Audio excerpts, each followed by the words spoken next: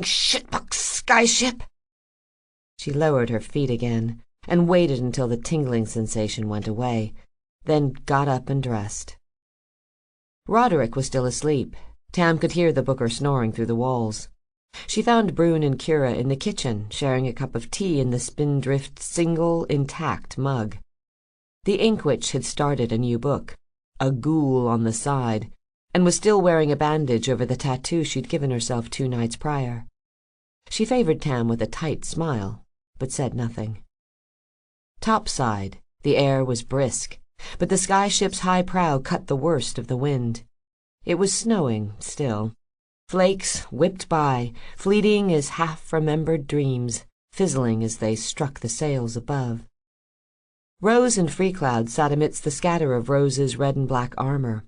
The Druin was speaking, gesturing grandly with his hands, while Rose examined the pieces of her armor one by one, knocking out dents with an iron mallet.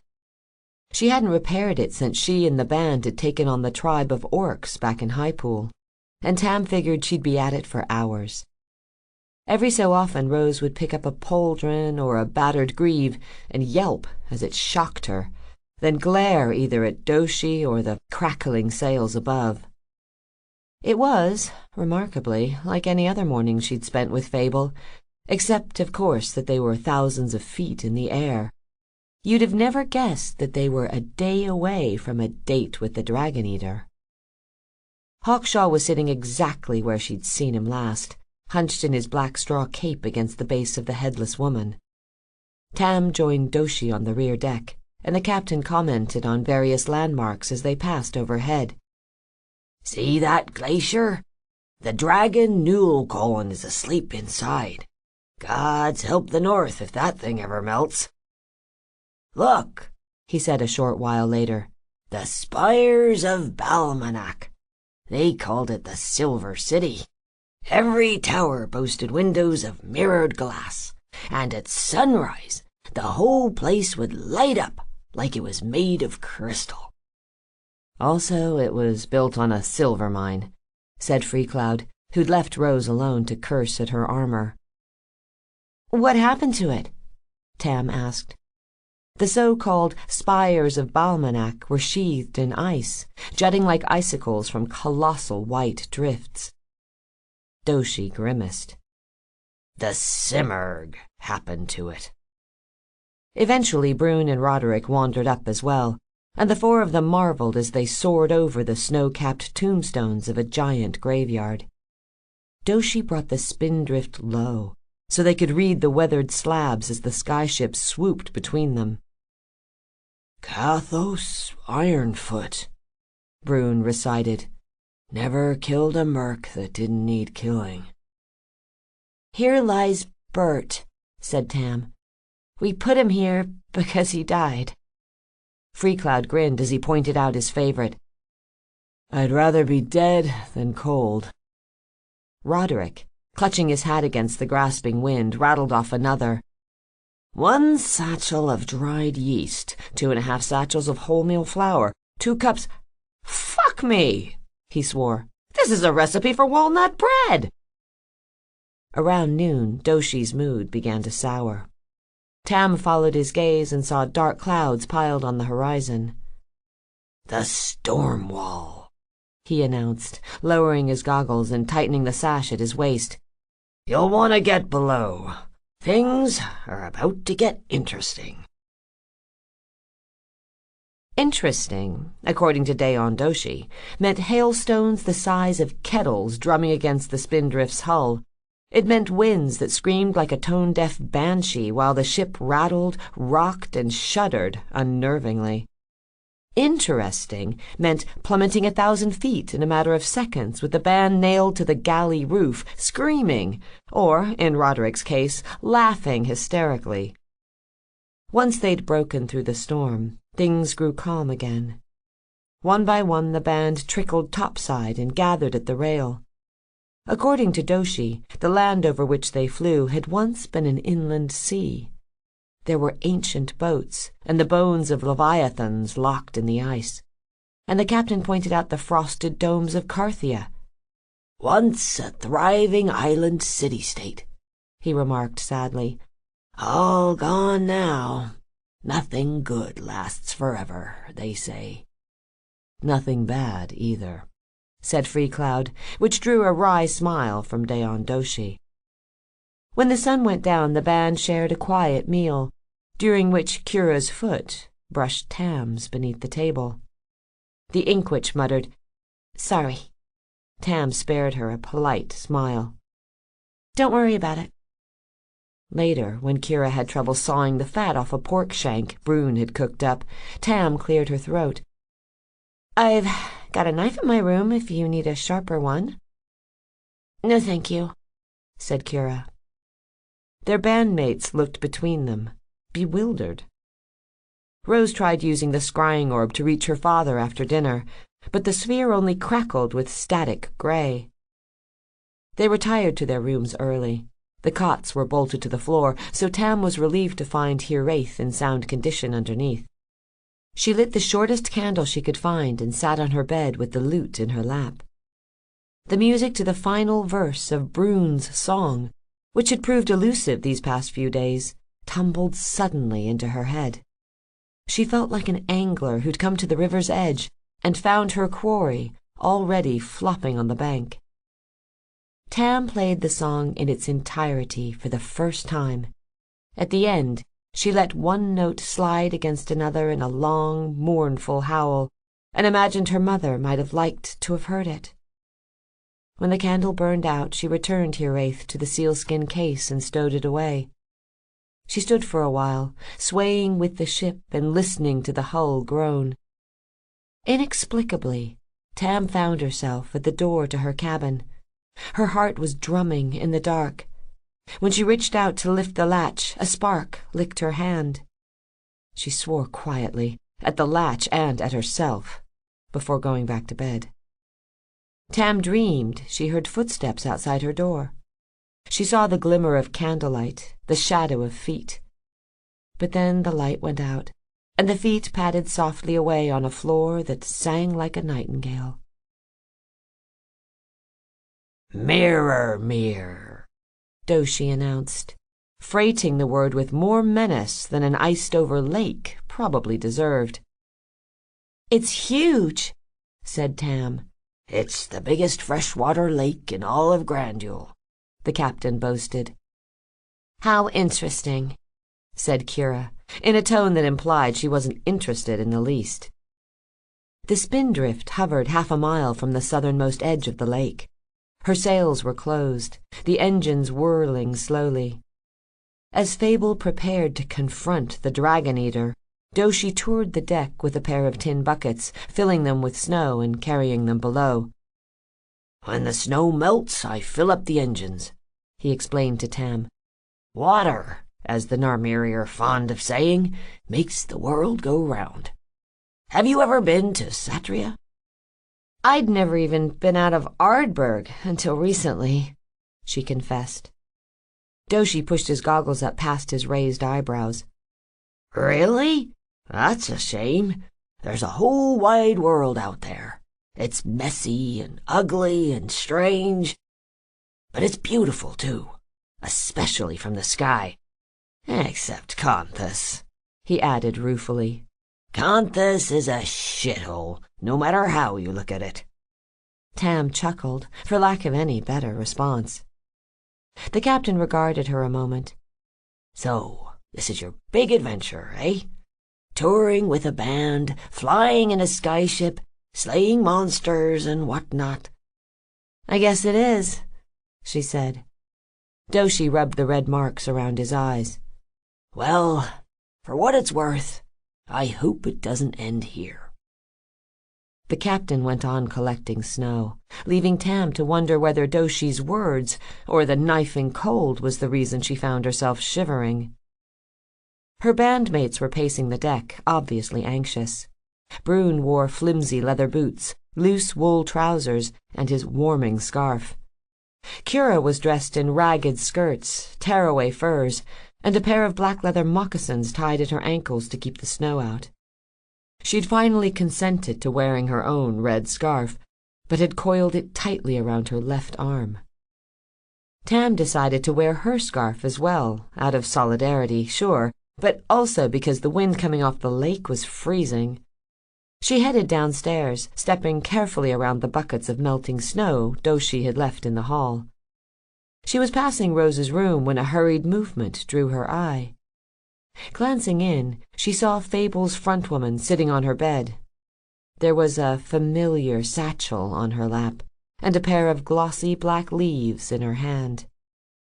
Tam stood, rooted to the spot, until Rose looked up, and even then she remained paralyzed, groping desperately for some excuse to leave, but finding none. "This is the last of it," Rose said eventually. "I was saving it for today, hiding it from Cloud because I know he would disapprove." "Why does he?" Tam asked.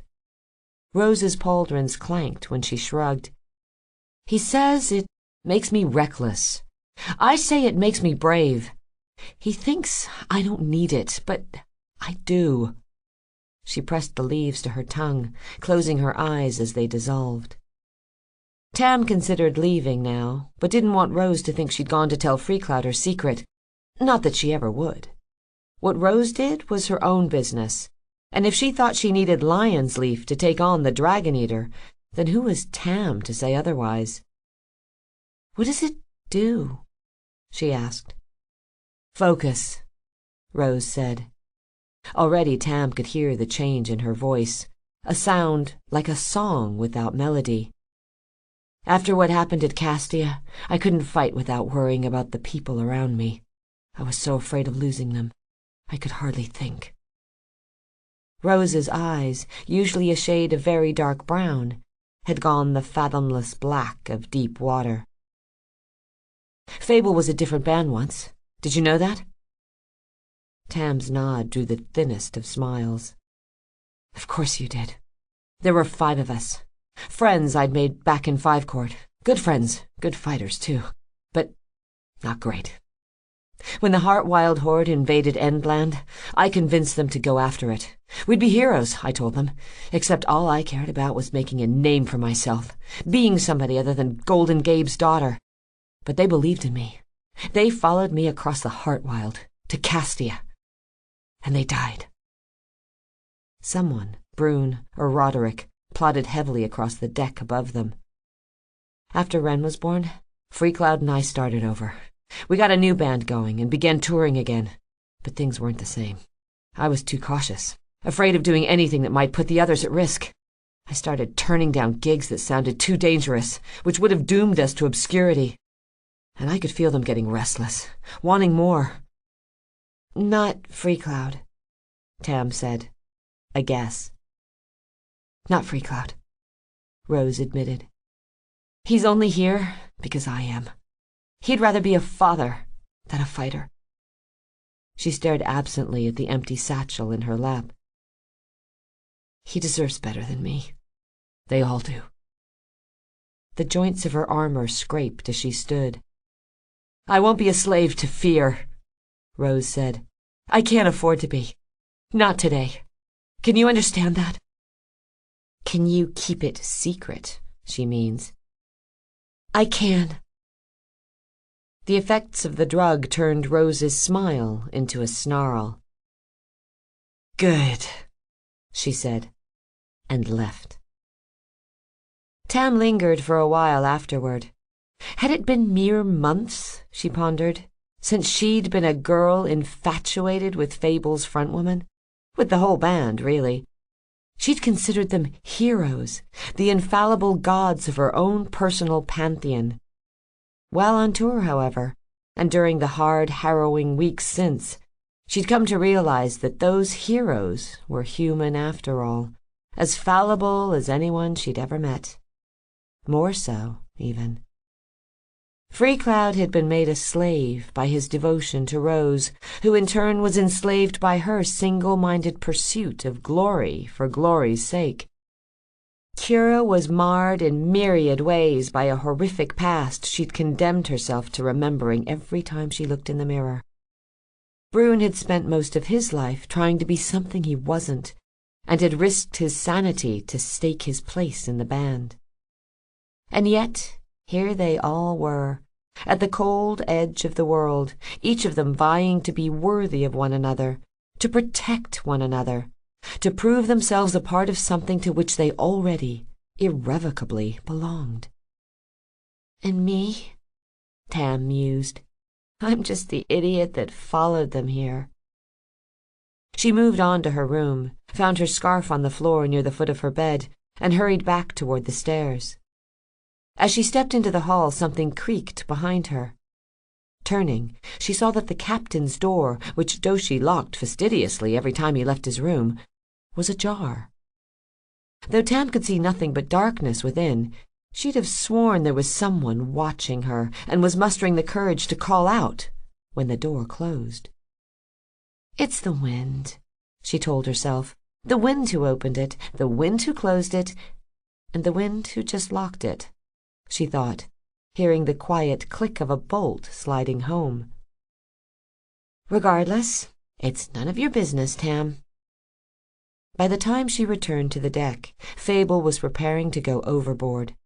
Tam strung and shouldered her bow, then moved to peer over the rail. The slope was a good 20 feet below, and she guessed the snow here was fairly deep. A survivable jump, then, but she was none the less grateful when the captain tossed a rope ladder over the side. Hawkshaw pointed at a cleft in the cliffside across the lake. The Simurgh makes its lair inside, he said to Rose. It emerged from there the last time, as the rain crows were rounding the lake. And 17 seconds later, they were dead, Tam thought. How thick is that ice? Asked Freecloud. Very, Hawkshaw said. Mirror is frozen year-round. Let's get moving, said Rose. Tam saw the Druin's ears perk at the leaden growl Lion's Leaf had given her voice. Brune went over first, throwing his twin glaive down before him. Kira was next, and then Freecloud. When Tam made to follow him over the rail, Rose pinned her with a glare. Where are you going? With you? Rose shook her head. Not this time. You can see fine from here. But what?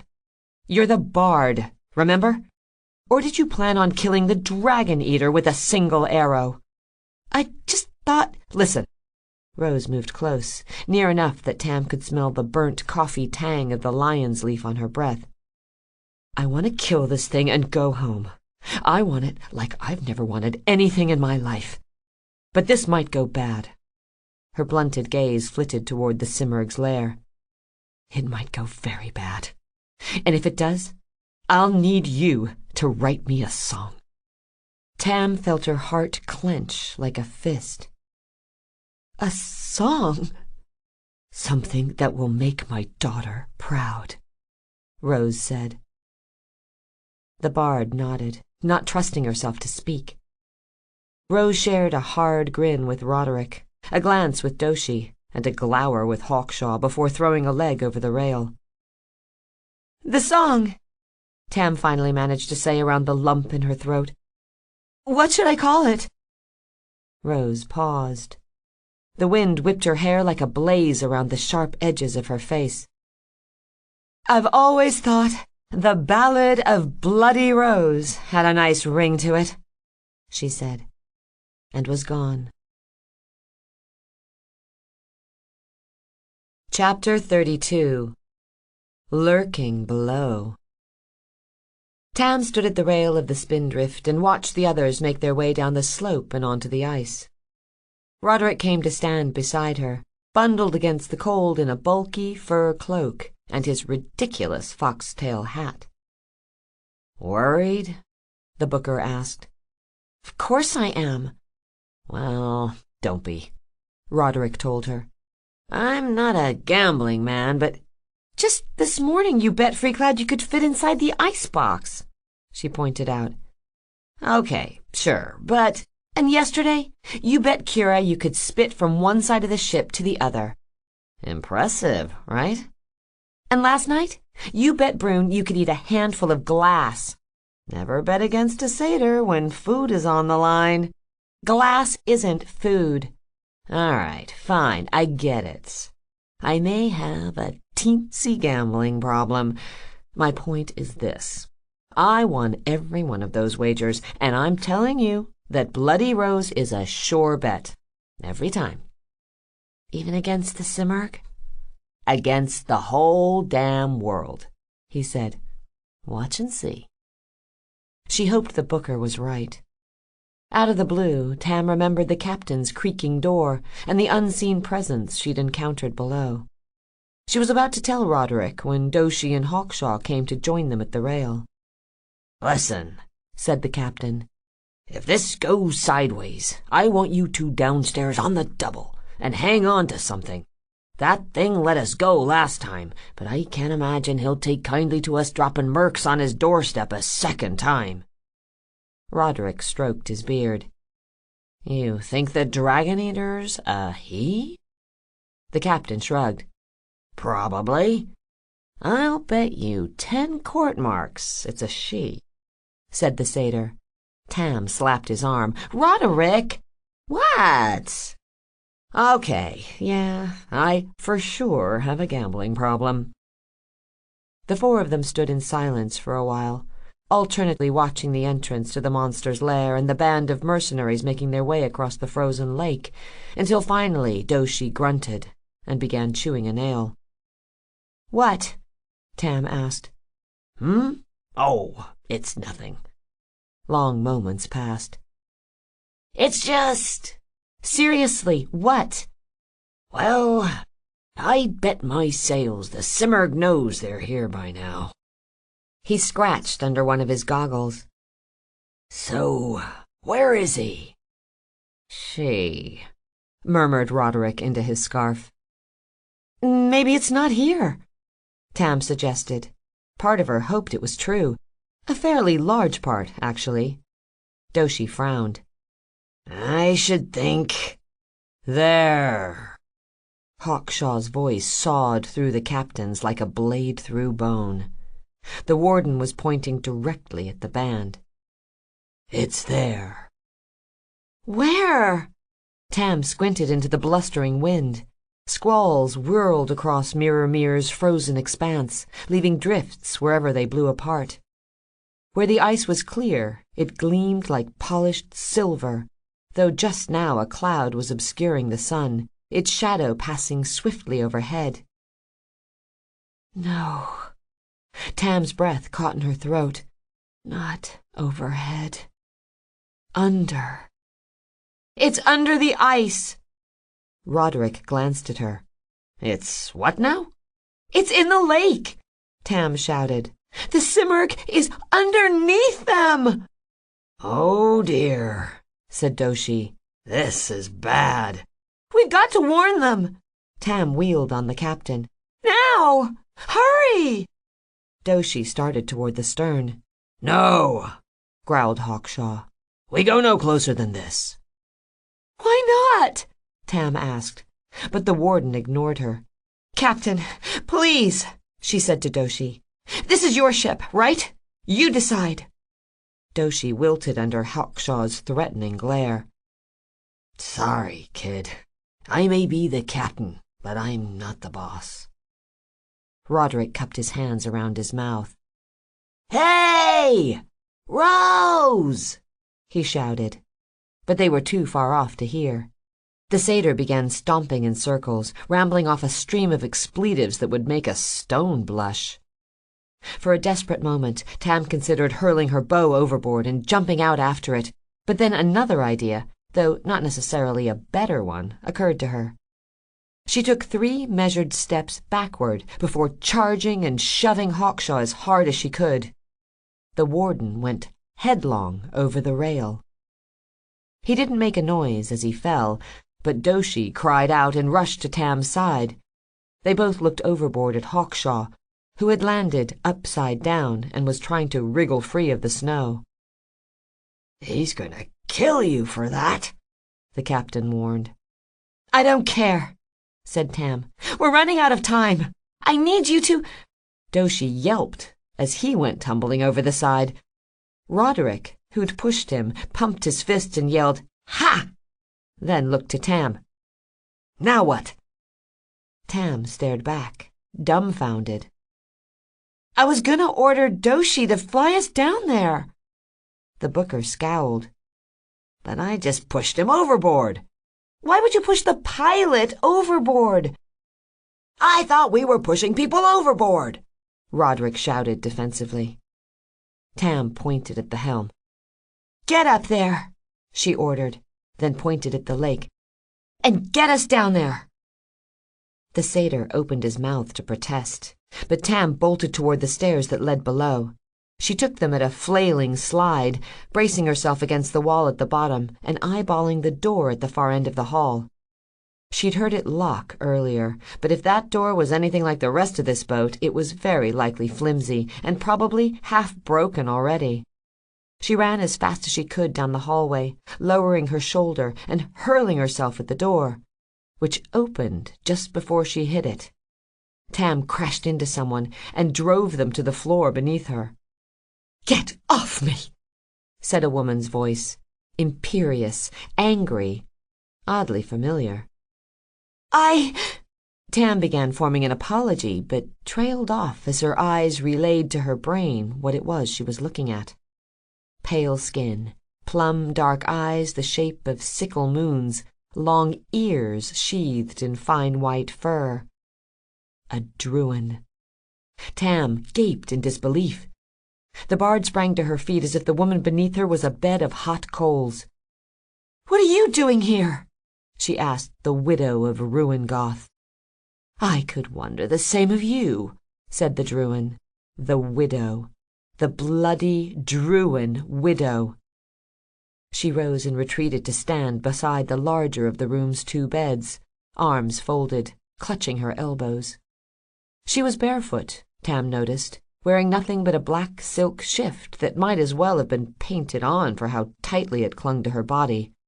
Her ears draped almost to her shoulder. "Well?" she prompted. "Grenades," Tam managed, her mind still racing. "Alchemical grenades. The captain said he kept them down here." "Why not come get them himself?" she asked. "He's, busy," Tam lied. The Druin eyed her skeptically, but then nodded at the rumpled cot behind the bard on which Doshi presumably slept. "Under there," she said. Tam dragged a chest out from beneath the bed and threw open the lid. Inside, wrapped against breaking-in sleeves of padded wool, were dozens of glazed earthenware spheres about the size of a large apple, each splashed with a painted red X. She quickly began loading the crook of one arm. The skyship lurched. She heard Roderick whoop distantly as it did. "Good," thought Tam.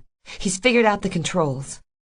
Except then, the ship pitched violently sideways, and Tam nearly lost her balance. The widow hissed like a snake yanked from its burrow. "Who is flying the ship?" she asked. Tam stood, careful to keep her feet apart. "Roderick." "The monster!" There was venom in her voice, an ugliness that made the bard's skin crawl. "The satyr," Tam said.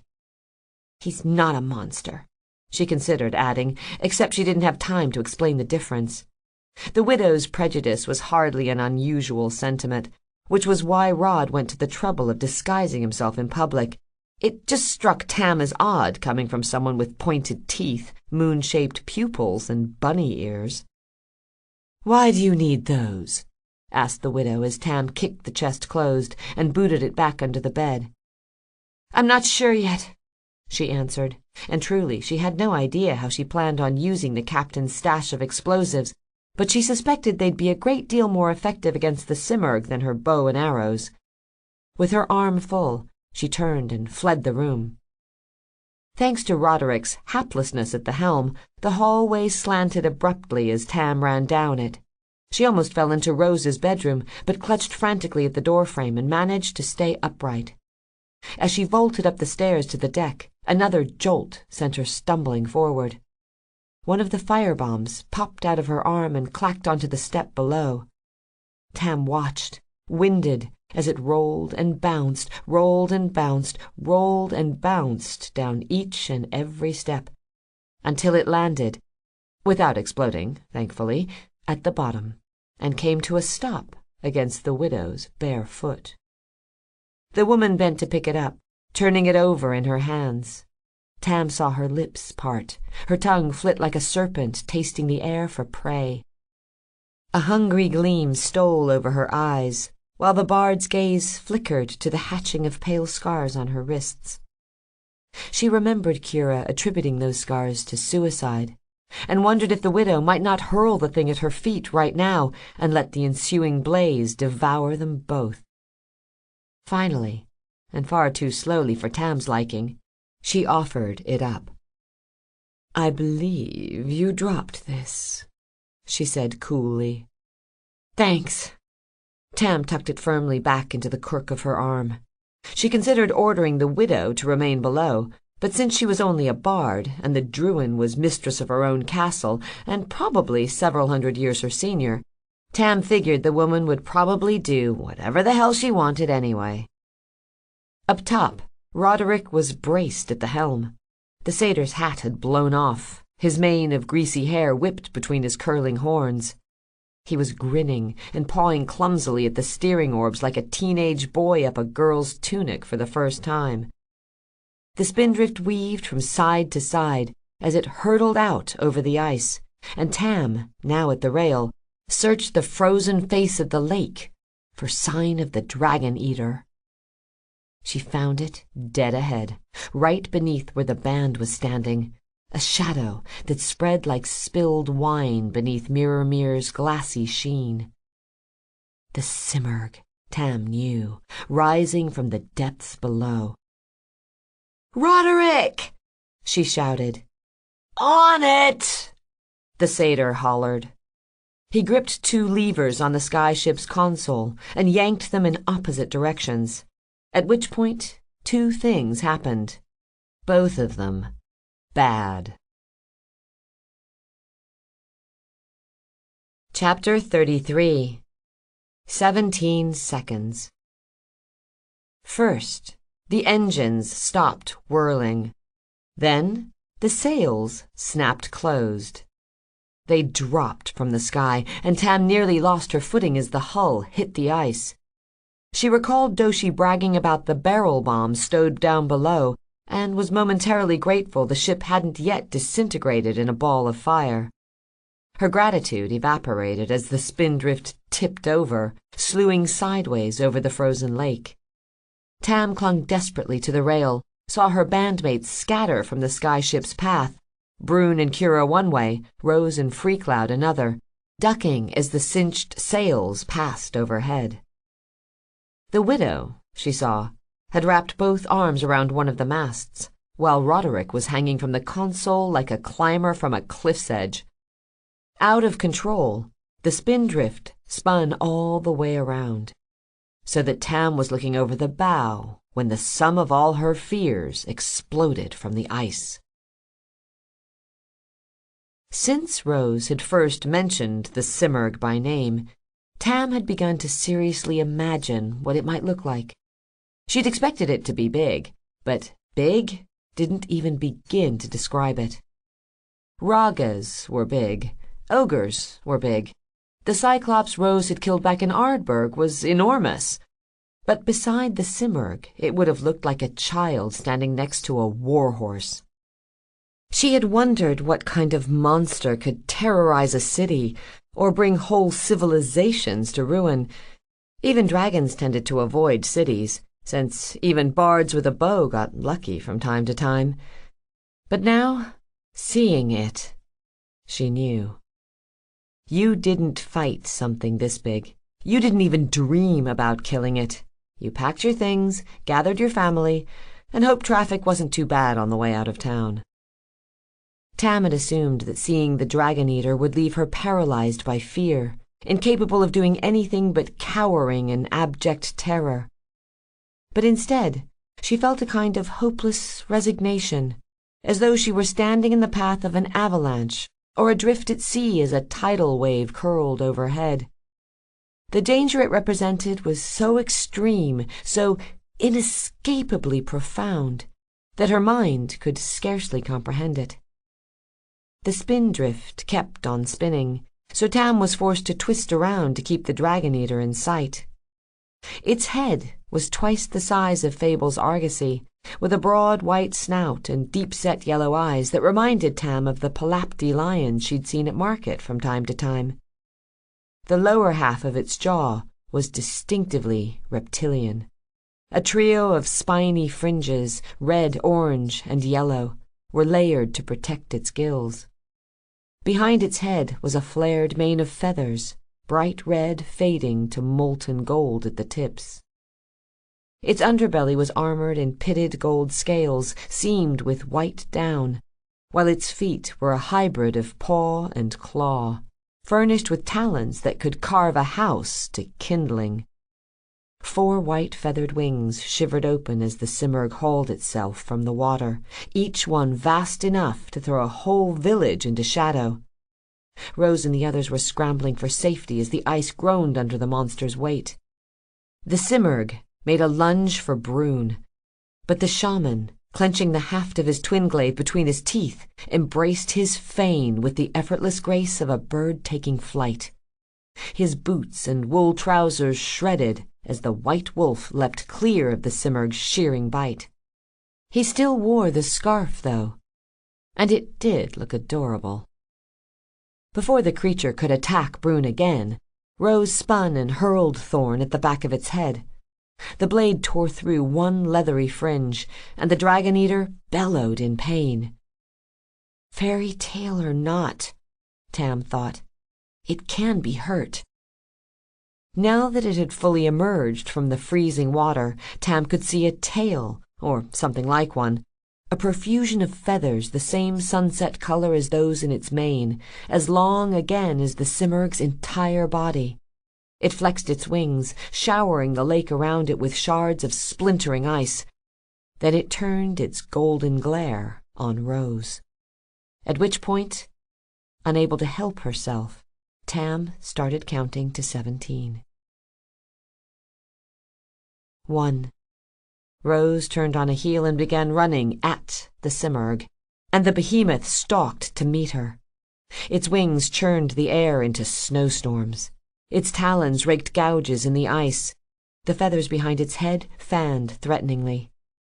Freecloud started after Rose, no doubt cursing her, or rather the drug that had stripped her of rational fear, under his breath. He clasped Madrigal's scabbard in one hand and its hilt in the other. His sky-blue cloak snapped in the gale coming off the simurgh's wings. "Kurragan!" Kira went to one knee, black skirts parting, and the sea goddess burst from a cloud of ink. The horror was already in motion, afloat on a bed of tentacle limbs. One of her arms snapped out, and Kurragan's broad-bladed spear traced a shining arc against the dull iron clouds. Brune was doubling back. He'd planted Cthulhu in the ice behind him and was racing on all fours toward the dragon-eater's flank. 2. The spindrift turned another full circuit. Snow came sheeting over the rail beside Tam, and the folded sails hissed under the deluge. Roderick managed to get a hand on one of the steering orbs, and suddenly they were upright, still spinning, but heaving skyward. The satyr pushed the lever he'd pulled earlier, and the sails stormed open. A booming thunderclap startled Tam, and one of the grenades crouched in her arm jumped loose.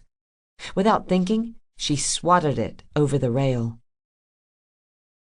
3. Kurragan's spear deflected harmlessly from the simurgh's white feathers, which were glazed in armoring ice.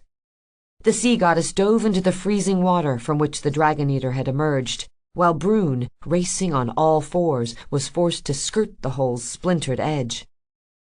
The simurgh, meanwhile, was bearing down on Rose, who summoned Thorn back to her open hand. She was about to launch it again when the monster opened its mouth and unleashed a torrent of white frost. 4. Tam squinted, disbelieving. Rose was gone. Freecloud, too. Where they'd been just a second earlier was nothing but a strip of crystalline hoarfrost. The Dragon Eater was already veering away, turning its attention toward the others. 5. Roderick regained control of the spindrift.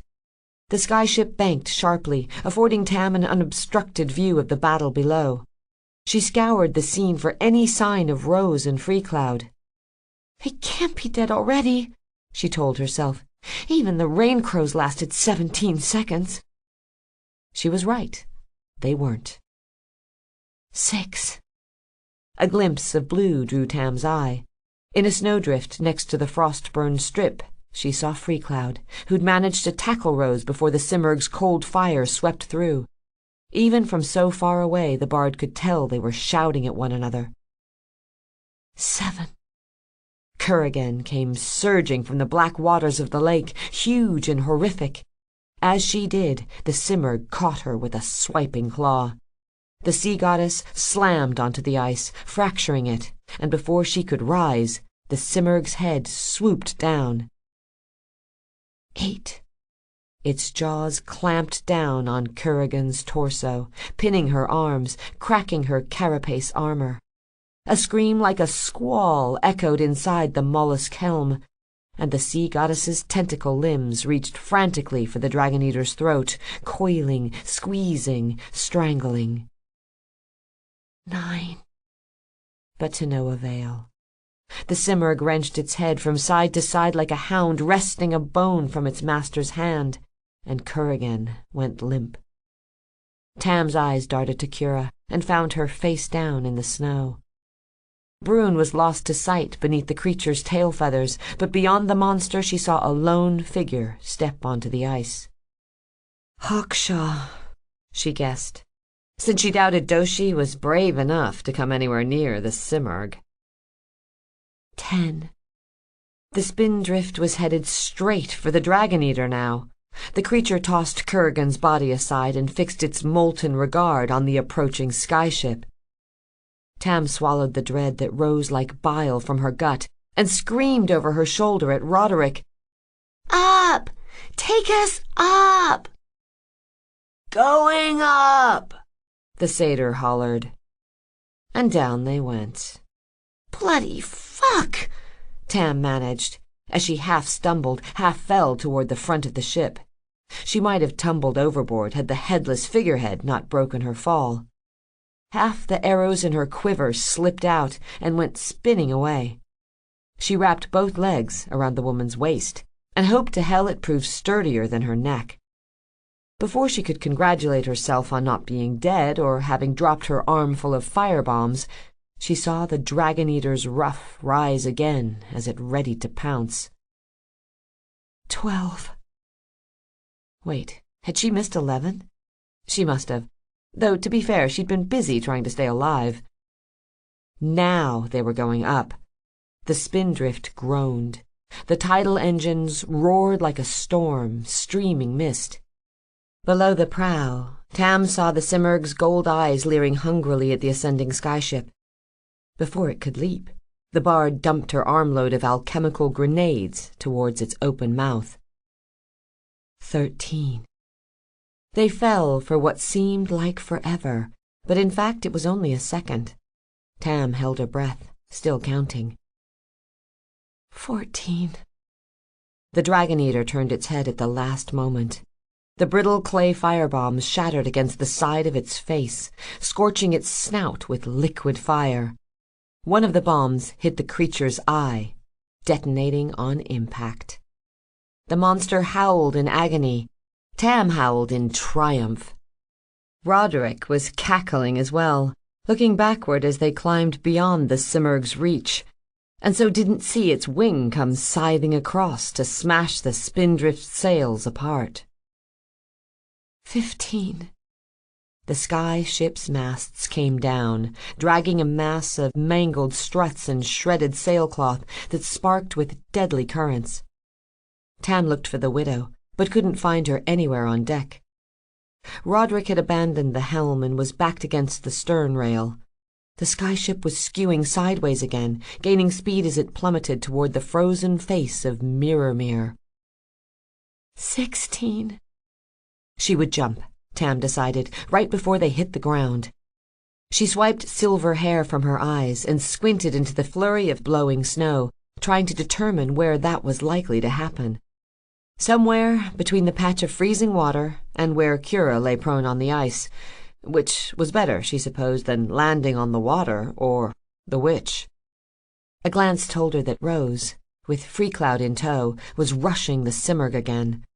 Brune was halfway up its foreleg. He'd managed to get his teeth into something and was holding on for dear life. And in case it wasn't clear to every one of them how totally and completely fucked they all were, several much smaller versions of the Simurgh were emerging from the watery pit, directly in the skyship's path. Roderick had been right after all. The Dragon Eater was a she, and she was a mommy. 17, Tam counted, though she was pretty sure that second had come and gone. She launched herself from the skyship's prow as the ice rushed up to meet her, flying for one moment, falling the next. Chapter 34. Soul on Fire. Tam landed on her shoulder in a heap of drifting snow that wasn't quite deep enough to pillow her fall, so it hurt like hell. She didn't hear anything, an arm, a leg, her bow, snap, so that was lucky. She gained her knees in time to watch the spindrift come down, and, in a stroke of good fortune that felt like finding a penny in the burnt-out husk of your home, it landed directly on top of one of the tiny dragon eaters. The hull crunched as it hit the ice. An instant later, the front half of the ship, along with another young Simurgh, was vaporized in a succession of whooping blasts. Poor Doshi, Tam thought, as the heat off the wreck seared her face. There's no stealing your ship back from this. The Simurgh, who'd lost an eye and 2 offspring in a matter of seconds, was shrieking in rage. She beat her wings and stamped the ice so violently that Tam feared it would crack and dump them all into Mirror's freezing waters. Roderick poked his head from a nearby snowbank. "Have you seen my hat?" he asked, touching a hand self-consciously to a curling horn. Shrugging Duchess off her shoulder, Tam pointed wordlessly at the creatures shaking water from their wings at the edge of the ice. 3 of them had survived the skyship's crash.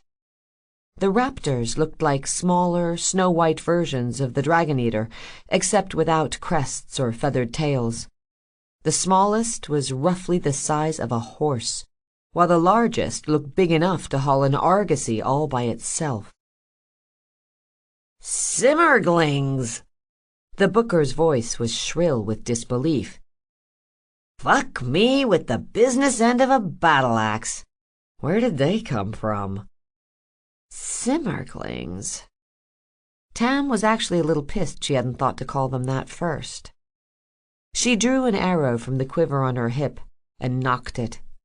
When one of the creatures made a move toward Kira, now climbing groggily to her feet, she let it fly. The arrow pierced the muscle beneath the creature's wing, slowing it, and Tam ran to intercept. Kira was standing by the time Tam slid to a stop beside her.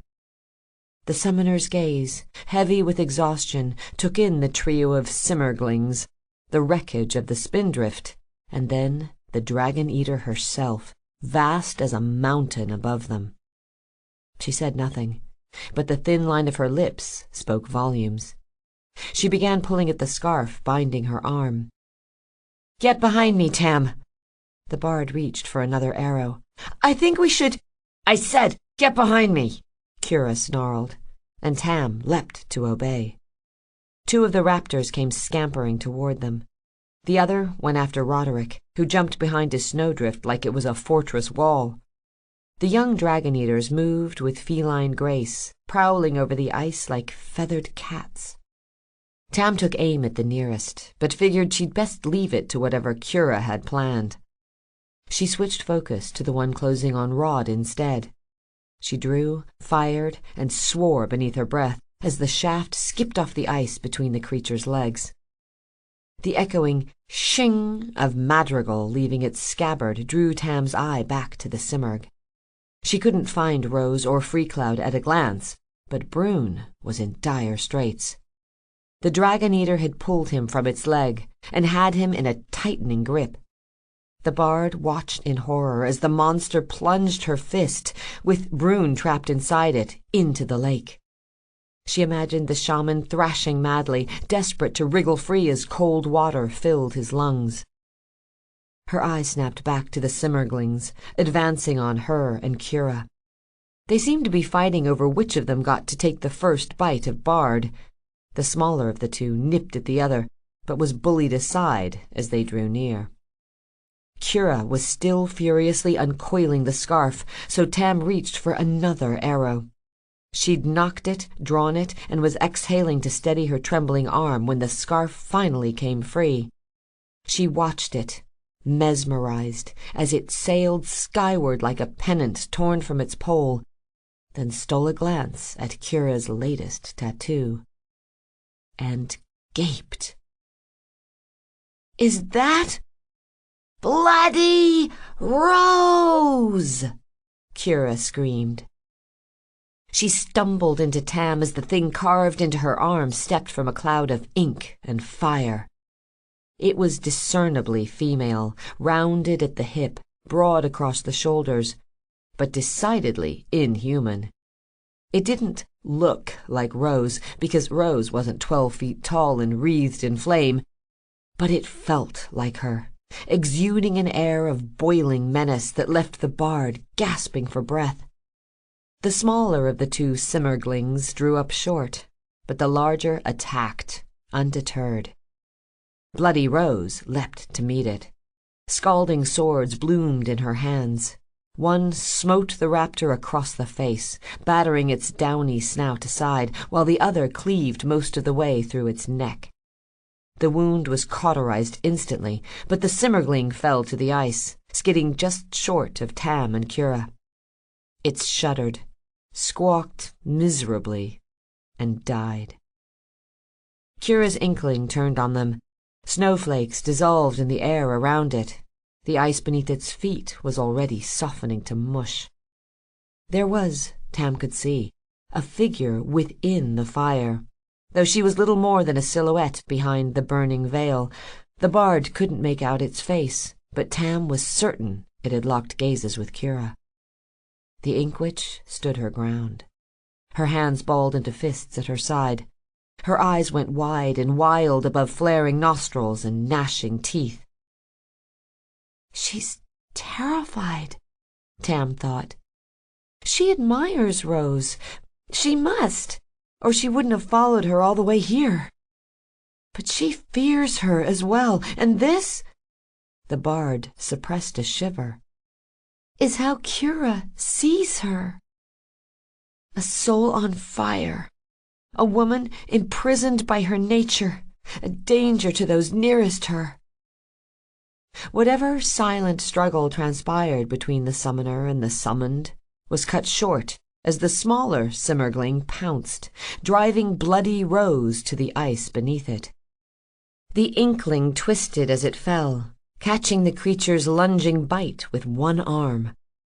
The space between them was a flurry of scratching talons and flaming swords. Kira slumped to the ground, shrugging Tam's hand away when she reached for her. "Go help Rod," she muttered. Rod! Roderick! Fuck! Tam had forgotten all about him. Whirling, she saw the booker was still alive, having adopted the surprisingly effective tactic of lying on his back and pinwheeling his feet in the air. The simurgling managed to clamp down on one, only to find itself with an empty boot in its mouth and a cloven hoof in the face. It reared, and Tam's arrow punched through the soft scales on its belly. The Simmergling screeched and leapt away, shielding itself with a pair of wings as it used its teeth to pull the barb free. Roderick was up and running by the time it did. Following the satyr's retreat, Tam found Hawkshaw closing in on her. The warden hoisted his double-decked crossbow. "Hey, Click. Tam heard a whine in her ear as the bolt that should have killed her missed by mere inches. A gust of wind had saved her life, but there wasn't time now to thank it. "Hawkshaw, listen!" Click. Tam juked right and heard a second shaft buzz like a hornet past her nose. The warden tossed the spent crossbow away and drew his scabbardless bone sword without slowing. Tam backed away, drawing Hawkshaw away from Cura, though she was fairly certain the warden's ire didn't include the Inkwitch anyway. "Bloody gods! Would you listen to me? I'm sorry. I didn't know the widow was—" Given the choice between finishing that sentence or evading the blade thrust at her head, Tam chose the latter. She leapt to one side and was turning to run when the warden's sword slashed her shoulder. The blow drove her to her knees. She thought at first that her leather longcoat had borne the brunt of it, but a stripe of searing pain assured her that wasn't the case. A kick sent her sprawling face down on the ice. Her bow clattered ahead of her, out of reach. She rolled onto her back and found Hawkshaw looming. He reversed his grip on the rag-bound hilt of his sword and prepared to drive it through her. Tam fumbled beneath her coat, found the raven-carved hilt she was looking for. She lashed out, hurling Cura's dagger at the warden's face, which might have helped if she could throw worth a damn, but since she couldn't, the pommel glanced off his cheek and dropped at his feet. "That'll leave a bruise," remarked the cynic, slouching in the corner of her mind. Hawkshaw watched the knife fall, then grunted as a pair of flaming swords sprouted from his chest. He was lifted from the ground. The bone sword dropped from his twitching fingers. The fiery spectre of bloody Rose pushed the warden from her blades with a foot, and he hit the ground like a sack of meal, dead beneath his smoldering straw cape. For a span of heartbeats, Tam and the Inkling stared at one another. This close, the bard could feel waves of heat rolling off the woman inside the fire, and something else, a radiating aura that boiled with angst and anger and pride. Tam was overcome by the sense of being torn into halves. She felt love and the need to be loved warring inside her. The reconciliation of the two seemed an impossible thing, and yet if she could only grasp the one— The apparition cocked her head, as though aware of how deeply she was being perceived. The shrouding fire burned from orange to blue. The ice beneath her puddled and sloughed. Tam knew she should get away, or at the very least look away, but the woman's presence compelled her to watch. The flames vanished suddenly. The woman inside them dissolved into ash and was pulled into strands by the raking wind. Tam sucked in a mouthful of cold air. She reclaimed her knife, then scrambled to where her bow lay. Suddenly, the ice beneath her lurched, and she was thrown to her backside. Between the Simmerglings and Hawkshaw trying to kill her, she'd been too preoccupied with her own survival to worry about the citadel-sized juggernaut they'd come here to kill. But Rose hadn't, nor had Freecloud. From this side of the ice-water abyss, their fight against the Dragon-Eater looked absurd, like a pair of overly optimistic mice trying to bring down a lion. Tam could make out Rose, red-haired and black-armored, striking at it from below. She was hurling her swords as fast as they returned to her hands, but it was hard to tell if her attacks were having any effect whatsoever. Freecloud remained just inside the Dragon-Eater's reach, an obvious target. Madrigal's music bounced across the ice. the sing-song warble of a bird drunk on brandy. The Druin was using the prescience to anticipate the creature's attacks, running and leaping to avoid swiping claws, while occasionally finding time to retaliate. A splashing figure drew Tam's eye. Brune, naked but for his drenched red scarf, was dragging himself from the lake. By the time she reached his side, the shaman was sprawled on the ice, gasping for air and shivering like he'd seen his own spectre swimming in the depths below. "Brune, are you okay?" "Tam, the fuck are you doing here?" The bard opened her mouth to tell Brune that she'd spotted the dragon-eater lurking beneath the ice, then pushed Hawkshaw overboard, discovered the widow hiding in Doshi's room, put the Simurgh's eye out with a firebomb, crashed the ship, helped Kira fight off the Simurglings, and then watched the summoner's inkling, which was Rose, but not really Rose, kill Hawkshaw with a pair of flaming swords. "Tam?"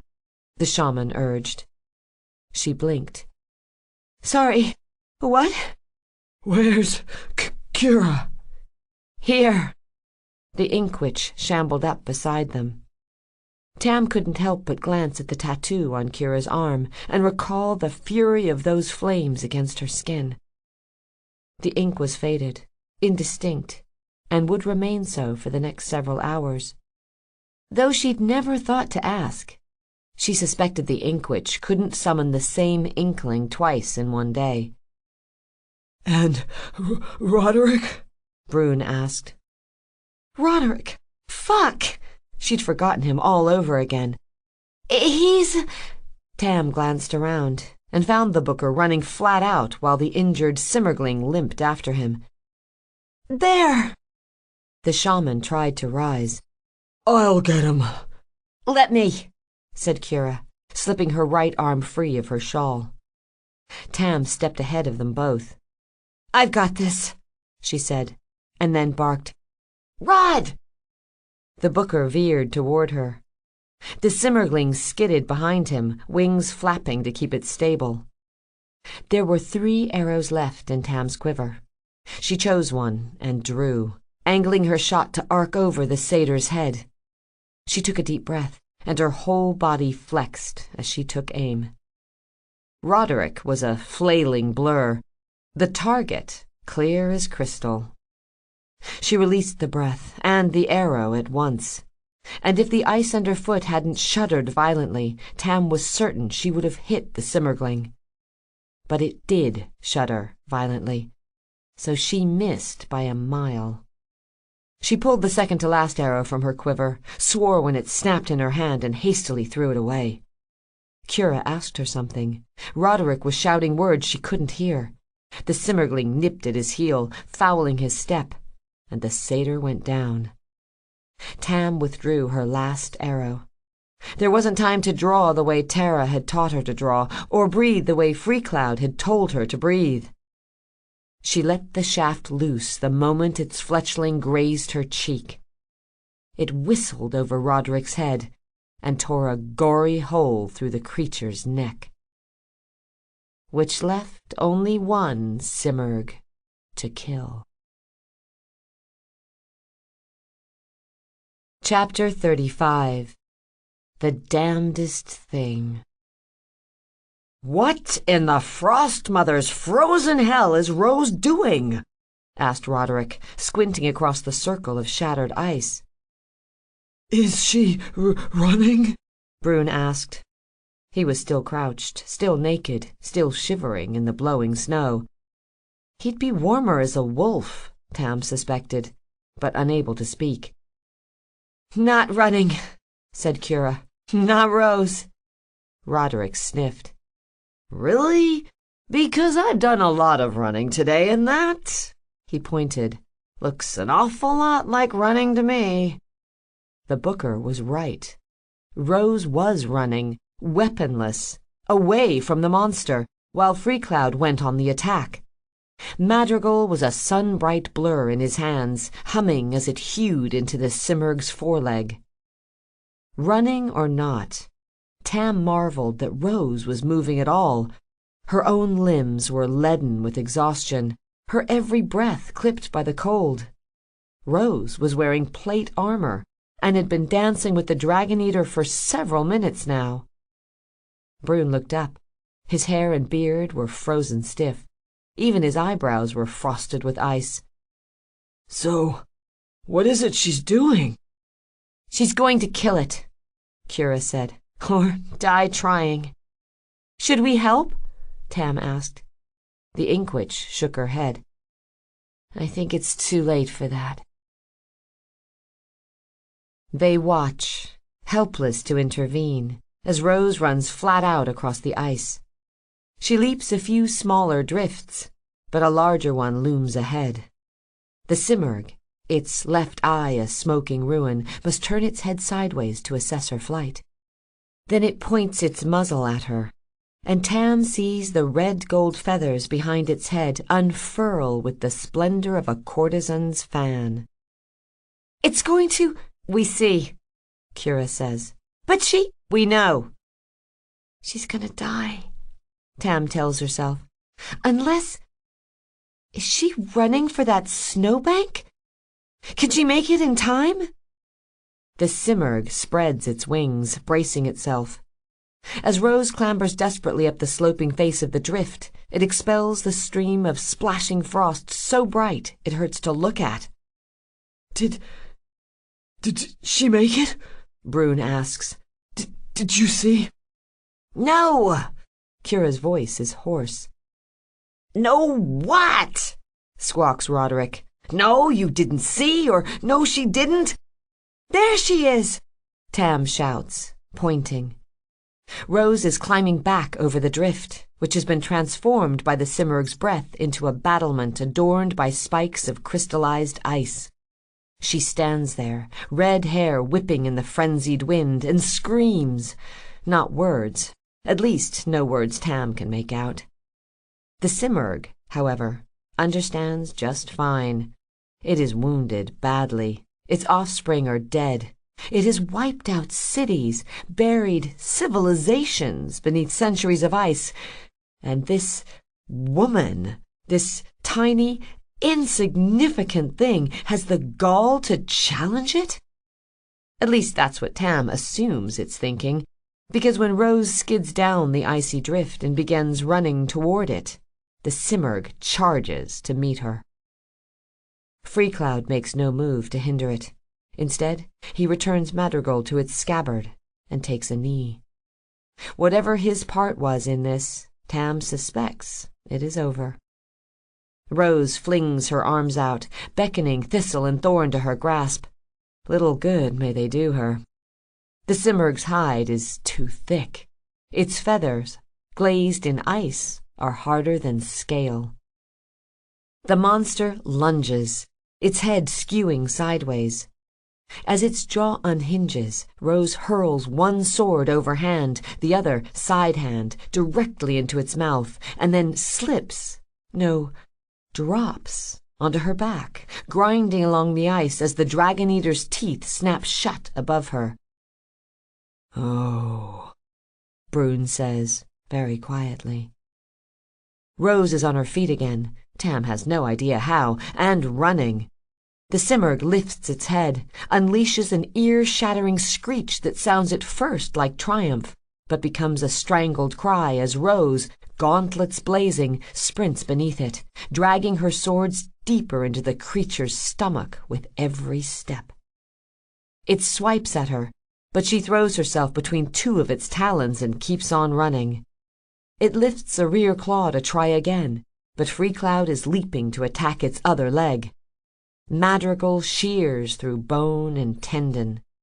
The Simurgh screams, drags itself in a half-circle, trailing blood and sweeping the lake with the bright feathers of its tail. Rose slows, stops, turns. Freecloud hovers beside her, and Tam sees him say something she cannot hear. The Simurgh twitches violently, curling instinctively around some kernel of invisible anguish. It collapses, rises, fixes its lone eye upon Rose, who holds both hands before her like a supplicant begging favors of her god. except Rose needs nothing from the gods. She only wants her swords back.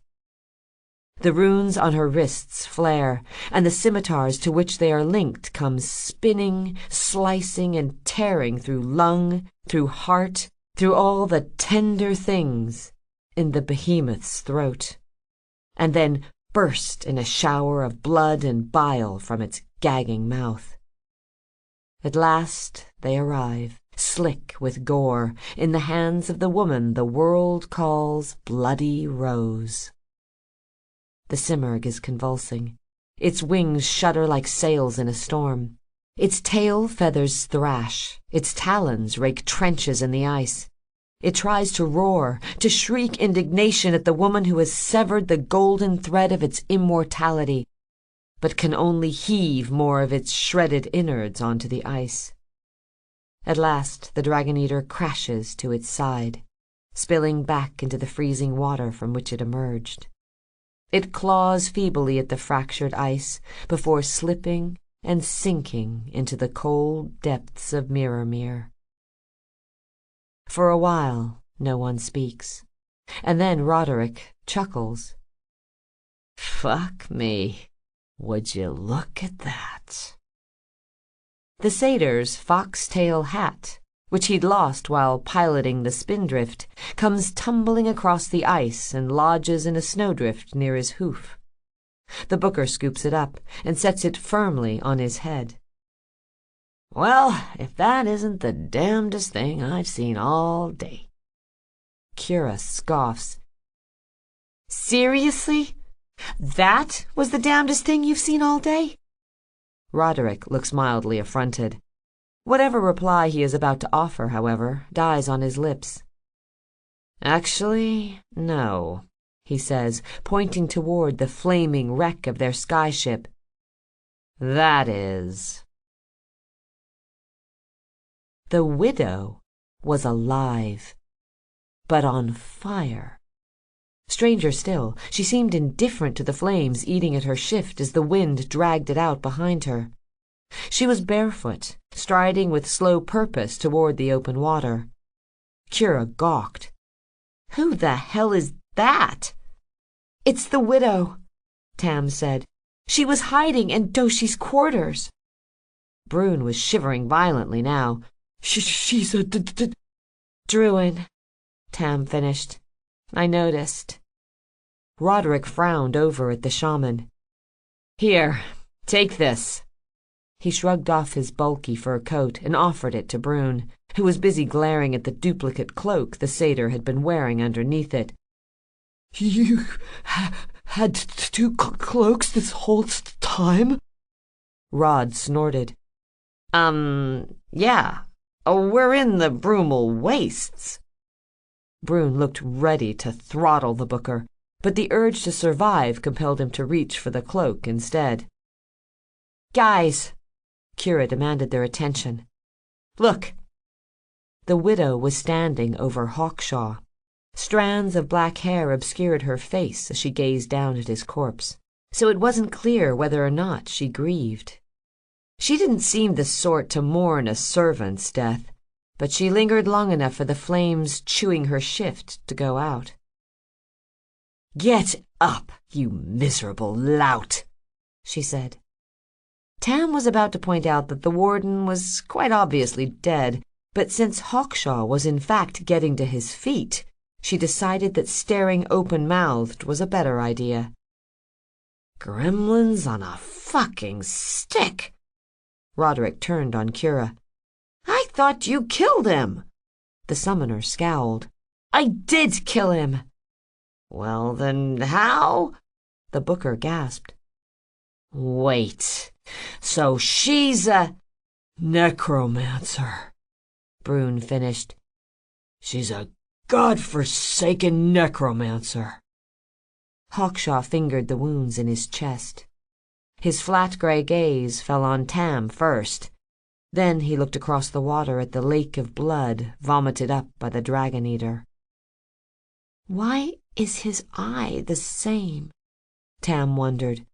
Why wasn't it burning, like every other undead thing they'd encountered these past few months? The warden turned on the widow. "The Simurgh is dead?" "It is," she replied. "Then why am I still here? You said no more. You said that once the Dragon Eater was killed, I could be with Sarah. You swore." "I lied," she said blithely, as though addressing a man who'd found celery in his egg salad sandwich instead of one whose soul she'd enslaved with foul magic. "Oh, don't pout, Hawkshaw. It makes you look so sinister, and we both know what a puppy dog you are." The Druid grazed his leather-masked cheek with a pale hand. "I have need of you still. You're my champion, at least until I find a better one." The warden gave a grudging nod. The widow's fingers took rough hold of Hawkshaw's bristly chin. "And if you ever utter your first wife's name in my presence again, I will bring her back from the grave so you can see what a beauty she's become. Do you understand me?" Something, a lingering remnant of the warden's free will, perhaps, glinted in his eye like a knife in the dark. "Yes, my queen." "Good." She kissed the hard line of his lips. "You may be a slave, dear, but you are still my husband." "Did she say husband?" Brune asked. "Did he say queen?" Kira wondered. "Queen?" Roderick said, loud enough to draw the widow's attention. "Queen of what? And whose husband is he? Would someone please tell me what the frosty hell is going on here?" "He's the March Lord," said Tam, who'd put the pieces of the puzzle together and wished she could unsee what they revealed. Brune frowned. "The one that died?" "The one that died, yes." Kira looked perplexed. "So, then she's the Winter Queen." Her bandmates looked at Tam as if she'd suggested they go skinny-dipping in the lake. "At least I think she is," Tam explained hurriedly. Hawkshaw was busy recovering his sword and crossbow, but the widow was eyeing them with a sly smile on her lips. "Freecloud told me the Winter Queen was really a Druid, the Archon's wife. She died." Tam opted to skip the part of the story where Vespian killed their infant daughter. "But the Archon used a sword called Tamarat to bring her back. Only she wasn't what?" pressed Kira. "Sane," Tam whispered. "Anyway, she's been dead since the Dominion fell. But then Lastleaf used Tamarat to kill himself at Castia, which means—" She trailed off, since it was obvious from their expressions that the others understood where she was going with this. "So you're saying this mousy little witch is really the Frost Mother?" Brune asked. "I'm not particularly fond of that name," said the widow, all but confirming Tam's outlandish conjecture. "It makes me feel so old." "I don't believe it," said Kira. The Druid raised her chin, which lent her a chillingly imperious air. "Do you not?" Her eyes gleamed cerulean. She whispered something undecipherable, and black smoke curled from between her lips. The corpse of the Simmergling Tam had killed with an arrow stirred to life. Its eyes burned away in wisps of white fire. Whatever subtle magic she'd used to lend Hawkshaw the semblance of life, this creature didn't seem to warrant it. It shambled to the woman's side and laid its head at her feet. Mirth writhed like a maggot on the widow's lips. "And now?" she asked. Kira sneered, and Tam hoped to hell she wasn't about to say anything that might provoke the sorceress into killing them. "Now what? Do I Think you're a goddess?" She feigned a laugh that was too harsh to be credible. "No, I don't. I think you're an orc shit crazy bitch who spent too long alone in her castle with no one but a dead guy and an old turtle for company." She gestured at Hawkshaw. "I think you're so totally repulsive that your own husband would rather die than stay married to you." Kira glanced briefly at Brune. "I bet dogs hate you too," she added. Tam winced. So much for pleasantries. The widow's amusement vanished like a silver coin lost to deep water. "Perhaps this will convince you," she said, and started toward the circle of shattered ice. What happened next was, without a doubt, the damnedest thing Tam had seen all day. Chapter 36. Lost and Found. The widow spoke another string of sibilant words. Dark vapor streamed from her lips into the frigid air. They waited. Moments passed. Kira had just opened her mouth to say something snide when a massive claw burst from the lake and grappled the cracked ice. The living corpse of the Simurgh boiled up behind it, water sluicing from fur, feather, and scale. Flames like funeral pyres blazed in the cavernous sockets of its eyes. It reared above them, glacial and silent. The feathers on its crest had faded from the brilliant reds of sunrise to the bruised violet of dusk. The sight of it drove the band to their knees. Kira swore. Brune muttered a prayer under his breath. "Gods fuck me," said Roderick, managing the impressive feat of swearing and praying at the same time. Tam didn't say a thing. She couldn't. Her tongue felt like a stone in her throat, threatening to choke her. A faithless tear slipped from her eye and froze to crystal on her cheek. The widow gazed up at the dragon-eater, her hard features slack with rapture. She was wholly engrossed by her new pet, and it occurred to Tam that she should probably try to kill the woman here and now, except you spent your arrows. You have only a knife, and no chance at all of getting near her before Hawkshaw cuts you down or that Simurgling tears you limb from limb. Judging by the grim set of their faces, her bandmates were coming to similar conclusions. Tam couldn't see Rose for the bulk of the dragon-eater, but she and Freecloud had been kneeling in exhaustion when the bard had seen them last. If the widow decided to kill them now, there was little they could do to stop her. Roderick steadied his hat and craned his neck to look up at the Simurgh. "She duped us," he said despairingly. "The contract was never about killing the dragon-eater. It was about controlling it." Before Tam could grasp the implications of why someone would want a world-wrecking monster at their beck and call, the dragon-eater lowered its head and buttressed it against the jagged edge of the ice. The undead Simurgling scurried onto its mother's neck, and Hawkshaw climbed into the shelter of its feather crest before offering a hand to his mistress.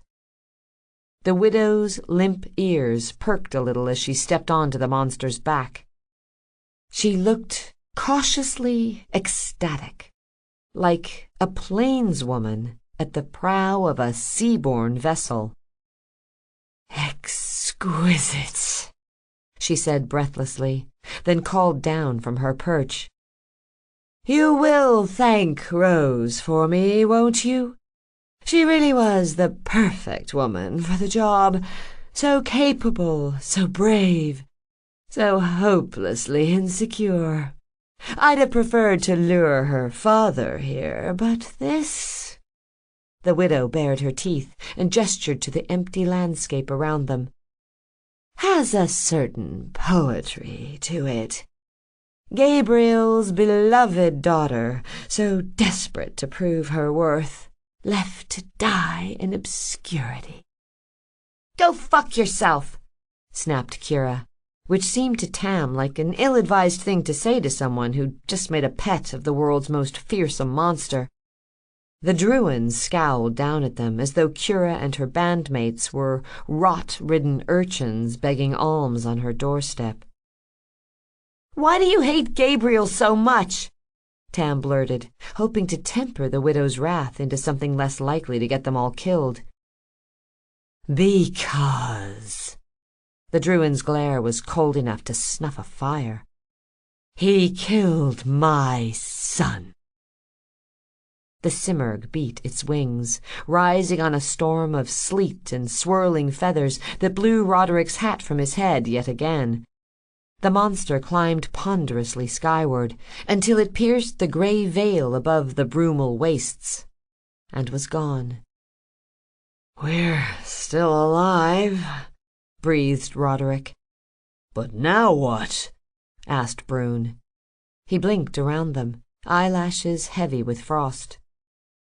Cura was still watching the sky, her expression bleak.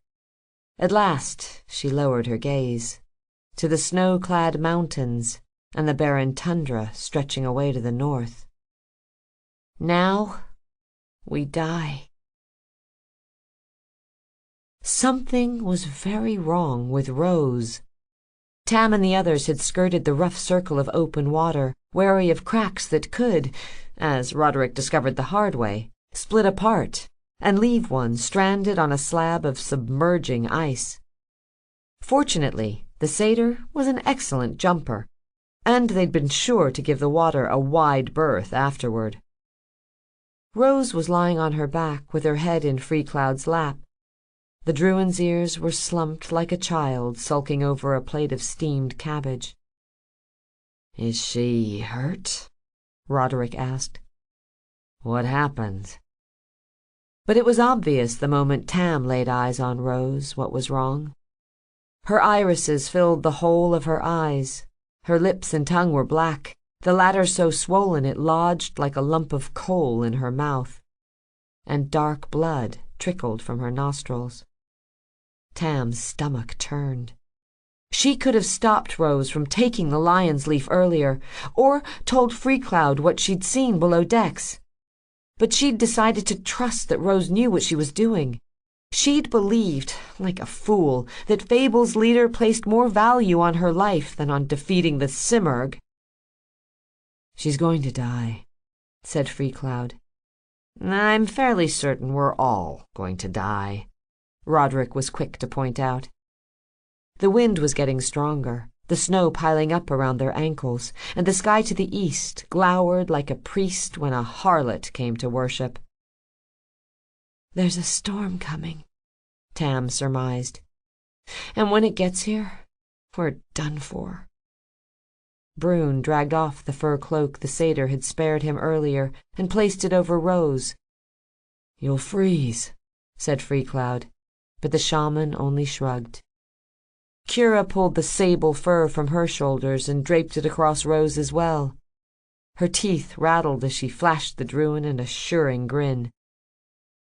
Tam slipped out of her red leather long coat before kneeling and laying it carefully over Rose. "You needn't suffer because of her," said Freecloud. "She wouldn't want that." His voice wavered as he spoke, betraying a grief he was loath to reveal even to his closest comrades. "But she's earned it," said Roderick. He removed his fox-tail hat, then stooped and pulled it snugly over Rose's head. They stood there, shivering, grim as mourners at their own funeral. Tam was about to suggest they try carrying Rose into the shelter of the simurgh's lair, when the Yethics attacked. The monsters shambled through curtains of blowing snow. They were huge, shaggy brutes with 4 arms and faces that looked like boiled leather masks. Each was as big as Brune, except their leader, who was curiously smaller than the others, and currently howling something unintelligible as they approached. Or not quite unintelligible, since it sounded a lot like, "Wait! Tam shouted, before Brune could sham or Kira summon one of her inked atrocities. "Listen!" "Rose! Rose!" Roderick poked his bare head out from behind the shaman. Rose? He looked to Freecloud. Does Rose know any Yethics? "That's not a Yethic," Tam said. She stepped out in front of the others and hoped she was right about that. The figure that slowed to a halt in front of her was thickly bearded and draped in matted fur, but clearly human. His bottom two arms were merely stuffed sackcloth limbs linked by twined threads to the man's wrists. His face was burned a ruddy red by overexposure to the cold, and his mangy beard was thick with rime. Even still, Tam recognized the Rain Crow's axeman almost immediately. "Farrager?" The man scrutinized her through frosted lashes. Tam? Tam Bloody Hashford? "What are you doing here?" she asked, glancing warily at his apish companions. Unlike him, they were real live Yethics, with jutting brows, fanged underbites, and 4 arms apiece. "We're here to kill you," said Farrager, but when Tam's hand strayed to her knife, he dragged his stuffed arms skyward in a gesture of surrender. "Ha!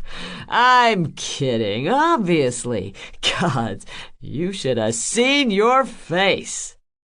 He turned and signaled something to the Yethics behind him. They laughed uproariously and jostled one another with their copious elbows. "Actually, we saw you fighting the Dragon Eater and figured you could use some help." "You're too late," Kira told him. "It's already dead." "We saw," said Farrager. "Well, not exactly dead," Brune grumbled. "We saw that too." The axeman squinted, surveying the swathe of gory red ice before looking skyward. "What the heck happened out here?" "Rose is sick," Tam said impatiently. "Dying, maybe. Is there somewhere we can take her? Someplace warm?" "There is," said Farrager. He did something curious with his hands, bumping one into another before dragging it toward his chest. "Follow me." The Yethics lived in a warren of caves accessed via the cleft Hawkshaw had identified as the Simurgh's lair. Tam's recollection of getting there was hazy. She remembered collapsing in the snow and then being loaded along with Brune, Kira, and Rose onto sleds pulled by Farrager's Yethic cohorts. She vaguely recalled Roderick complaining about not getting to ride on a sled until their rescuers relented and offered to tow the satyr as well. The rest of the journey passed in a series of weary glimpses. A shadowed crevasse of sheer ice, snowflakes glittering against a narrow strip of sky, bones heaped in drifts against stone walls, bestial faces peering into hers, and finally, the warming kiss of a fire. Its heat suffused her, enveloped her like a returning tide that carried her out to sea and dragged her down, and down, and down, to sleep. Tam woke to a gentle prodding on her back. The bard tried to turn over, but a pair of strong hands held her down. She realized she was shirtless, panicked, and wriggled violently in an attempt to seize the knife at her waist. "Easy, Tam," said Freecloud from somewhere nearby. "She's only trying to help. You've been wounded. A sword cut, looks like." A sword? Oh yeah, Hawkshaw cut me, and kicked me, and tried to shoot me. Twice. She felt something warm and tacky being spread over her shoulder blade. A salve, she guessed, wincing as her caretaker kneaded it gently into the wound. After that, a strip of something that crinkled like parchment was pressed onto her back. The salve doubled as an adhesive as it cooled, and the parchment hardened into a glaze over the gash. When she was permitted, Tam rolled over and sat up. She found her thick wool tunic and pulled it gingerly over her head. The fire was reduced to a steeple of glowing logs, but the small cave in which she found herself was blessedly warm. Kira was asleep on a fur mat beside her. Rose lay a short distance away. There was a clay bowl beside her head. Tam could see black slop glistening within, and more of it staining the stone beneath the bowl. The front woman's face was waxen in the dim light, slick with sweat. Her breath came in rapid bursts, and her fingers twitched around the hilt of imagined swords. Freecloud was sitting by her side, toying with that moonstone coin of his. Tam wondered if the Druid had slept at all since they'd been rescued. Brune and Roderick were nowhere in sight. Next to her was a yethic with pale brown fur spotted white like a fawn's. Freecloud had called it a she, but Tam could see nothing that made her obviously female. Two of her arms were rolling a sheet of stripped bark. A third hand made a curious, open-handed gesture beneath her chin, and then repeated it, or something like it, while her fourth hand was crouched in the crook of her arm. These aren't gestures, Tam swiftly realized. They're language. Thank you, she said. The yethic repeated her first sign and then shuffled off, walking on the knuckles of her lower hands. The cave was open on one side, accessed by a gently sloping ramp. The space beyond was illuminated by rays of diffuse light that streamed through fractures in the cavern roof. Stalagmites and stalactites, bigger than most of Ardberg's towers, pillared the gloom, each of them dotted with darkened alcoves and glowing nooks. She could see shaggy silhouettes in some, sitting or conversing with one another using elaborate hand signals. "Can they speak?" Tam wondered aloud. "They sign," answered Freecloud, "and grunt occasionally. Also, for some reason, they laugh at almost everything Forager does. Aside from that, they make no sound at all." "I didn't know that about yethics," she said. It was hard to make out his expression in the low light of glowing embers, but the Druid's voice was especially somber. "Neither did I." "Where are the others?" "Forager took them to see if they could salvage anything from the skyship. They'll be returning shortly. I can hear them now." Tam had sometimes wondered if Freecloud's long ears meant he could hear better than humans, and since she heard nothing but the hiss of sizzling logs and Kira's slow breathing, she concluded that yes, he obviously could. "Will Rose be okay?" she asked hesitantly. "She'll recover, yes." Freecloud motioned to the bowl beside her head. "But she won't linger here. The moment she can walk, she'll insist on heading south. If we're lucky, the yethics will know a way through the mountains, but if not—" He swiped a strand of sweat-matted hair from Rose's forehead. "She will try and go over them. I will follow her, of course. I suppose Kira and Brune will as well." "And me." "And you," he said, smiling sadly. "We are moths, you and I, and Rose, the flame." When Tam blinked, she saw Kira's newest inkling in her mind's eye. Bloody Rose, wreathed in fire. She doubted he'd had the chance to see it while battling the Simurgh, but this was Freecloud, and there was very little the swordsman missed. "I don't like our chances of surviving a trek over the rime shields in winter. Brune, perhaps, could make it." "We could wait for spring," Tam suggested.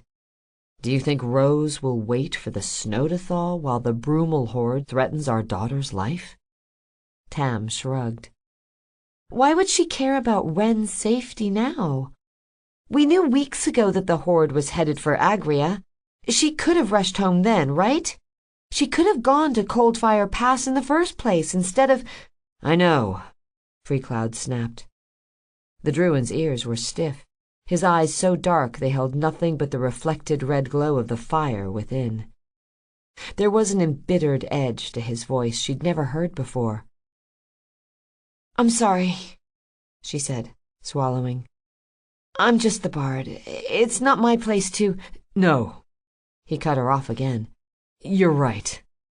We should never have gone to Dire March. We should have refused the widow's contract and headed for Coldfire Pass along with everyone else. We should have faced down the horde instead of chasing after the Simurgh. Except... "Except?" Tam prompted, when the Druin's silence lingered. A cynical twist tugged at his lips. "I'm a moth, remember?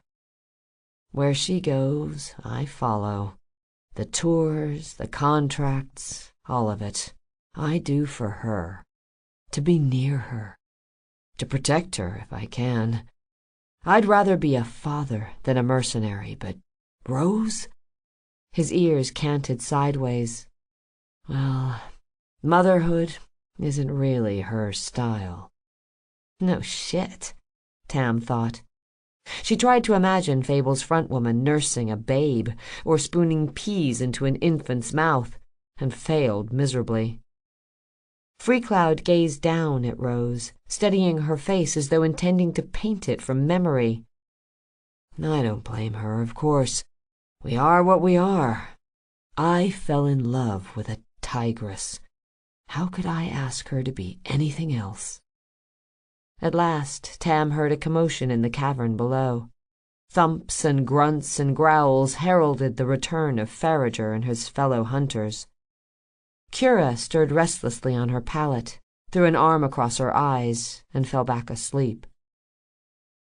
"How did you and Rose meet?" Tam asked. "Violently," said the Druin, though his expression was wry. "I was sent into the Heartwild to parley with Lastleaf, who was preparing to attack Castia and wanted my father's help in doing so. Unfortunately for the so-called Duke of Endland, my father is a stubborn ass who refused to send even a single golem. Unfortunately for me, Lastleaf was a vindictive lunatic who didn't deal well with rejection. He imprisoned me, and might have ordered me killed had a brave young satyr not set me free." It took Tam a moment to clue in. "Roderick?" "Roderick," he confirmed, smiling wistfully. "The two of us fled. Lastleaf sent his sylphs after us, but they found Rose instead." "Wait, sylphs?" Tam said. "Like Wren?" The Druin's ears nodded affirmation. "Sylphs are often outcasts, but Lastleaf was nothing if not inclusive. He employed them as scouts and assassins. They ambushed Rose and her band, which, as you might imagine, did not go well for them at all." "She killed them?" "Most of them, yes. But one of her bandmates was gravely injured, and since I felt responsible for having led the sylphs to them, I offered to escort them to the edge of the forest. Rose was hopelessly lost by then, and far too close to the Infernal Shire."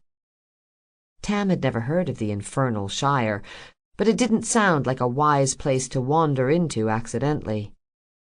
A log in the fire split, belching a flurry of red sparks. Freecloud looked toward the tunnel mouth, and Tam could hear the satyr's voice echoing from the passage. "The edge of the forest came and went," Freecloud said. "We crossed the mountains and found the Republic's army preparing to repel the Heartwild horde. Every day I promised Roderick we'd get out of there and go home. But every night I decided otherwise." "Where's Brune to wink conspiratorially when you need him?" Tam wondered. And then Lastleaf came storming from the forest with 100,000 wild things in tow. He destroyed Castia's army and laid siege to the city. I could have escaped on my own and abandoned Rose to her fate, But by then, it was too late. "You were in love," Tam said. "And always will be," uttered Freecloud, a moment before Roderick sauntered into the cave. "We're back," announced the booker. He was bundled head to toe in mismatched furs, arm in arm, or arms, rather, with one of the Yethics, a black-furred one with a spear clasped in both right hands. Brune was with them, laughing and talking excitedly with Farriger. They were, all of them, dusted with snow. Tam could feel the cold clinging to them like a jilted lover's scent. Kira blinked awake and rolled over on her blanket. "Find anything useful?" "Nope," said Roderick. "We found Doshi," Brune said. He was carrying the Spindrift's unconscious pilot in his arms, and now lowered him onto a vacant pelt. "The daft bugger was clinging to one of those whirly engines. He begged us to leave him be and let him die. We barely peeled him off before the whole thing went into the lake." "Should have let the cur sink," Rod muttered, dusting snow off his hat. "We rescued this as well," said Farriger. He knelt and offered something to Tam. "Oh," she said, recognizing Hiraeth's sealskin case. Her stomach clenched as if steeling itself for a punch. "Is it?" She fell silent, afraid to ask. "Smashed to bits, I'm afraid." Tam closed her eyes. "Just kidding!" Farriger laughed and set the case down at her knees. He unlaced the toggles so she could confirm that the instrument's white wood face and slender neck were undamaged. "See? It's totally fine. The back half of your boat was mostly intact. We found this wedged under your cot, safe and sound. I had you going there, didn't I?" "You "Stupid fucking asshole," Tam almost said. But instead, she smiled.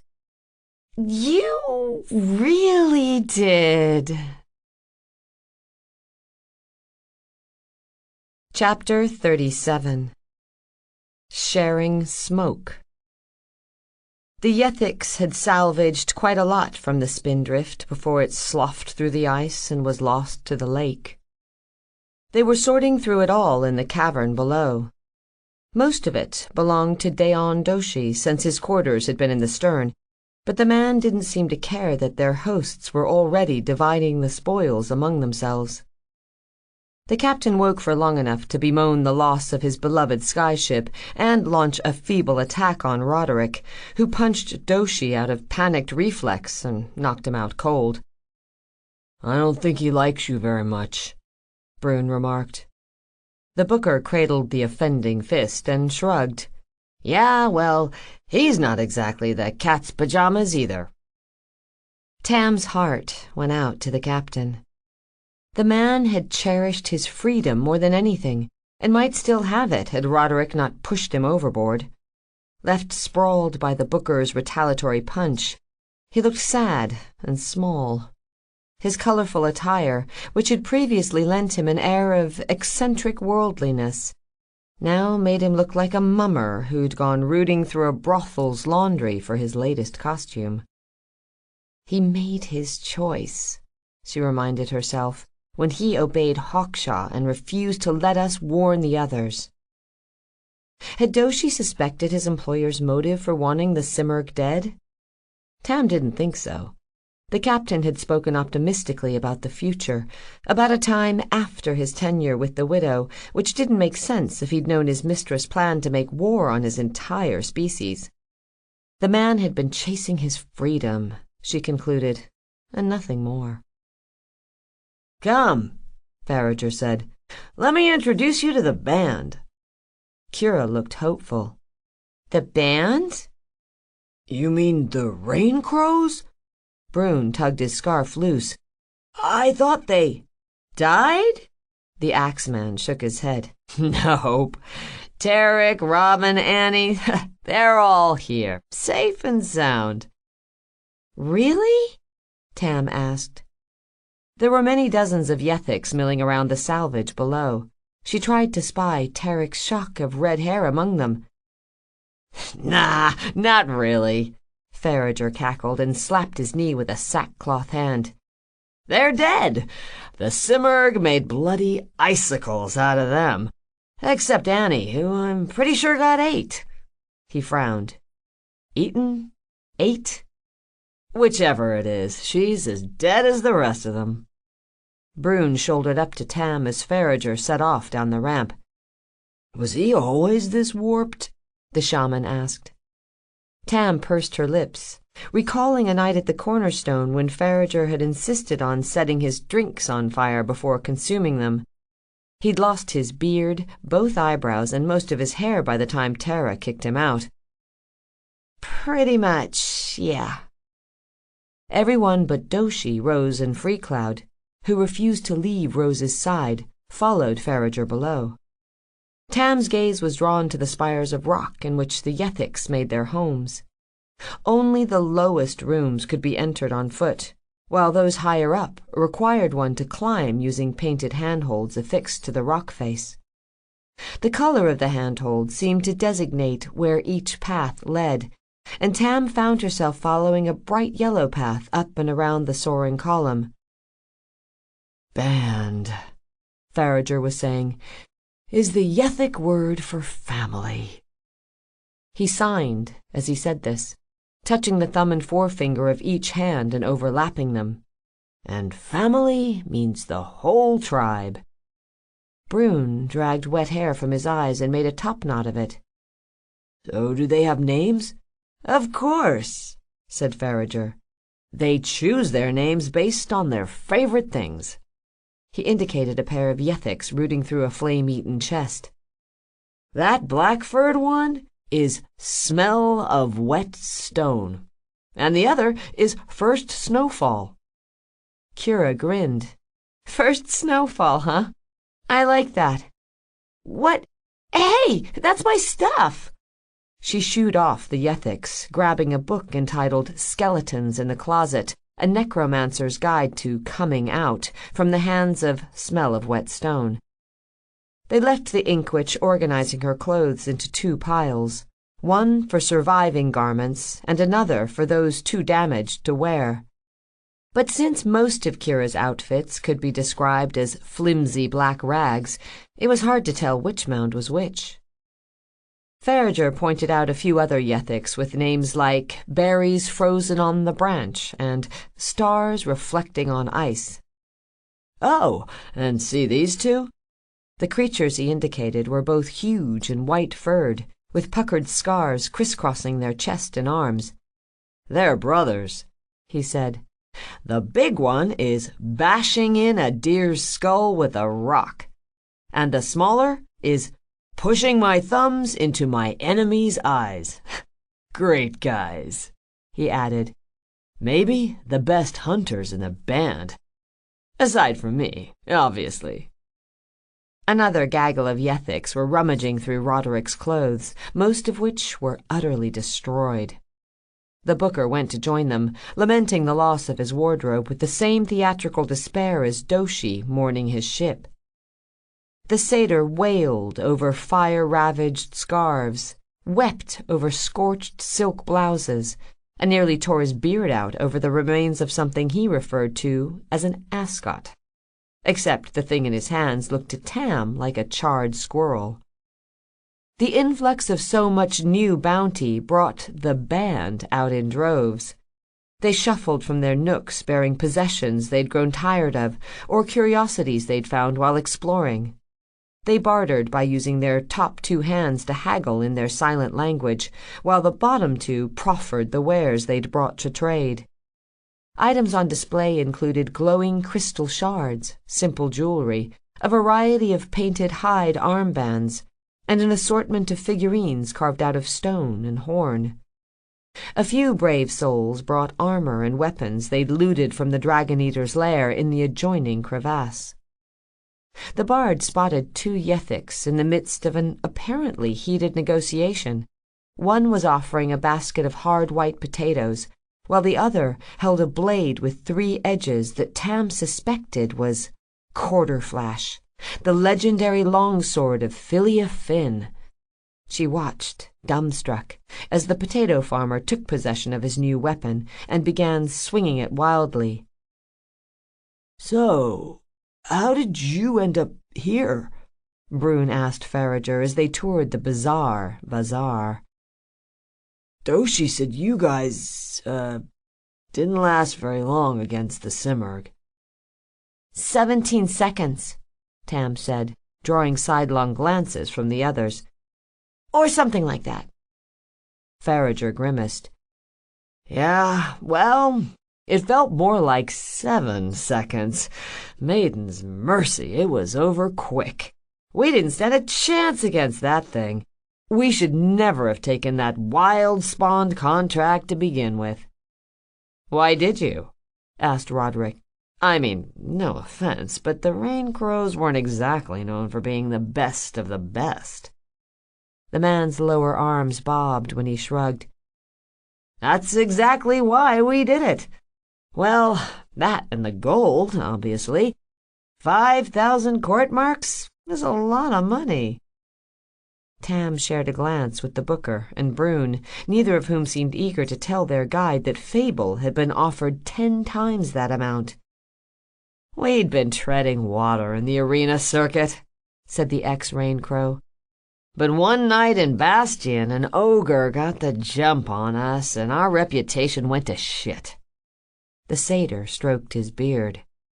I heard about that. The thing turned out to be a mage, right? Farrager signed a greeting to a doddering old yethik using 4 canes at once. She clacked by, smiling toothily as she did. The Wrangler, may he freeze in hell, claims he had no idea, but I suspect he wanted to give the crowd a show. The second the fight started, the ogre threw a fucking lightning bolt at Robin. Fried him in his boots. The poor bastard had an awful stutter ever since, and he'd piss himself whenever something startled him. And believe me, everything startled him. Anyway, things went downhill fast after that. We put our name in for the Megathon's grand opening, but didn't make the cut. After that, we got desperate. We knew we needed something big to get ourselves back in the game. "So you took on the Dragon Eater?" said Brune. Aye, and got our asses kicked.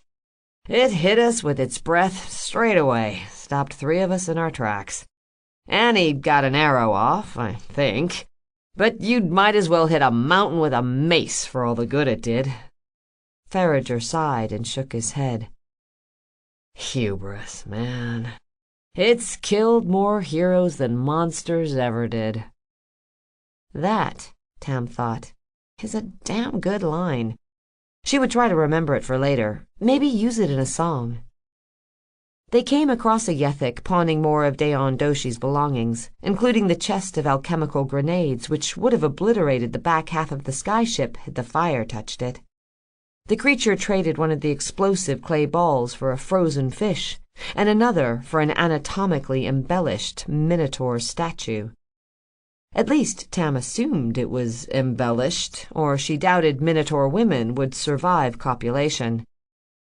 I think we should probably confiscate these, she said.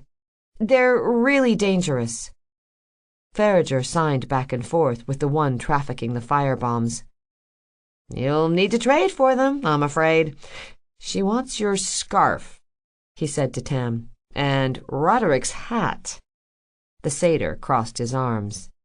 Out of the question. Brune made a grumbling noise. Rod...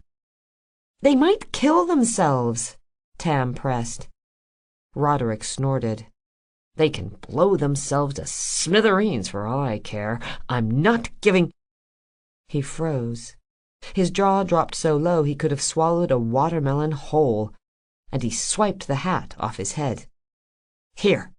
He handed it over, motioning frantically for Tam to do the same. Give her the scarf. Go on." The bard did as she was ordered. Once the transaction was complete, the Yethic sauntered off to flaunt her flashy new attire, while Tam and Roderick found themselves the proud owners of a chest full of explosives. But not only explosives, she realized, when Rod snatched up something from inside. It was spherical, but unlike the grenades, which were wrapped in wool sleeves, it was shrouded in black velvet. Farriger looked from Rod to Brune to Tam, all of whom were grinning from ear to ear.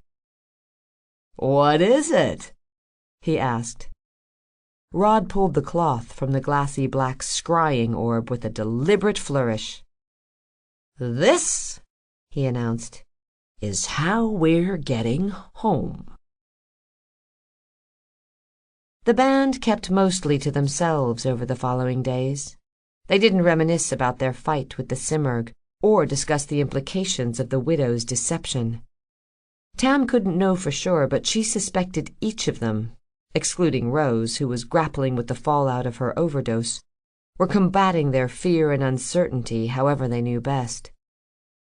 Kira read or slept, or wandered off alone for hours at a time, while Brune, embracing his new-found fame, accompanied the Yethic hunters on their forays into the Brumal wastes. All but one of these excursions proved relatively uneventful, with the exception being the day Brune sniffed out a clan of Rasks waiting in ambush. The ice trolls were killed or driven off, and the shaman was hailed as a hero.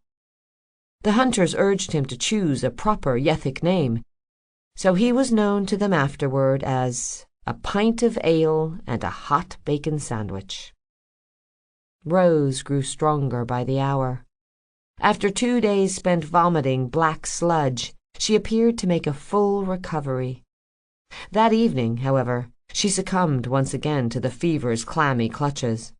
She begged Freecloud to find her more lion's leaf, or a drink at least to take the edge off her craving. He offered neither, and suffered a split lip while keeping her confined to their niche. Fable's frontwoman threw up one last bellyful of bile before the fever broke. Tam spent her free time exploring the cavern. She climbed as high as she dared up one of the pointed spires. She considered going higher the day after, but then her monthly cramps arrived and made the idea of scaling a sheer rock face as appealing as swallowing a handful of nails. Instead, she asked Farriger to teach her some of the hand signals the Yethics used to communicate. He began with the basics: hello, goodbye, thank you, before moving on to the most crucial aspect of learning a new language, the swear words. Within hours, she was calling Roderick a shit-brained asshole to his face, while the satyr clapped appreciatively. "What did you just say?" he asked. "I said your hair looks nice." "Really?" "Sure." He raked a self-conscious hand through his straw-colored mop. Tam wondered how long it had been since the satyr had gone undisguised for days at a time, without a hat to hide his horns. "Thanks," he said. On the morning of the third day, she ventured into the dragon-eater's lair. It wasn't overly impressive. There were no heaps of glittering gold or chests overflowing with gemstones. There were plenty of bones, however, and lots of snow, as well as the occasional discarded weapon or scrap of rusted armor. She did stumble upon the hull of an old ship, but couldn't discern whether it had plied the skies or the seas before it ended up here. Shouldering her bow and grazing her fingers over the fletchling of the arrows at her waist, Tam wandered out of the defile and onto the shelf of rock overlooking Mirrormere. It was snowing lightly. The breeze off the lake went rifling through her clothes with freezing hands. The hole made by the Simurgh was already glazed over by a pane of ice and blanketed by drifts of snow. She found Rose standing alone on the bluff, her crimson cloak and wind-whipped hair stark against the endless white of the wastes. Rose turned at the crunch of footsteps, clearly relieved to find Tam there and not Freecloud, who'd probably have ordered her back inside before she caught a chill. There was a half-pipe in her teeth and a spent match in her fingers. Rose beckoned the bard with a tilt of her head. "Come stand here, would you?"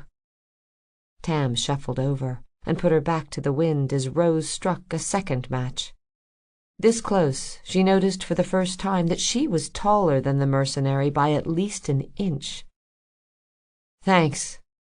Rose blew a plume from one side of her mouth, then offered the pipe to Tam. "I'm fine, thanks." "I'll get a headache if I smoke at all," Rose said, though her grin suggested she might be lying. "Come on," she urged. "All the cool kids are doing it." Tam relented. She sucked down a lungful of smoke and coughed most of it back out before handing the pipe back to Rose. "Not bad, right?" "Not bad," Tam lied. Her mouth tasted like the ashes of a pissed-on fire. Rose winked, took another puff, and squinted up at the sky. "They'll be here soon," she said, sounding considerably less enthusiastic than someone awaiting rescue from a wintry wasteland ought to have been. They'd contacted Rose's father immediately after finding the scrying orb. Even by skyship, the journey north from Coverdale should have taken several days, since flying by night over mountains was potentially hazardous. So if their rescuers did arrive today, it would mean they had flown day and night to reach them. "Do you know who he sent?" she asked. "Sent?" Rose coughed a cloud of smoke herself before passing the pipe to Tam. "My father didn't send anyone. He's coming himself. Him and Uncle Moog." "Uncle Moog?" "Arcandius Moog. The man who—" "He cured the rot!" Tam cut her off. "I know who he is." "Then why ask?" Never mind." Tam decided to take a long drag of smoke instead of explaining that she'd been caught off guard. She was already thrilled by the prospect of meeting Golden Gabe face to face. And now she learned there were actually 2 members of Saga on their way? "The Kings of the Wild," she murmured. Rose rolled her eyes. "Gods, I'm sick of people calling them that. Kings of sheer dumb luck is more like it. You wouldn't believe half the stories I've heard. It's a wonder they didn't die on their first tour of the Heartwild, and a miracle they made it across the last time." She stole the pipe from the bard's hands. "Anyway, my father never killed a Simurgh." "He might still get the chance," Tam thought, "thanks to us." "So, what's next?" she asked, though the answer seemed obvious. Rose tapped a clump of ash from the half-pipe's tip. "Nothing," she said. "We're done." "What? What do you mean, done?" "We killed the Dragon Eater," Rose said. "This," she waved a hand to indicate the lake below, "is the top of the mountain. As good as it gets. The Simurgh was the biggest, baddest monster in the world, and we killed it. Not the Rain Crows or the so-called Kings of the Wild. Fable." She drew on the pipe and breathed a stream of white smoke over one shoulder. "That's our story. And this is where it ends." "What about the Brumal Horde?" Tam asked. "The Winter Queen." "The Winter Queen? You mean Astra, the Archon's wife?" Rose scoffed. "What about her?" "She tricked us. She used you to kill the Simurgh so she could take control of it. Freecloud thinks she's in league with the Brumal Horde." "She might be," Rose admitted. "But the Brumal Horde's not our problem." The wind picked up, tousling their hair and dragging at the bottom of Tam's long coat. "What if Freecloud's right?" she pressed. "What if Astra and Brontide are working together? Do you expect people will thank us for what we've done? Will we be heroes, do you think?" or the fools who offered up the world on a silver platter." Rose took another drag and spent a moment examining the half-pipe's glowing tip. "It doesn't matter," she said eventually, though Tam could tell she was lying. "I made a promise, and I intend to keep it." "A promise to Free Cloud?" "To myself," Rose said. She passed the pipe over and drew her hood against the chill. "I probably should have quit after Castia. I'd dragged my friends across the Heartwild and got them killed. I would have died there if not for Cloud, and we'd both be dead if my dad hadn't arrived with every merc and grandule at his back. But I couldn't quit. I didn't want to. I was raised on my father's stories, spoon-fed glory until I hungered for it, until I thought I'd starve without it." Tam nodded. She too had been the daughter of a mercenary. They had that in common, if little else. "Growing up," Rose continued, "I wanted more than anything to outshine my father, to be remembered as something other than Gabriel's girl. But even after the Cyclops, and especially after Castia, nothing changed. Instead, I'd become the catalyst for my father's greatest adventure. He was the hero, and I was his happily ever after, just another damsel in distress," she said sourly. "I knew then that if I didn't do something truly remarkable, then that's how the world would remember me, if they remembered me at all. And then Wren came along." For once, Tam managed to exhale fumes instead of coughing them out. She said nothing, for fear of putting Rose off the topic of her daughter. "I didn't want to be a mother," Rose confessed. "I wasn't at all ready. And if she was anyone but Cloud's, well, there are teas, potions I could have swallowed, and poof, crisis averted." She was silent for a few seconds, gazing with her mind's eye down a path she might have taken. "But I could tell it was important to Free Cloud. Children are a blessing to his kind. The sylphs, he says, are proof that our people and his need not be enemies, that we're capable of something better. Coexistence." Tam raised an eyebrow. "A little late for that, isn't it?" "Maybe," Rose admitted. "But anyway, a part of me hoped that becoming a mother would change my mind, that having a kid would make me want to settle down, that it would be enough." She shook her head fractionally. But it wasn't. If anything, it was worse. Gods, this sounds awful. I actually resented my daughter and Free Cloud, because they needed me to be someone I wasn't, because they deserved that, and I couldn't give it to them. Tam blew another puff of smoke. She was getting the hang of this half-pipe, finally. "And now you can?" she asked. "Now the Simurgh is dead," Rose said.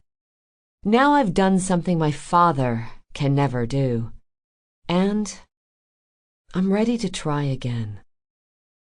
A smile crept across her lips, thin and bright as the first glow of sunrise. "I was a hell of a mercenary, right? Maybe I'll make a decent mother, if it's not too late. I sure as hell can't be any worse at it than my old man." Tam chuckled. "He was that bad?" Before Rose could answer, a sound like crashing waves drifted down from above. Within moments, a skyship came plunging from the haze. It was the size of a fishing dhow, wreathed in streaming cloud, and though it was too distant still to read the name stamped on its hull, Tam knew the Old Glory the moment she saw it. Rose reached over and plucked the half-pipe from Tam's gaping mouth. "He wasn't great," she said, stealing one last drag before flicking the ashen stub into the snow. But he has his moments. Chapter 38. Old Glory. They bid farewell to their Yethic hosts and were escorted by Farager's hunting party to the lip of ice overlooking Mirrormere. "You're sure you want to stay?" Freecloud asked the ex-Rain Crow before they parted. "I'm sure," said Farager, signing his words as he spoke them. "There's nothing left for me south of the Shields. I've got no family left. My bandmates are all gone. But this lot—" Farager motioned to the warriors behind him. "They get me, you know? Besides, I'm going to be a father." "What?" Freecloud's ears shot straight up. "Are you kidding?" Roderick asked. "You're kidding, right?" "Of course I'm kidding, you dumb shits," Farager cackled, and the Yethics at his back laughed hysterically. "See what I mean? I belong here." He waved, and his sackcloth arms flailed like a puppet drowning. "Goodbye, and good luck," he called out as they started across the ice. "Have fun fighting the Horde." A man whose resplendent robes marked him as either a wizard or a dreadfully eccentric librarian leapt up from the pilot's chair as Tam and the others climbed aboard Vanguard's old skyship. The bald crown of his head cracked against one of the clouded glass candle jars suspended from the skyship's rigging. "Snakes and bloody lions! Who put that there?" He threw a glare at the offending jar. The old man's fringe of long hair was the same stark white as his beard, both of which shimmered like silk in the swaying candlelight as he sprang forward to greet Tam. "Welcome aboard," he said, shaking her hand like a man trying to wrest his wedding ring from a snake's gullet. "I'm Arcandius Moog," she finished for him. "You were in Saga." "I was." The wizard beamed proudly. "You cured the rot." "True, though a troll did most of the work." "You burned down the riot house." "That was purely by accident," the wizard insisted. "And killed Akatung the Dread." "I only sent him through a porthole to the bottom of the ocean, so technically the ocean killed him." "Wait," he frowned. "Who are you? And how do you know everything I've ever done?" Gabriel, who she'd been introduced to when he first arrived, put a hand on her shoulder. Rose's father was everything she'd imagined he would be. Charming and charismatic, attractive despite the silver streaking his fabled blonde hair. "Moog, this is Tuck and Lily Hashford's girl." "Ah." The wizard's face brightened in recognition, then darkened at the memory of her mother's fate. "Ah." His sadness passed swiftly, vanishing into the wrinkles creasing his face. The wizard didn't seem the sort to dwell on sorrow for very long. "It's a pleasure to meet you." "Tam." "Tam!"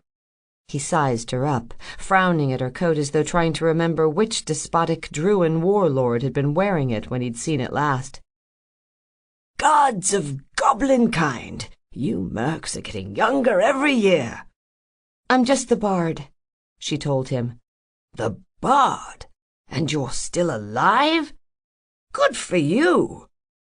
She was about to ask why he sounded so surprised when the wizard's gaze slipped past her. "Roderick, you irredeemable scamp! Get that flea-ridden arse of yours over here for a hug." Moog received each newcomer with the same relentless enthusiasm. He greeted Kira with a kiss on either cheek and a raised eyebrow for the new ink on her left arm. As Brune climbed over the rail, he spread his hands. "The big old bear himself." The shaman's smile was pained. "The wolf, now." "Wolf?" The wizard studied him a moment. "I see it now. Yes. It looks good on you, boy." Brune straightened, smiling. I think so, too. Uncle Moog. Rose seemed happier to see the old wizard than her own father, who she'd met with a curt nod, a stiff embrace, and a muttered, "Thank you," when he'd crossed the ice to meet her earlier. "Rosie!" Moog threw his spindly arms around her. "And Free Cloud! Tits on a treant, man! Could you be any handsomer?" No offense, Brune. The shaman shrugged. I'm used to it. "And who is this somber chap?" Moog asked of Daon Doshi. "You look like a barragoon ate your lunch." Doshi offered a mumbled explanation of who he was and what that idiot satyr had done to his beloved skyship. "Doshi, is it?" The wizard looked surprised. "Any relation to—" "Yes," said Doshi, without elaborating further. Moog clapped his hands. "Excellent!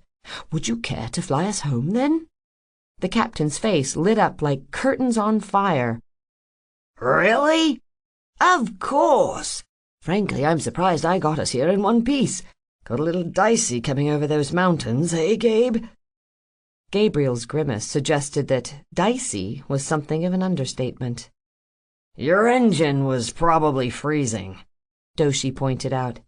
"You should have landed, smashed up the ice, and run it backward for a bit." "See, Gabe, didn't I say the engine was freezing?" "You said you were freezing." "I was, but we're in warmer hands now." Moog slapped the worn leather headrest of the pilot's chair. "Take us to Coverdale, my good man, assuming it's still there." "Why wouldn't it be?" Tam asked. Moog's mirth withered briefly. "Because the Horde was 20 miles north of it when we left." Sometime later, when Rose had finished calling her father every foul word Tam had ever heard, and many more she hadn't, they set out for Coverdale through a darkening sky. The dow's slanting sail, which was peaked like a tent above the flat-bottomed hull, flashed now and then as it raked static energy from the passing clouds. A single tidal engine whirred at the stern, wrapped in a halo of icy mist. The Old Glory's deck was furnished with time-worn sofas. Tam sat alone on one, Rose and Freecloud on another. Arcandius Moog lay stretched out on a third, fast asleep. Tam guessed the journey north had taxed the old man's endurance. There was a modest bar at the stern, behind which Brune was pouring and re-pouring drinks for Rod and Cura, who were seated on stools out front. Gabriel was standing at the skyship's starboard rail, gazing out at the shadowed scarps of passing mountains. He and Moog had flown above the snow-capped peaks, but Doshi took them between. "It's warmer in the canyons," the captain explained, "and we can use the wind at our backs to make up time. It took you 3 days to reach us?" He smirked, and Tam caught a glimpse of his old charm returning. "I'll have us back in 2. Gabe's sword, the legendary Velicor, was slung sideways across his back. Even sheathed, Tam could feel a sense of preternatural tranquility radiating from the Archon's ancient blade. Occasionally, as the cold night breeze swept over the deck, she could smell it. Except it didn't smell like metal or oil or anything like a sword was supposed to. It smelled like lilacs and lush green grass, the fading sense of an unreclaimable spring. In the end, Rose's anger was doused by 2 simple words. The name of the man with whom Gabe had left her daughter while he and the wizard raced north. "Clay Cooper," she said warily. "She's at his place south of town," Gabe said. "And the Horde's been camped in Grey Vale for weeks." "Camped?" Freecloud's ears twitched inquisitively. "Waiting, it seems," piped Moog, who apparently wasn't sleeping after all. though it's anyone's guess what for. Brontide could be stomping through horse turds in Cartia by now, but instead the Cartians came to Coverdale. A few thousand of them arrived on the morning we left, and twice as many Agrians showed up the day before that. So many? asked Brune, choosing a bottle of orange brandy from the cabinet beside him. It's not only them, Moog said, sitting up. Half the mercs from Conthus to the Great Green Deep are in Coverdale by now. Every day Brontide tarries in Greyvale, he loses the advantage his numbers give him. Since no one else dared to ask, Tam did. How big is the horde? Gabriel pushed himself from the rail. He slipped Velikor off his back and set the blade at his feet as he sat down beside Tam. The host that overran Cragmore was no more than 60,000 strong. But by the time it reached Coldfire Pass, there were thousands more. Everyone loves a winner, said Brune, using his teeth to pull the stopper from the brandy's neck. Gabe looked grim. After Coldfire, it got even bigger. I'd guess Brontide has more than 100,000 with him by now. How did they make it through the pass? Tam wondered out loud. Didn't Saga hold it for 3 days against 1,000 walking dead? That drew a smirk from Gabe. You can't believe every story you hear, Tam. It was 1,001, said Moog with an exaggerated wink. Kira waited until Brune splashed brandy into a copper mug before stealing it for herself. I have a theory, she said, swirling her cup. Most of these brand new bands can't fight for shit. They wouldn't know an honest battle if it spat in their face. They prance around in face paint and pretty armor, fighting basement-bred monsters that are either starved to death or drugged senseless. I mean, we've done our share of touring, sure, but most of these brats have never taken on a real contract, or stepped foot in the Heartwild, or gone up against anything with a real chance of killing them. Doshi steered around a looming rock outcropping. The candle jars swayed and set their shadows dancing. I fear you're right, Gabe conceded. Although half the bands who fought at Castia were just as green. Green as the god of orcs, said Moog. It may not be the mercenaries' fault, suggested Freecloud, drawing eyes from all over the ship. Rose, who was lying against him, craned her neck. How do you mean? The Heartwild Horde was an army fueled by hate, he said. The heathen promised them the chance to avenge themselves for the suffering they'd endured at the hands of the Republic. Last Leaf may have intended to establish an empire, but his horde was out for blood. Tam hadn't known the Heartwild Horde had anything to avenge, or that monsters had suffered under the heel of Castia's Republic. There were no songs about that. Not that she knew of, anyway. But the Brumal Horde is different, said Freecloud. They're angry, yes, but they're desperate, too. Some will be survivors of Castia. Others will have fled from Grandule, forced to live on the margins of a world they once called their own. Brontide isn't offering vengeance. He's leading them in a fight against annihilation. If this horde is destroyed, there may never be another one. Humans will hunt them to extinction, or take them captive, sell them off, and breed them for sport in the arenas. The Druid looked pointedly at Gabriel. The horde, I believe, is fighting for its very existence. It's winning because it can't afford not to. Tam spared a glance for Moog, who was sitting cross-legged on his couch.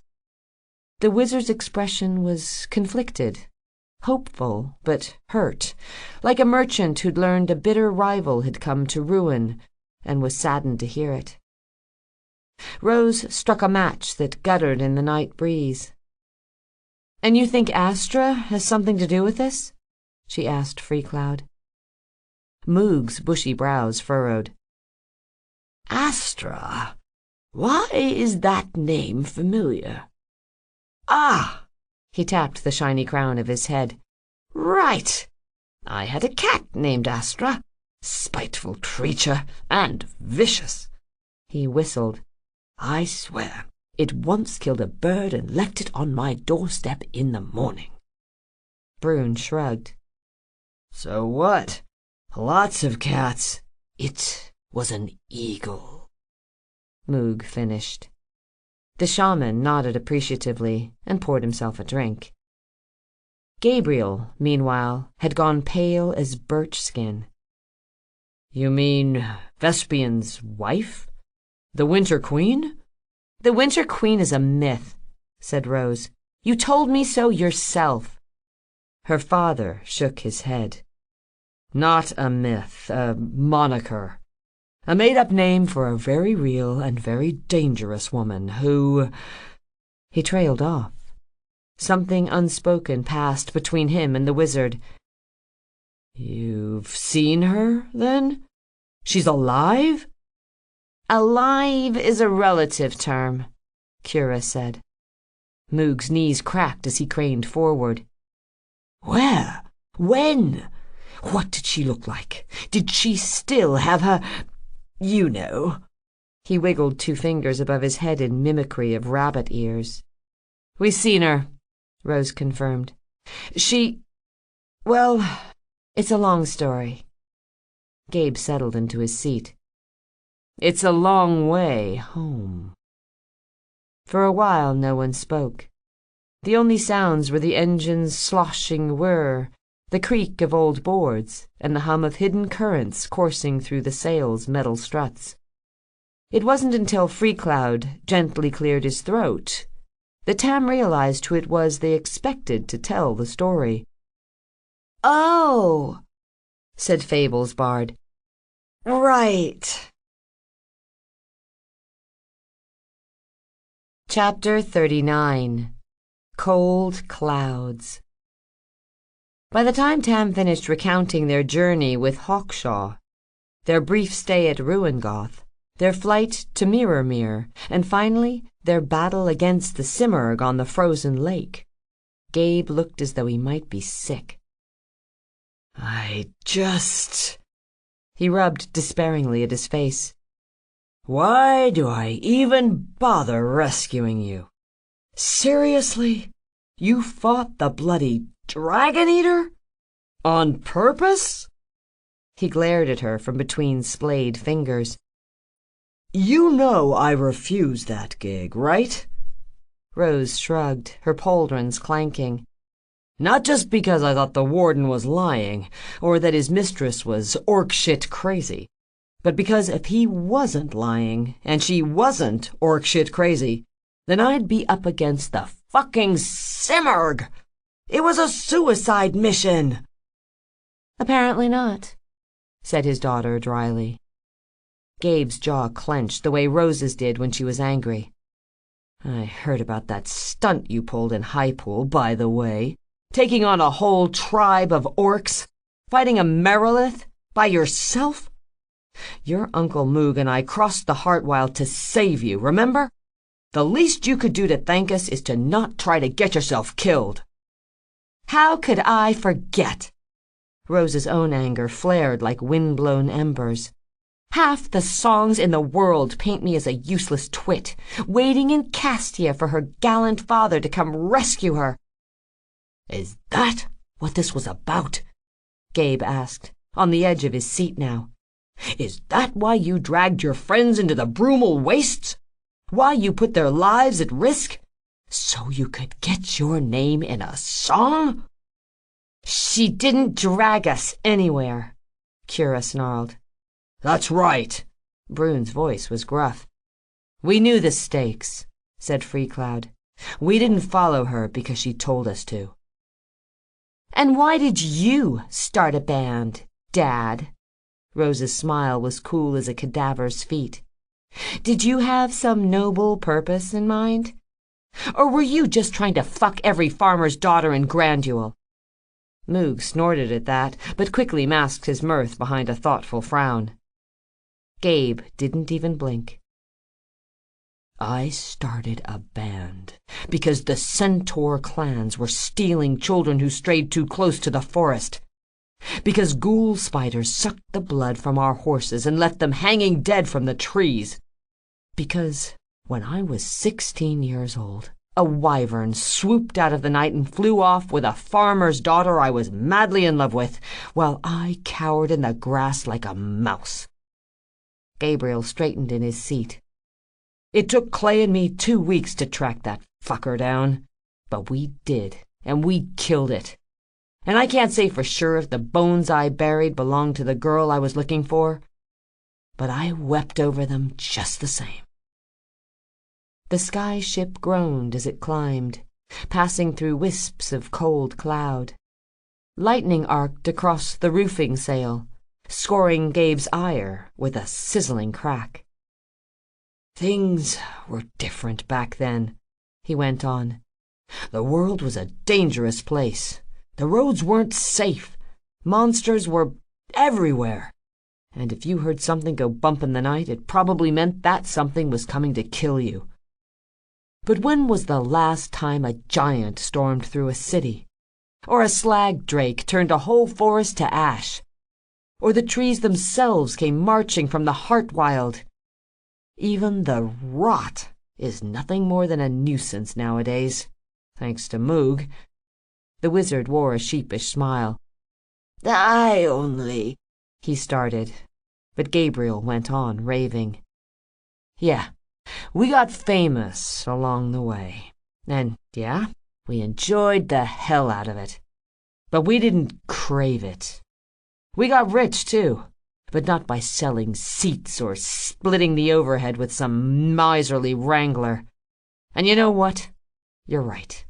I did fuck a lot of farmers' daughters.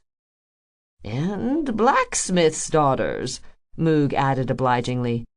And innkeepers' daughters, jewelers' daughters, millers' daughters, stonemasons' daughters, stonemasons' wives, innkeepers' wives, grocers' wives. Moog. That cobbler's mother, once. She gets it, Gabe told him. I got it, Rose agreed.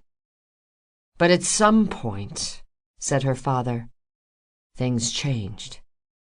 We're not afraid to walk in the woods or swim in a lake or take shelter in a cave only to find out it's a dragon's lair.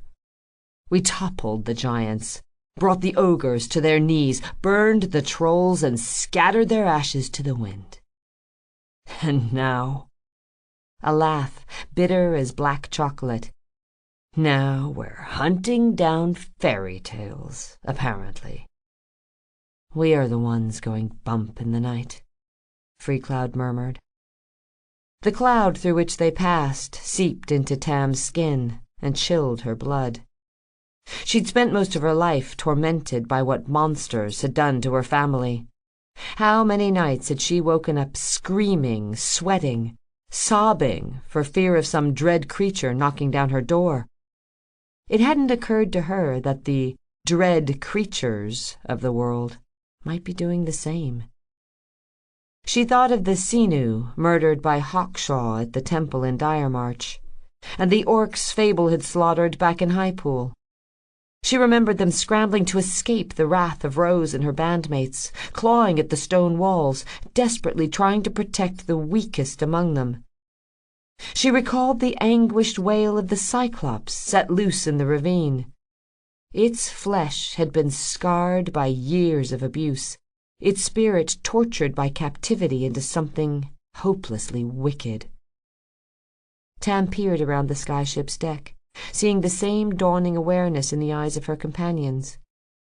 They'd have considered all this before, she was certain, but to hear it from the mouth of Golden Gabe, the most revered mercenary in all 5 courts, would lodge the truth of it like a dagger in their hearts. Roderick, hatless and horned, stared morosely into his lap. I wish you hadn't gone west, Gabriel told his daughter. I wish, sometimes, that we hadn't saved Castia from the Heartwile horde. We might have avoided this war altogether. Rose said nothing. Her expression was a mask of cool restraint, but her eyes betrayed a hurt that Tam suspected her father alone was capable of inflicting. In a roundabout way, Gabriel was blaming her for the return of the Winter Queen and the emergence of the Brummel horde, burdening Rose with the death of everyone who had lost their lives at Castia and Cragmore and Coldfire Pass. "We might have reasoned with Last Leaf," Gabriel said, helping himself to a share of the blame.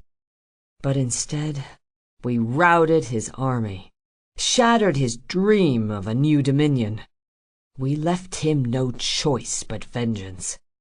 And now—" He left the rest unspoken, but the implication was clear to all. Now, thought Tam, his vengeance is upon us. Gabriel stirred, blinked, and wet his lips. "Which brings us back to Astra." He looked to Freecloud. "You think she's allied herself with the Brummel horde?" "I suspect so, yes," said Freecloud. "Why?" Gabe wondered. "Last Leaf wanted to destroy the Republic and restore the Old Dominion. So what's his mother after?" "You," said Tam. Her cheeks flushed under the sudden scrutiny of everyone on board. "At the lake? She said you killed her son." The old hero shook his head. "I didn't, though. Not really. I had my hand in it, sure, but so did everyone who resisted him at Castia, and every merc who fought alongside us.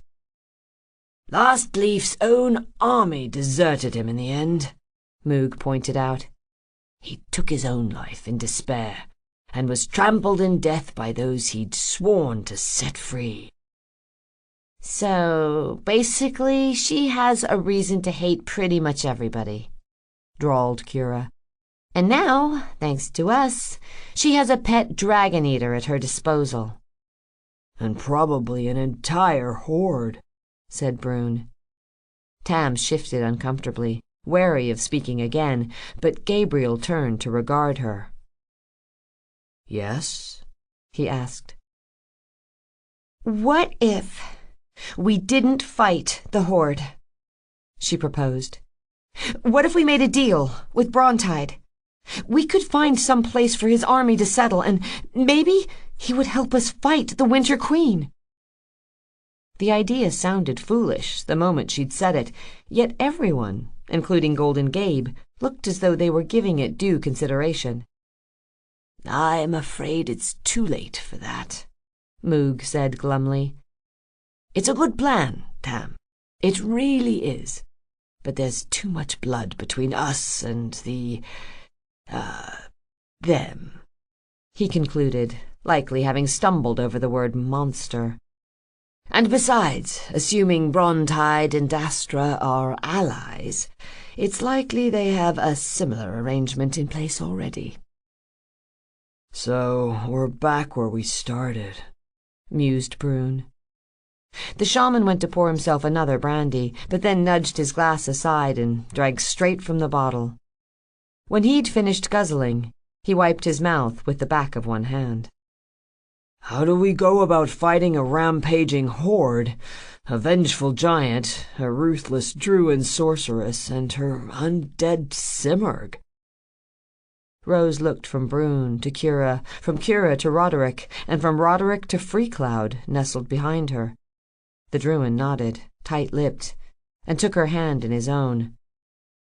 "We don't," she said, matching gazes with Gabriel, daring him to challenge her. "We're done." By morning they were clear of the mountains, swooping over a dense pine forest that stretched out of sight in every direction. Brune and Tam stood together at the portside rail, gazing out over the sea of snow-capped trees. The sun was shining, the air winter crisp, and the wind was— well, the wind was bloody freezing, but the shaman's bulk was cutting most of it, so that helped a bit. The Hag's Wood, Brune announced, then pointed east. Ardburg is just a few 100 miles that way. It's too bad we're in such a hurry, or we could ask them to drop us off. Tam pulled a strand of wind-whipped hair from her eyes. Will you go home after this? I don't really know, he admitted. My village has changed so much since I left. I have to, I suppose. I'm not sure I belong there anymore. I wouldn't call it home. So where's home? Tam asked. The shaman spared a glance for his bandmates. Rose and Freecloud were asleep on one couch. Kira was out cold on another with a book splayed on her chest. Here, he said. With them. Tam smiled. They're your pack. Exactly. Brune grinned as well, gap-toothed and ruddy-cheeked behind the tangled curtain of his hair. Pack, family, band, it's all the same to me. I don't know where I'd be without Fable, he mused. Or what I'll be without them. I keep thinking about something Roderick said. That he could eat 50 socks without throwing up? Oh, he'd throw up all right. He tried it once before, you know. Barely made it to 40. Puked all over the place. But no. Back in Woodford, remember? You asked him if all Ragas were monsters. She did remember. Only if they choose to be, she supplied. The shaman nodded, scratching absently at a scar below his eye. Only if they choose to be, he repeated. But some of us, most of us, I think, don't have a choice. Not really. Rose didn't decide what the rest of the world named her. She didn't get to pick who her father was. None of us do. Rose was born to the sword, destined to be a mercenary the way a farmer's kid is destined to push a plow. Tam thought of the farmer's daughter they'd met east of Highpool, the one who'd gone up against Rose with a rusty sword, and wondered if the girl would manage to change her fate. And me, she wondered. Did I escape Ardburg? Or was I destined to be a bard, as my mother before me? There's a reason my kind put so much stock in finding our Fane, Brune went on. When a shaman shams, they risk losing themselves to the instincts of whatever it is they become. Unless what they become is something so close to their nature it's like being in their own skin. And even then... Well, you saw what happened in my village. He sighed and blinked as though trying to shake the memory of a nightmare. I spent most of my life trying to be something I'm not, thinking I was on the right path without knowing how lost I was, if that makes any sense. If it wasn't for Rose and Cloud and Kira, I'd probably be dead. Or worse, I'd be a monster through and through. The shaman put his back to the rail. He gazed at his sleeping bandmates with the open adoration of a father admiring his children. I love them, he said, and then chuckled quietly. Even Kira. I'd follow them anywhere. I'd fight until my last breath to keep them safe. And you too, Tam. You're family now, like it or not. Tam opened her mouth, decided she didn't trust herself to speak, and shut it. She gazed out over the endless expanse of forest instead, and so did Brune. "Will you fight against the Horde?" she asked eventually, "even if the rest of them don't?" Brune shrugged. I'm not sure it matters. I doubt one man will make a difference. But one band could, Tam thought. When Rose and Freecloud woke, Tam crashed on the couch they'd been occupying. She dreamt of Astra and the Brumal Horde, except in her dream the Winter Queen bore Rose's face, and the Horde was nothing but yethics. After that she was lost in a winter forest where the trees were blowing away like ash. In her dream she was running east, always east, as Hawkshaw dogged her heels. All at once he stepped out ahead of her, his crossbow leveled at her chest. They veered west the next morning, skirting a range of mountains less daunting than the sort Tam had looked up to her entire life. Moog, who'd been glued to the rail since dawn, cried out suddenly, "There it is! Oddsford, home to Grandule's greatest minds, and arguably the most beautiful city in all 5 courts." Tam was inclined to believe him, since her breath caught at the sight of it. From above, the city famed for its grand university resembled a maze of red brick buildings and lush green parks, the trees of which were strung with lamps that twinkled blue and gold in the mist rolling off the slopes above. A tower so tall it rivaled the mountains reared over the city. Sparrows flocked at its crown. Crooked turrets branched from it like stunted arms, and Tam could have sworn the entire structure was leaning dangerously off kilter. "The Dreaming Spire," Moog said. "It's filled top to bottom with dusty old people and dusty old books." He cupped his hands and shouted at a woman watering plants on one of the tower's many balconies. "Oi, Helen! You old chewed boot!" Helen, assuming the woman was who Moog thought she was, had barely looked up before the Old Glory blew past, trailed by its vapor steam and a cloud of bewildered sparrows. By afternoon they were approaching Grey Vale, a hardwood forest nestled between encircling ranges. According to Gabriel, the Brummel horde had been camped here for several weeks. The sky ahead was shadowed, piled with clouds so dark it seemed that night itself lingered over the valley. A speck appeared before them, and soon materialized into a bird that was much larger than any bird ought to be, with slick black feathers and talons that could have torn a bull in half. A plague hawk, Tam guessed, noting the gray-green miasma steaming off it. It banked from the Old Glory's path, beating north on poison wings. "Is that a storm?" wondered Rose, peering westward. If Dayon Doshi had slept since being asked to pilot them home, Tam hadn't seen it happen. The captain stood and pulled his goggles down over his eyes. "Not a storm," he said. "It's smoke. The forest is burning." Chapter 40. Murks in the Murk. Brontide was dead. His body lay heaped like a hillock on the plain south of Greyvale. Dead, too, were the trolls, the wargs, the furbolgs, and the wild orcs. Dead were the murlogs of the western wild, the drakes of Wormloft, the fang spiders of Widow's Vale. Dead were the spotted gnolls, the snaking basilisks, the lion-maned manticores, and every other fey and foul thing that had joined the giant's horde.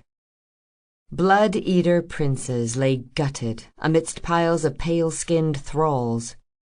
Bone-hags sprawled under pestilent cloaks, their bony fingers still clutching their feudal talismans.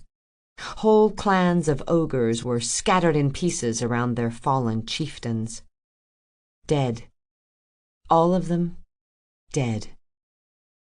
The Brummel horde was defeated, vanquished, utterly destroyed.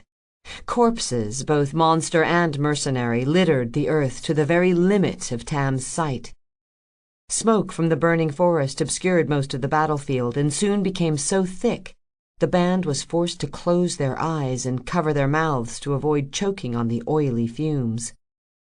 Tam heard Gabriel swear under his breath. "Doshi," he growled. "Take us down. We can't fly in this, and I'd like to know what the hell happened here." Once they'd landed, Gabe and Moog went in search of answers. "Don't go far," Gabe warned them before he left. "Once this smoke clears, we'll head for Slow Hands." He offered Rose a wan smile. "No need to keep Wren waiting longer than she already has."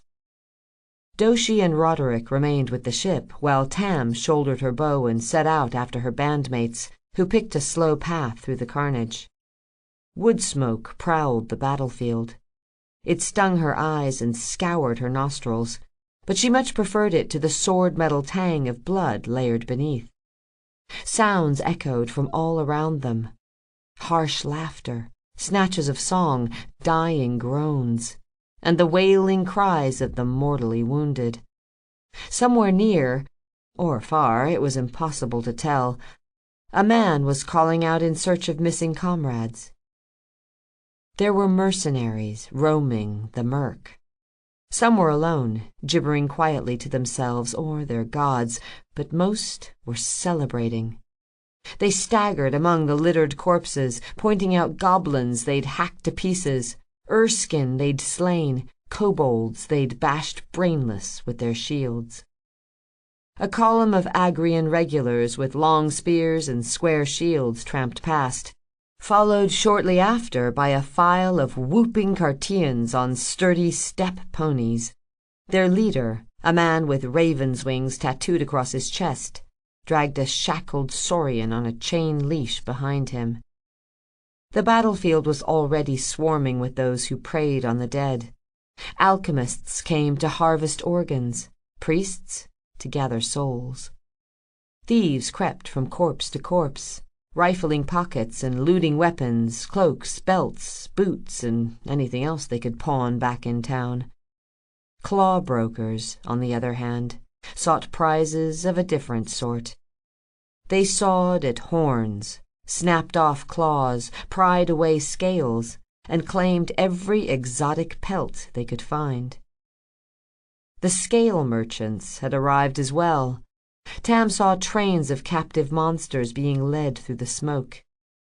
Any creature fortunate enough to survive the day would be taken south to Conthus and sold off to wranglers in search of arena fodder. And of course, there were crows. Everywhere Tam looked were bloodied beaks and glassy eyes, black feathers mired in pooling blood. Her uncle had once likened the battlefield scavengers to distant relatives showing up at a funeral. "There'll be more of them than you can count," he'd told her. "Nothing draws a crowd like a free lunch." And what a feast, Tam thought, picking up the pace so as not to lose the others in the gloom. She nearly tripped over a hydrake's severed neck. The beast was surrounded by scores of dead warriors, their bodies scarred by the thing's corrosive bile. 3 of its 7 heads had been cut off, while a 4th hissed fitfully, not quite ready to believe it was doomed. Rose led them through a forest of felled treants, whose limbs were scattered like brush after an autumn storm, then over the strewn rubble of shattered gargoyles. Harpies and mangled wolf-bats lay where they'd fallen from the sky above. A rot sylph was moaning in the mud. The venomous sac of her abdomen had burst and was oozing noxious fumes. "This way," Rose said, steering them clear. The band found themselves meandering through a herd of slaughtered centaurs. In their midst lay the bodies of trampled mercenaries, and Tam gasped when she recognized the Halfhelm twins, Millie and Lily, among the dead. What if Bran is here somewhere? The thought terrified her so much that she resolved not to glance at the pale-faced corpses any longer, lest she find her dear dead uncle gazing back at her.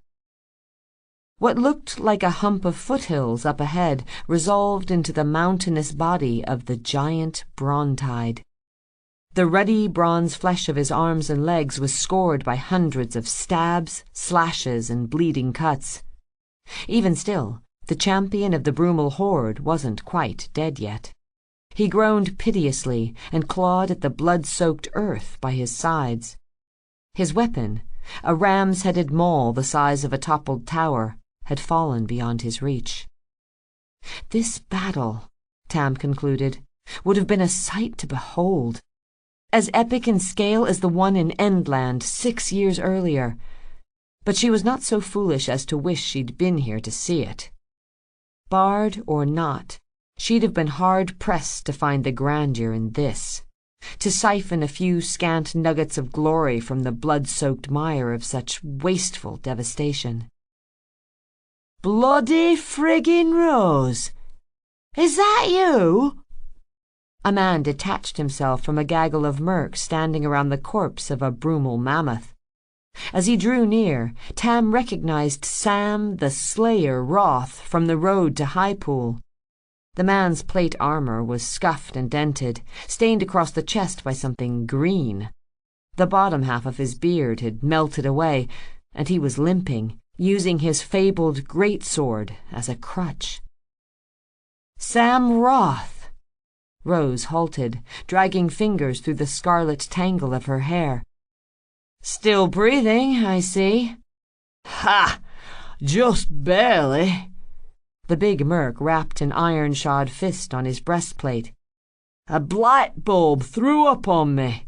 Would have turned me to slop if I hadn't been wearing this. I'm sorry to say my horse didn't fare so well, the poor wretch." Poor wretch is right, thought Tam, recalling how the animal had struggled so mightily beneath Roth's considerable bulk. Imagine carrying this fat fuck all the way here just to get puked on by whatever the heck a blight bulb is. "What happened here?" asked Freecloud. Roth frowned. "You don't know?" "We just got here," Rose said. "Just got here?" The man's bushy eyebrows nearly leapt from his face in disbelief. "Gods of grandeur, woman! You've missed the greatest battle since the Reclamation Wars. A bloody massacre is what happened here." The Slayer spread his arms to encompass the ruin surrounding them. "It was beautiful." "Did you see the Simurgh?" asked Freecloud. "The Simurgh? Frosted fucking hells, are you still on about that?" "We killed it," Rose said.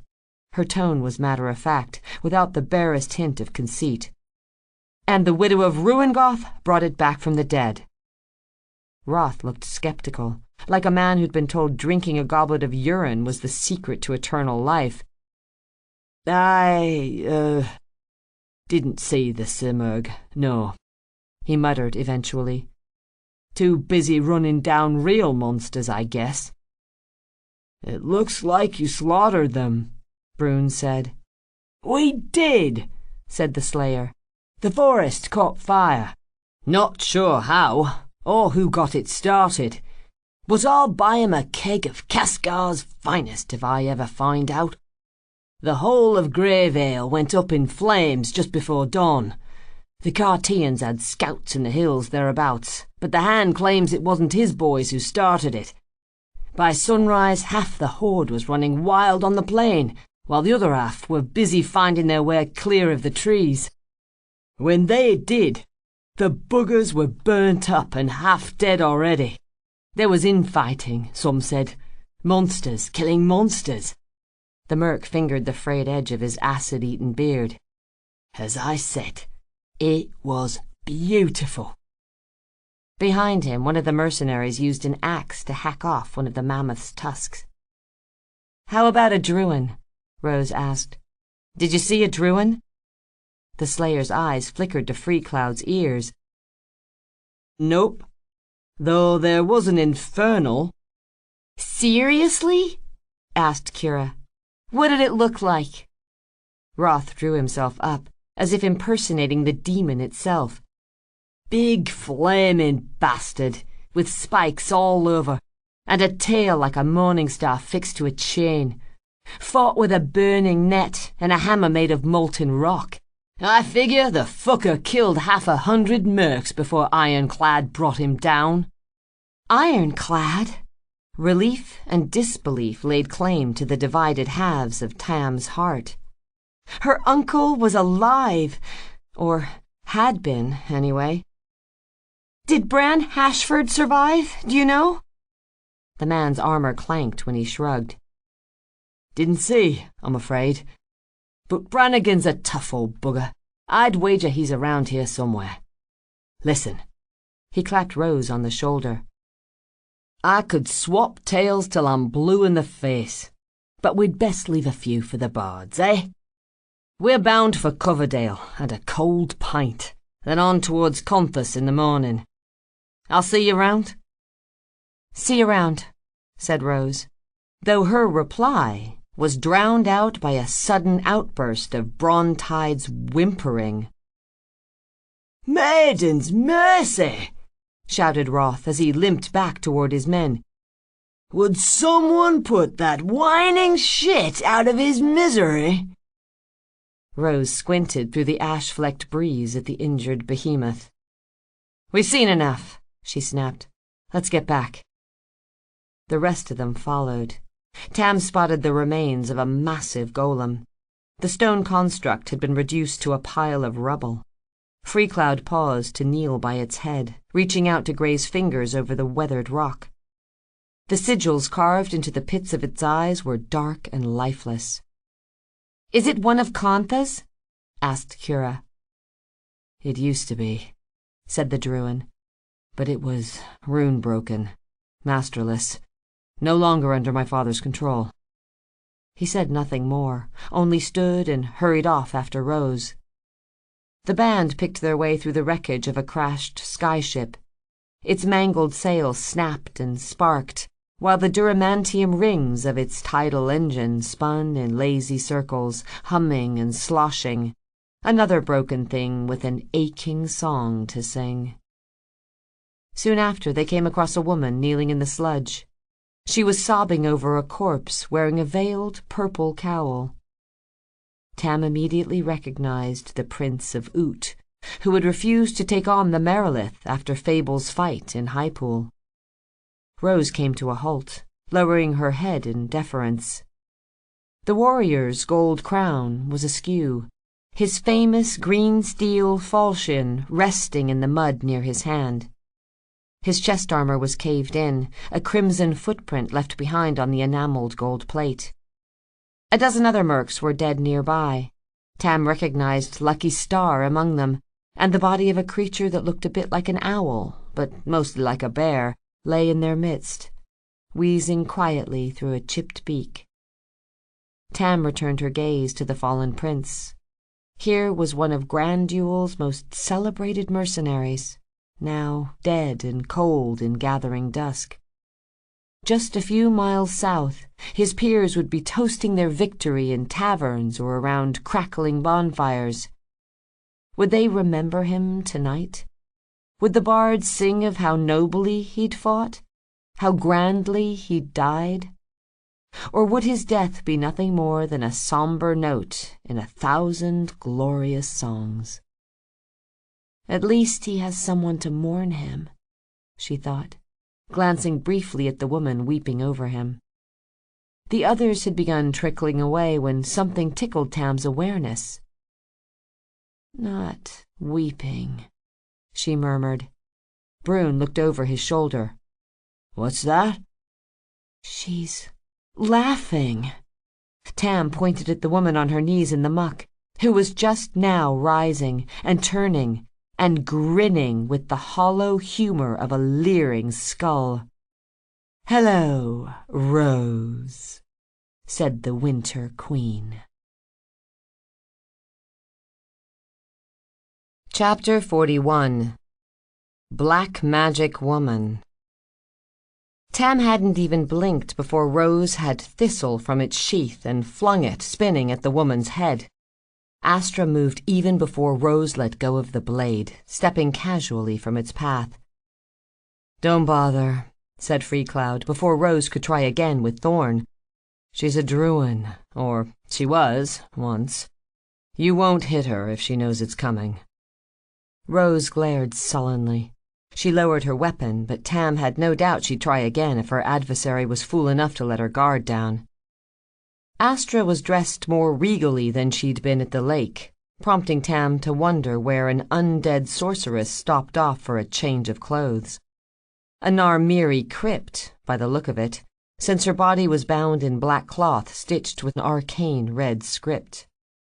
Strips of black silk draped from scalloped pauldrons on either shoulder, stirring languidly on the fetid breeze.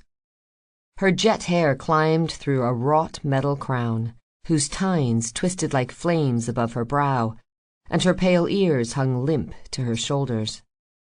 At the Druin's hip was a long blade in a lacquered black scabbard that looked like the evil twin of Freecloud's madrigal. Her eyes were the bruised violet of grapes gone sour, and fixed solely on Rose. "You should be dead," she remarked. "Says the woman who spent the last 1,000 years in a tomb," Rose drawled. She cast a cautious glance into the gloom around them. "Where's your pet?" "You mean Hawkshaw? I sent him on an errand." "Oh," she said breezily when Rose's expression soured. "You mean this pet?" A flick of her wrist summoned a gale that slashed through the curtain of smoke and ash. Golden twilight flooded the plain, gleaming on blood-slick scales and glinting along the edges of shattered arms. But then a shadow blotted out the sky, and the dragon-eater touched down like a cyclone, dead feathers raining from its wings. Tam stood rooted by its white fire gaze, helpless to do anything but wait to be devoured. But then a moan from Brontide drew the Simurgh's attention. It skulked over for a closer look, dragging its dusky plumage like chains in its wake. Every step it took caused a tremor beneath Tam's boots. When Brontide caught sight of the Simurgh, he froze. His hands, so huge they could have slapped castles to rubble, began trembling, and he drew a rasping breath. "Please," he managed, before the Simurgh's lion-lizard jaws closed around his throat. Tam heard the wet crunch of cartilage breaking, saw blood foam between the monster's teeth, then looked away as it pulled Brontide's throat apart in grisly strands. Someone, somewhere, was yelling, many someones, actually, through the haze of falling ash. Tam saw mercenaries running for their lives toward Coverdale. As if Coverdale is far enough, she thought morosely. As if anywhere is. Astra's voice brought her back to the battlefield. "They still get hungry, you know. The dead, I mean. I have no idea why." "What do you mean, they?" asked Kira. "You were dead as a boiled egg until 6 years ago, remember?" The Druin's head tilted a fraction. "No, I do not remember being dead. I was murdered by slaves as the Dominion burned around me, and I woke to find the ancestors of those slaves floundering in the Empire's ashes. My husband," she spoke the word with disgust, "who promised that he and I would live as gods forever, was dead."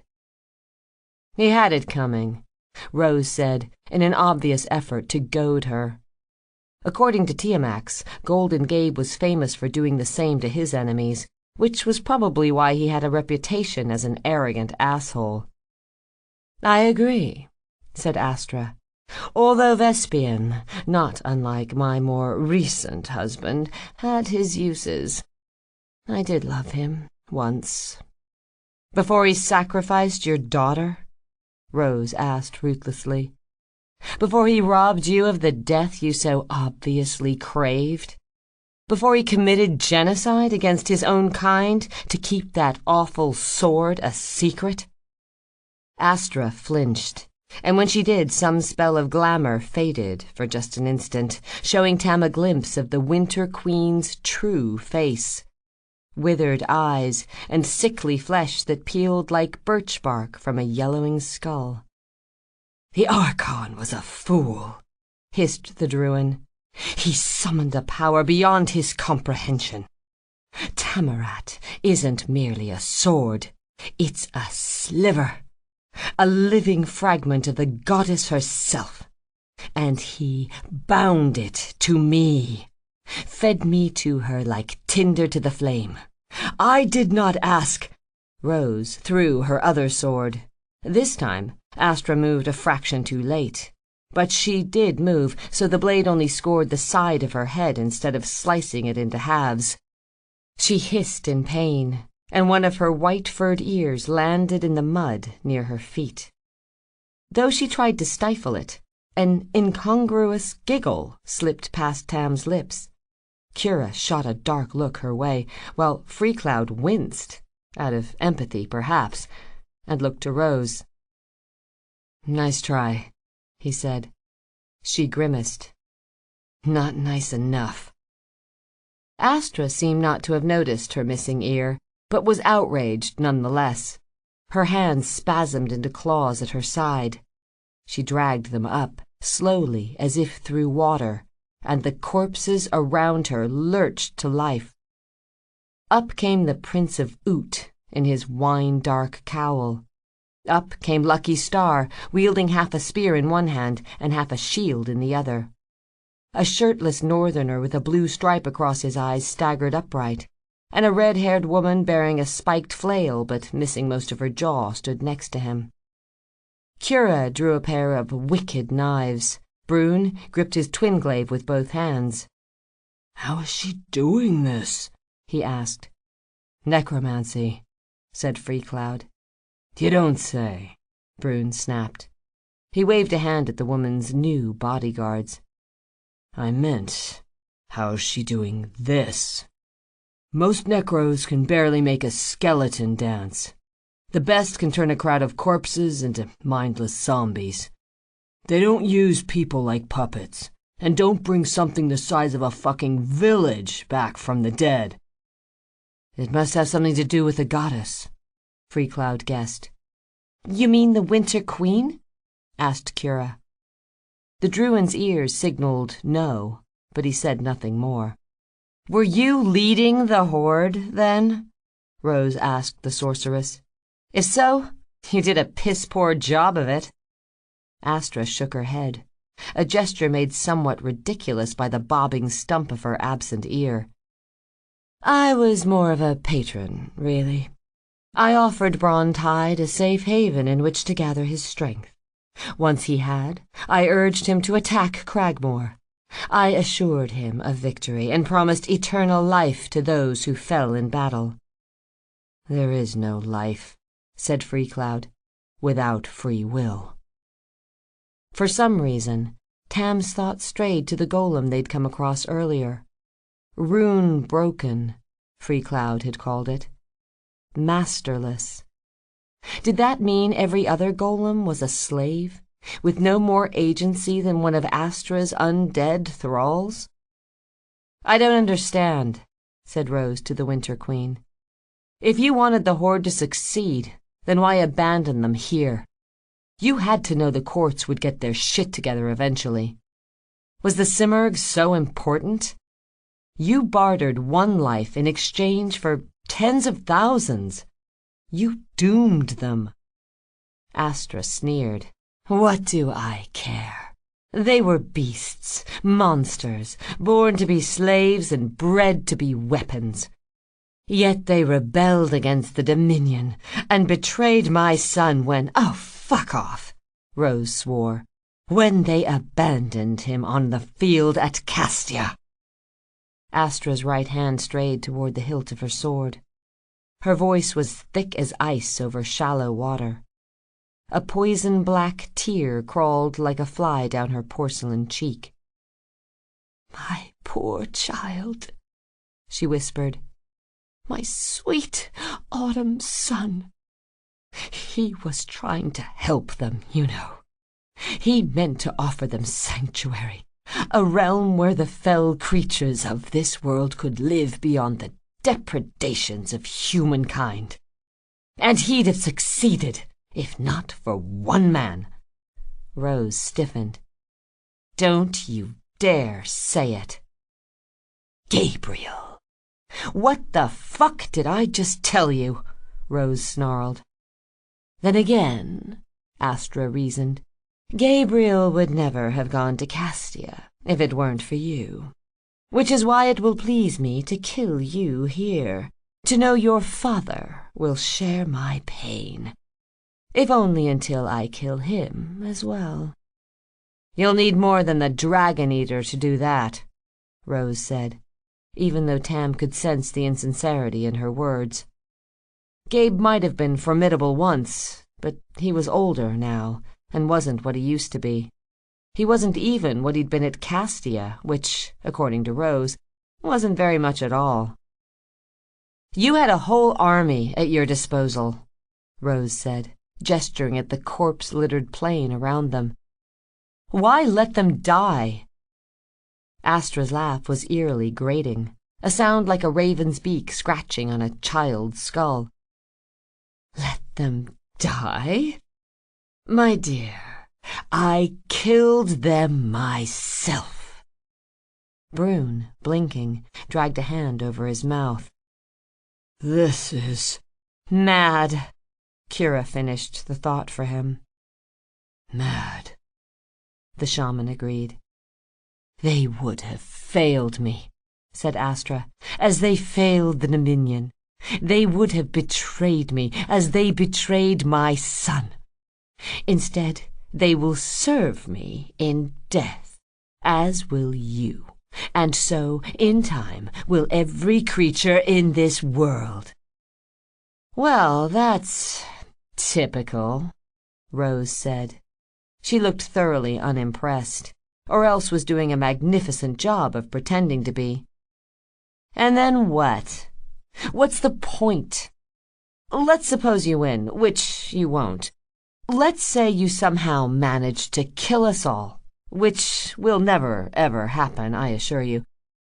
Are you so desperate to rule the world that you don't care if your subjects are dead? You mistake me, said Astra. I have no intention of ruling the world. I am going to end it. It felt to Tam as if the ash in the air had become a swarm of buzzing insects, scrabbling against her skin, burrowing into her flesh. Her blood was as cold as ice. A frantic animal fear curled its claws around her heart and squeezed. Freecloud spoke, obviously shaken. You will bind every life to yours? And then free myself, Astra sighed, from this immortal coil. Tam couldn't believe what she was hearing. She's not that powerful. She can't be. So far as Tam knew, all magic, from Kira's summoning to Brune's shamming, came at a cost. Power always had a price, and she imagined necromancy was no different. But what if Astra had already paid that price? Or what if the purse belonged to someone or something else entirely? A word wriggled in her mind like a maggot. Tamarat. Despite her rising panic, Tam was about to reach for an arrow and try, however futile the attempt might be, to kill this mad, sad woman before she could make good on that terrible promise. But then Rose pointed toward the woman's feet. You dropped your ear, she said. And Astra, who'd been an empress, then a goddess, and whose dark sorcery now threatened to snuff out every soul in Grandule, looked down like an idiot. Chapter 42. The White Feather Bolt. Rose lunged at the Winter Queen, arms outflung, summoning her swords to hand. They came spiraling from the muck. Except Lucky Star knocked one aside with her shield, and the blue-striped mercenary stepped fearlessly in front of the other. Unexpectedly weaponless, Rose managed to stop short as the jawless woman swiped her spiked flail in an arc before her. The Prince of Oot darted forward, falchion in hand. Rose stumbled backward, twisting to get away. Madrigal sang from its scabbard, carving smoke into shreds as it deflected the Narmiri blade. Freecloud kicked the prince in the chest and launched him backward. Brune stepped up to cover Rose's retreat. He wrenched Cthulhu into halves, using one to foul the flail's next strike and plunging the other through Half-Jaw's neck, effectively severing her head. Tam moved without thinking. She shrugged Duchess free, tore an arrow from her quiver, and Astra drew her sword. And the sound it made, the piercing shriek of a madwoman howling beneath a torturer's knife, startled Tam into fumbling her arrow. The Druin plunged the sword's point into the ground, and the bard could see something in the lurid green surface of the blade. Hands scrabbling, a face twisted in anguish. But then Astra's voice steamed from the earth all around them. "Rise!" she commanded the corpses at their feet. And they did. All of them did. Things that had been men and women, things that had been orcs and Erskine and steel-masked gibberlings, things that wore the grey flesh of ogres, the long manes of Ixil, the mangy fur of savage gnolls. Everywhere Tam looked, monsters and mercenaries were clambering to their feet, limbs askew, wounds weeping, crow-pecked eyes burning white. The air thrummed with the flap of beating wings as the birds feasting on the dead took flight, a cloud as black as the smoke itself. "We need to run," warned Kira. "I have to kill her," Rose growled, gauntlets blazing. Thistle slammed into her open palm, but Thorn was hilt-deep in the blue-striped northerner. He was gripping the weapon with both hands, pitting his own strength against whatever ancient Druin magic imbued the blade, which proved unwise, since ancient Druin magic dragged his dead ass several feet through the air, put Thorn's hilt into Rose's hand, and left him at her mercy. And so, mercifully, she cut his head off. Rose hefted her scimitars. "If we kill her—" "We can't!" Kira shouted. "We'll never reach her!" Already the Winter Queen was screened behind dozens of shambling thralls. The Simurgh raised its gore-smeared maw as the giant beneath it began to stir. "I hate to say it," Brune hollered, "but Kira's right." Rose threw a pleading glance at Freecloud, who just hacked not-so-lucky Star into several gory pieces. The Druin looked from Rose to where Astra stood hidden behind a wall of walking dead. "We should go. Now." Rose cast a despairing glance behind her before closing ranks with her bandmates. "Brune and Freecloud, have our flanks!" she yelled, leading them away at a jog. "I'll take point. Tam, put an arrow in whatever comes at us from above."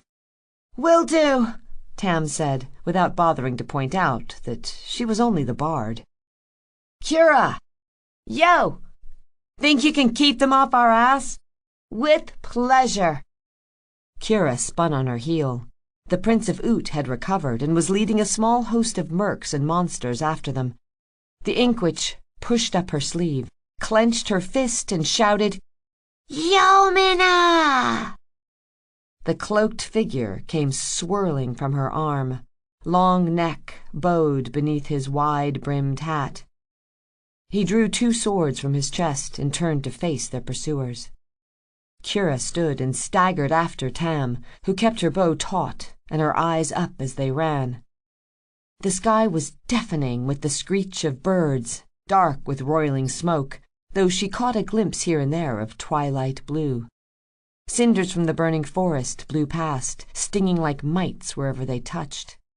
From somewhere, from everywhere, came the keening wail of Astra's phantom sword. Something resolved from the murk before them, large and lanky, with 6 arms, 2 jutting horns, and a mouthful of squirming tentacles. Rose's swords were spinning in her hands. She reversed her grip and leapt without slowing, plunging both blades to the hilt in its chest and tumbling over its falling corpse. One of its squirming tongues reached for Tam's ankle as she passed. She stamped down hard, and it burst like a worm beneath her boot. On they ran. Brune, wielding one half of Cthulhu in either hand, smashed his way through a pair of grasping skeletons. Madrigal hummed like a harp string as Freecloud cut the legs from a warg with an axe wedged into its head. Rose fought like a berserker up front, her blades a blur of blue and green, as she dismembered a pair of spear-wielding lizard men. All around them was chaos. Living mercenaries grappled with dead mercenaries. Claw brokers ran for their lives. Corpse pickers became corpses themselves as their prey lurched awake beneath them. Tam could feel the ground quaking, and a hurried glance over one shoulder confirmed the worst of her fears. The Simurgh was on the prowl. It slunk across the smoke-screened battlefield like a hunting cat, devouring the Winter Queen's enemies whenever it found them. Now and again, Tam caught sight of Yomina stalking through the gloom nearby, hacking and hewing through clots of Astra's thralls. Kira plucked at her sleeve. "Tam! Heads up!" The bard aimed her bow at the sky and found a harpy bearing down on them. The bird woman's body was riddled with arrows, so Tam tried putting one through her face instead. That did the trick. She dropped like a stone and landed in a heap behind them. "Good girl," said Kira, and something in Tam's belly blazed like a wind-blown ember at the summoner's praise.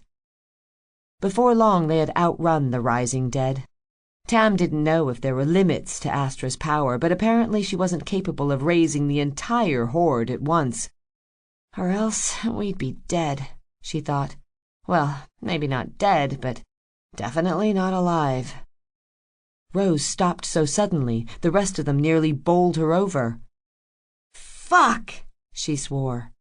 Brune swiped hair from his eyes. "Fuck what?" "Fuck me," Kira hissed. Gabe and Moog were just ahead. The wizard was tending to Roderick, who was using a white silk scarf to stanch a wound on his head. One of his curling horns had snapped off in the middle, and the old glory was gone. "Doshi stole our ship," said Gabriel. "The salt-spawned shit-eater kicked me overboard," Rod exclaimed. "I'll kill him. I'll wring his thieving neck." Brune pointed at the booker's head. "You're down a horn there, brother." "What?" Roderick fumbled at his missing horn, and his jaw dropped almost to his knees. "Vale's bloody cock, I am." Freecloud went to kneel beside Roderick, while Gabriel rushed to his daughter's side, scanning her for any sign of injury. "Rose, are you—" "I'm fine," she said. "What's happening here?" Gabriel asked her. "Did you find Astra?" "We did," Rose told him. "I'll explain later. We need to get out of here, right now." Gabriel chewed his lip. He glanced worriedly at Moog, who was panting heavily, clearly exhausted. "Clay's place is halfway to Conthus. We should try—" He broke off suddenly, as something split the air between him and Rose. Tam turned, aghast, to see Hawkshaw striding toward them. The smoke fled his approach like shadows from a burning brand. The warden tripped the firing mechanism on his crossbow and leveled it once again at Rose. The sound of that bolt releasing was the loudest thing Tam had ever heard. Every one of Rose's bandmates moved to put themselves in its path, though none of them, not even Freecloud, was near enough to do so. Only Gabriel was, and a heartbeat later he sagged to the mud with a white feathered bolt buried to the fletchling in his chest. His daughter went to her knees beside him, her swords falling from senseless hands. Freecloud was on his feet, sprinting toward Hawkshaw.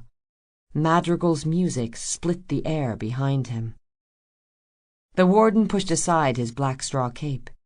He drew the crude bone sword from the loop at his waist and gripped it with both hands as the Druin came on. "I'm sorry," he croaked. "I can't."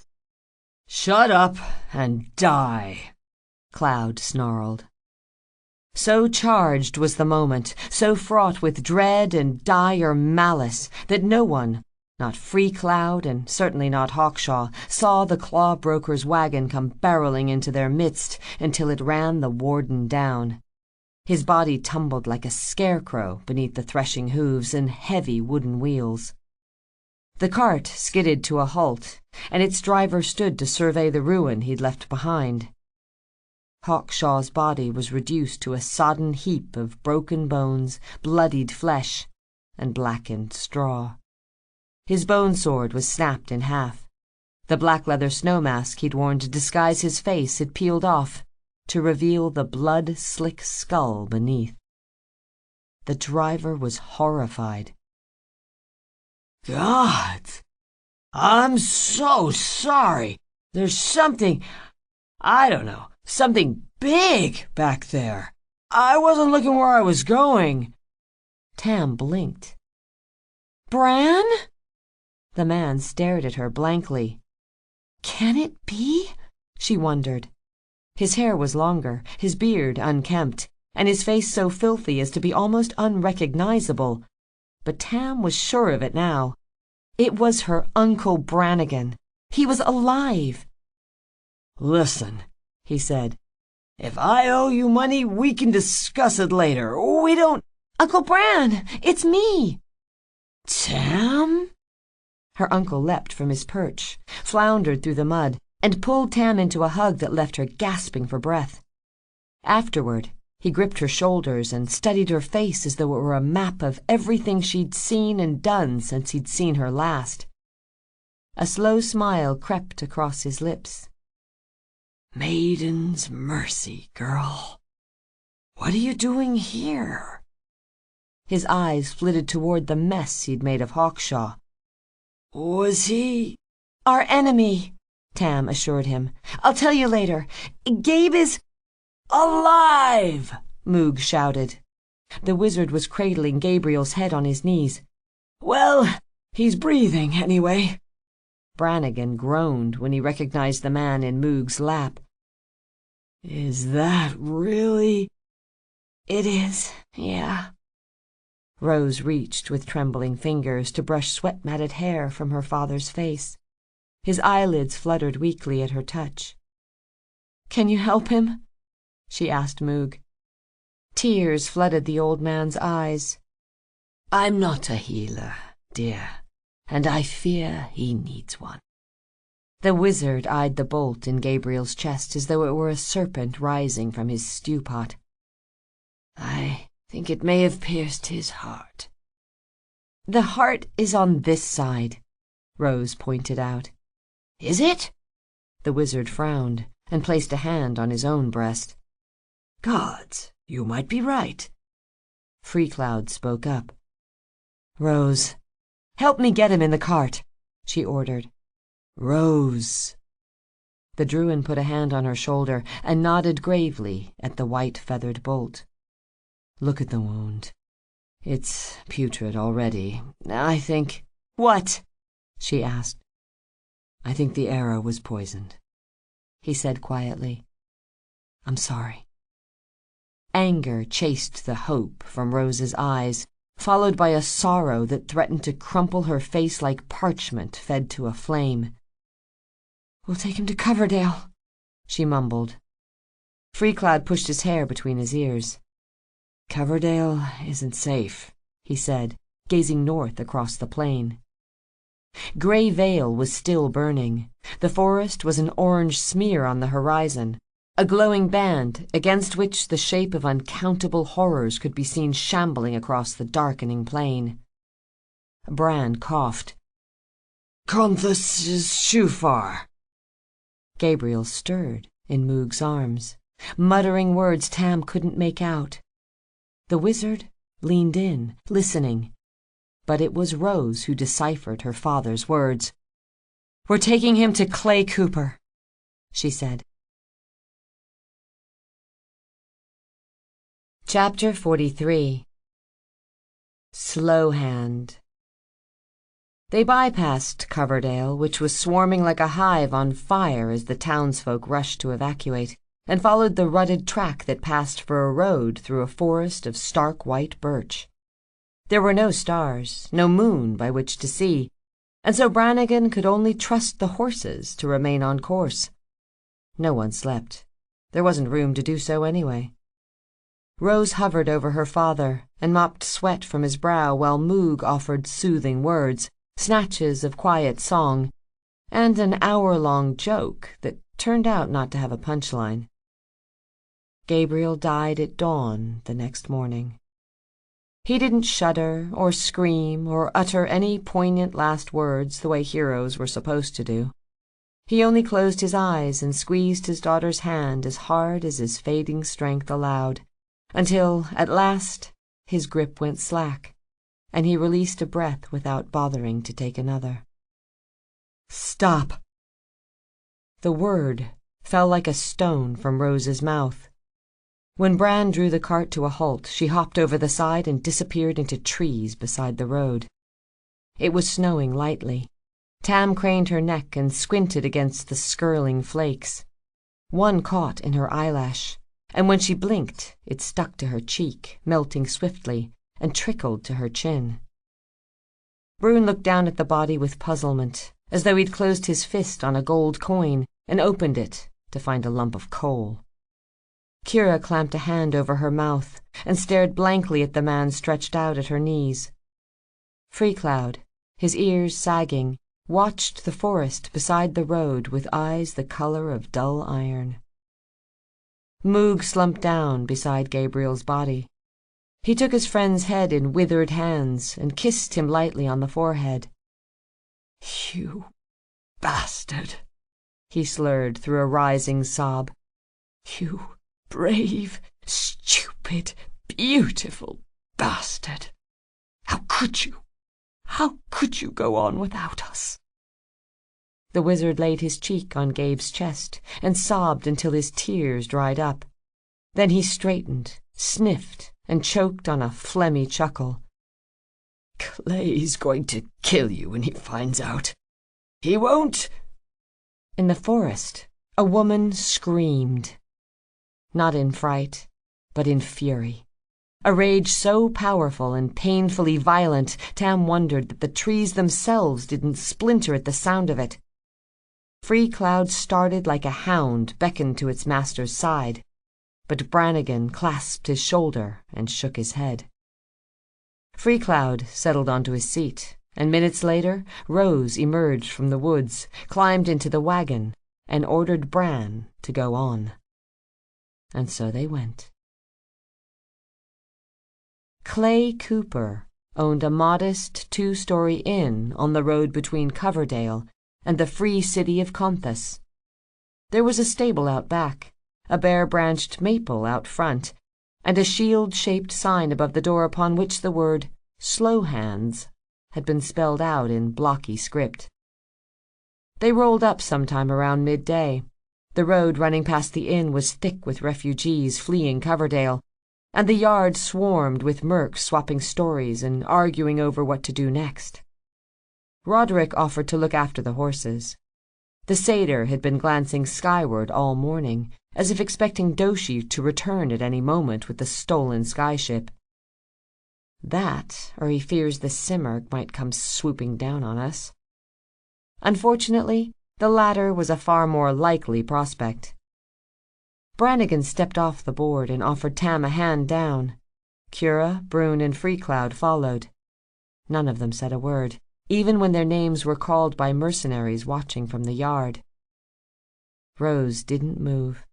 She was kneeling at her father's side, as she had since she'd returned from the forest. She'd shed no tears, and might have been watching paint dry for the lack of expression on her face. But the sound of her scream still echoed in Tam's memory. The mood on the lawn was changing perceptibly from generally chaotic to genuinely curious. Traffic on the road congested further as passers-by slowed for a look. Tam heard 100 voices whisper Rose's name in the sudden hush. And another name, too. The inn's door opened, and a man stepped out from inside. He was big, taller than Freecloud, broader than Brune, but aside from his size, and a vicious-looking scar slanting across a punched-up nose, he was otherwise unremarkable. Brown hair, brown eyes, a brown beard shot through with flecks of steely gray. Clay Cooper, Tam assumed, whom the songs called Slowhand, when they called him anything at all. Gabe's faithful friend was Saga's least notorious member, barely a footnote in every story Tam had heard featuring Grandule's greatest band. He struck an imposing figure now, she thought, glowering beneath the granite brow. Moog drew a shuddering breath. "I'll go," he said. "I'll tell him." The wizard climbed down from the wagon and ran a trembling hand over the bald crown of his head, then tottered up the beaten lane toward the step where Slowhand waited.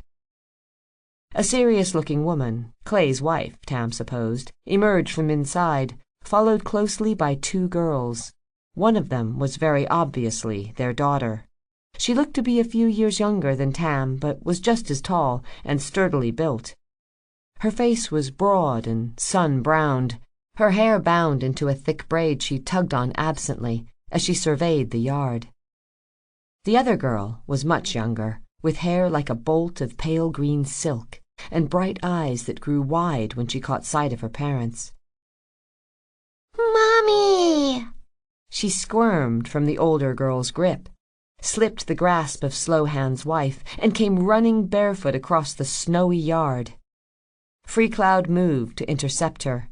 He scooped his daughter up and whispered something into her ear before carrying her off, away from the wagon, and the woman grieving within. Moog finally reached the inn's step.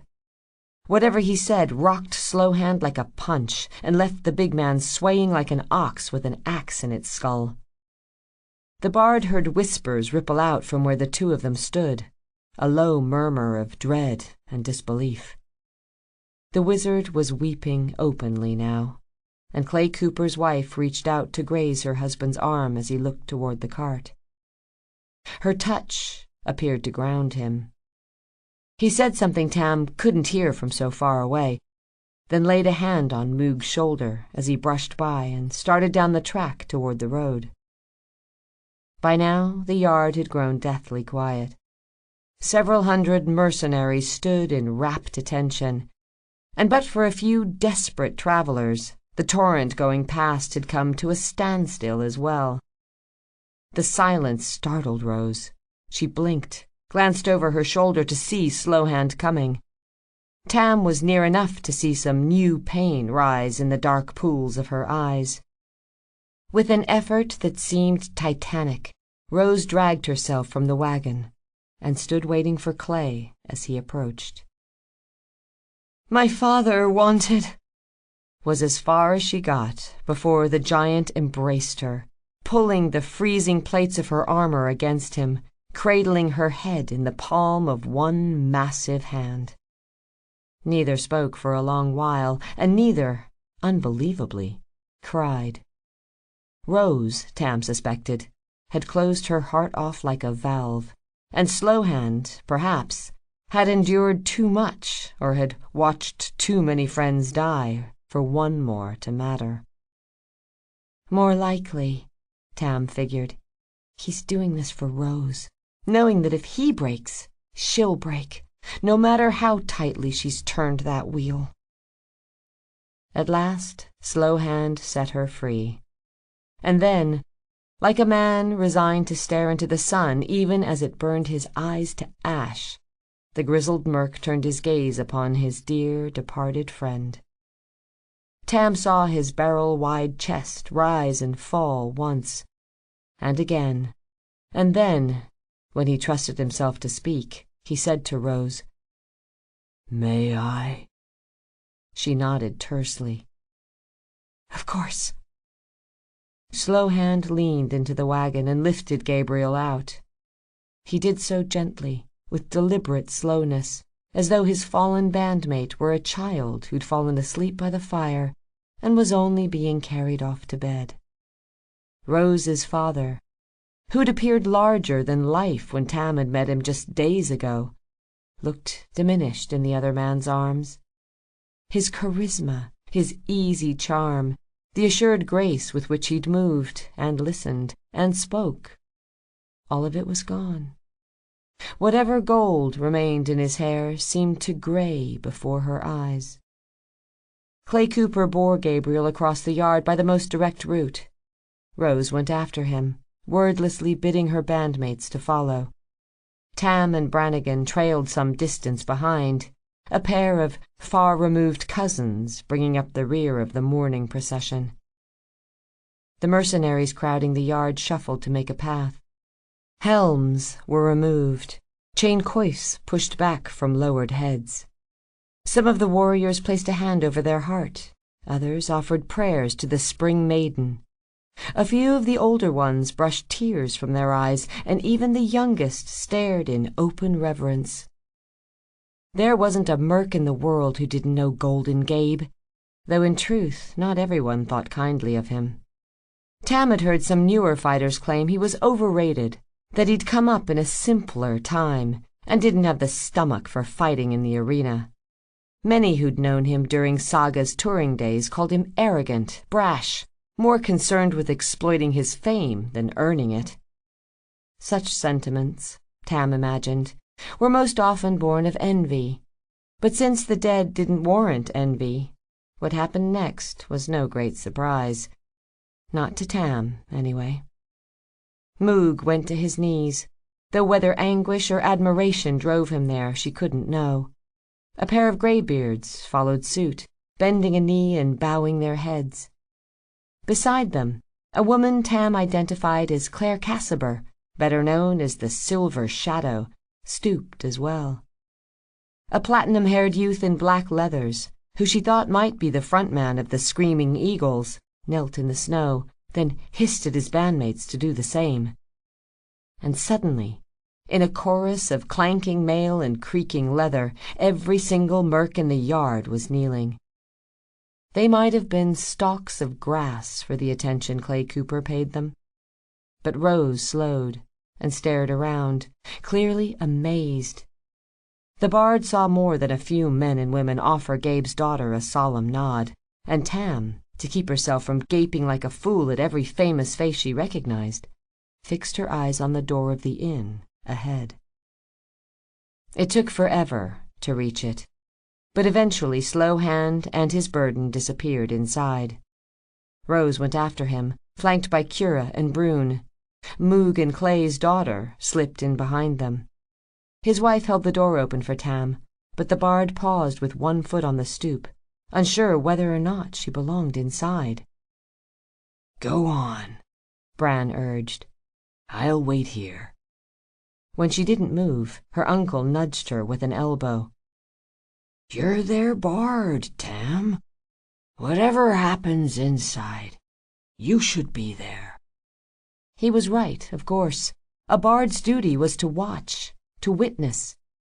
For Tam to turn an eye when glory faded, when heroes were forced to endure heartbreak and hardship no strength of arms could overcome, was to betray that duty. Tam stepped through the door. She never sang about what happened beyond that threshold, nor spoke of it to anyone who wasn't present themselves. What was obvious, though, to those who knew her before and after that morning, was that the woman who emerged was distinctly changed from the girl who'd entered.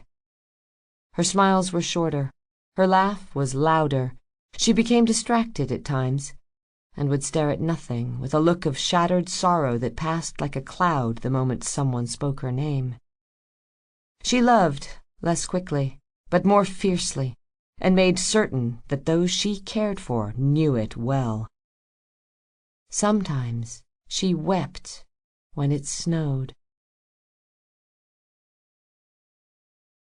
Chapter 44. Ashes on the Wind. Tam was asked to look after Wren while the others built Gabe a pyre. The young sylph, who was so chatty it was a wonder she found time to breathe, led the bard into the stable out back. All these were full yesterday. Wren indicated the dozens of empty stalls nearest the door. But Auntie Ginny is a horse trader, and she traded them all for money. Except, some people didn't have any money, but she gave them a horse anyway and told me not to tell Uncle Clay. She whirled on the bard. So don't tell Uncle Clay, okay? Uncle Clay? Tam pretended to ponder something. Is he the great big one with the long scar on his face? That's him. He got that scar from falling down some stairs. I bet he did, Tam thought with a wry grin. The girl scampered over to a black stallion whose mane and tail were dyed a deep red. This is Mommy's horse. His name is Heartbreaker, and he only lets girls pet him. See? She stroked the stallion's nose in demonstration, then pointed at a snow-white mare in the stall next door. And this is Green Sea. She's Daddy's horse, but Ginny lets me ride her sometimes because she's very gentle. Tam's smile widened in the dim lantern light. Here is Tally's horse. Wren patted the nose of a speckled brown and white palfrey. She calls him Bert. And this big brown one belongs to Grandpa. She's really mean, though, and she bites everyone. And she doesn't like Grandpa very much at all. Sadness slipped like a blade between Tam's ribs, but she kept her smile intact for the girl's sake. What's her name? Valerie. Oh, and look over here. Moog had left the inn a while earlier. To decompress, he'd said, whatever that meant. And now Tam picked out his white fringe and beard in the gloom at the rear of the stable. The wizard was vigorously scratching the head of something in one of the larger pens. These are Uncle Moog's owl bears, Wren announced. Before Tam could ask what the hell an owl bear was, she saw for herself, and realized she'd seen one dying on the battlefield north of Coverdale. True to their name, they resembled nothing so much as brown feathered bears with sharp black beaks and round yellow eyes. One of them squawked as Tam approached. The other purred like a cat beneath the wizard's scratching fingers. The big one is Gregor, Wren told her, and the little one is Dane. Tam wouldn't have called either creature little, seeing as though both of them were taller at the shoulder than she was, though one wasn't quite so massive as the other. Are they your pets? She asked Moog. My dear companions, the wizard replied, with nothing but a sniffle to show for his earlier grief. I wouldn't normally coop them up like this, but every mile between here and Conthus is swarming with mercenaries who might mistake them for enemies. He withdrew a cluster of badly bruised bananas from the gods knew where and dangled them in front of Wren. Would you like to feed them? She nodded enthusiastically. Please! Tam scowled. They eat bananas? Moog shrugged his bony shoulders. Everything eats bananas. While Wren and the wizard lobbed unpeeled bananas into the owl bear's gaping beaks, Tam moved into the gray light by the stable door. The day was growing colder. Her breath steamed white in the frigid air. They were done building Gabriel's pyre, she saw, a pile of splintered chairs beneath a heavy oak table, and mercenaries were beginning to gather in clumps nearby. She saw Lady Jane standing at the edge of the crowd, and recalled her admitting to robbing Gabe once upon a time. They'd become friends since, Tam guessed, since she'd rarely seen someone look so lost while standing still. The silk arrows, rainbow bright in their garish attire, were gathered around her, but their numbers were diminished since Tam had seen them last. Tam heard the scuff of a boot on the stable floor. Turning, she found Clay's daughter standing at her shoulder, gazing north. The sky above them was partitioned into halves, the pale gold of morning and the lavender wash of dawn. To the north, dark clouds, snow clouds, piled the horizon. Wind-blown ribbons of black smoke reached southward like the fingers of some spectral hand. Tally had got hold of her braid and was tugging it idly. The girl's knuckles were scabbed, and her nose, in profile, bore the telltale kink of having been broken at least once. Despite her size and sturdy frame, she didn't strike Tam as the aggressive sort, and her parents, from what little Tam knew of them, seemed incapable of raising a bully. She assumed, then, that Tally had come by her injuries honestly, perhaps in the course of standing up for someone incapable of looking out for themselves. "We all have a bit of our fathers in us," Tam thought, admiring the girl in silence. "What?" Tally asked, when she caught the bard staring. "Nothing." Tam returned her attention to the sky up north, fearing to see the first harbingers of Astra's undead horde winging toward them. "How far is it to Conthas?" Tally shrugged. "A few days. Less if we ride hard." "Oh, we'll ride hard." "Do you think they know what's coming?" Tam wondered. The girl's brow furrowed. Her knuckles went white on the braid in her hand. "What is coming?" The bard considered the question as she peered at the distant storm. She didn't want to scare the girl, but it wouldn't do to sugarcoat it either. "Hell," she said, finally. To Gabriel's credit, and despite the looming threat of an undead horde shambling south to kill them all, close to 1,000 mercs, bards, bookers, and teary-eyed admirers were on hand to watch him burn. Cremation, of course, was a necessary precaution, since burying dead heroes seemed inadvisable when a necromancer queen was on the loose. Tam stood shoulder to shoulder with Cura, whose penchant for dressing all in black was, for once, appropriate to the occasion.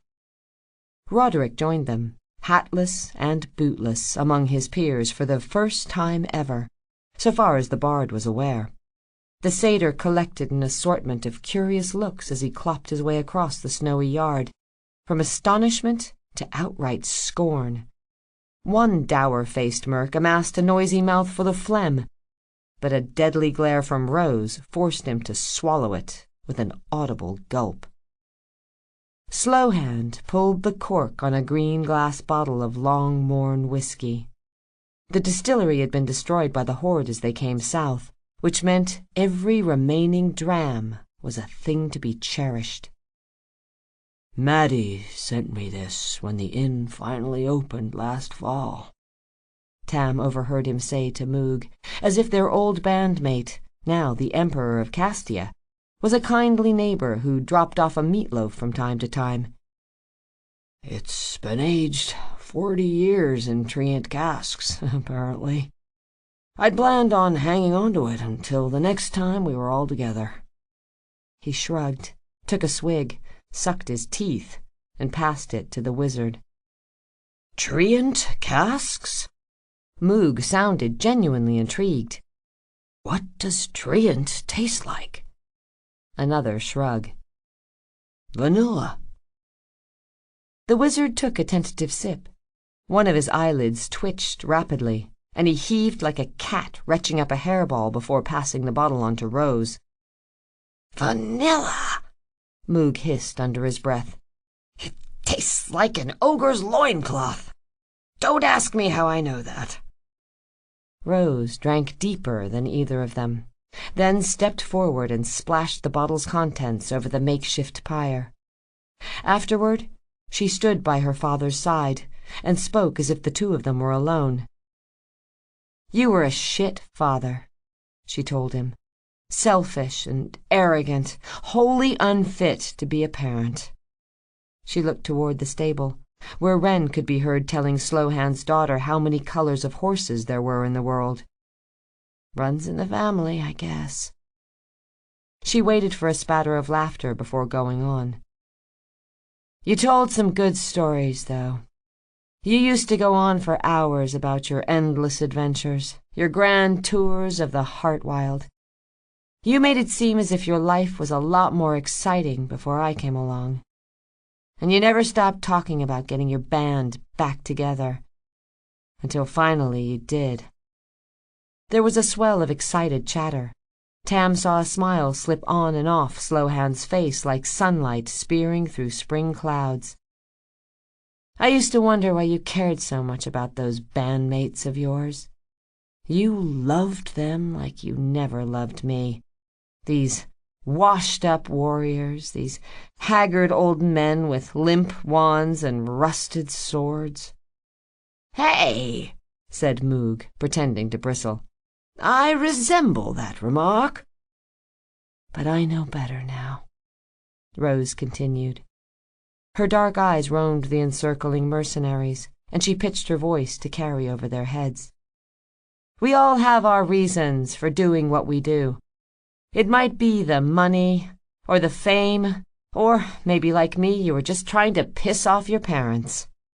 She paused until another bout of laughter subsided. "So we went and joined a band. We left our homes, abandoned our families, and hit the road. We spent every day and night with our bandmates. We ate with them, drank with them, argued over whether or not a hydrate counts as 1 kill or 7. 1, said Brune. 7, Kira said. We slept beside them, fought beside them, bled beside them. We trusted them to watch our backs and save our asses, which they did, time and time again. And somewhere out there, between one gig and the next, something changed. We woke up one day and realized that home was no longer behind us, that our families were with us all along. We looked around at these miscreants, these motley crews, and knew in our hearts there was nowhere we'd rather be than by their side. Rose returned her attention to Gabriel's pyre, reaching to smooth the hair on his head. Glory fades. Gold slips through our fingers like water or sand. Love is the only thing worth fighting for. My father knew this. He loved his bandmates. He lived for them. He would have died for them if they asked him to, without question. Instead, he died for me. A breath. So, I guess he must have loved me after all. Tam had never known a silence so complete. She could hear the snowflakes whisper as Rose stepped away from the pyre and signaled Moog with a nod. The wizard withdrew a small figurine from his sleeve, a bird carved out of dull black stone.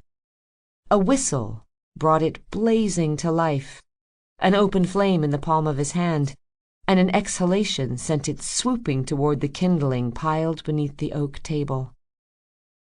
The fire spread quickly, devouring the whiskey-soaked wood.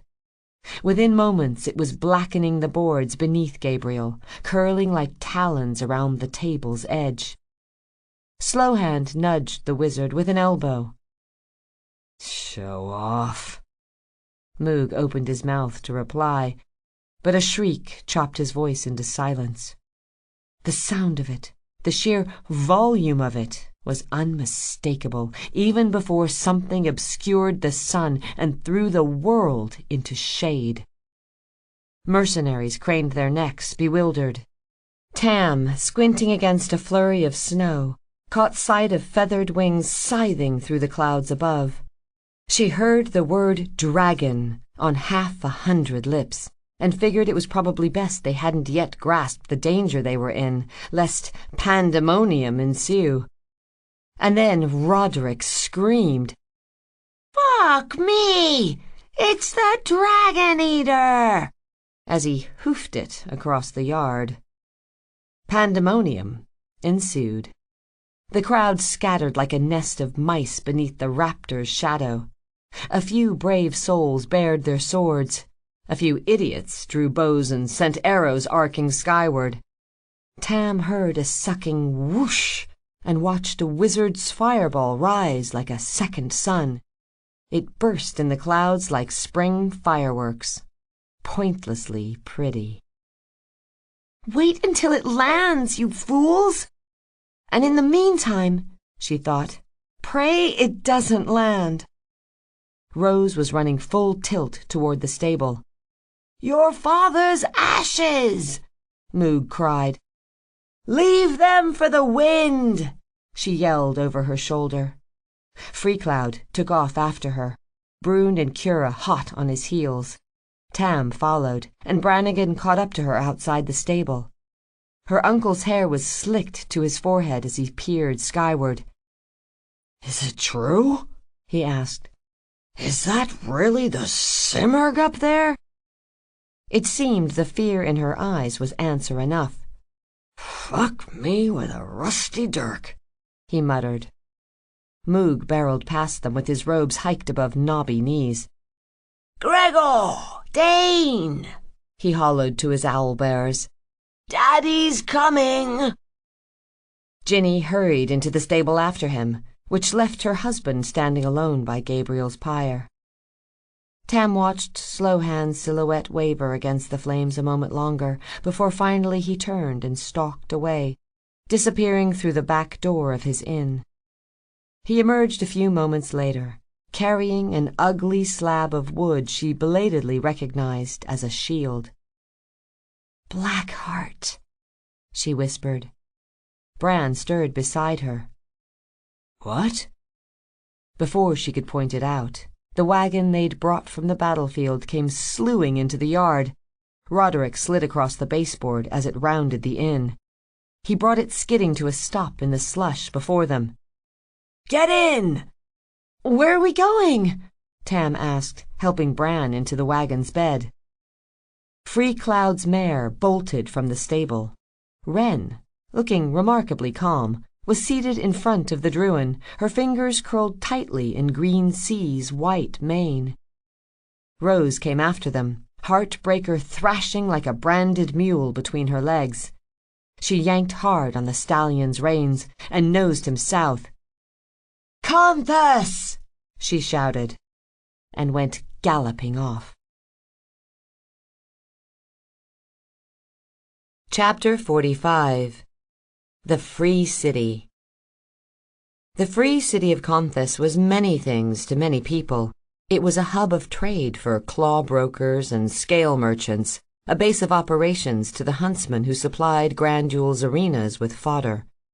Its proximity to the Heartwild made it a natural staging point for bands brave enough to venture into the forest, and a haven for those who returned alive from that awful place. As its name implied, the Free City lay beyond the borders of any court. But a city without rule is a city without rules. Anarchy reigned instead of kings. Chaos governed in place of ministers. Lawlessness and mayhem prowled the streets like wolves, preying on the innocent, devouring the weak. Criminals from all 5 courts made pilgrimage to Conthus, as though it were some holy terminus, a refuge for villainous scum the world over. Despite its sordid state, the city boasted a glorious past. It was here, some 500 years prior, that the company of kings swept away the remnants of the hordes that had overrun the Dominion. In the centuries since, Conthus, formerly known as Conthas, and before that, Conthas Camp, had endured numerous attempts by eastern kings and southern hands to take the city by force. Even the notoriously aggressive centaur tribes gave the city a wide berth, preferring instead to raid towns and villages that weren't, as the horseman put it, Iktish offendal putze, which, roughly translated, meant full of shitty assholes. It was surrounded by 2 walls, both in disrepair, an encircling moat, which served double duty as a communal latrine and a convenient place to dispose of corpses, and was overlooked by a fortress so totally impregnable that no one had the slightest clue how to get inside. Rose and Freecloud led the way toward the city. Roderick and Bran had taken turns driving the claw-broker's wagon, while Brune, Kira, and Tam sat hunched and wet in the creaking bed. Clay Cooper and his family rode just behind them, trailed by a crowd of weary refugees and a few hundred mercs who'd fled with them in the aftermath of Gabriel's funeral. Lady Jane and the Silk Arrows were among those Tam could see, and the bard spotted Sam the Slayer Roth using Fang as a crutch as he hobbled along in his heavy plate armor. The warrior had been mounted on one of Ginny's horses when they set out from Slowhands 2 nights earlier, but either his poor mount had died of exhaustion, or it had wised up and run off while the fat bastard got off to piss. Either way, Tam thought, it's in a better place now. There. Freecloud pointed the citadel out to his daughter as they approached the city. That's where your grandfather lives. The sylph looked confused. But Mommy said he was with the Summer Lord now. She said he could drink wine all day without getting in trouble, and that his hair was yellow again instead of gray. Your other grandfather, Freecloud said. I told you about him yesterday, remember? He's a Druin, like me. Does he have ears like a bunny, too? He does, yes. For once the Druin didn't bridle at the association. But his are droopy, because he is very old. Kira found a smirk and slapped it on. You know what else droops when it gets old? What? Wren chirped. Yes, please, said Freecloud dryly. Tell my 5-year-old daughter what else droops when it gets old. Oh, Kira wilted under the Druin's glare. Flowers? I thought Kantha was a recluse, Tam wondered aloud. Why does he live in the middle of the city? He lives below it, Freecloud told her. Lamnath is sealed. I am the only one to have entered or left it in almost a millennium. Tam eyed the ancient Druin citadel, its shadow stark against the morning sky. Your father sent you to treat with Lastleaf, right? He must think you're dead. The Druin's smile was sickle sharp. I'd be surprised if he knows I'm gone, or even remembers he sent me away in the first place. My father was never especially considerate of others, and 9 centuries of isolation has made him even less so. Freecloud returned his gaze to the hilltop fortress. He didn't look especially happy to be going home. Solitude can do troubling things to a mind. There were 2 armies camped outside Conthas. To the east lay the green and gold tents of Agrian regulars, arranged in ordered rows that reminded Tam of the vineyards she'd seen in the hills west of Highpool. To the west, scattered like the ashes of a kicked fire, were the yurts of Cartian clansmen. Brune pointed out the wind-whipped pennant of the High Han himself. The Han fights alongside his army? Tam asked. The Cartians are more like a mounted mob than an army, replied the shaman. But yeah, the plainsmen value strength and prowess above all else. If a Han doesn't fight his enemies, he'll end up fighting his friends. Tam shifted on her seat. Her rump ached after a night of rutted road and Roderick's careless driving. She would have sworn the satyr aimed for the potholes. Can a Han be a her? She inquired. Brune blew into his hands to warm them. Of course. Ever heard of O'Gara? Tam shook her head. They called her the Howling Han. She was among the most feared warlords of all time. She conquered the bottom half of Agria and the northern half of Narmir before she died. How did she die? The shaman frowned. recklessness, greed, the usual suspects. She set her sights on the Narmiri capital and had the bright idea to march directly across the Crystal Flats. Took 30,000 riders with her and just disappeared. To this day, the Cartians call the east wind Aughera, and say it carries the cries of the Howling Hand's thirst-crazed warriors. "How do you know all this?" Tam asked. Brune shrugged. "Drunk Cartians tell stories," he said. By now they had come to the city's outer east gate, called the Courtside Gate, which was thronged with refugees seeking safety behind the walls, and mercs eager to slake their thirst at the local dives. Rose wielded Heartbreaker like a bludgeon, using the stallion's head to force a path through the press of parked argosies and overburdened wagons. Rough-looking men wearing soiled red tabards over rusted chain hauberks stood on either side of the entrance, collecting a toll on behalf of someone called Tabano. Most likely some jumped-up "Gutter boss," growled Kira. "Fucking shit-eating rats," she added, in case it was unclear what she thought of those who extorted desperate people with nowhere else to turn. One of Tabano's thugs sneered at Free Cloud as they approached. "Rabbits are extra, chap. That's a full crown for you, and 2 coppers for—" He paused as he caught sight of Wren's face beneath her hooded cloak. "What have we here?" "A half-breed runt," said one of his cohorts, sauntering up. "And a girl, no less." He withdrew a court-mark coin from the purse at his waist and offered it to the Druin.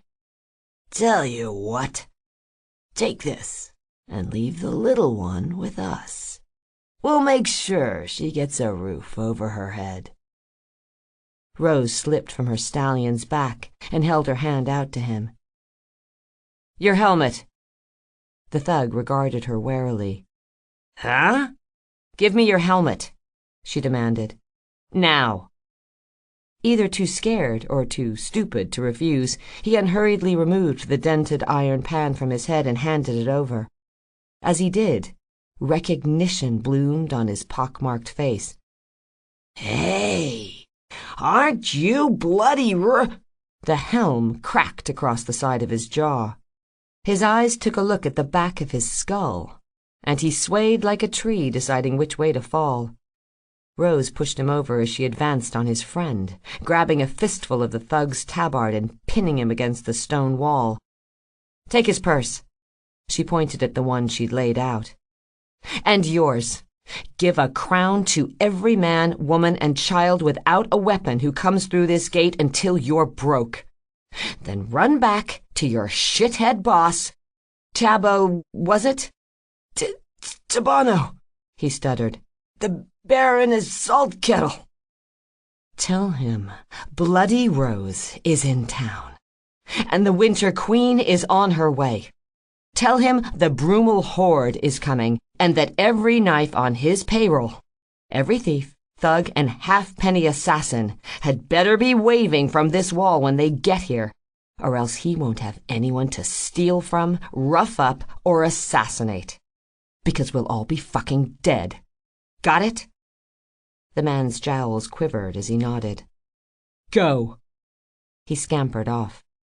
Rose remained on foot, leading Heartbreaker by the bridle through the outer city.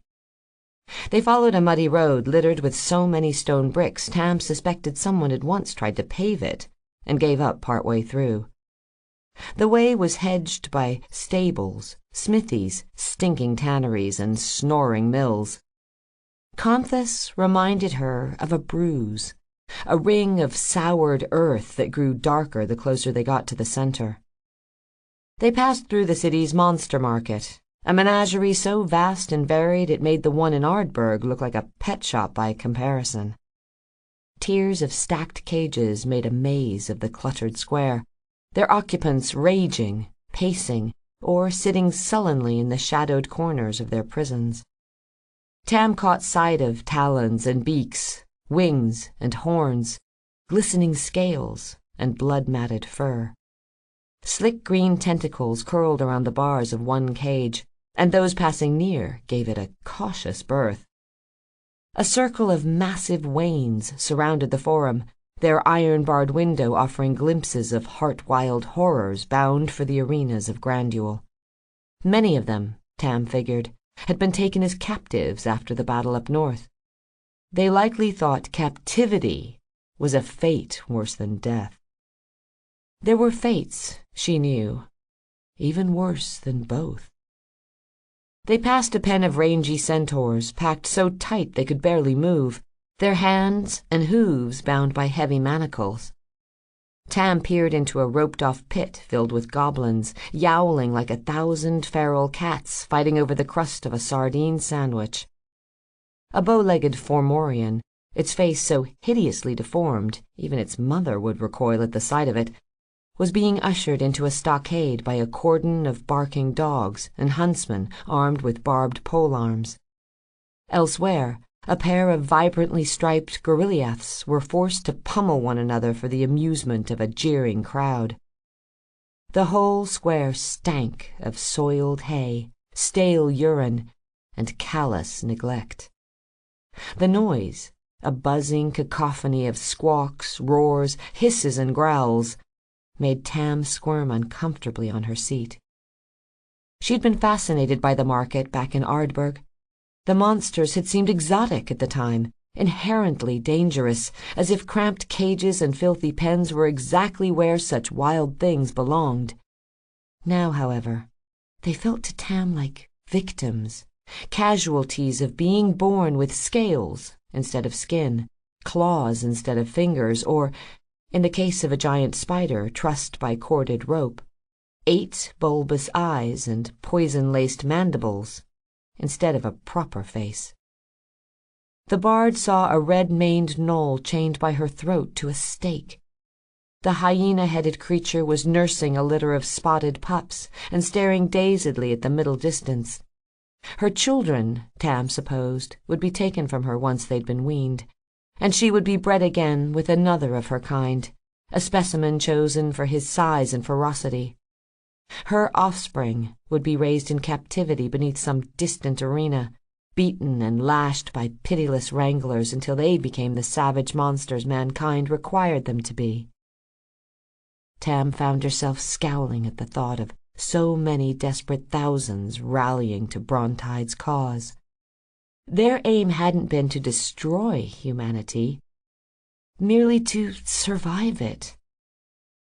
Clustered like crows around the next gate were goons of a different sort, pale-skinned priests with shorn heads and soiled white robes. When their leader turned her way, Tam nearly leapt out of her seat. His mouth was sewn not quite closed by a grill of polished bone piercings that stretched his lips into a gruesome, lunatic smile.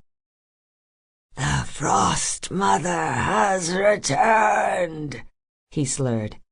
"Let the fires die. The candles burn to stubs. Let nothing remain but ash and smoke to mark their passing." "Ash and smoke," groaned a woman at his side. "Fuck your ash and smoke," Kira swore, and the man's hollowed eyes snapped in her direction. "Rejoice," he howled, his lips taut behind the bone cage. "Our queen is coming."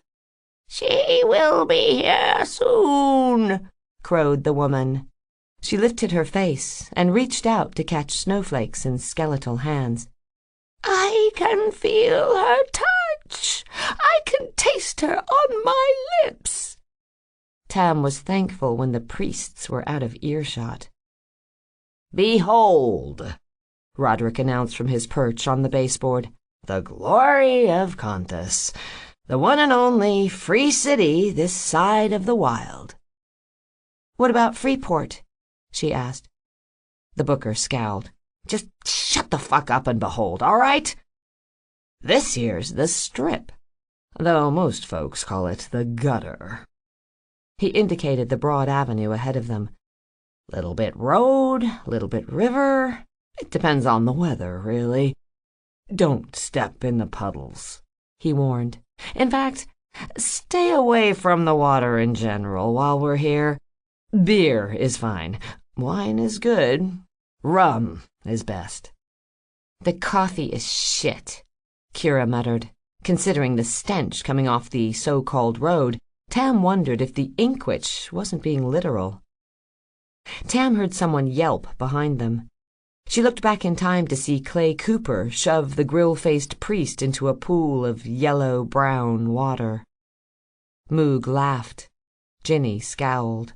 Slowhand shrugged and nudged his mount onward. Rose stopped walking and wheeled on them. "We didn't come here to drink," she said. Heartbreaker stamped a hoof in the mud and swished his bright red tail. "Brune, I want you to scour the fighting pits. Try to convince whoever's handy it's worth their time to join us." She tossed the shaman a clinking sack. "Bribe them if you need to." "I'll need to," he assured her. "Wait, join us? Does that mean we're really doing this? Going up against the Frost Mother? I'm down for it, obviously. I thought you said the Dragon Eater was our last gig." "That was before Astra used us to do her dirty work," Rose told him. "Before she made it personal." Brune nodded, his eyes flitting to Freecloud and back. "Fair enough." Rose said to Kira, "Do you remember where Sinkwell is?" The Inkwitch grinned. "Does a drunk know her way to the bar? Find me alchemists, stormers, summoners, whoever you can scrounge up. Promise them enough reagents to last a lifetime. But if that fails, punch them until they come around," said Kira. "Exactly. Uncle Moog." "Say no more." The wizard sidled up next to Kira. "I shall accompany the young lady to Sinkwell. I've got a few old friends hiding out there. And an enemy or two, I'd imagine. But we'll have the boys along to discourage violence." He motioned to the massive owlbears shuffling along behind him. Passers-by gave Gregor and Dane a wide berth, and even wider stares. Rose looked to Clay as the old merc dismounted and stretched a kink out of his back. "Can you convince the Agrians and Cartians to stick around?" Slowhand looked imploringly at his wife. "Can I?" Ginny's expression was grim. Her jaw bunched like she was chewing through a stone. But she nodded. Clay shrugged. "I'll try. Gabe usually did the talking, though." "I know," said Rose. "Thank you." Tam wasn't sure whether she was thanking Slowhand for trying, or his wife for allowing him to do so. Brannigan was chatting amiably with Lady Jane, and now the two of them looked to Rose. "What can we do?" her uncle asked. Rose eyed the colorfully clad silk arrows as she considered her answer. "I don't know how long it will take Astra to get that horde up and moving, but it's a good bet she'll be here within the next few days. We can't have her turning our dead against us. Cemeteries, family tombs, mass graves, everything needs to be dug up and burned." "Great." Bran looked decidedly unenthused. "Sounds fun." "And what'll you be doing while we're digging up the dead?" Jane asked. "Freecloud and I are taking Ren someplace safe." To Grandpa's house? The girl asked. Rose nodded, and the sylph tugged on her father's cloak. Can Tam come with us? Please, Daddy. "Of course," said the Druin. "If she wants to." Ren's face brightened. She wants to. Don't you, Tam? The bard squinted at the ruin of Kontha's keep, looming stark against the glare of the setting sun. "You bet I do." Chapter 46. The Forest of Broken Things. They waited until nightfall to approach the fortress. The snow receded as they went up, giving way to bare stone and sparse yellow grass. Once, when her footing slipped on a patch of shale, Tam put a hand down to catch herself. It's warm. She marveled at the stone beneath her fingers. It'll cool soon, said Freecloud. He was carrying Wren in the crook of one arm. The sylph was fast asleep and drooling on her father's shoulder. The spire traps sunlight during the day, refracts it through a sequence of lenses, and focuses it into a beam hot enough to melt duromantium. Really? She asked. Is that how— Less talking, more walking. Rose's voice lashed at their heels like a wrangler's whip. You'll see what I mean, murmured Freecloud. They went the rest of the way in silence, but for the scuff of boot on stone, and the laboring wheeze of Tam's breath as they neared the summit. She used Duchess as a crutch, leaning heavily on the unstrung ashwood bow. Neither Freecloud nor Rose, burdened by a sleeping child and a suit of plate armor respectively, appeared wearied by the climb. This way. The Druin led them through the ring of ruined arches, circling the citadel's base, then down a worn stairwell into a darkness so complete Tam couldn't make out her hand when she waved it in front of her face. Tam heard someone rifling their pockets, then a gently blown breath, before a soft light picked out the hard planes of Rose's face.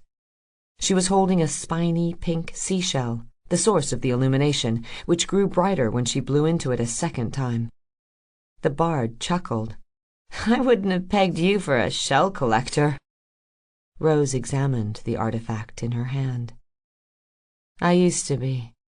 Uncle Moog gave me this when I was about Wren's age. He claimed to have found it on the beach near Ascatar, and told me there's a fire sprite living inside. The bard sniffed. How does it actually work? When it comes to Moog's magic, Rose told her, sometimes it's better not to ask. They proceeded underground, their footsteps echoing as they followed the Druin down a gently sloping passage. There were no time-ravaged furnishings inside the citadel, no faded tapestries decorating the walls. There weren't even rooms, only a long, curving corridor that went on and on. The light of Rose's shell gleamed from sheer black stone overhead and underfoot. The air grew warmer, and soon Tam's shirt was clinging to the small of her back. We're here, said Freecloud eventually. Watch your step. The hallway opened onto an empty black void. A ray of light hung like a silver thread in the darkness. Tam saw a cloud of bats wing through it, dancing like dust motes in the slender beam. She looked over at Freecloud. It doesn't burn them? It's only starlight, he replied. During the day it would reduce them to ash in an instant. It turns this whole place into an oven. Rose stepped as close as she dared to the edge of the chasm. So, how do we get down? The Druin produced the moonstone coin he was always fiddling with.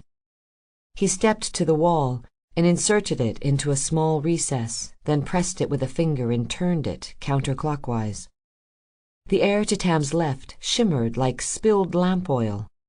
By the time she turned to look, the void and its string of starlight had vanished, replaced by an enormous hall. What she first mistook for buttressing pillars were in fact huge metal golems carved to resemble figures encased in plate armor, each of which rested their hands on the pommel of an upturned warhammer. Their eyes were dull green spirals within the shadows of sculpted helms. There was a throne shaped like a tipping basin at the far end of the hall, backdropped by the starlight column. Freecloud turned the coin again, clockwise this time. The throne room rippled like a stone-struck pond and became some kind of foundry instead. The starlight shaft was directly before them now, shining down into a gigantic bowl of faceted black stone. 6 molding stations surrounded the bowl, each attended by constructs that moved with the deliberate efficiency of a water wheel or a windmill, machines designed for a simple, singular purpose. "Seriously?" Rose sounded incredulous. "Your father has his own threshold?" The Druin didn't quite smirk, but he didn't not smirk either. "Who do you think made them in the first place?" he said, before retrieving the coin and stepping through. Rose followed, and Tam brought up the rear.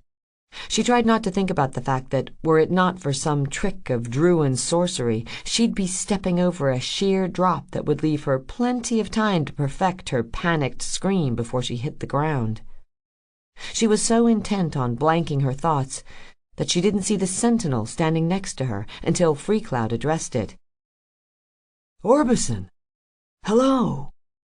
The golem was tall and wiry, made of something that looked like copper. Pipes coiled around his limbs, feeding into a single tube that ran up his chest and into his chin, giving the construct a stiff, almost erudite posture. His head reminded Tam of a teapot, since a small tube jutted like a horn from the front. The latticed squares that served him as eyes pulsed a vibrant green upon seeing Freecloud, but where his mouth should have been was a smear of corroded iron stamped with studded bolts. In lieu of answering, he waved instead. "Orbison, what happened to you? Your mouth?" The Druin's ears sagged. "Did my father do this?" The construct, of course, said nothing, but a puff of steam and a short whistle came from the spout on his forehead. His eyes flared again, and with a long-fingered hand he pointed at the sylph sleeping in Freecloud's arms. "This is my daughter. Our daughter," he said, no doubt warned by the prescience that Rose had been about to correct him. "Her name is Wren." The girl stirred at the sound of her name. Her eyes fluttered open. "Am I dreaming?" she murmured. Another puff escaped Orbison's spout as he admired her, along with a whistle perceptibly softer than the first. "Wren, this is Orbison. He was my friend when I was little. He'll be your friend now, too."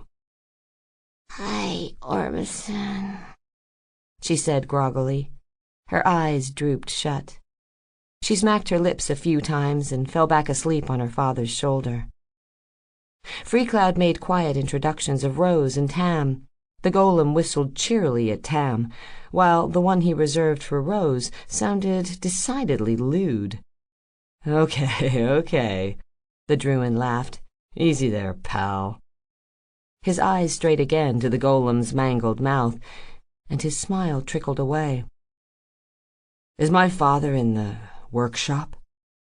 Orbison nodded, pointing toward a corridor behind him. "Take us to him, please." "My father was miserable for years after the Dominion fell," Freecloud said as they followed the construct deeper into Lamneth. Orbison had thrown open a hatch on his chest, bathing the way ahead in ghostly green light. He'd been dragged into a war he didn't believe in, betrayed by his allies, and forced to watch as his precious army was smashed to rubble. "Who betrayed him?" Tam asked. "According to him, everyone. The exarchs were attacking one another, each trying to claim the biggest piece of the pie. My father only wished for order. He wanted the Dominion restored, and Vespian returned to power."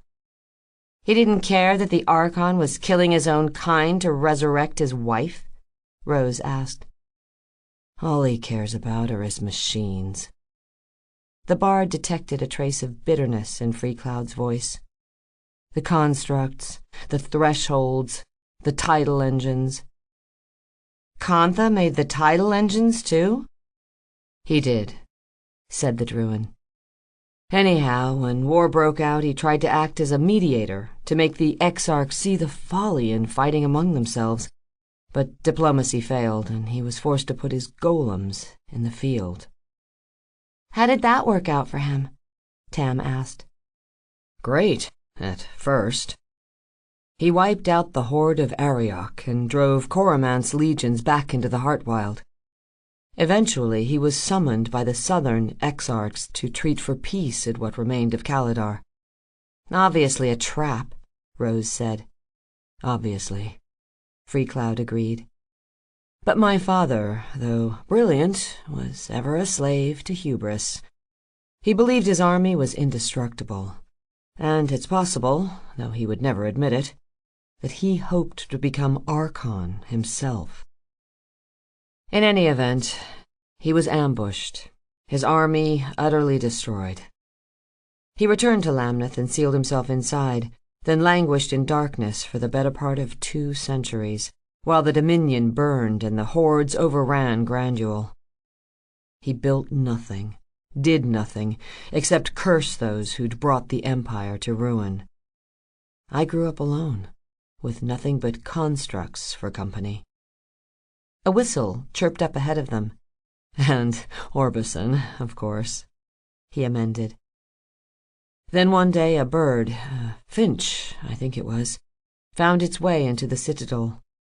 My father, for whatever reason, became fascinated with it, and eventually he went back to work and made a simulacrum of it. Tam blew a stray hair from her eyes. What? A replica, Freecloud explained. A tiny metal bird, except it couldn't fly. So my father killed the finch. He pulled it apart to see how it worked, and then he made one that did fly. The bard winced. Brutal. Indeed, the Druin sighed. He started sending me to gather specimens, foxes, snakes, insects, anything he could dissect and replicate. He even had me hunting monsters, and then eventually... Freecloud fell silent. Rose, frowning in the light of her magicked shell, glanced over. Eventually, he asked me to bring him a human. Rose stopped walking. Her frown exchanged places with a full-blown scowl. Tell me you refused. I refused, he assured her. Their daughter rubbed at one eye and muttered something in her sleep. Of course I did. And you want to leave our daughter with him? I thought you said she'll be safe here. Safer than she will be with us, unless we stay here with her. He was probing, Tam gleaned, hoping to find weakness in the armor of Rose's newfound resolve to defend the city above against Astra's horde. When she didn't bother to reply, he went on. Ren has nothing to fear from my father, I promise. He's not a monster. Rose chewed on that like a rabid dog who'd been tossed a pork chop as a peace offering. There are worse things in the world than monsters, she said, before turning and stalking off after their guide. They turned a corner, descended a broad, curving stair, and traversed a bridge bordered on each side by waterfalls so sheer as to resemble panes of glass. Orbison traced an arc in one with a finger as they crossed, whistling quietly to himself. Before long, they arrived at a pair of huge doors, half ajar. The construct rapped twice on one of them, and waited. They waited for so long that Tam was about to suggest the golem try knocking again, when a reedy voice called out from within. Enter. The chamber beyond was, unsurprisingly, huge. Like the rest of Lamneth, it seemed designed to accommodate the stature of Kantha's massive constructs. It was dark, but for thousands of glowing green runes that gleamed in the dark like the script of an invisible book. By their light, Tam could see that the ceiling above was thick with looping vines. Roots clawed like fingers through fissures in the walls, which were mottled grey rock instead of the glassy black stone from which the rest of the citadel was carved. The floor under their boots was snarled with snaking boughs, piled here and there with leafy outcroppings. Crooked white columns jutted from the growth underfoot, sprouting twisted limbs that reached to strangle one another, forming arches that dripped with scarlet creepers. Cadabra. Freecloud's voice was muted by reverence, or fear, or something between the two. The upside-down forest. Tam blinked in the gloom. Cadabra? Its heart lies somewhere to the west, but it grows by the year, spreading like roots through the deep places of the world. I thought Cadabra was a fairy tale? The Druin's voice was wry.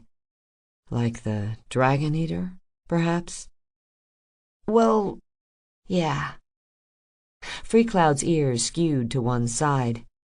Few have cause to enter the forest, and few that do manage to find their way out again.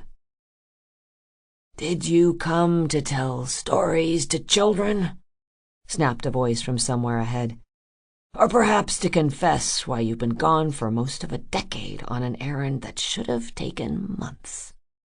Orbison, bring them, or I'll have your arms off and you can knock with your head next time." The golem whistled sullenly and set out through the upended trees. As they went after him, the runes populating the gloom began to shift, bounding from the path or floating through the dark like so many fireflies. Tam gasped, but Rose gave voice to her astonishment before the bard found the breath to speak.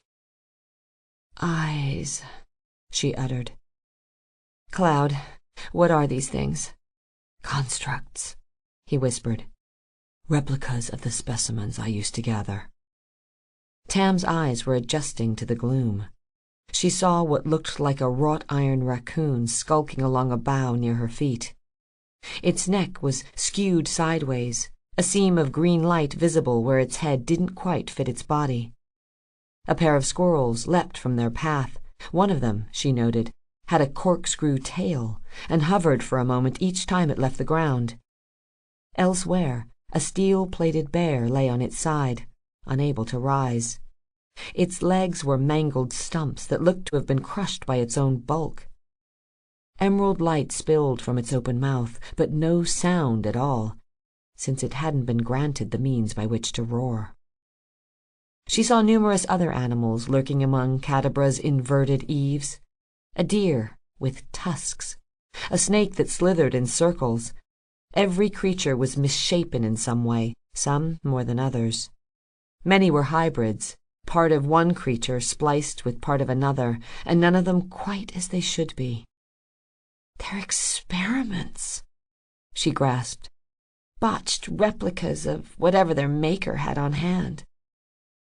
She wondered what happened to those he'd perfected, or if he'd perfected any at all. There was a turtle whose neck was as long as her leg, and a snub-tailed mountain cat with 2 heads. Birds flocked among the foliage as well. Tam spotted a pink-bellied thrush with glass wings like that of a dragonfly, and a trio of ravens hanging from a branch on segmented silver tails. Atop one arch was a round-faced owl with spiral eyes that tracked them as they passed. Tam recognized it immediately. She'd seen it twice before, once in the Silverwood, and again on the night she'd gone to throw stones at a farm girl's window. Had Kantha been spying on them, watching his son in secret all this time? She couldn't voice her concerns to Freecloud, however, since they'd arrived at a henge made of monolithic stone slabs that gave off a faint, pearlescent light. Metal scrap lay everywhere, rough lumps of a violet mineral Tam didn't recognize. Kneeling amidst the circle of stones was something that might have once been a Druin, but was something other now, as aberrant from the norm as the malformed creatures lurking in the forest around him. His face was gaunt and narrow, his eyes black as moon-shaped holes cut in the fabric of night. Pale pink fur, sheathed ears gone limp as plucked daisies, and his almost translucent hair was so long it pooled like melted platinum around his knees. The figure wore a suit of close-fitting armor made of overlapping scale plates, each marked with a softly glowing rune. His limbs were long and bone-thin, near invisible for the dozens of inscribed diamantium bangles he wore on each. The ones around his neck chimed softly as he raised his head. "Son," said Kontha, the last living exarch of the Old Dominion. "Welcome home." Chapter 47. 4 Words. "Norbison, tea." The ancient Druid gestured absently, and a cross-hatched rune on one of his bangles pulsed a vibrant green. The construct moved to obey, clomping up the path behind them. Bangles control the golems, Tam realized, and figured the runes on his armor served a similar purpose. How many can he control at once? Hundreds, maybe? Or thousands? If whole legions were bound by a single rune— "Those bracers," said Kontha, admiring Rose's armor. "They pair with the blades, yes? Where did she get them?" "I stole them," Rose said, although the exarch had directed his question at Freecloud. "You recognize them, father?" Kontha shook his head slightly, since his ears were too limp to convey expression. "No, they are simple weapons, uninspired and unworthy of my time. I prefer to kill more." He indicated the construct upon which he was working now. "Creatively, when I must. Violence should be a last resort. True power is a deterrent to such vulgar ends." The exarch's current project was lying on its back before him. It bore a tortoise's concave shell, but its 6 legs were long and jointed like that of a spider. They jerked spastically as the Druid tampered with its insides. Kontha was wearing a pair of gauntlets himself, each cuffed at the wrist by a spinning ring that looked like part of a tidal engine. They whirled as he worked, while lances of blue fire burned at his fingertips. The spider thing's metal frame warped beneath his touch. "He's shaping it," Tam marveled, "working metal like it was clay, using nothing but his hands." If the exarch passed on this knowledge, if he returned to the world above and shared the secret of such innovation with humankind, who knows what wonders they might fashion. Or horrors, she was quick to remind herself, as a metalwork jackal limped past on 3 legs. Its leering eyes, shaped like the point of an arrowhead, were fixed on the child in Freecloud's arms. The thing emitted a rattling growl that distracted Kontha from his work. A rune matching the shape of its eyes flickered on one of his bangles, and the jackal scampered off. "Here we are." The exarch turned over his creation. A sigil scored each facet of its shell, a circle bisected by a single line. He evoked a band around his emaciated bicep that bore an identical symbol, and a beetle-like construct surged to its feet. It scuttled in a slow half-circle, then retraced its steps. Kontha grunted, his eyes narrowed, and the rune on his arm blinked again.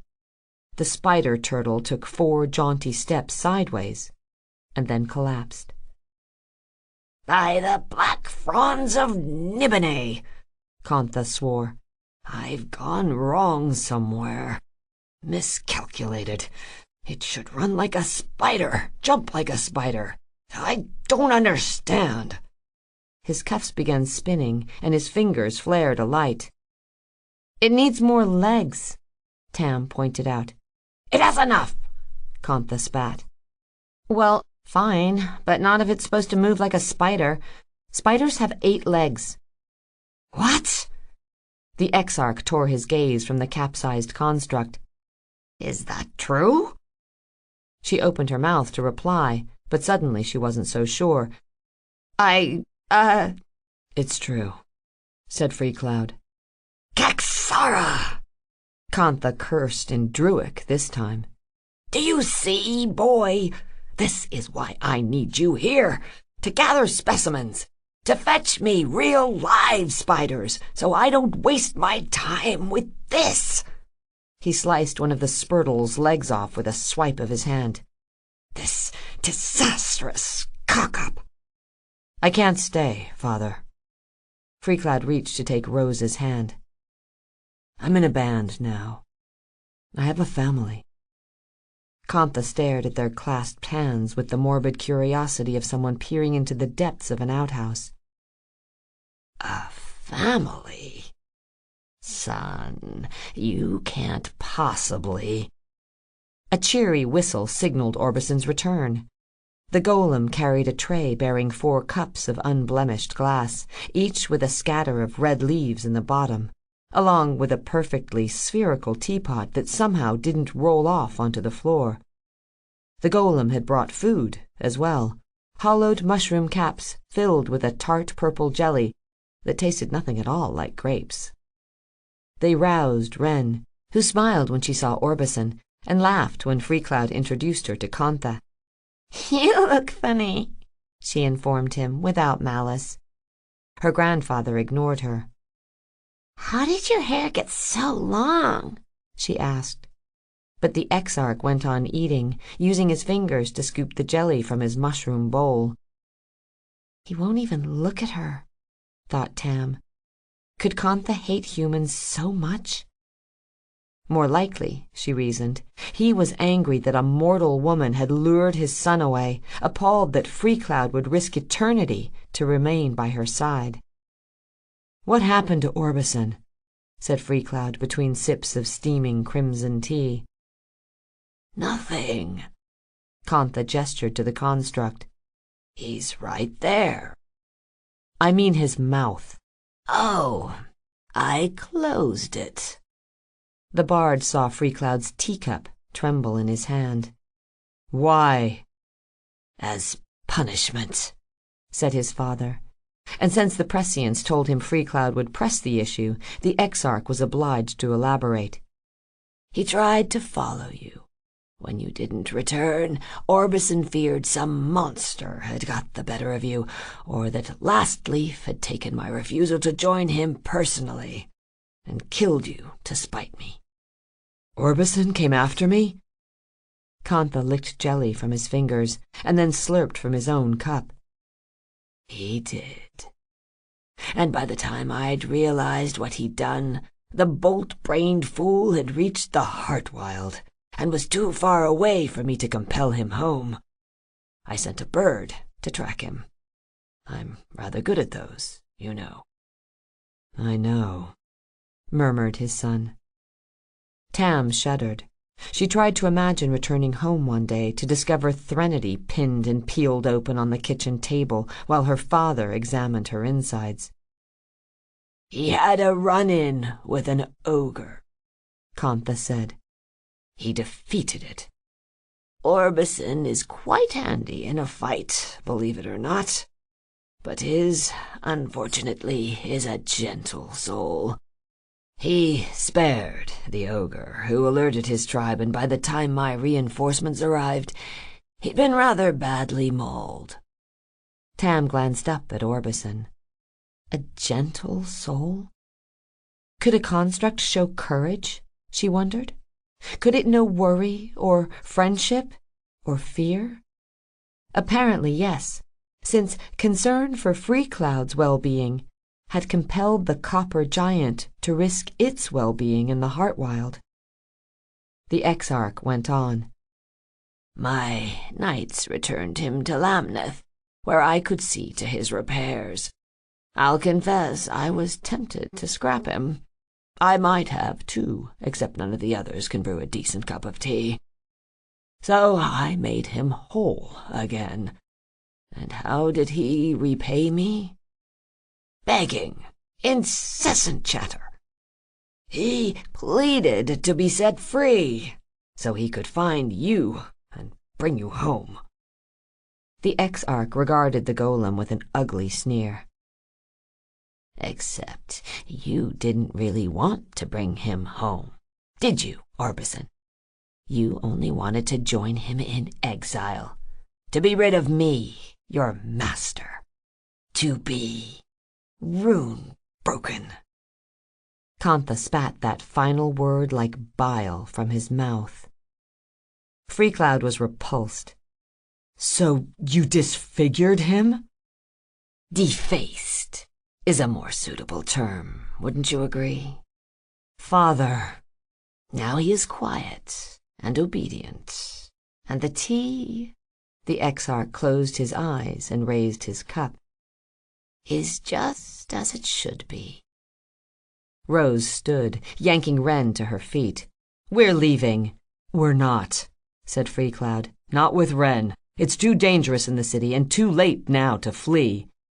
"You're right," said the exarch. "Astra will arrive very soon. You cannot hope to outrun her now." Freecloud's ears angled suspiciously. "You know about Astra? How?" "He's been spying on you," said Tam. The exarch's eyes snapped to her, lips curling to reveal a glimpse of razor teeth. "Is this true, Father?" "Of course it's true," said Kantha.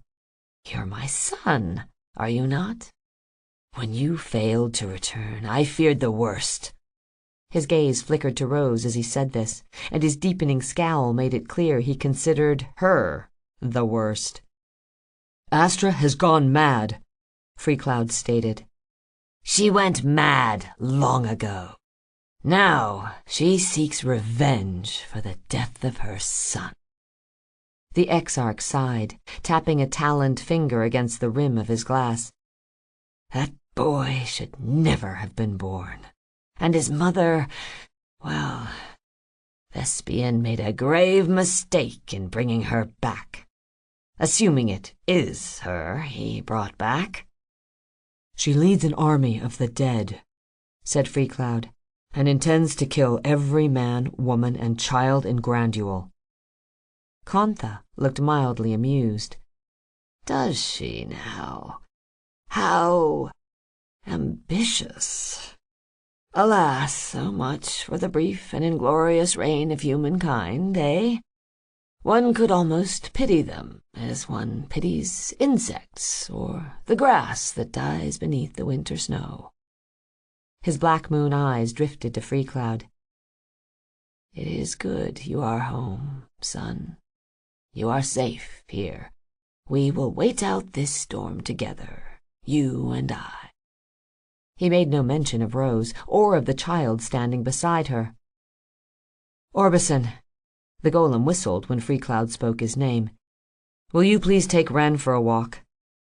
The girl clutched her mother's arm with both hands, looking warily at the surrounding forest. "But there's scary-looking things out there," she said meekly. Freecloud knelt. "They won't hurt you, Wren. I know some of them look frightening, especially that one." He pointed to a metallic fox with a scorpion's tail prowling just beyond the stone circle. "But what did I tell you when you first met Brune?" The sylph rubbed her eye, thinking. "That just because something is ugly doesn't mean it's bad." "Exactly. And besides, you'll have Orbison to protect you. Did you know," he leaned in to whisper in his daughter's ear, "that he has a light where his heart should be?" "Really?" Wren looked up at the lanky golem. Freecloud wore a wistful smile. "Show her, Orbison. Please." The construct made a cooing noise and pulled open the hatch on his chest. Emerald light flooded the circle, and Wren's face brightened along with it. The golem lowered his arm, and the girl tentatively took hold of it. When she was secure, he lifted her up and set her on his weathered green shoulder. "I can see everything from here," she announced as they left the henge and plodded up the path. "Go ahead," said Kantha once the four of them were alone. "Ask. You think I don't know why you've come. It wasn't out of filial piety, that much is obvious." "We need," Rose began, but the exarch cut her off. My son can ask for himself." Freecloud's ears betrayed annoyance at his father's dismissiveness. Had anyone else in the world spoken to Rose that way, they'd be collecting their teeth off the floor right about now. The younger Druin made a noticeable effort to calm himself before speaking. "We'd like to leave Ren here with you while we deal with Astra." The ex-Ark's reply was immediate. "No." "Father, please. We have no other choice. It's too late to run. You said so yourself." "Then remain here. I will not force you to leave." Metal bands clattered as the ex-Ark waved a steel-shod hand. "The humans can stay, if it pleases you, and the child, at least until it is reasonably safe for them to return to the surface." "We can't stay," said Freecloud. The ex-Ark seemed genuinely confused. "Can't? Why not? Do you care so much about the fate of—" He scowled. "What do they call that vile cesspit of a city above us?" She saw Freecloud hesitate, so Tam decided to draw the Druin's ire herself. "Conthus," she said.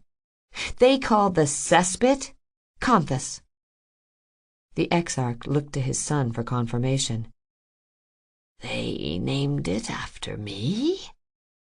When Freecloud nodded, the old Druin stood.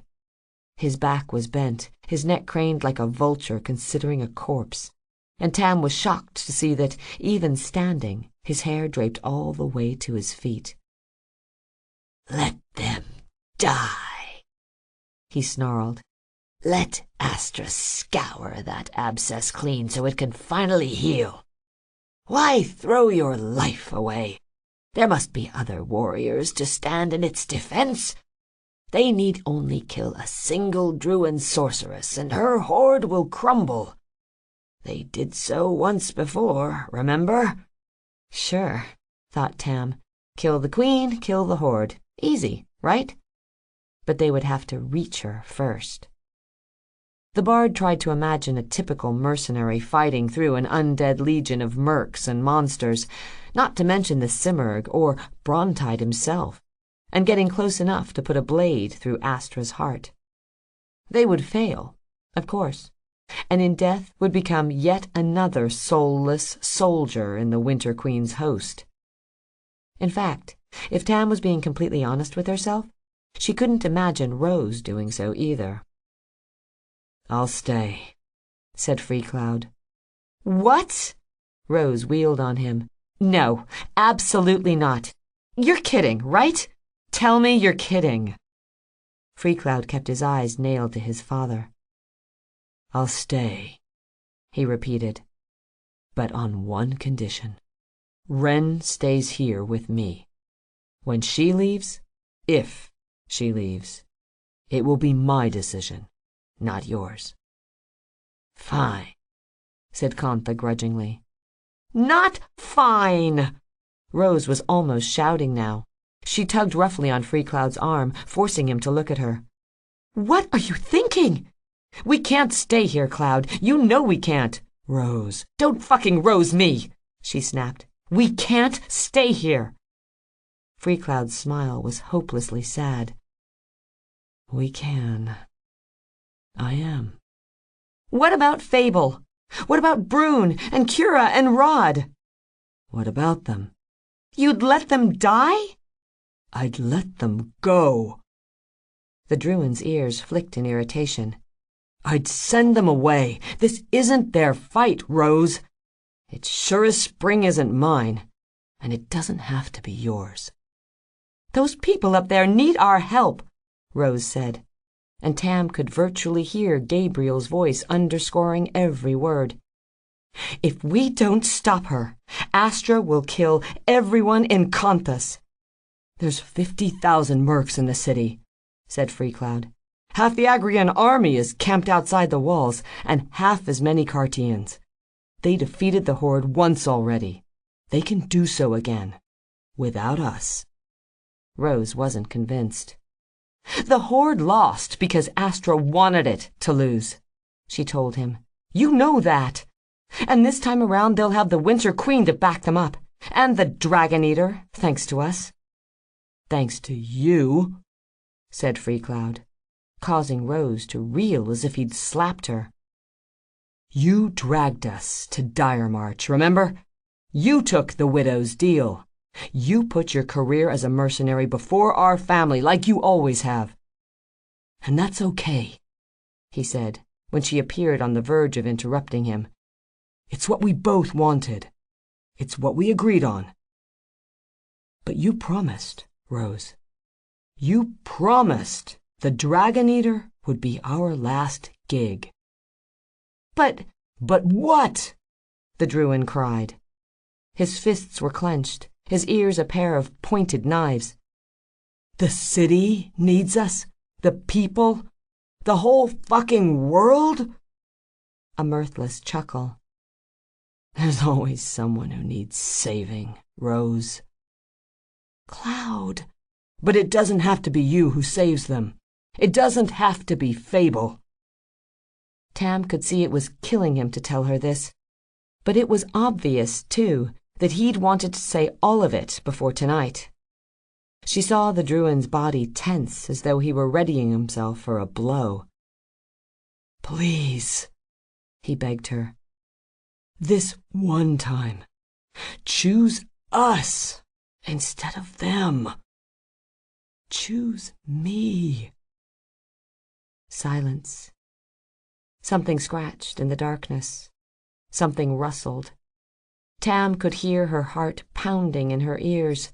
Or was it Rose's, a prisoner forever trapped within the black iron carapace of that armor?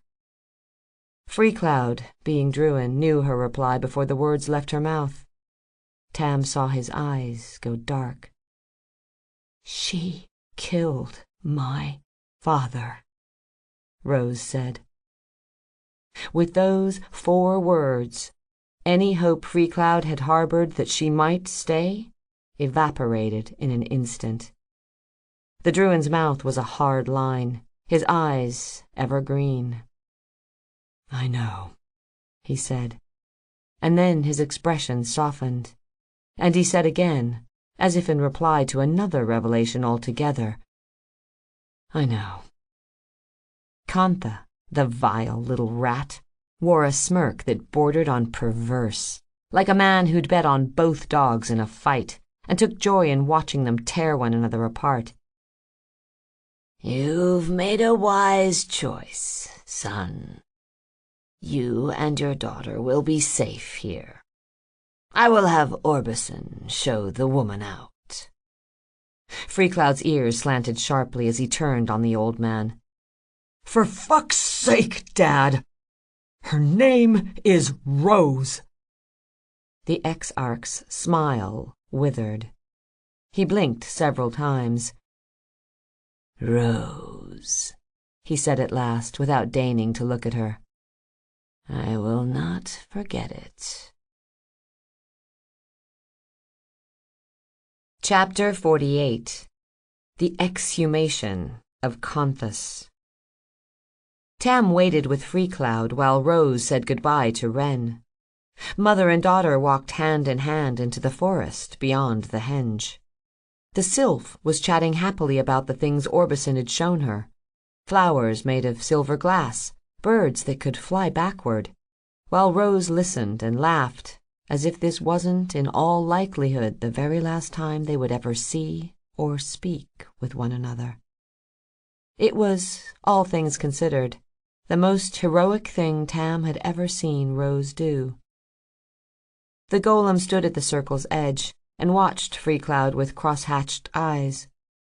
Kantha resumed work on his 6-legged spider turtle, muttering quietly to himself as his fingers sliced and soldered its innards. Tam watched the construct's legs thrash and told herself it couldn't feel. It wasn't real. It was just a mindless thing. "You must think I'm an asshole," Freecloud said under his breath. She glanced up at him. "I don't think you're an asshole." He sighed, staring in the direction Rose and Wren had gone. "I feel like an asshole." They stood in silence a while longer, until the Druin spoke again. "You have a choice ahead of you, Tam." "I'm going with Rose," she told him. "Of course you are," he said. "I mean up there. Tomorrow, or whenever it starts." "It?" she asked, surprised she had the wit to be wry under the circumstances. "You mean the battle to decide the fate of every living thing in the world? That it?" "Yes, that. But what part will you play, I wonder?" She glanced over, dragging a strand of silver hair behind her ear. "I'm just the—" "No," he cut her off. "You're not just the bard, Tam. Unless that's all you want to be." Freecloud crossed his arms and leaned against one of the standing stones.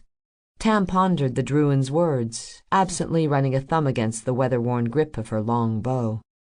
They waited side by side, until a warbling toot from Orbison's spout heralded the return of Rose and Wren. The sylph had been crying, her cheeks still raw from having rubbed away tears. Freecloud pushed himself upright. "I'll take you up," he said. "There's another way out, a threshold that opens outside Lamneth's walls." "The golem can do it," Rose said. Her voice was cold, her face impassive. She passed her daughter off and looked to Tam, who nodded in reply to the question in her eyes. The bard half expected Kantha to gloat, but the exarch didn't even bother glancing up from his work as Rose turned to leave. Before she could, Freecloud took her hand. Rose started to pull away, but didn't. And as the moment stretched, Tam could see her trembling, as if the Druin's touch were a scalding flame. And yet she couldn't force herself to let go, no matter how badly it hurt to hold on. Finally she did, and Tam imagined Rose's heart tearing into halves as the two of them followed Orbison up the winding path and away. They crossed the bridge and climbed the spiral stair, but instead of returning to the foundry, the golem took them by a different route. They came to another bridge, and were halfway across when Orbison paused and peered over the edge. "What is it?" Rose asked, sounding annoyed. The construct whistled and pointed down. Tam and Rose joined him at the brink, squinting into the gloom. As they did, Orbison's ghostly green heartlight brightened so they could see a portion, at least, of what lay beneath them. "Gods," Tam whispered, and heard Rose swear quietly beside her. "There must be hundreds of them." "Thousands," said Rose. "Do you think Freecloud knows about this?" "He'd better fucking not," Rose grated, and then spat over the side of the bridge. "Let's go." They stepped out of the threshold onto the darkened hilltop. Glancing over her shoulder, Tam saw Orbison wave goodbye before the air beneath the stone arch shimmered and left her looking through it at a flurry of falling snow. The city sloped away below them, dotted here and there with guttering torchlight, gleaming windows, and several rampant fires. Conthus, she recalled Bran telling her once, was a city of mercenaries. "Even the fire brigade won't lift a finger unless you pay them up front." On the hill south of Lamneth was a lofty chapel surrounded by a high wall. Light glowed beneath colored glass windows, and mirrored lamps threw broadening beams across the arc of a great golden dome. "I wonder who lives there," Tam mused, gazing across the fortified compound. "My mother used to," Rose answered. "But she moved to Five Court last year and sold the place to Uncle Moog. He calls it the Sanctuary." She started at the sound of someone approaching, but relaxed as a shaggy, scarf-wearing wolf materialized from the shadows. Brune was carrying his clothes in his mouth, and once he'd shammed, he began hurriedly dressing himself. "Jane sent me to find you," he panted. "She—" "Did you speak to the pit bosses?" Yeah, but will they help? Reluctantly, yes. What about the Agrians? Leaving in the morning, apparently. The shaman was struggling to keep his socks dry as he pulled on his boots. Their commander is a real asshole, by the way. Frigid hells, Rose swore. What about the Cartians? Brune rolled his shoulders. Dunno. Slowhands called a meeting at the Starwood. The local barons are there, and some of the senior mercs, along with a few weirdos, Moog and Kira scrounged up in Sinkwell. Rose started downhill, but the shaman blocked her path. Jane needs to see you first. Why? Because she wants to speak with you. Then tell her to meet me at the Starwood. Not Jane, Brune clarified, before Rose could push past him again. Astra. Conthus was going crazy around them. It reminded Tam of fighters' camp on a city-wide scale. Everywhere she looked were drunk people, dancing people, naked people. Bards were singing, mercs were fighting, priests were shouting. "It's the end of the world!" to a chorus of raucous cheers. Tam spotted argosies belonging to the Screaming Eagles, Flashbang, the Time Wizards, and countless bands she'd never heard of. There were a trio of skyships moored above a tavern called Worlds Away. All 3 boats were packed to the rails with revelers. Brune led them through the veil of raining mist, skirting a stone fountain into which a line of industrious mercs were emptying kegs of frothing beer. "What's wrong with these people?" Tam hollered to be heard above the noise. "They know what's coming, right? Why are they still celebrating?" "Why not?" Rose countered. "If you thought you'd die tomorrow, would you waste the night weeping about it?" Tam didn't bother responding, in part because she didn't feel like shouting, but also because, yes, she probably would. She quickened her pace to keep up with Brune, who brought them up to speed as they walked. As per Rose's request, Brannigan and Lady Jane had organized the exhumation of Conthus. Every crypt and tomb was being ransacked, their contents smashed to dust. The moat was dredged, revealing several hundred corpses in various states of decay, a hoard's worth of moldy court-mark coins, and a cantankerous merman who identified himself as Oscar and berated his captors until they set him free. The graveyards were likewise pillaged. Skeletons were stomped apart, while the corpses were taken by cart to the square beyond the West Gutter Gate. When Rose remarked on how efficient Jane had been at coercing the citizens of Conthus to help out, the shaman snorted. That's because she promised they could keep whatever fortune they find, so long as they disposed of the bodies. These people aren't really helping, Brune informed them. They're looting. As they neared their destination, there were more people standing than walking. Someone they passed called out to Rose, but when Tam turned to see who'd spoken, she saw nothing but a shabby man draped in fine jewelry pushing a corpse in a wheelbarrow behind them. Jane was waiting at the gate. The woman looked as shaken as Tam had ever seen her, which the bard took for a very bad sign. "This had better be good," Rose told her. "It ain't good," said Jane, and led them on. "Rose," Tam heard it again, from up ahead this time. "Rose." And again, except it sounded as though a dozen people were saying her name at once. As they entered the square, a cannibal's kitchen of horrible smells assaulted Tam's nose, the rot flower reek of spoiled guts, the sour apple stench of putrefied flesh, and the underlying scent of an outhouse overflowing with curdled eggs. The source of the stink was obvious. There was a pit here, like the one across town in the monster market, but instead of yammering goblins, it was filled nearly to the top with dead bodies. A dozen of Jane's silk arrows stood around it with buckets of lamp oil and guttering torches, the light of which picked out the tangled limbs and bloodless faces of those heaped below.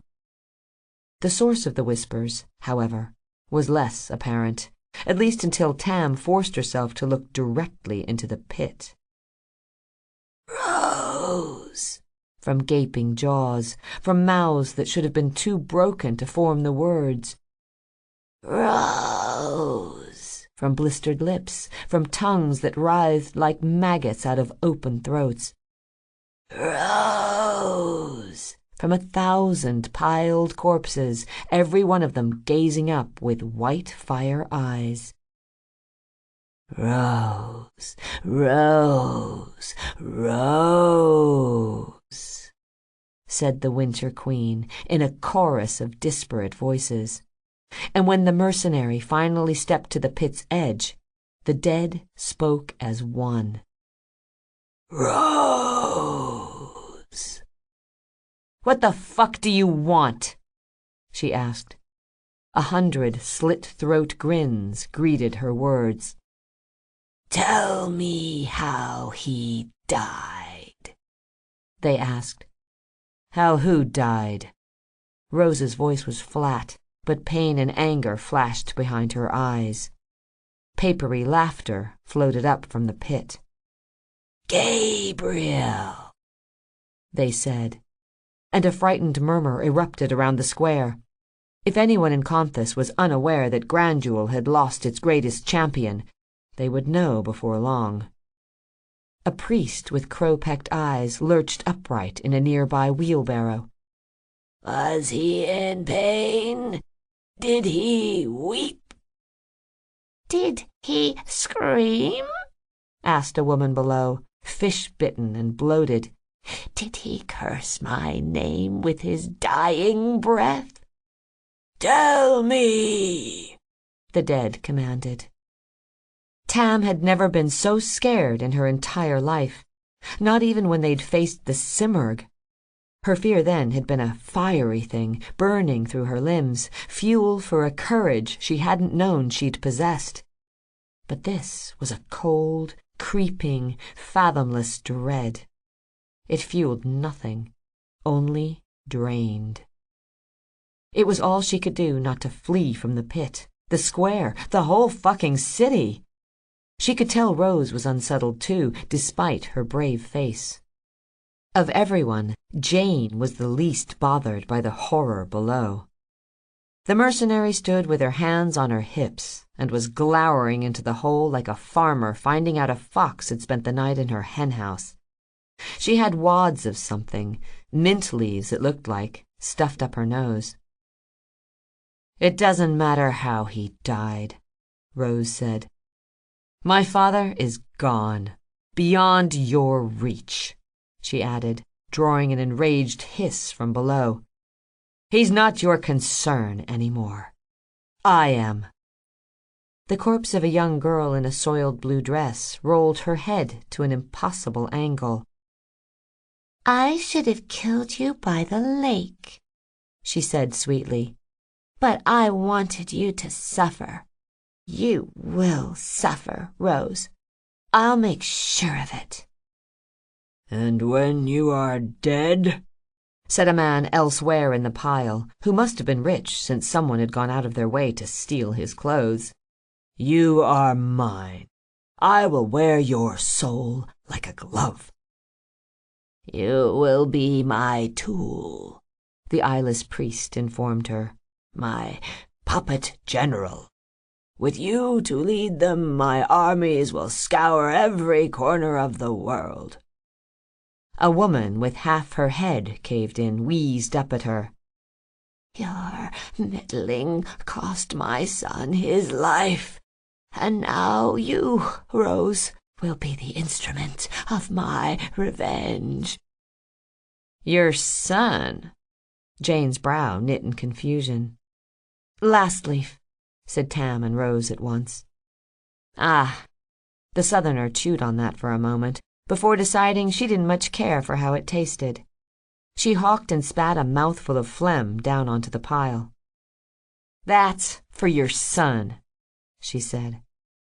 The pit writhed in fury. Tam heard another bout of muttering from those gathered to watch, and a few tittering laughs as well. The bard recalled Astra's grief on the battlefield south of Greyvale. She tried to conjure sympathy for the woman whose so-called life had been bought and paid for with the blood of her children, the daughter first, and now the son. But then Tam's eyes returned to the dead girl in the blue dress with her head on backward, and sympathy threw open the window, waved from the ledge, and leapt to its death.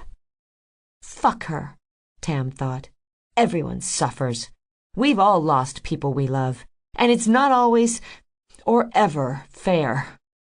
But only a monster paints everyone with the same bloody brush, and only a madwoman wants the world to suffer with her. You shouldn't have come here, Rose said. You should have gone to Ardburg first, or Five Court. Anywhere but here. The squirming pile groaned. Why? They asked. Because this is Conthus, Rose answered, as if needing to explain that water was wet. The free city. They don't take kindly to queens here, or conquering armies. Damn right, Jane said through a grin. Rose dragged a hand through her hair. Listen, Astra. What happened to your son? It wasn't right. My father told me how the Republic treated him. Like a beast, said the stripped nobleman. Like an animal, said the fish-bitten woman. Like a monster, said the girl in the blue dress. Yes, Rose admitted, like a monster. But Lastleaf wasn't evil. Not really. He wanted to change things, not destroy them entirely. He was fighting to make the world a better place for those like him, but— You do not know, the pit howled up at her. The agony, the anguish, the void a child leaves behind when it is gone. But you will, said the priest in the wheelbarrow. You will very soon, said the little girl. Rose cocked her head. What do you mean? Do you think I can't see her? The Winter Queen asked with the ashen lips of the pot-bellied nobleman. Do you think I don't know what you're hiding? Tam's heart stopped beating. Her next breath was an involuntary gasp. She glanced toward Rose and found her parchment pale, still as stone. The woman with half a head grinned toothlessly. Kantha thinks himself clever. He thinks himself safe.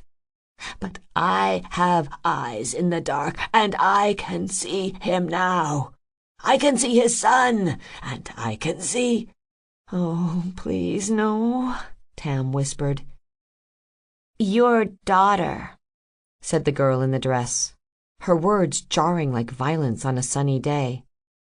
I will kill her, Rose. Burn them, Rose said to Jane. Burn them now.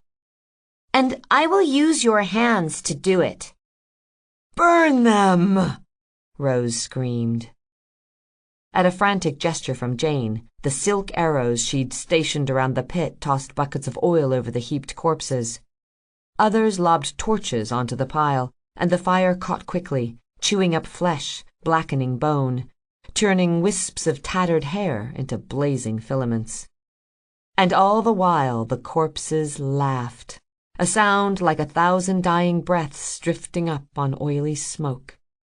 They laughed in the wagon still rumbling toward the square, in the carts delayed by the traffic entering the city. The priest in his barrow cackled, one bony finger pointed at Rose, who was standing over the pit, as though she meant to dive in and kill every one of Astra's thralls before the fire consumed them. I will end you, Rose howled. Do you hear me, you cold-lipped cunt? If you come here, if you come anywhere near my daughter, I will find you on the battlefield, and I will cut you the fuck down." She turned and stalked back toward the gate, pushing aside those too slow to clear a path. Brune and Jane went after her, but as Tam made to follow, the priest's wheeze tickled her ear like a pestering fly. The bard whirled and walked over to the wheelbarrow. The thing's flickering gaze settled on her. Its grin fell away, and Tam could sense something. Astra, looking out through its eyes. The feeling was eerily sinister, like seeing the shape of someone watching you from a darkened window. "You," it said. "Me," she replied, and drove her knife down into its skull. Chapter 49. Here and Now. In a tavern called the Starwood, they found Slowhand and Moog sharing a long oak table with a handful of city delegates, while an audience of mercenaries, soldiers, rogues, and restless thugs looked on. Kira and Roderick were just inside, and had cornered someone the bard couldn't see until Rod saw Rose coming and pushed their quarry toward her. "Look who I found," he announced. "You didn't find me," said Dayon Doshi. "I returned of my own volition. I couldn't in good conscience—" He stopped there, evidently finding it hard to speak with Rose's knuckles buried in his gut. "I deserved that," he groaned. And when Rose's other fist caught him hard across the jaw, he stumbled, touching fingers to his bloodied lip. "I deserve that, too. Wait!"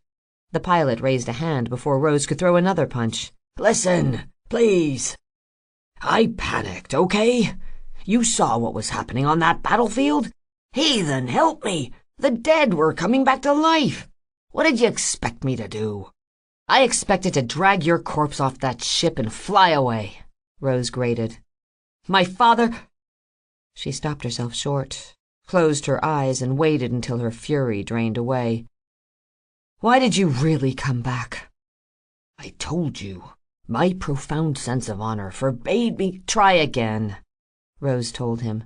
"One more lie, and you go swimming in the goblin pit." The captain swallowed nervously. "Fine," he huffed. "We're surrounded. The sky around the city is swarming with fiends. I couldn't escape if I wanted to. And believe me, I wanted to." Lady Jane barged up beside Rose. "So why aren't they attacking?" Doshi looked twice at Jane, then self-consciously adjusted the goggles on his forehead. Who are you?" "You were saying?" Rose prompted before Jane could introduce herself. The captain cleared his throat. "Well, my guess is that the widow, or the winter, whatever the fuck it is we're calling her now, is setting a trap." Rose scowled. "A trap? For who?" "You," said Tam. "Obviously."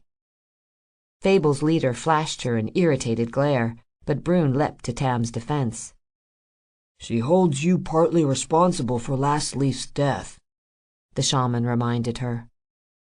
"And you killed the Dragon Eater once already," said Kira. "She's afraid of you, Rose." "She'd better be." Rose turned back to Doshi. "Where's the Old Glory now?" The captain pointed up. "The roof. I may or may not have crash-landed in the pool up there." The others stared at him a moment. "Okay, yes, I crash-landed in the pool. And listen," Doshi cleared his throat. "Roderick told me about what happened to your father. I'm sorry, Rose, truly. If I hadn't left—" "It doesn't matter," Rose told him. "If you hadn't left, you might be dead. Hawkshaw would have still been waiting for us, and my father would have died just the same." "Where's Freecloud?" Kira wondered aloud, more to change the subject than out of genuine curiosity. "He's staying with Wren." The Inkwitch and Brune shared a troubled glance, but tactfully opted to lay off questions for the time being. Roderick, however, possessed the tact of a battering ram to the groin. What, like forever? Why, doesn't he— "Forget your goddamned queen," bellowed Slowhand from across the room. He slammed the table before him with both hands. Cups toppled like drunks, vomiting whiskey, wine, and beer onto the weathered oak. "Lilith isn't here, Locan. You are. This is your call to make." "And I've made it," said a handsome, hook-nosed northerner who, judging by his lavish armor and general haughtiness, must have been the Agrian commander. "Which is why I'm taking the army back to Brycliffe. If my queen orders us to return and lift the siege, so be it. But I'm not risking 10,000 soldiers." "There won't be a siege," roared Slowhand. "This isn't Castia. We don't have warded walls or lightning turrets. Unless we stop them, the Horde will roll over this place like—" He paused, groping for a suitable metaphor. "Moog, help me out here." purple?" shouted the wizard. Wait, no. Fish cakes? Clay scowled. "You weren't listening." I wasn't listening, Moog admitted. sorry. "Piss on, Agria," said a Cartian with raven's wings tattooed across his broad chest. "And fuck its queen. My hand has no wish to fight alongside these craven bushlanders anyway." The Agrian commander drew his sword. "Insult my queen again, horse fucker." "I fucked one horse," said the Cartian. "And who even told you that? Nazareth?" He turned an accusing eye on a fellow clansman, who shook his head emphatically. A profoundly uncomfortable silence followed, broken by a dull scrape as Rose dragged a chair to the table and settled into it. The northerner returned his sword to its scabbard and fixed her with a haughty stare. "And you are?" "You know who I am," said Rose.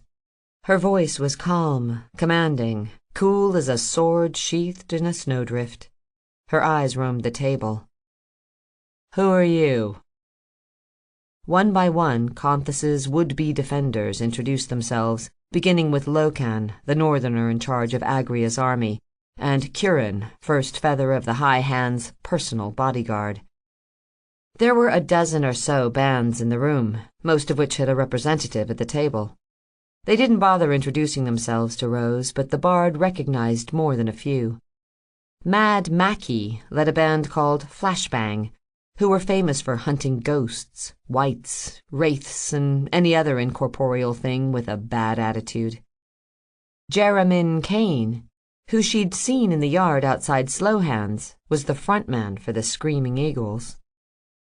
A few of Cascar's favored sons were present as well, including Garland, of Garland and the Bats, and Alkane Tor, the frontman for Giantsbane, who'd slain hundreds of monsters during his long and illustrious career, wore a leather patch over the eye he'd lost to the chicken back in Ardberg's arena.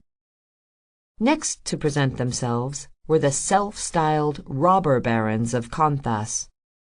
Tane Starkwood, the baron of Rock Bottom, was built like Brune, except Brune had a neck, whereas Tane had a pile of muscles that appeared to be cutting off circulation to his head. He was missing most of his teeth and half of every finger on his left hand. The Baron of Knight's Landing was an Arachnian named Katuo, who only spoke Narmiri and offered Rose, through a translator, a marriage proposal along with his name. "No thanks," she said dryly, already turning her attention to the man beside him, an obese Fantrin wearing enough silk to make tents for a whole army of foppish noblemen. "Tivano, the Baron of Saltkettle." The man introduced himself with an accent thicker than Doshi's, but half as charming. He made a flourish that sent a wave of sickly sweet perfume billowing across the table. I believe my associates had the pleasure of meeting you at the city gate." Tam recalled with a smile the sight of Rose bashing a man's face in with his own helmet. Next up were the twin baronesses, Ios and Alectra. The former was wearing black fighting leathers and ruled a part of the city called Telltale, while the latter dressed like a high-born lady and governed a ward known as the Paper Court. The sisters very obviously hated one another, and while Alectra pledged 500 swords to Rose's cause, Ios promised 50 assassins who were worth, by her own estimation, twice what her sister could supply. Moog introduced a pair of curiosities he and Kira had dug up in Sinkwell. The first was a garishly clad summoner named Roga, who was carrying a statuette of something round and pink in the crook of one arm. "Is that a pig?" Tam asked under her breath. "Elephants," said Kira. "Don't look at me. They're Moog's friends. Sinkwell is full of nuts like these two." Moog's other friend was Kaliak's Kerr, a rough-looking woman with a shorn skull and a mess of vicious scars marring a face that probably hadn't been all that pretty to begin with. She wore a suit of scorched wood armor inlaid with metal plates.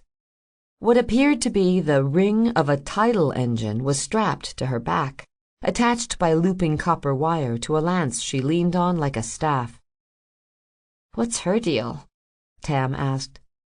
"I'm guessing orc shit crazy is her deal," Kira muttered. The last member of Slow Hand's council was, without a doubt, the most beautiful woman Tam had ever seen, and the only one who needed no introduction. Larkspur, the world's most notorious bounty hunter, had straight black hair, eyes like starlit pools, and bee-stung lips that seemed fixed in a permanent snarl. She wore a black steel breastplate and taloned gauntlets, one of which was curled around the haft of a wicked-looking scythe. Her most remarkable feature, however, was a pair of black feathered wings draped over her shoulders. There was a boy standing beside her. He was tall for his age, which Tam supposed was a year or two older than Wren. His almond-shaped eyes, arched nose, and fierce scowl marked him as the woman's son. But his skin was several shades darker, suggesting his father was a southerner. "And a damn big one," she guessed, assessing the boy's broad shoulders. With Larkspur present, the bard was feeling decidedly better about the city's chances of surviving the battle to come, at least until the bounty hunter opened her mouth. "I'm leaving too," she said. Slowhand deflated visibly. "What? Why?" "You know why. If you don't stop Astra here—" "We will stop her here. We have to. Besides, you'll never make it back in time." "I know that," she said. "But if Contas falls, well then, the rest of the world will need him, Clay.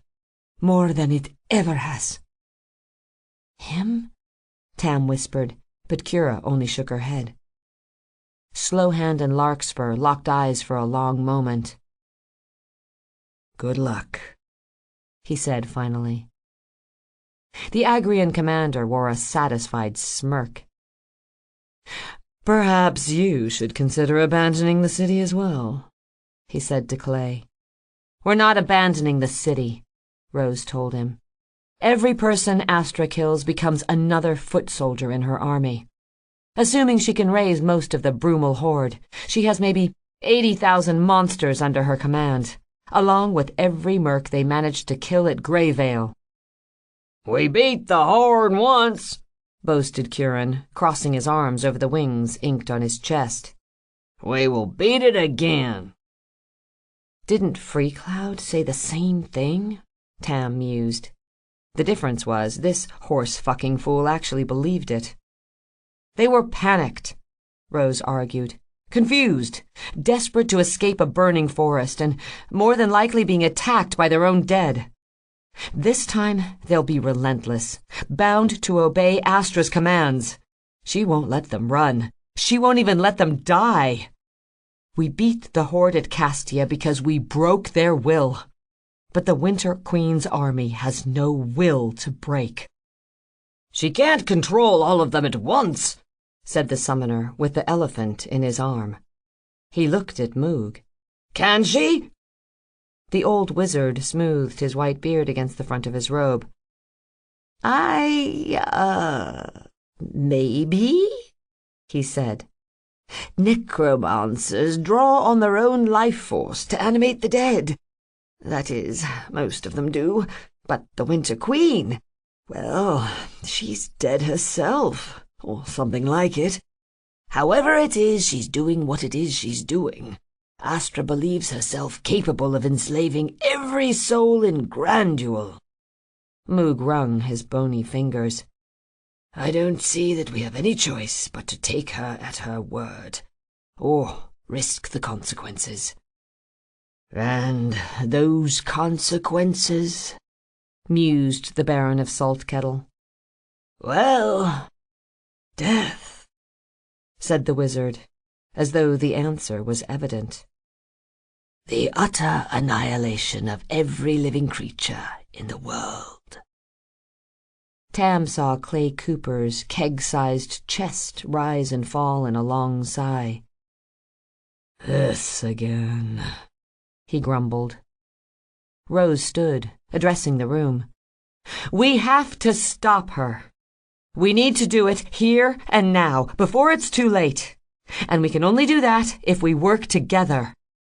She looked from face to face around the table.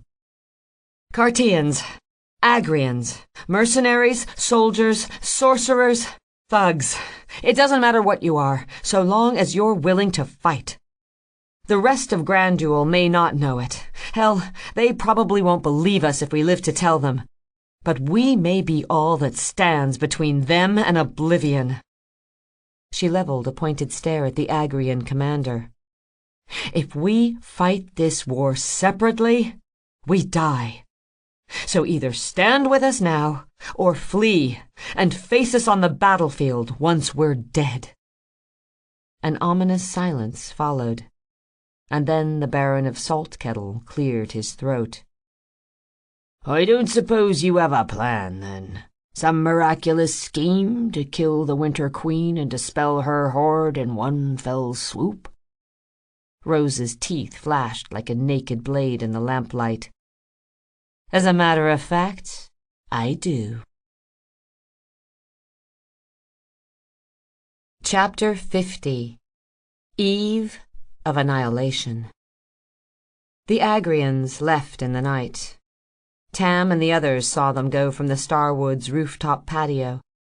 The band was loitering around a sizzling oil brazier, alone but for a dozen iced-over tables, a few frozen hedgerows, and Moog, who was scavenging some items from the Old Glory before relinquishing it to Doshi in the morning. The skyship was half submerged in the shallow pool behind them, but the captain had assured Rose he'd have it battle-ready by the time Astra and her horde showed up. Fucking cowards, Rose muttered. She drew a lungful of smoke from the pipe in her mouth as she watched the Agrians depart. It's better that cowards flee before a battle than during one, said Brune. Kira passed him the bottle of cheap red wine they were sharing between them. That's insightful. I'm impressed. Thanks, said the shaman. I read it on a beer mat at the Shattered Shield. You can read? She grinned. Now I'm really impressed. He's right, though, said Roderick. The satyr was sitting with his hooves dangling over the side of the building. Fleeing soldiers are notoriously bad for morale.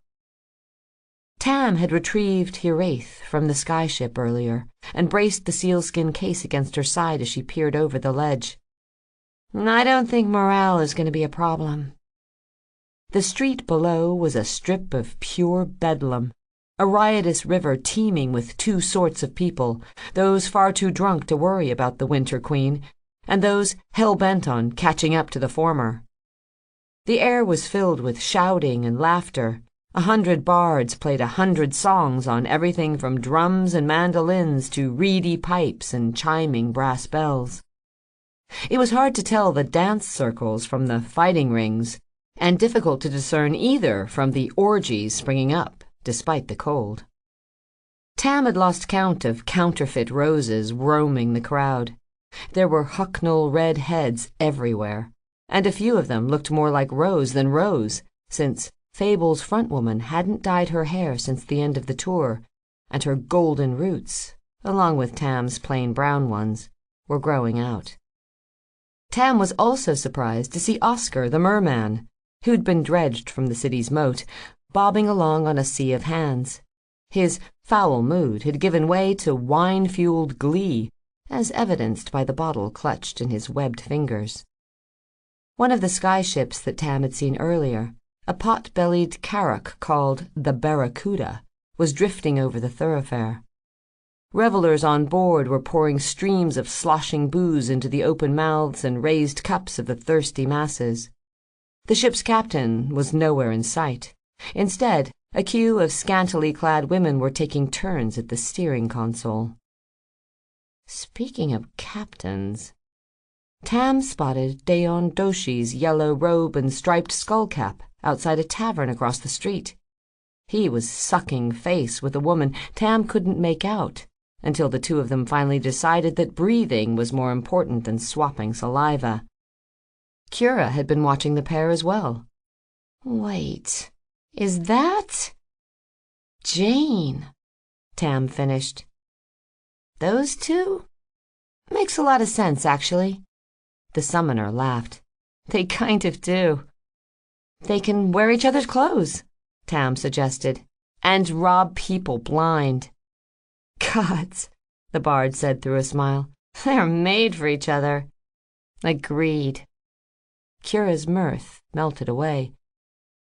It's too bad. She left the rest unsaid, but the implication was tacit nonetheless.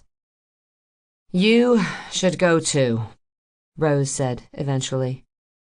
All of them glanced at one another. Who? Asked Roderick. Rose put her pipe out on the snow-mantled ledge. All of you. Astra may have us surrounded, but I'm sure a small party could slip the noose. Go east, or wherever. You mean run? Brune sounded incredulous. Run. Live. For a little while longer, anyway. Kira said, You're joking, right?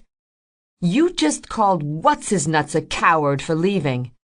Locan, Rose supplied. Whatever. And now you want us to follow him? To abandon you here so we can die a few weeks after you? It could take years, Rose began. Fuck that! Kira cut her off. And fuck you for suggesting it. Rose laughed. A sound Tam hadn't ever expected to hear again, considering what she'd lost, and what she stood to lose in the days to come. I had to try, she said. The Inkwitch regarded her warily, like a startled cat summoned back to its master's lap. No, you didn't. You've got a family to defend, yeah? People you love that need protecting? Well, so do I. So do I, Brune echoed. Me too, Tam said. Rose was about to reply when someone called out from the stairwell behind them. Rosie? Love, I've been looking everywhere for you. The voice belonged to a scrawny man with a patchy beard and a black smile. He was wearing a long coat, several sizes too big for him, that dragged in the snow as he sauntered forward. Tam didn't know the man, but Kira and Brune were less than enthused to see him, so she decided on a whim that she hated his guts. Rose eyed him narrowly. What do you want, Prine? The man spread his hands, which, Tam noted, were stained the same dark color as his teeth. I heard you'd come to play, hero, so I came to help. Go away. Now, said Prine. Is that any way to speak to an old friend? Let alone one who comes bearing gifts." He withdrew a cloth from his coat pocket and unfolded it, careful to keep the contents sheltered from the snow. Tam couldn't see what it was, but between the man's smarmy demeanor and the way Rose recoiled from his offering, she could hazard a guess. Prine was a dealer. "Look at these beauties," he cooed. "There's enough leaf here to take on a dozen hordes." "Not interested," Rose told him. "Sure you are," he said. His voice was slimy and sibilant. He struck Tam as a man well practiced at convincing addicts they wanted what they didn't need. Tam saw Kira fingering one of several knives strapped to her frame. Brune was pondering the wine bottle in his hand, likely debating whether to drink from it or to smash it over the dealer's head. "I'll even give you a discount," Prine said. "You know, considering you're saving the world and all that." Rose gazed at the dealer's offering. Some mute distress flashed behind her eyes, as though she found herself confronted by the ghost of a long-dead nemesis. But then her expression slackened. "Give it here," she said with a sigh. A sound like a whimper came from Roderick. The booker said nothing, however, nor did Brune or Cura, or, to her own surprise, Tam, who was wise enough to know that some battles needed to be fought alone, even if it meant you lost them. "Atta girl," said Prine, handing over the cloth. "I brought you the best, of course. Made it fresh this morning, so it'll be less bitter than you're used to. You've got an even dozen there, which—" He faltered as Rose drew them out of the cloth. His chuckle was palpably disingenuous. "Now, be careful, Rosie, or—" Rose crushed the brittle leaves in her fist. When she opened her hand, they were nothing but dust, which the wind carried off into the cold Conthas night. The dealer's eyes bulged. "What the hell? Are you out of your fucking mind? You just threw away 60 bloody court marks. I expect to be paid for those." "Sure thing," Rose grinned. "How's the end of the week sound?" Prine's hand twitched toward the knife on his belt. But for all his apparent faults, he wasn't that stupid. He relaxed, and his slimy grin gradually returned. "I'll see you before then, I think. We both know what's coming, Rosie. The moment that horde shows up, you'll come crawling to me. And you'd better have a full purse and a bloody convincing apology when you do." "Can I throw him off the roof?" Brune pleaded. "Can I cut his balls off first?" asked Cura. Prine bolted for the downstairs door. "Rot take the lot of you!" he called over his shoulder. No one spoke for a while after he left. Roderick kicked his feet and watched the crowd below. Rose stared at the black stain on her hands, wondering perhaps if she really did possess the courage to face the horde on her own. Brune drank and tried catching snowflakes on his tongue. Cura hummed quietly to herself. The tune was familiar, and it was a moment before Tam recognized it as the song she'd composed for Brune. She unlaced the toggles on the sealskin case and eased the heart-shaped lute from inside. She sat next to Roderick and nestled Hiraeth in her lap. When she plucked a few exploratory notes, the others glanced her way. Cura smiled, which made the effort of playing worthwhile before she'd even started. "Sing with me?" Tam asked. An arched brow, a quirk at the corner of the summoner's lips. "Why not?" Tam played. They sang. The satyr swayed beside her, tapping out the beat on his thighs. Rose and Brune listened intently. The shaman began nodding almost as soon as the song began, and by the end he was bobbing along, blinking to forestall the threat of tears. Moog emerged from inside the Old Glory. he sidled up next to Rose, who put an arm around the old man's slim shoulders. Tam sang the last verse herself, since she hadn't yet written the words when she and Kira performed the song together in a Dire March hovel. A mother's cry, a father's crime. We cannot leave the past behind. Only in the end we find the missing piece, the borrowed time. We bear the weight of stolen thrones, with broken hearts and broken bones. The saddest song I've ever known is the howling of the wolf. Blood of the fucking gods, Brune said when she'd finished. I love it. I love it, Tam. Thank you. She managed to lower her lute before the shaman's huge arms enveloped her. He squeezed her once and then kissed the top of her head before stepping away. She's a bard after all, jeered Roderick.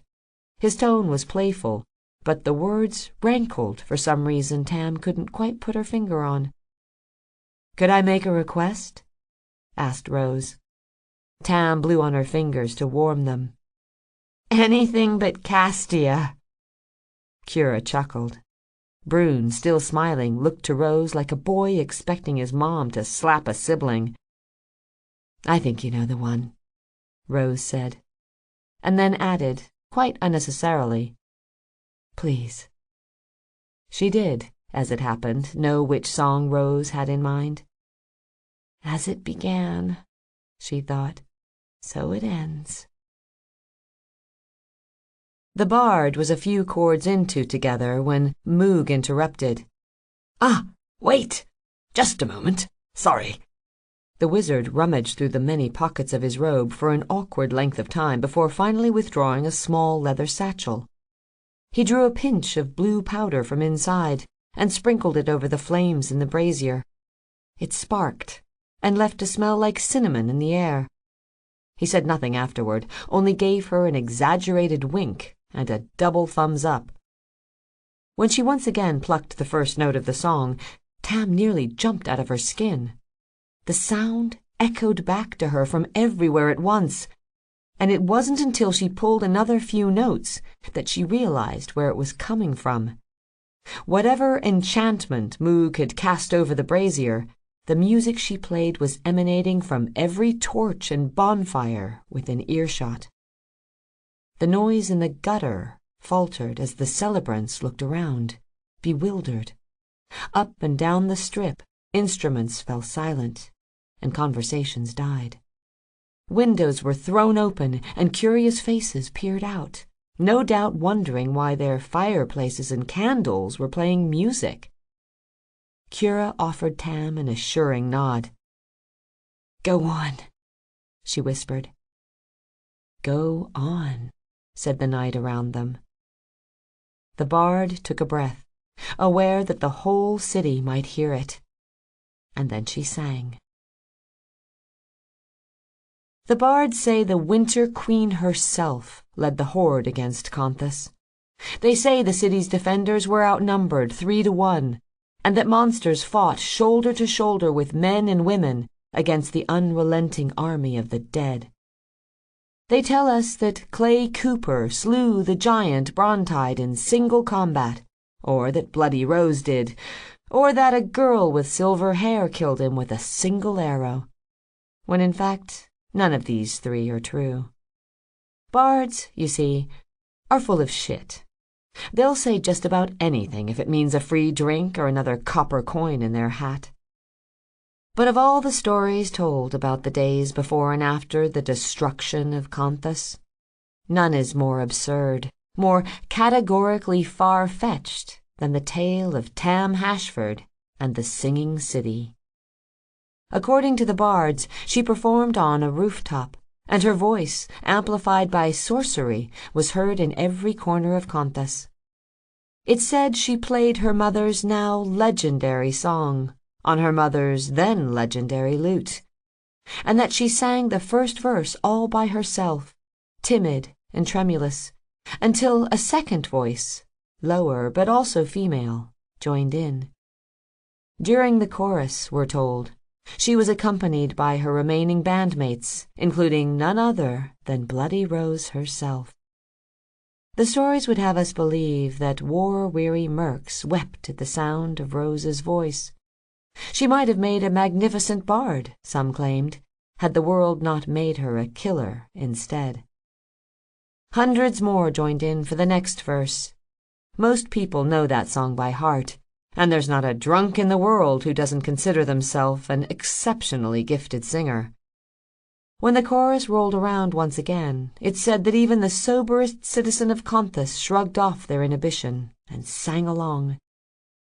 On every street, in every square, in brothels and taverns and scratch dens, in brawling pits and dice houses and candlelit temples, anywhere a lamp sputtered or a fire roared, they sang.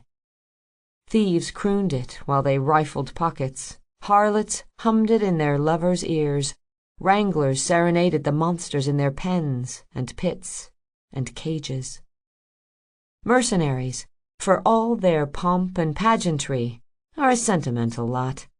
And so the thousands crowding the streets of Conthus clung to one another and bellowed at the top of their lungs, because they might be dead tomorrow, and undead the day after, but they were alive tonight.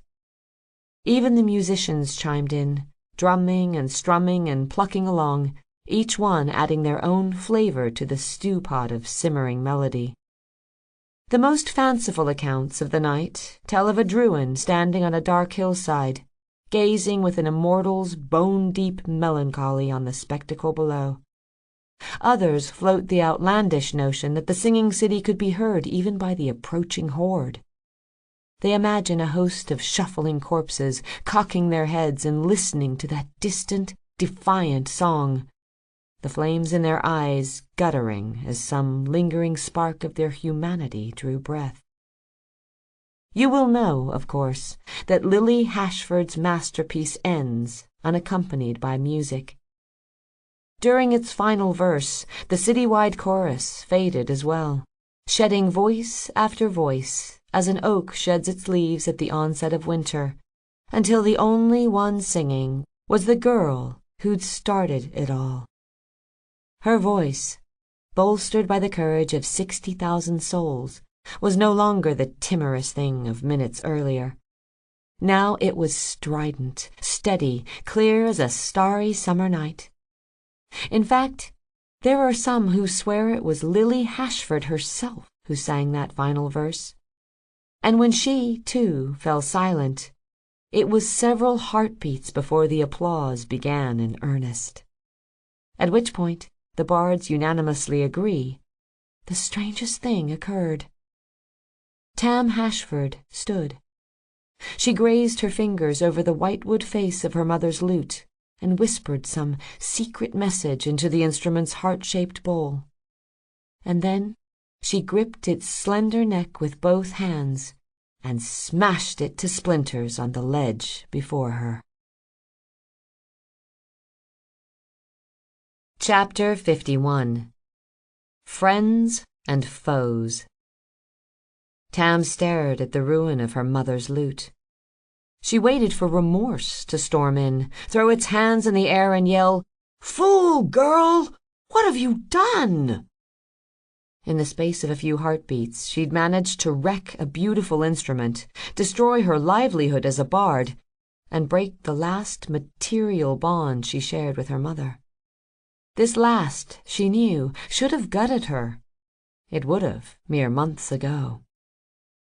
She'd been a very different person mere months ago. While smashing Hiraeth, Tam had felt a profound sense of rightness. In doing so, she had set free a sorrow she'd been holding on to since childhood. Her mother's memory remained inside her, an unforgettable fire. But where once it had scalded to touch, it was now a comfort, a soul-suffusing warmth that could, if nurtured, heal a great deal more than it hurt. And what was more, she'd finally made the choice Freecloud had warned her was coming. As a bard, it had been her duty to watch, to distance herself from the men and women whose story she was supposed to tell. Only it turned out she was ill-suited for watching, incapable of standing by while others put their lives at risk. And distance? She mocked herself. Distance went out the window when you jumped in bed with a bandmate. Tam became gradually aware that the others were watching her. Roderick, with open-mouthed shock. Brune and Kira, with a mix of startled surprise and genuine concern. Moog was too busy wiping his red-rimmed eyes to look at anything but the sleeves of his robe. Rose, however, was smiling. "You are a terrible bard," she said. "I know." "You're fired." "Fair enough." "So, what's next?" Tam blew a strand of silver hair from her eyes. "I thought I might try joining a band." Rose pretended to consider that. "Got any experience?" "A little," she confessed.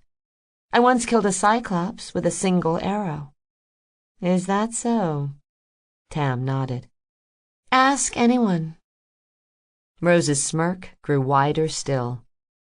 "In that case," she spread her hands, "welcome to Fable." Despite its double walls, an encircling moat, and two very advantageous hills, Conthas was ill-suited to withstand a siege. Of the 4 gates, the only one that still functioned was the wild-side portcullis in the outer curtain wall. In fact, the city had never once repelled an invading army, preferring instead to welcome its would-be conquerors with open arms. Roderick likened this tactic to the business practice of a seedy brothel. "First, you lure them in," he explained. "Then you get them drunk, fuck them silly, rob them blind, and dump them in the alley out back." "I don't think that's going to work this time," Tam pointed out. In response, the satyr shared a sly smile with Rose.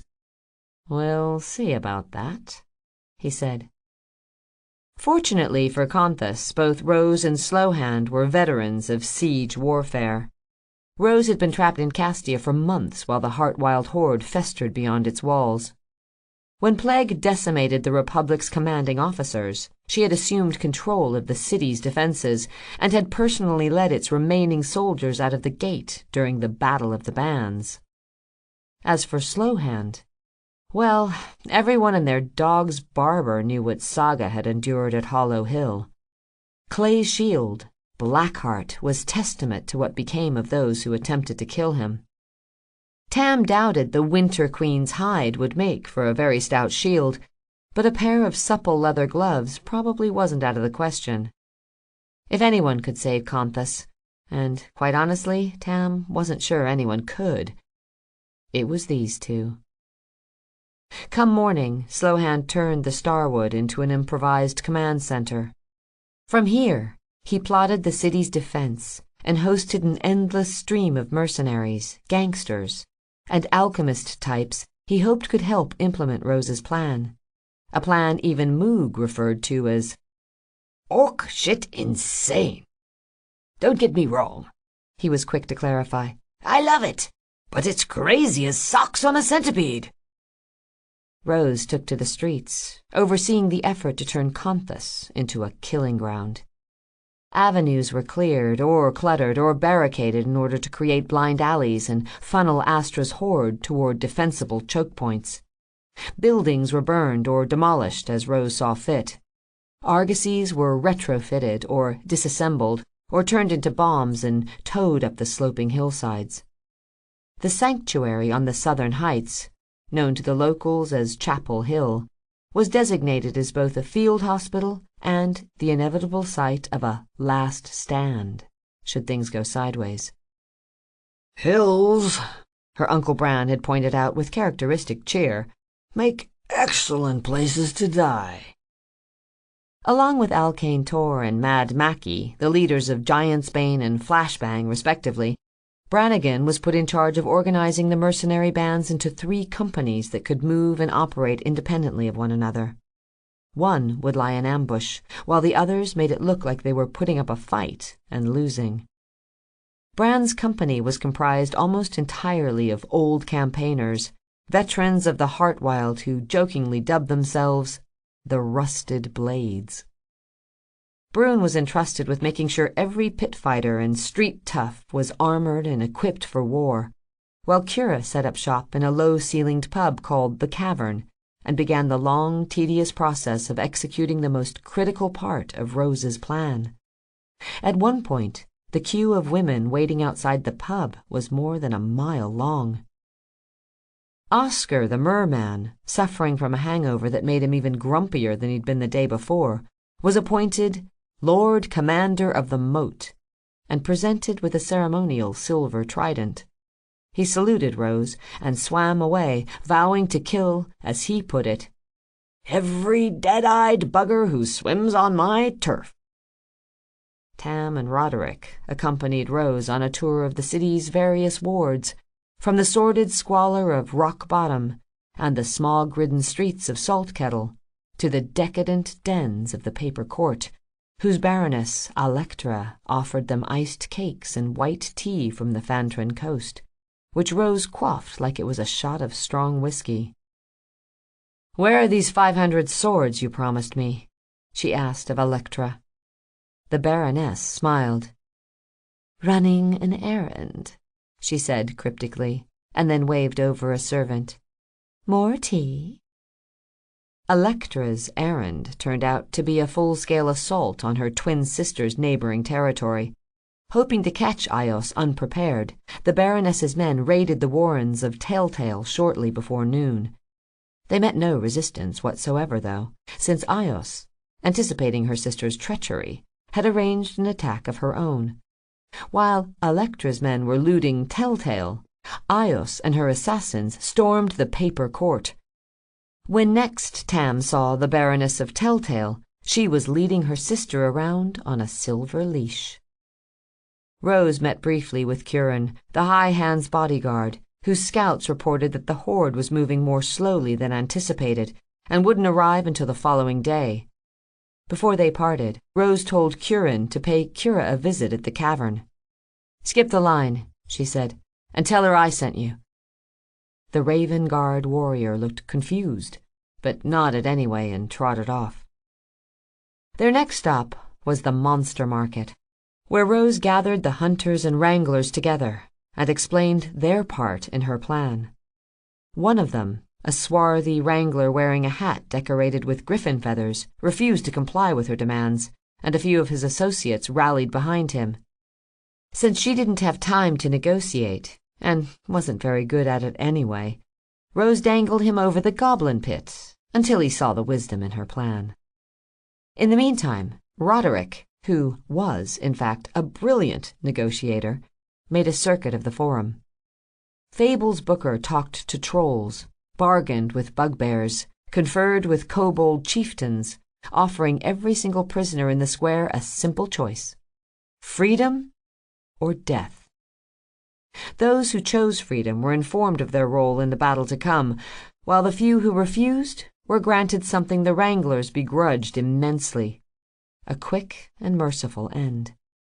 The bodies were beheaded and burned immediately after. When Tam asked Roderick why some would prefer to die instead of fight, the satyr struck a match on his remaining horn and used it to light his pipe. "All sorts of reasons," he said. "Could be they hate humans. Could be they fear the dead or don't want to become one of Astra's thralls if shit goes south tomorrow. And some of them, well, they're monsters, Tam, and I mean that literally. The Heartwild is an evil place, warped and twisted. Live there long enough, and it gets to you, infects you. I've seen it happen." "And if we win?" Tam wondered. "What'll happen to the ones who fight with us?" The Booker sucked a long drag off his pipe. "They'll have to try and get along with humans, same as I did." He exhaled smoke through a sardonic smile. "You're not all assholes, you know." "Just most of us?" "Just most of you." he said amiably, then nodded to the corpse of a furbolg before them. Now, let's burn this prick and get back to the pub. The mood that night was somber. The weather took a turn for the worse, and Rose had mercenaries working in shifts to shovel snow and keep the streets clear. While she and Slowhand pored over an expansive map of the city, Tam and her bandmates returned to the monster market and doled out bowls of hot stew to the creatures captive there. The gesture was, for the most part, greatly appreciated, except by a minotaur who stared at his helping in open disgust. "What is this? Beef? I can't eat this. Have you got a salad or something?" No, I haven't got a fucking salad, said Roderick. The minotaur stared flatly between the bars of his cage. Be a lot cooler if you did. When they returned to the Starwood, Rose ordered them to their rooms. "Get some rest," she said, "or try to." Before Kira took off, Rose stopped her and jutted her chin at the summoner's latest tattoo. "Do we need to talk about that?" The Inkwitch matched gazes with Rose. "Do you need to talk about it?" "Nope." "Then we're good," said Kira. "Good." Upstairs, Tam and the Inkwitch found themselves once again relegated to the same room. There was a bed against either wall, so Tam stood by the door and waited for the other woman to pick which of them belonged to her. Kira promptly chose the one on the right. She dragged the blankets and the sheets off and bundled them all together, then crossed to the room's only window, pushed open the casement, and hurled the whole bundle into the alley outside. She turned to face Tam, her black hair tossing in the cold breeze, and stared down Fable's former bard as if daring her to speak. "I guess we'll have to share a bed," Tam said. Kira replied with an impish smile. "I guess so." Tam awoke before dawn to find Kira sitting on the edge of the bed. Torchlight beyond the frosted window picked out the treant tattooed on her back, the flaming wreath of Agani traced in scar tissue and shadowed ink. Tam reached out to touch it, and the summoner flinched, but didn't move away. "Did I wake you?" asked Kira. "No. Did you sleep at all?" "A little. Not much." She looked over her shoulder. "Listen, Tam. This was... Oh, gods," Tam groaned. "You're not going to give me another knife, are you?" Kira laughed quietly. "Not this time. Sorry." She turned and traced the line of Tam's cheek with her fingers. "This was perfect. Thank you. I couldn't have asked for a better last night." The word last barged into Tam's mind before perfect had a chance to settle in. "You don't think we'll survive this?" she asked. "You might. All of us might." Kira withdrew her hand. "Battles don't work like that, Tam. Especially not with the odds we're facing. Some of us, most of us probably, will need to sacrifice everything so the rest have a chance to survive." "I know that," said Tam. "That doesn't mean it has to be you." Kira's voice was pained. "If not me, who?" There were voices in the street, frantic shouting outside their window. The sound of doors banging open, footsteps pounding down the hall. Light, at last, crept through the window and painted the ceiling in shades of muted fire. Dawn had arrived, and with it, the Horde. Chapter 52. The Beginning of the End. Tam was standing with Kira, Brune, and Roderick outside the sanctuary on the city's southern hill. From here she could see more than she might have wished of the land surrounding Conthus. Astra's horde was ranged northeast of the city, a teeming, crawling, shuffling eyesore of awful shit.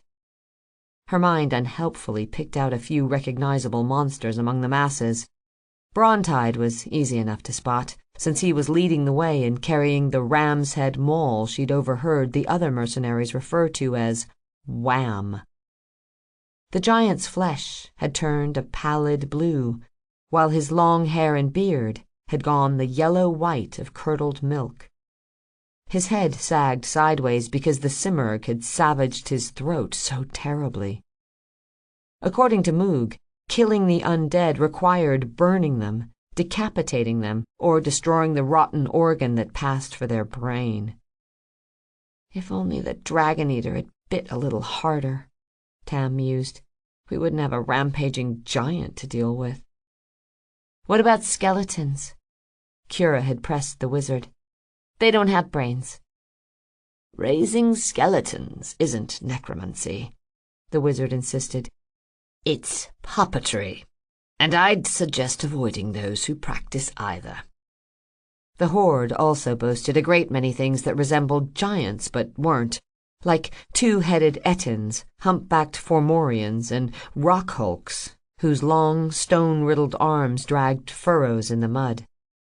Tam even recognized a cyclops here and there, though none as monstrous as the one Fable had fought back in the ravine. Other obvious horrors included giant spiders, slithering drakes, furless firewolves, and shaggy mammoths whose tusks were stained black with gore.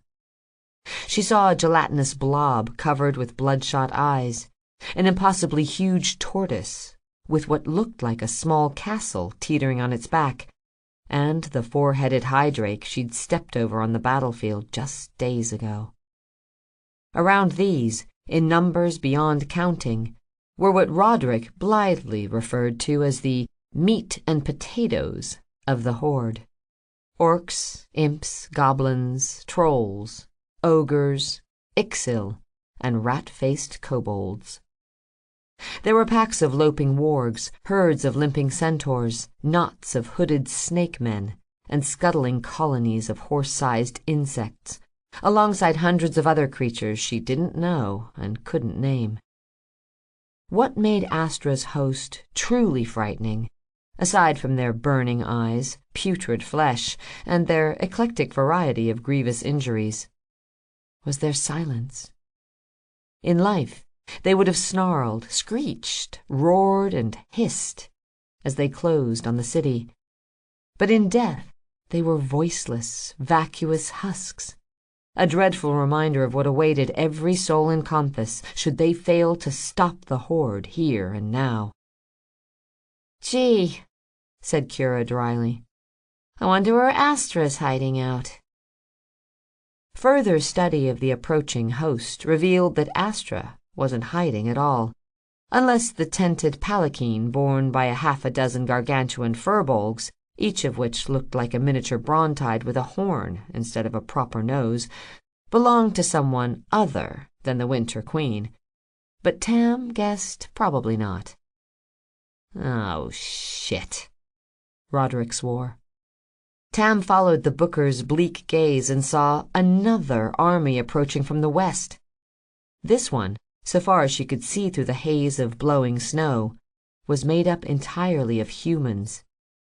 These were the mercenaries who had died during the battle at Greyvale, or been caught by surprise when Astra had raised the dead in its aftermath. And out front, garbed in the green and gold panoply of Queen Lilith of Brycliffe, were the fucking Agrians, Brune growled. Tam's heart, already quaking in fear, went in search of a corner to cry in. Not only did Locan rob us of 10,000 soldiers, she thought miserably, he handed them to the Winter Queen on a silver platter. Astra's flyers weren't here yet, but Tam assumed they would arrive soon, cinching around the city like a hangman's noose. The Simurgh, thankfully, was nowhere in sight. Rose came striding from the compound gate with Brannigan, Jane, Slowhand, and Moog in tow. Fable's leader had traded her battered scrap armor for a black leather cuirass and sleek steel sabatons. She wore a bright scarlet cloak over one shoulder, with the cowl drawn to hide her face. Jane sauntered up to Tam and offered her a pair of gloves made of rough gray wool, with worn leather pads sewn onto the palms. 2 fingers on the right-handed glove, the one she would use to draw an arrow, were cut away. "Here," she said. "I made these for you." Tam looked up, amazed. "You made these?" The older woman tossed a loose-knit braid over one shoulder. "Basically, yeah. So you stole them. It ain't stealing if they're dead," Jane said matter-of-factly. "Anyway, I did the snipping myself." Tam decided to pretend Jane was kidding about the gloves belonging to a corpse. She resisted the urge to smell one, and instead pulled them on, wriggling her bare fingers. "Thank you." Beside them, Roderick was swimming in an oversized chainmail coat and holding a spear upside down. He used the butt end to draw Rose's attention to the crawling wall of green and gold shields out west. "Astra's got us over a pickle barrel now," he informed her. "How is this plan supposed to work if we're fighting on 2 fronts? "It doesn't," said Rose. "We'll need to deal with them quickly, or at least hold them off until we can lure Astra into the city." Tam's uncle cleared his throat. "I hate to be the voice of reason here. Hell, I'm not sure I've ever been the voice of reason before, but there's got to be 20,000 of them over there." 30, said Jane. "Check your eyes, old man." 30, then. Either way, dealing with them quickly probably isn't an option. "But holding them off is," said Slowhand. "How many mercs are in your company?" "The rusted blades?" Bran shrugged. 15,000, give or take." Clay turned to Rose. "Can you spare them?" "I'll have to," she said. "But can you hold them off with so few?" Slowhand's eyes flickered to his daughter, Tally, who was leading Heartbreaker through the chapel gate. "I'll hold them," he promised. "We'll hold them," said Moog. Satisfied, Rose turned to Jane. "I need you to get a message to the Han. Once his riders are done harassing the Horde, they're to circle the city and help relieve the rusted blades at the Wildside Gate." "The Han's a stubborn old sot," said Jane. "What if he says no?" Rose took her stallion's reins with a nod for Slowhand's daughter. "You think a Cartian Han will pass up the chance to kill 10,000 Agrians without diplomatic repercussions?" The other woman laughed. "Fair enough. I'll get Dayon to give me a lift." Roderick spat on the ground. "You mean Doshi? Assuming he hasn't made a run for it, that is." "Run?" Jane grinned. "That man's lucky he can walk after what I did to him last night." "Just make sure you deliver the message," Rose said. "Will do." Jane waved and jogged off downhill. Finally, Rose turned to her bandmates. "All set?" "Ready to roll," Brune said. Kira cracked her knuckles. "Let's do this." Tam only nodded, wishing she'd thought of something suitably cool to say. "Listen," muttered Roderick. "If things don't... I mean, if you guys..." He clamped his teeth shut on something close to a sob. "It's been an honor, truly. Thanks for letting this old goat tag along, eh? And for..." He reached to thumb the stub of his broken horn. "For letting me be me." Rose pulled the satyr into a hard embrace. Kira hugged them both, so Tam hugged Kira, and Brune threw his great big arms around all of them at once. Someone sniffed, someone chuckled.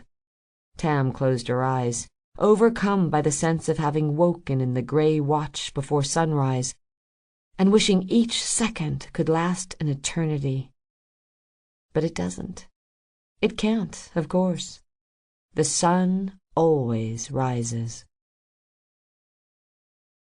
They were halfway down the hill when the battle that would decide the fate of every soul in Grandule began in earnest. The Carteans had divided their riders into units of 500, called wings, the first of which hit the horde in a wedge of bristling lances and threshing hooves. While the first wing retreated, the second arrived, followed by the third, the fourth, and so on, until finally Astra was forced to commit her swiftest thralls to pursue them. The Carteans peeled off, trailed by a funneling mob of centaurs, wargs, troll hounds, and countless other loping atrocities. As they did, Tam saw one of the riders pull off their helmet, to reveal a shock of bright red hair. She guessed by the figure's armor and their piebald pony that it was actually Curin, but the Winter Queen couldn't know that, not unless one of her minions was close enough that she could see through its eyes. Astra had known Rose by reputation before hiring her to kill the Dragon Eater, and she'd seen that reputation earned at Mirrormere, when Rose had slain the Simurgh almost single-handedly. She would know by now that Gabriel's daughter was in charge of defending Conthas, and would seize any opportunity she could to deliver a mortal blow to the city's already tenuous morale. Rose's plan hinged on Astra being as determined to kill Rose as she was to kill Astra. With half the horde chasing down a decoy, the Winter Queen would have no choice but to commit herself to a direct attack on the city. And so far, it appeared to be working. Tens of thousands took off after the Hand's horsemen, who were showering their pursuers with bow fire as they skirted the north half of the curtain wall. Rose, guiding Heartbreaker at a trot, led her band east along the gutter. The city's broad thoroughfare was empty now, but for a few watchful urchins, agents of the local barons, and Tam couldn't help but think how much nicer the city seemed without an excess of people selling shit, stealing shit, or stomping through shit on their way from one tavern to the next. Despite its name, the East Gutter Gate wasn't technically a gate, just a great big hole in the city's inner wall. Broken hinges suggested there had once been a pair of massive doors, but they had long since rotted away. They came to the monster market, where the creatures who'd volunteered to fight were being kept under guard. Their cages were arranged in a half-circle facing east, and would be opened shortly after the horde breached the outer wall, buying time for the fleeing mercenaries to retreat and rally beyond the second wall. It wasn't an ideal scenario for the captive monsters, but she supposed a fighting chance was better than dying in cages when Astra took the city. "There goes Mackie!" Kira shouted, as another Rose revealed herself on a postern tower to the south. Flashbang's front woman drew back her hood to reveal a newly cropped and freshly dyed red hair. She usually fought with a whip named Darkest Hour that could, according to the songs, turn a wraith's heart to ice, or reduce a skeleton to powder with a single snap. But just now she raised 2 scimitars in open defiance of the approaching host. But would Astra fall for it? She'd already sent her swiftest thralls after Curin and his riders. Would she strike out at this second false Rose as well? Apparently yes, since Brontide kicked the postern apart like it was made of sand. Through the snow and the showering dust, Tam saw Mackie sprinting south along the curtain wall. Her own company of 15,000 were stationed among the mills and warehouses of the outer city. Their task was to lure a portion of Astra's forces away from the center and delay them as long as possible. Rose was gazing east. Heartbreaker snorted restlessly beneath her, a symptom of his rider's anxious energy. "We could end it now," she murmured. Brune and Kira exchanged nervous glances. "Say what?" asked the shaman. "We could try and kill Astra before the horde destroys the city, before her flyers arrive, or the Simurgh." She blinked to dispel the devastation in her mind's eye. "We could spare so many lives." Kira scoffed. By throwing away our own, you mean? We lure her in and spring the ambush, Rose? That's the plan? Going out there is suicide." "I know that," said Rose, "but so does Astra. She'll expect us to hide behind our walls." "That's what walls are for," Kira pointed out. "Hiding behind." Brune tugged at his scarf. Just so we're clear, are you proposing we toss our meticulously devised strategy out the window?" "I am, yes." "And suggesting instead that we attempt a blatantly foolish, totally reckless charge into the heart of the Winter Queen's army?" "That's right." "Sort of a cut the snake's head off before it swallows us whole sort of deal?" "Exactly." Brune shrugged. "I like it." Kira bit back a probably scathing rebuke of Rose's ridiculous amendment to an already feeble plan, and threw her hands up. "Fuck it. I'm in." All three of them looked to Tam, who'd been waiting for this moment since flubbing her response on the hilltop earlier. "Who wants to live forever?" she asked. Rose's answering grin was beautiful in the way an assassin's dagger was beautiful. "Are we taking one of the companies with us, at least?" Kira asked. "I mean, I know we're good, but we're not that good." Rose shook her head. "If we fuck this up, the others still have a chance of pulling this off."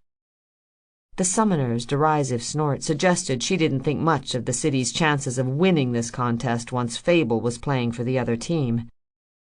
Rose nudged her mount in the ribs and cantered over to the man in charge of setting the monsters loose.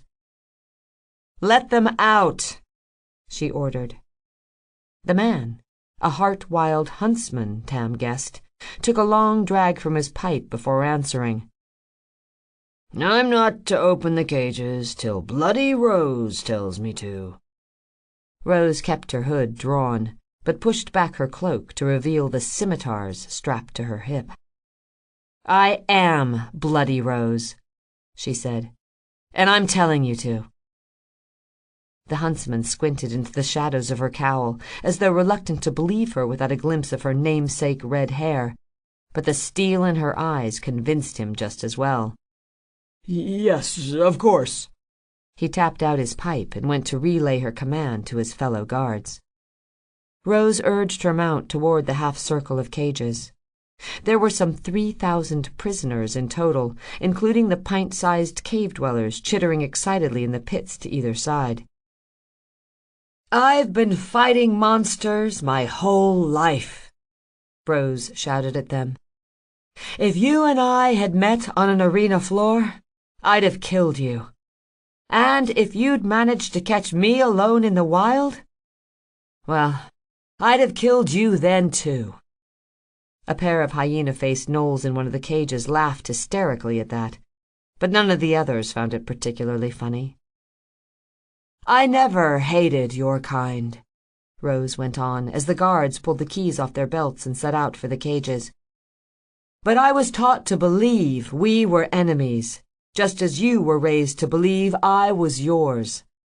I thought that killing monsters made the world a better place. I was wrong." Her stallion shifted nervously as Brontide laid waste to another section of wall.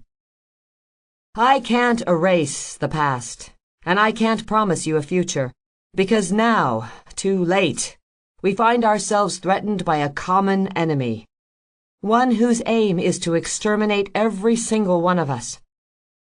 Rose drew Thorn and aimed its tip at the courtside gate. "And she is right there." There was a chorus of angry snarls from the cages. The goblins and kobolds and gibberlings yowled in their pits.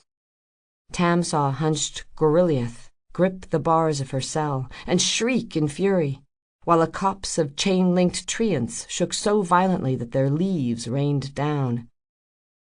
"The Winter Queen lied to you," Rose told her captive audience. "She fed you empty hope and left you starving. She used you. And when she had no more use for you, She betrayed you. And she is right there." The men approaching the cages balked as their charges growled and hissed. "Because of her, Brontide is nothing more than a mindless slave. Because of her, your army was destroyed, your friends and family raised from death and used as fodder. And she is right there." The monsters howled and screamed as the guards fumbled keys into locks. "I promised you freedom," Rose shouted. "And now you are free." Cells and cages clattered open. Planks were lowered into pits. Manacles were broken, discarded in the snow. "I promised you vengeance," Rose cried, lifting Thorn overhead. "Come with me now, and take it." Heartbreaker turned and took off like the edge of the world was crumbling behind him. The monsters went roaring after. Kira nudged Brune with an elbow. "Go," she said, "and try not to kill Astra before Tam and I catch up." The shaman snorted. "You'd better hurry then." His leathers shredded as he bounded away. Tam and Kira found themselves in the midst of the mob by the time they reached the courtside gate. All around them were bellowing orcs, barking gnolls, horse-headed Ixal tossing their braided manes. Tam nearly tripped over the tail of a saurian screeching like a bat come sunrise. Behind them, sprinting on stubby legs, were hundreds of gremlins, goblins, kobolds, and scrawny gibberlings in their sealed iron helms. Ahead were the faster creatures, the galloping centaurs, the lumbering ogres, the treants taking one giant stride for every 5 of Tam's. The rushing throng tapered to a point tipped by Rose herself, who was charging toward the heart of the horde with a sword in the air, and her red cloak snapping in the gale behind her. "Shame there isn't a bard here to see this," Tam thought, "because it would make for one hell of a song." Chapter 53. Birdsong on the Battlefield. What Tam found most revolting about Astra's host wasn't their ghoulish appearance.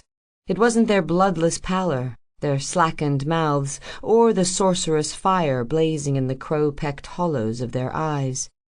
It wasn't the axes lodged in cloven skulls, the arrows studding gore-soaked chests, the spear shafts jutting from oozing abdomens. It wasn't their breathless silence, though this was even more unnerving up close than it had been from her vantage on Chapel Hill. What really repulsed her, above and beyond any of these vile virtues, was the smell. She'd experienced something like it on the plains south of Greyvale, but it had been masked at the time by wood smoke and the sour tang of fresh blood.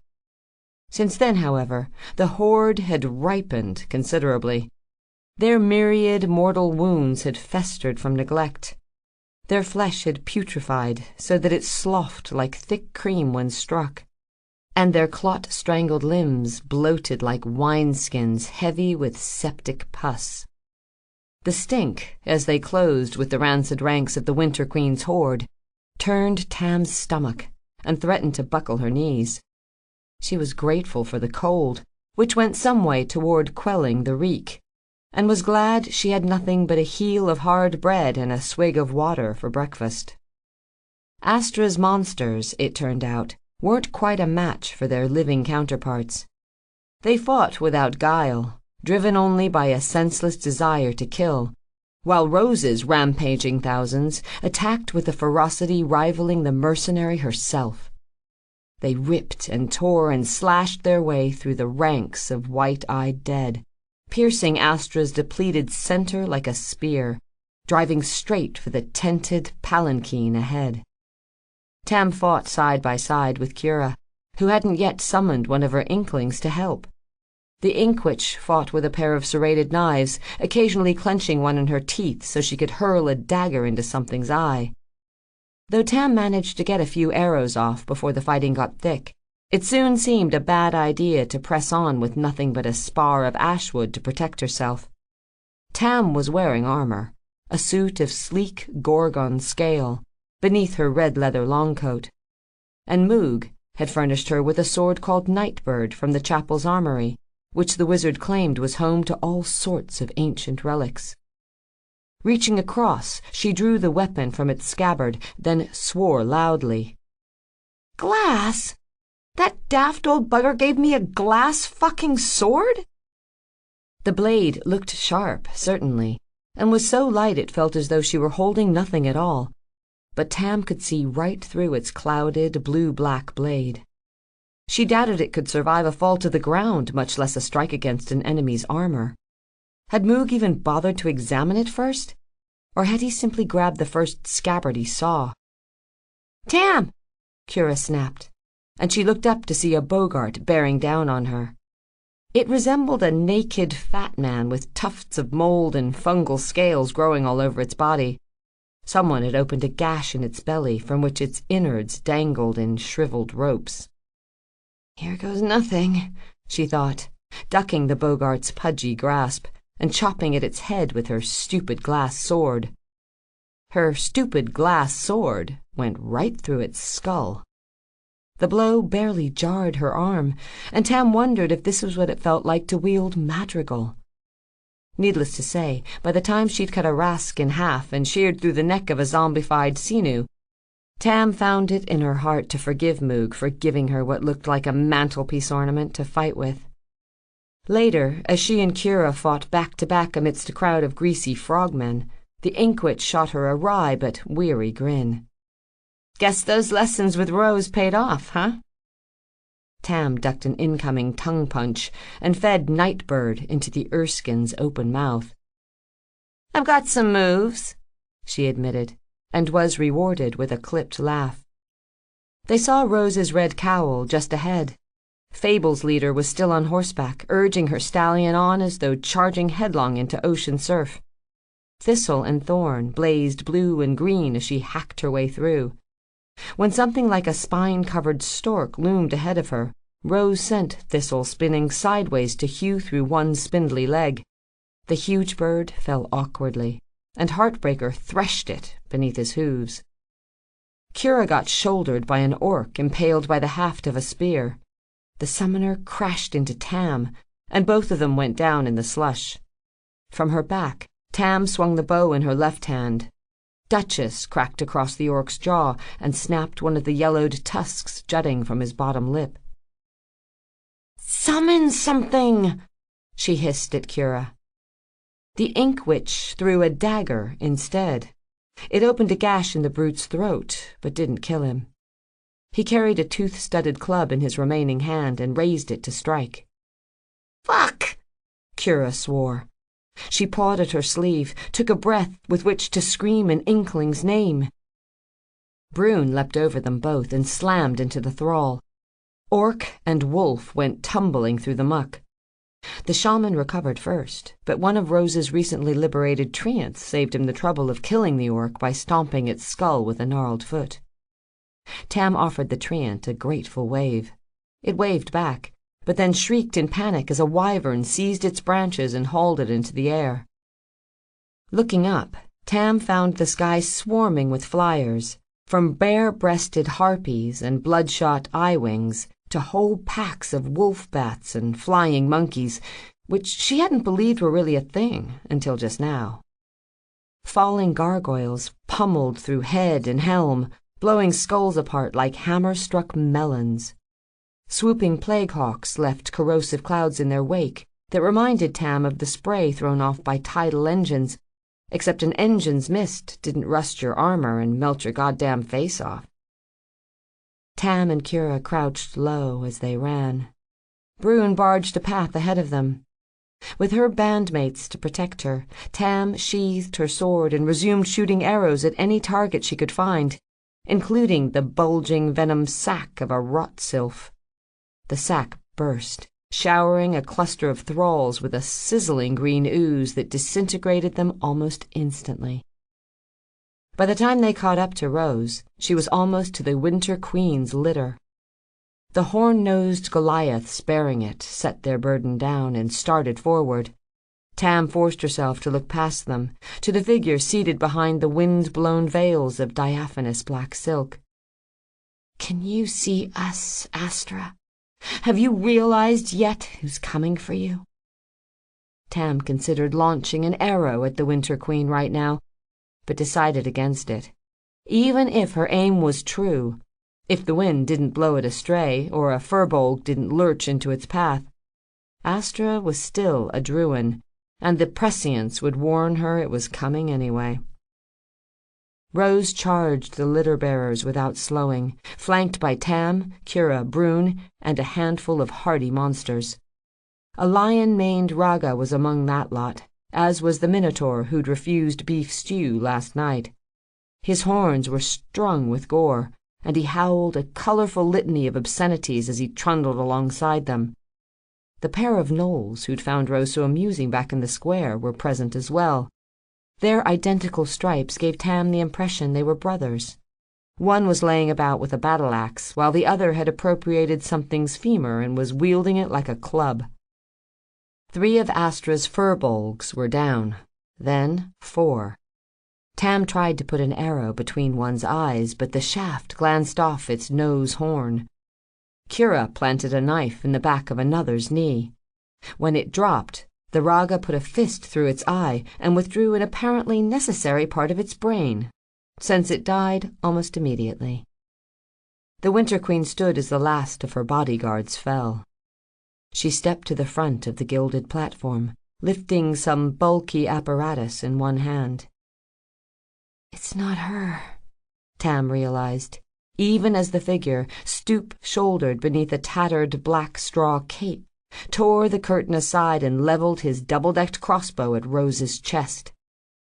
Hawkshaw wasn't wearing his snow mask, and though Astra had resurrected him, she'd done nothing to repair his face, which, thanks to being run over by the claw-broker's wagon, was an obscene mess of torn flesh and fractured bone. His eyes, unlike her lesser thralls, were dull black voids, and his shattered teeth were clenched in a tortured rictus as he pulled the trigger. The bolt splintered against the gauntlet Rose raised to shield her face. Tam sent an arrow at the warden's head, but the curtain fouled its flight. One of Kira's knives scraped off his shoulder, but didn't stop him from resetting the deck on his crossbow and taking aim once again. Rose yanked hard on Heartbreaker's reins, trying to turn him, but the stallion reared instead, and the white-feathered bolt split the barding on his chest. He toppled, throwing her clear. Kira and Brune rushed the platform, but Rose's shout brought them both up short. "He's mine!" The Inkwitch swore under her breath, and the wolf snarled, but neither defied her. Hawkshaw, puppet or not, had been responsible for Gabriel's death, and standing between Rose and revenge was as wise as diving for pearls in plate armor. Hawkshaw let the crossbow fall and drew the bone sword at his hip. The top third of it had snapped off, but its jagged point looked no less threatening for it. "If I kill you," he slurred, "she'll let me go. I can finally be with Sarah." Blood sluiced from Rose's blades as she summoned them to hand. "I don't know who Sarah is," she remarked, "but if she's dead, then I promise you'll see her soon." Tam glanced behind them. More and more of Astra's minions were giving up their pursuit of the Hand's horsemen. "We should get back to the city," she warned. "This won't take long," Rose promised. "It doesn't matter," Tam argued. "The Queen's not here. Killing Hawkshaw means nothing." "He murdered my father." "He's just a tool. Astra murdered your father, and she'll do the same to Ren and everyone else if we don't stop her. We need to go, Rose. Now, before it's too late." "It's already too late," said Kira. "Look." The ink witch was right. They were surrounded. Astra's thralls had returned like the evening tide to envelop Rose's dwindling company. And worse, every companion they'd lost between here and Conthus was now an enemy. Tam could barely make out the city for the blowing snow, though she could see Brontide marauding through the outer wards, a malevolent child stomping on frogs in shallow water. They had gambled their lives on being able to reach the Winter Queen and kill her quickly. Gambled and lost. Astra played us for fools, Tam thought bleakly. She tricked us, trapped us, and now we're dead. Something snagged her eye as it emerged from the courtside gate. Many somethings, actually, led by two towering figures swinging massive hammers in devastating arcs. Her mind floundered in confusion. Were they monsters? Had one of Sinkwell's wizards conjured a clump of earth elementals to help fight? Her ears picked out a sound amidst the savage noise, a lilting, lyrical hum, as incongruous as birdsong on a battlefield, or bright laughter echoing through the halls of a crypt. It sounded, to Tam's beleaguered heart, like hope. Chapter 54. The Scabbard and the Sword. Freecloud hadn't forsaken the people of Conthus. He hadn't abandoned his bandmates or succumbed to his father's intractable will. And most importantly, he hadn't given up on Rose. He'd only pretended to, Tam realized. He'd played his part, bided his time, let his father think he was content to remain below while his friends perished and Conthus burned. But he wasn't. He was here, and he'd brought a legion of stone sentinels to back him up. Each golem was twice the height of a man, with glowing green eyes and cuffed fists they used to pummel and punch through the hapless dead. Leading them was a pair of giant Duramantium knights, great big bastards who waded knee-deep through the Winter Queen's army. Tam could barely make out the Druin in their midst, a speck of sky blue in the grainy gray chaos. "My hero," Rose murmured. Tam glanced over. "You knew?" "Of course I knew," she said. "The poor fool loves me." "Come!" bellowed Hawkshaw, beckoning Rose toward the palanquin stage. "Fight me! Kill me, if you can." Rose ignored him, addressing her bandmates instead. "We're going back." Heartbreaker lurched to his feet. For a moment, Tam feared he might be dead, and that Rose would be forced to fight her own horse. But the stallion simply didn't know Hawkshaw's poison would kill him, and wasn't about to let a single arrow stop him now. Rose vaulted onto his back and began rallying the monsters around her, shouting and pointing toward the city behind them. Astra wasn't going to make it easy. Every eye in the horde turned upon Rose. Her name gusted from 1,000 breathless lips. The fighting on all sides grew more frantic than ever as the Winter Queen's minions hurled themselves at Fable and their allies. Hawkshaw's screams hounded them as well. "Kill me!" he howled at Rose's back. "Kill me!" Tam tried to oblige him, shooting on the run as they started west, but her arrow thudded into the warden's shoulder instead. He broke the shaft with his fist, hurled it away, then leapt off the litter and set out after them. With Astra's will focused on Rose, Freecloud's golems were hewing through her army like a battle-axe through sodden wood. His knights, especially, were wreaking havoc among the Winter Queen's ranks. Their hammers cleared dozens at a time, or crushed condensed enemies to bloody pulp. While mortal foes might have fled from their path, Astra's thralls attacked without regard for their life, queuing to be slaughtered like bulls at a butcher's door. Fable, on the other hand, was forced to fight for every inch of ground. The horde seethed around them. Rose's dwindling force was beset on every side, an island of living souls amidst a storm-racked sea of shambling dead.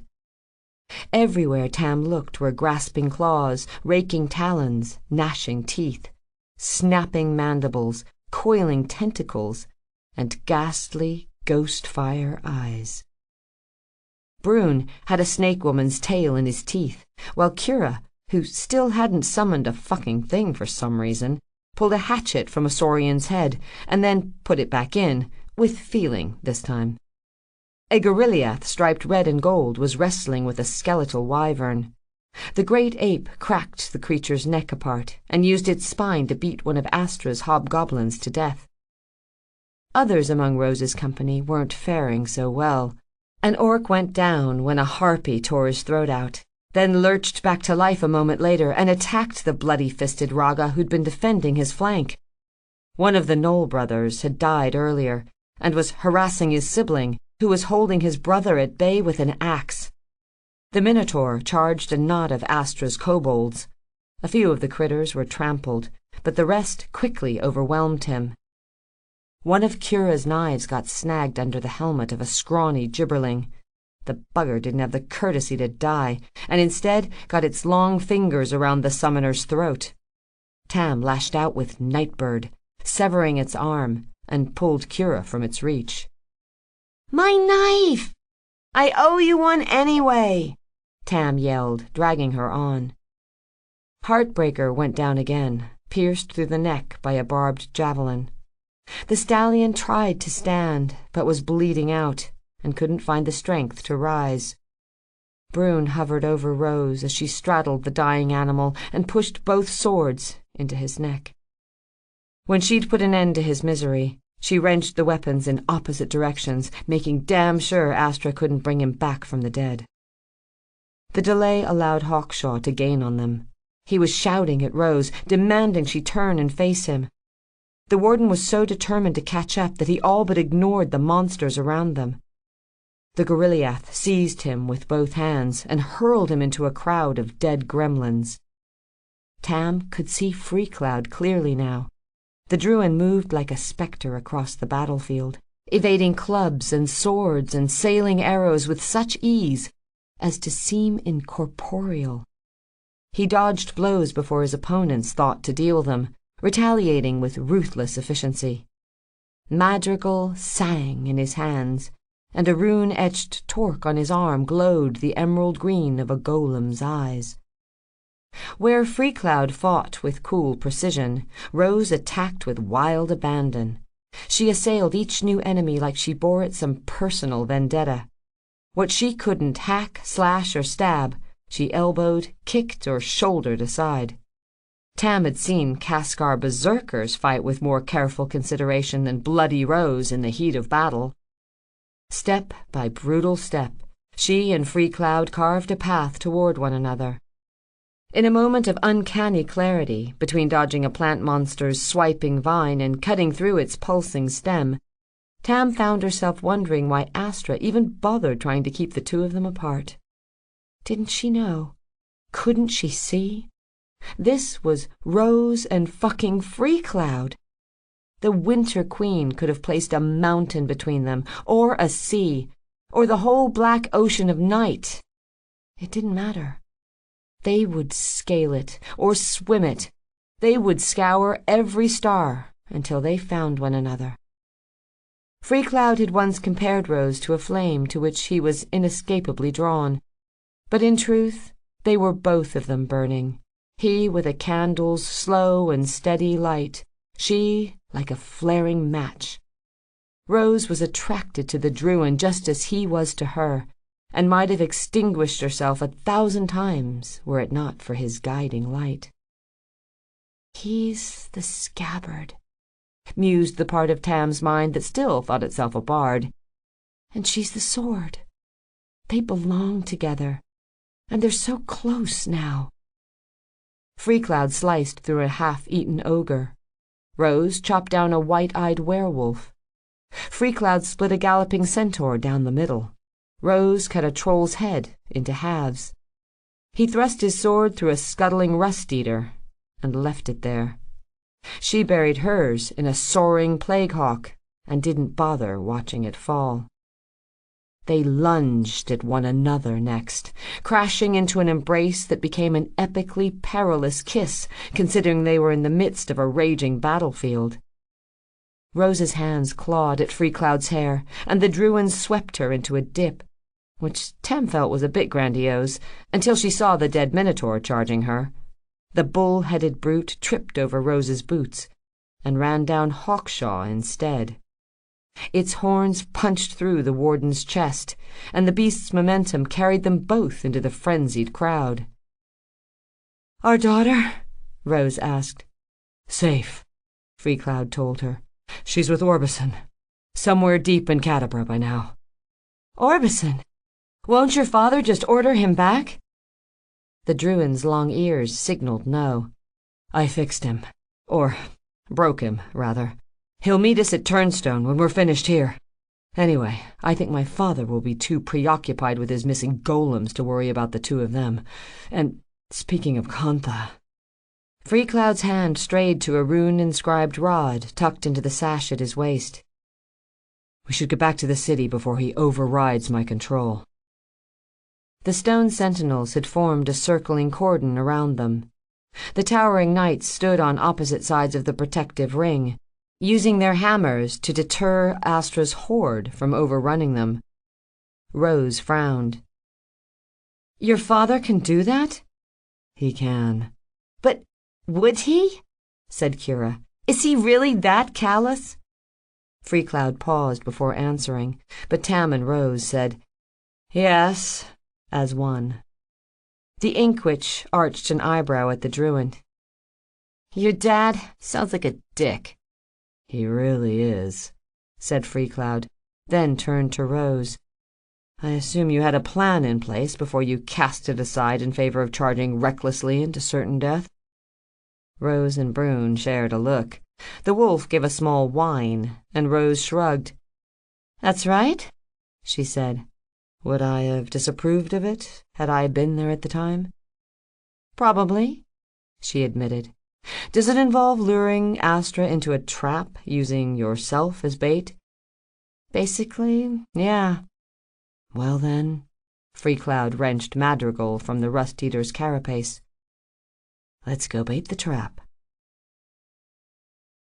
They battled their way to the courtside gate. Desperate to keep her quarry from getting away, Astra's thralls attacked with renewed ferocity. If not for Kantha's golems, Fable and their monstrous allies would have been overrun long before they reached the city.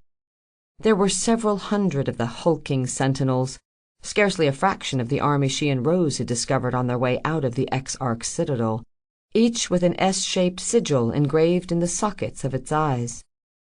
The Duramantium Knights weren't linked to the band on Freecloud's arm, but were instead controlled by the rod secured at his waist. The golems, though hardy, were not invincible.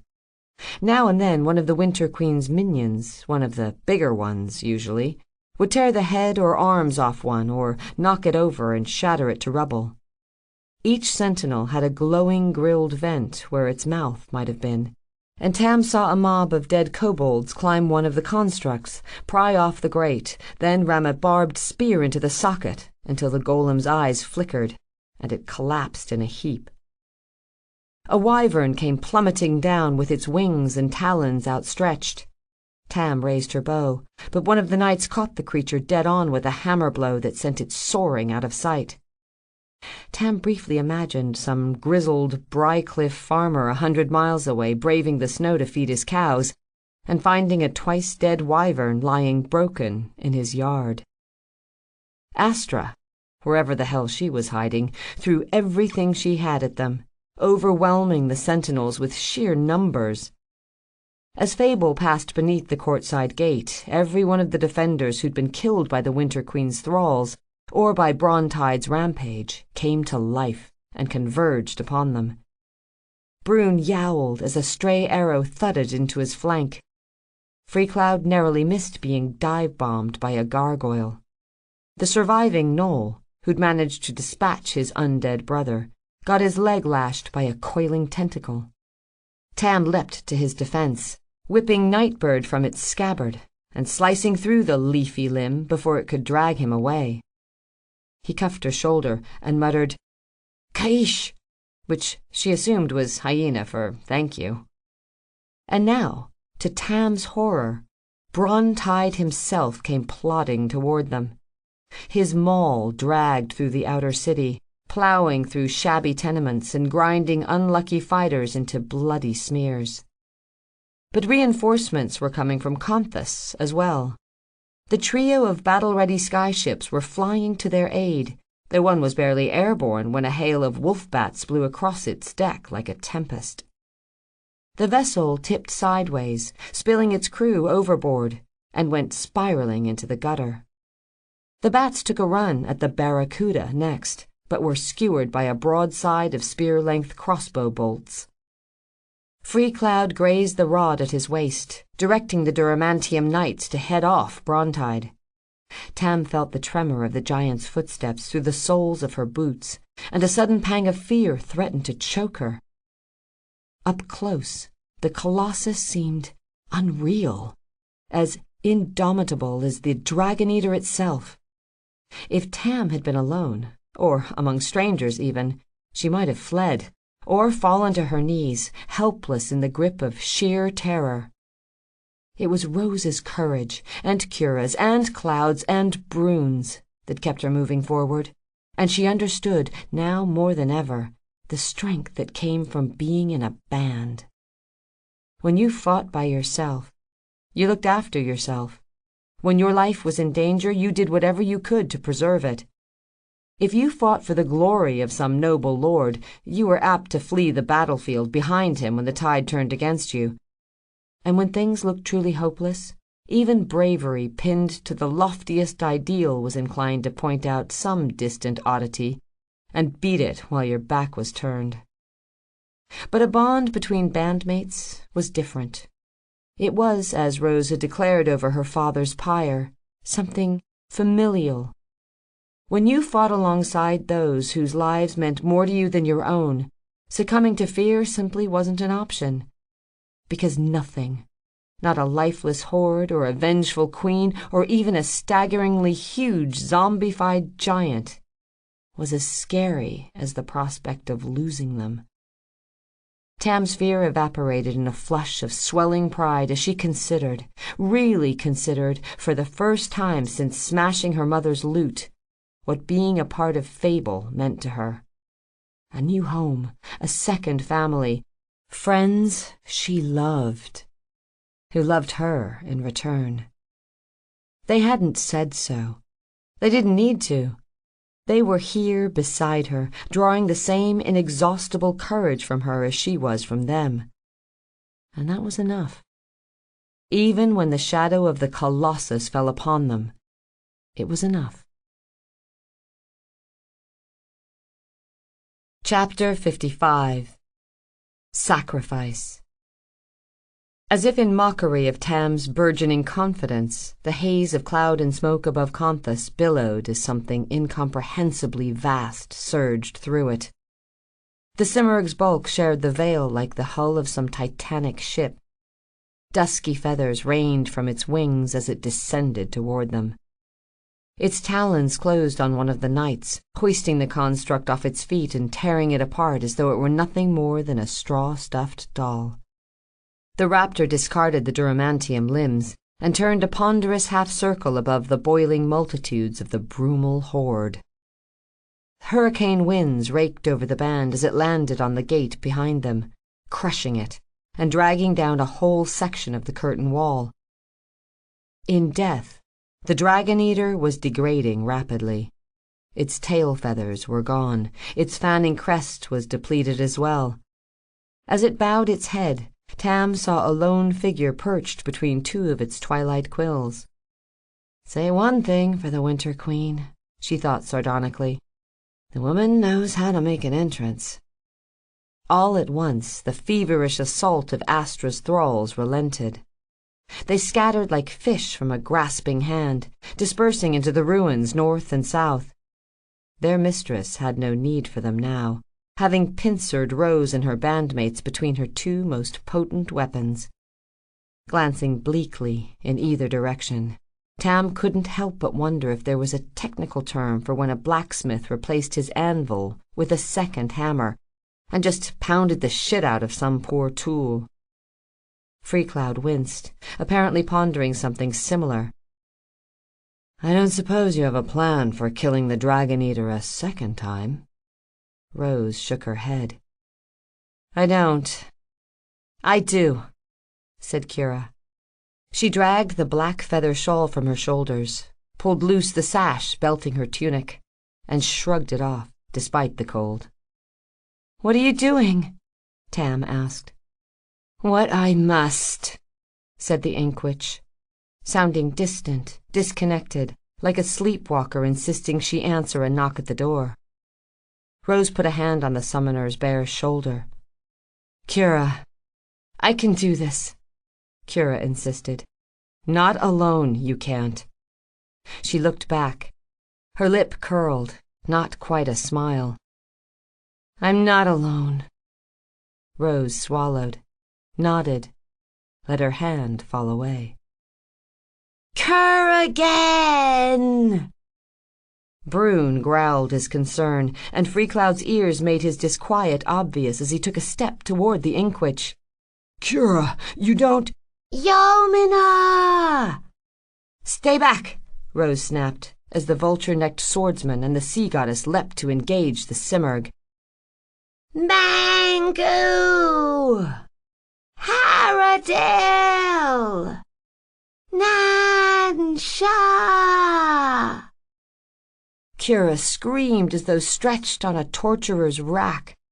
One by one, her nightmares took shape.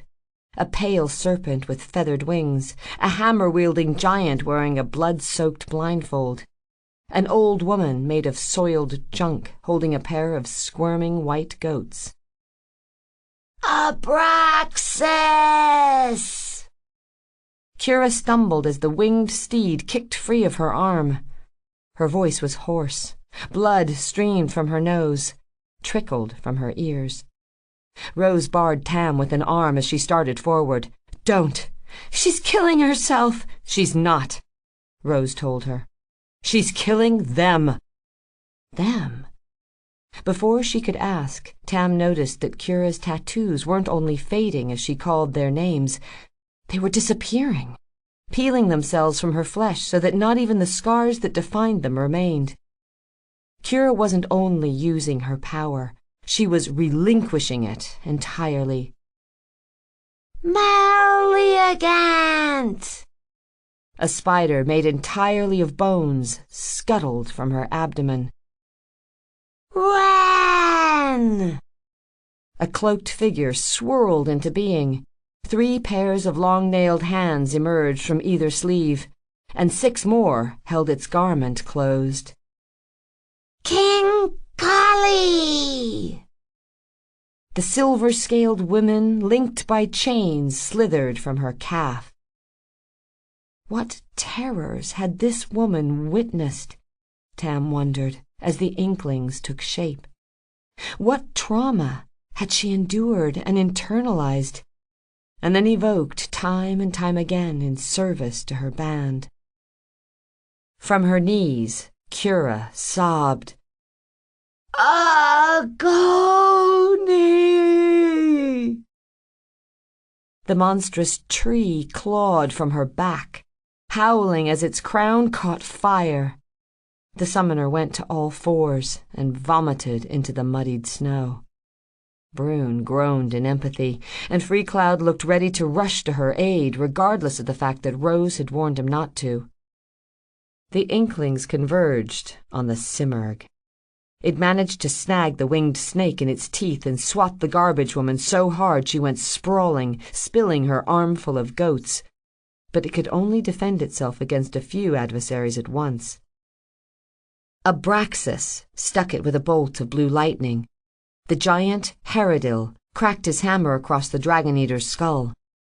Tam saw the Winter Queen slide from her perch and out of sight.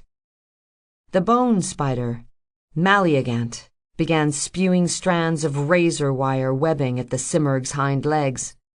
Kurrigan grappled its head, burrowing her salt-slick tentacles into its nostrils and through the burning sockets of its eyes. Yomina went to work on its forelegs, hacking through flesh and bone like a lumberjack on a lion's leaf bender. The scales on the Simurgh's belly had begun to flake off. Its remaining feathers were withered and gray, no longer sheathed in armoring ice. Whatever complex biology had granted the dragon-eater its cold fire breath had been shredded to uselessness by Rose's blades. Even diminished, though, it was hardly a pushover. Its powerful jaws sheared through the winged snake. It caught and crushed the cloak of hands called Ran, then stomped the hag, Nansha, into a pile of scattered trash. Her goats screamed and puffed into wisps of black cloud. "It's not enough," Tam dreaded. "One by one it will kill them. And then us, unless Brontide reaches us first." Except Kira wasn't finished yet. She raised a trembling arm, like a sacrifice opening her veins above some wicked altar. There was blood on her lips, blood trickling from her nose. Droplets of deep red stained her pale skin, which was otherwise pristine. For the first time since a girl's grief had compelled her to press an edge to her flesh and drive away pain with pain, she was free. Or almost free. "Bloody Rose!" she cried. The apparition of Fable's frontwoman blazed to life, its molten boots steaming in the snow. Tam half expected it to confront Rose, for the two of them to acknowledge one another the way sisters separated at birth might recognize their long-lost twin. But it sprang into the sky without looking back. Kira collapsed into the slush. Rose rushed to her side. Freecloud peered with narrowed eyes at the embattled dragon-eater, probably searching for sign of the Winter Queen. To the west, the skyships were closing in on Brontide.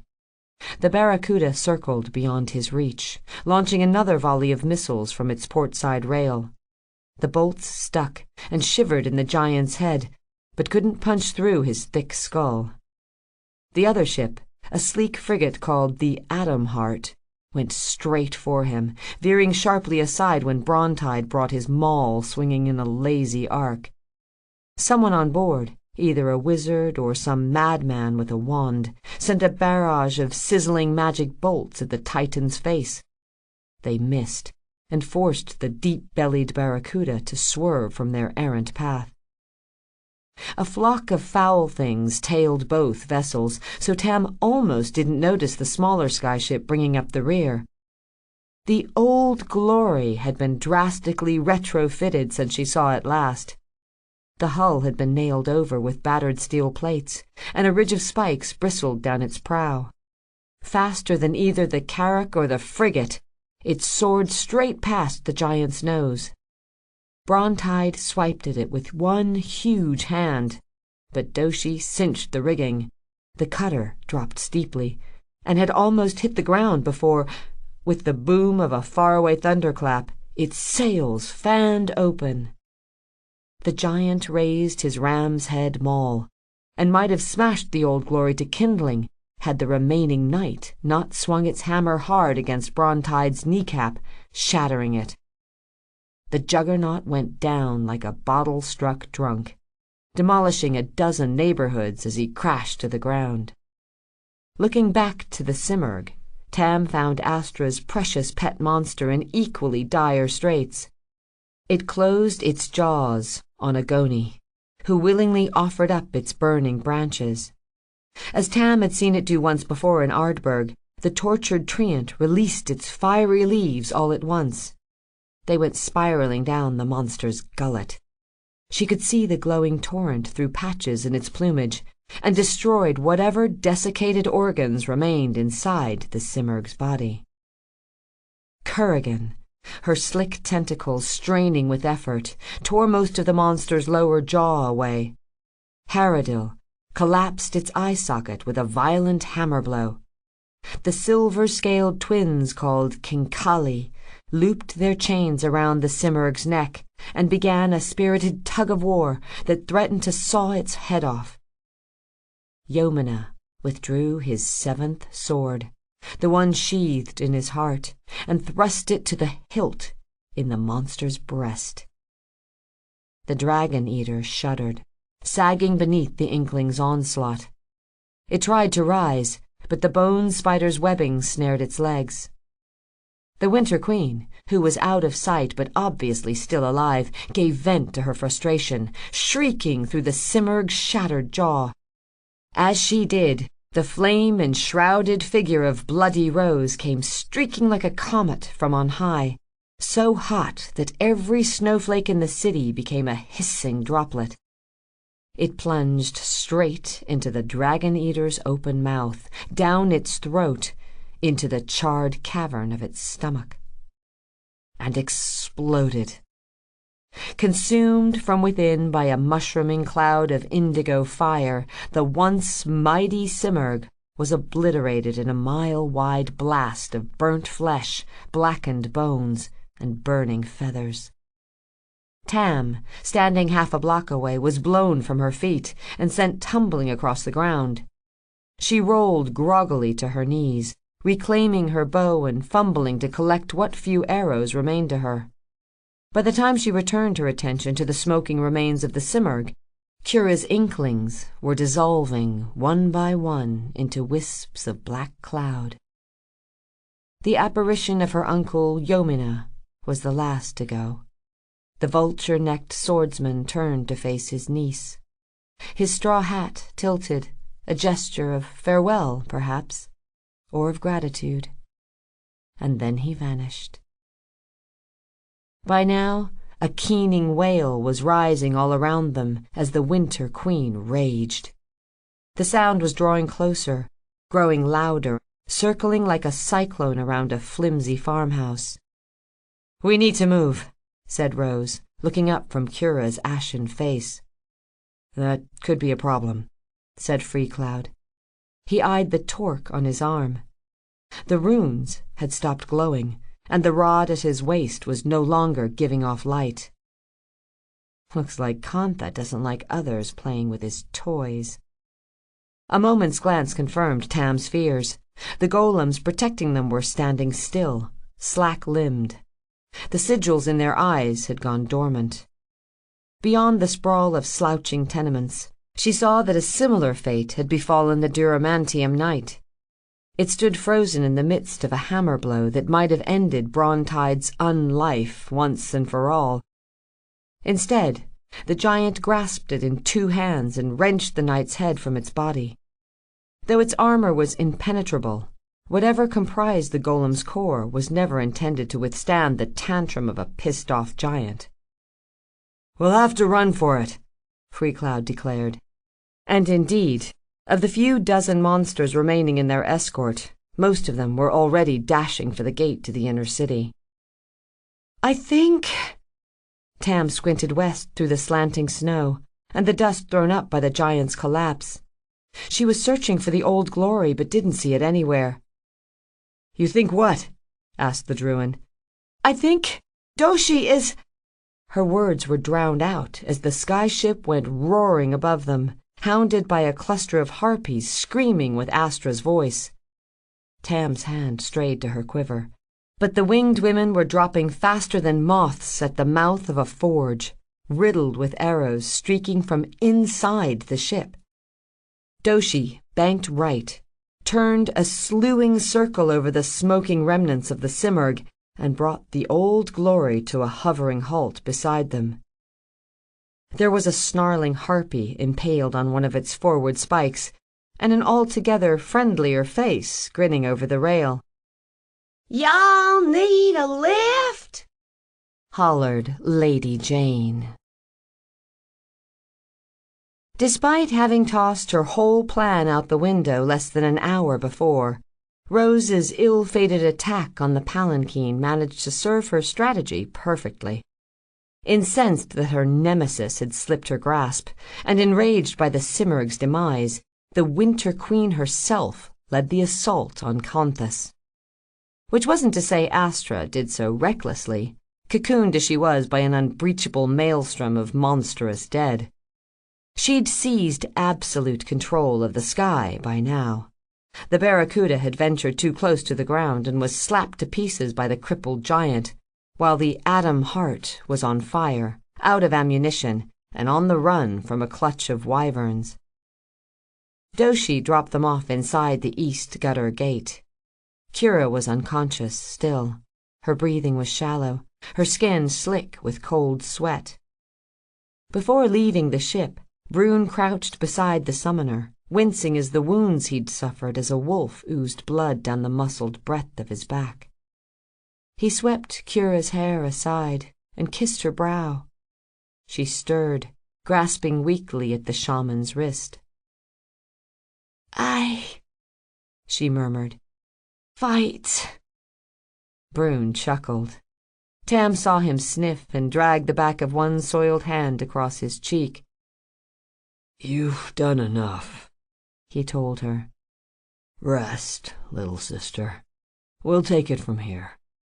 Too exhausted to speak, Kira laid her fingers on the shaman's arm. Brune didn't bother to wipe away the next tear to streak through the grime on his face. "If I don't see ya," he whispered, "I'll see ya." "Make sure she gets to the sanctuary," Rose called to Doshi. "I will," the captain said gravely. "I swear it." As the Old Glory went roaring toward Chapel Hill, Lady Jane sidled up between Rose and Tam. "Vale's bloody cock," she swore. "I reckon I'm in love with that man." "Love?" Tam sputtered. "Doshi? You met him, what, yesterday?" "The day before yesterday." Jane shrugged. "But the loins want what the loins want, as they say." "Nobody says that," Tam assured her. "Get ready," said Rose, eyes hooded by her crimson cowl. Her bracers flared as she squared herself to the eastern gate. "Here she comes." Chapter 56. Fighting Dirty. They fought Astra in the mud-brick blocks of Knight's Landing, whose baron, the Arachnean named Katuo, went to war flanked by a pair of his 6-armed kin. The trio wielded 8 swords, 7 axes, and 3 spears between them, and fought as if they were a single entity, a hunter's hive mind with 3 separate bodies. Brune stood guard over Tam, while she depleted her restocked quiver, putting shaft after shaft into every abomination in sight. When the shaman was set upon by a scorpion the size of a warhorse, Tam drew Nightbird and kept Astra's minions at bay until the wolf prevailed.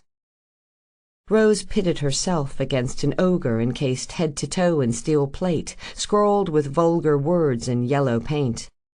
The brute looked like one of Contha's golems, but though his armor made him almost invulnerable, his clumsy attacks made it obvious he couldn't see for shit. He didn't know Rose had climbed him until she put her swords through the slitted visor of his helm. Their resistance lasted until the massive war tortoise crashed through the wall beside the gate, burying the insectoid baron and his fellow Arachneans beneath a landslide of stone bricks.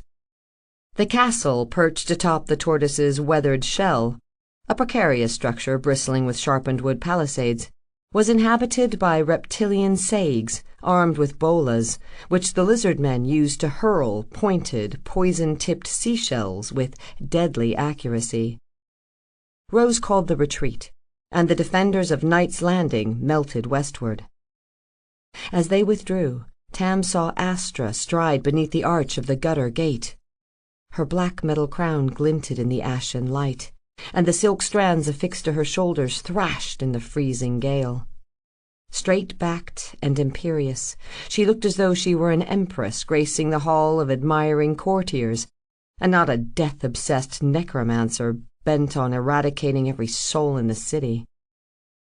I'm coming for you, Rose, said her thralls in eerie unison.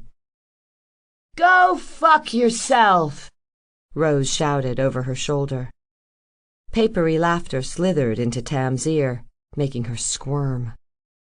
They fought Astra in the shabby streets of Rock Bottom, where Baron Starkwood led a levy of ugly, muscle-bound thugs by proxy of being the ugliest, most muscular among them. They were reinforced by the city's stable of pit fighters, who ranged from bearded, battle-scarred northerners to wiry Narmiri snake wrestlers, called so not because they wrestled snakes, but because they wrestled like snakes, stunning their opponents with lightning strikes and then subduing them with grapples. The combined forces ran roughshod over their enemy, and were on the verge of pushing them all the way back to Knight's Landing before the tables, as tables tend to do in pitched warfare, turned against them. All the muscles in the world couldn't protect Tane Starkwood when a slag drake vomited a jet of scalding magma all over him. The Baron disintegrated like a snowman under the Summer Lord's glare, leaving nothing behind but a duramantium belt buckle that read, "Invincible," floating on a pool of gurgling lava. The resistance crumbled entirely when Brontide, crawling on his elbows since his knee was destroyed, began pummeling the defenders with his fists. back! Rose bellowed, and the Winter Queen's susurrant laughter hounded their heels once again. Surrender, said her 100,000 mouths. embrace oblivion. Embrace oblivion? Tam scoffed under her breath. Thanks, but no thanks. They fought Astra among the ramshackle hovers of Riverswell, trapping the dead in blind alleys and pelting them with whiskey bottle firebombs from the rooftops above. They fought on the snowy slopes of Blackbarrow, whose residents turned a collection of food carts and rangy mules into 24 makeshift chariots. The resulting stampede was disastrous for everyone involved, but effective nonetheless. They fought amidst the plundered crypts of Whitecliff, baiting thralls into open graves filled with everything from sharpened spikes to a highly acidic slop co-engineered by the city's tanners and the Alchemists' Guild. Even the Winter Queen's entourage fell prey to ambush. As it followed the broad boulevard of the gutter into Salt Kettle, a pair of explosive-laden argosies rolled down either side of the bisecting thoroughfare. Astra's frustrated snarl tore through the city. She threw 100 thralls into the path of one, which bounced and tipped sideways, detonating well before it reached the gutter and setting several buildings on fire. The other rumbled on unhindered, and for a brief moment Tam allowed herself to believe they'd done it, that the sorceress and her puppet army would be undone in one fiery instant, before Brontide, compelled by Astra's panicked command, dragged himself into its path. The war wagon exploded against the giant's face. The resulting blast stripped the flesh from his bones. His hair and beard burned like a dry broom fed to a furnace. He pushed himself up, arms flexing beneath the charred leer of his smoldering skull. You've gotta be kidding me. Tam heard Freecloud groan. But then Brontide's brittle neck snapped beneath the weight of its burden. His head hit the ground, crushing dozens of risen dead, then rolled like a boulder into the gutter. His body shuddered violently and went still. A desultory cheer erupted from the city's defenders, but the howl of the storm drowned them out, and the horde surged like an ocean intent on drowning the world. They gave up Salt Kettle without a fight, retreating as swiftly as they could toward the base of Chapel Hill. A group of rock-bottom thugs, unfamiliar with the turf of a rival baron, fled down a blind alley and were cornered by the 4-headed Hydrake. Tam ran, though the muscles in her legs were screaming for rest. The weather was getting worse by the minute. The snow through which they fled was ankle-deep and piling fast.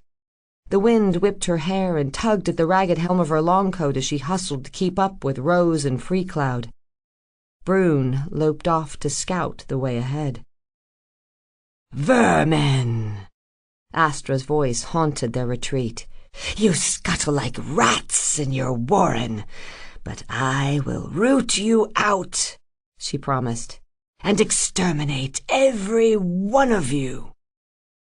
A dozen dead centaurs came charging from a sloping side street. Rose's scimitars cut the legs from one, fouling the momentum of those behind it. Freecloud slipped between them, his blade shearing through torsos and lopping off heads. Tam, who had neither the martial prowess of Bloody Rose nor the effortless poise of a Druin swordmaster, saw one of the horsemen bearing down on her and did the first rational thing that came to mind. She tossed her bow in a snowbank and leapt through the open window of the house beside her. She spent a moment, flailing wildly, tangled in gauzy linen drapes that did their best to strangle her. She gained her feet and started for the door, but tripped over a footstool she hadn't noticed in the gloom and went sprawling across the grimy rushes carpeting the floor. Suddenly, something was on her. It hissed in her face, scratched at the scales of her armor, and sunk fangs into her hand when she tried to push it off. "A kobold," she guessed. "Or an imp, maybe. Make that several imps," she thought, as more of the creatures attacked her in the dark. Tam caught one with an elbow, flung another off her foot, and scrambled to her feet. She caught sight of a thrashing tail and hackled fur against the window's wan light before another of the devils leapt at her face, raking its talons across her cheek and drawing blood. She raced for the exit, cursed when her hip caught the corner of a wooden table. One of the imps, or kobolds, or whatever the fuck these monsters were, leapt onto her back. Its claws caught in her hair as it struggled for purchase. Finally, Tam reached the door. She yanked it wide, exposing her assailants to the light. Whirling, she saw them scurrying for cover. But not before she realized they were cats. She clamped her jaw shut on a curse, resolved never to speak of this to anyone, and promptly left, slamming the door behind her. By the time she'd found the others, they'd cut the centaurs to pieces. It looked as though a whole regiment of cadaverous cavalry had been butchered in the street. "You're bleeding," Rose pointed out. Tam pressed fingers to her face, wincing as her touch found a searing claw mark beneath her right eye. "I'm fine," she insisted. Madrigal hummed as Freecloud returned the blade to its sheath. "Find some trouble, did you?" Tam patted Nightbird's pommel. "Nothing I couldn't handle," she said, ignoring a muffled yowl from the house behind her. Rose jogged off, while Freecloud reclaimed Tam's bow and offered it to her with a smirk. "Vicious things, cats," he said, then winked and set out after Rose. Tam wiped blood from her face with the cuff of her coat before following. They were forced to skirmish twice more before escaping the ward, first against a pack of decaying trollhounds, then with a gang of zombies Tam mistook for allies, until they drew close enough for her to see the flames in their eyes. She stood her ground this time, and used Nightbird's keen edge to cut through the neck of a pale-faced boy, hardly older than herself. The kid's half-severed head peered into the depths of Rose's hood. "You disguise yourself?" it asked with Astra's voice. "You cannot hide from me, Rose. I will find you. I will make you suffer. My son's death will be of—" Tam finished hacking the boy's head off, then kicked it down the slope behind them. "Thanks," said Rose. "Any time," Tam replied.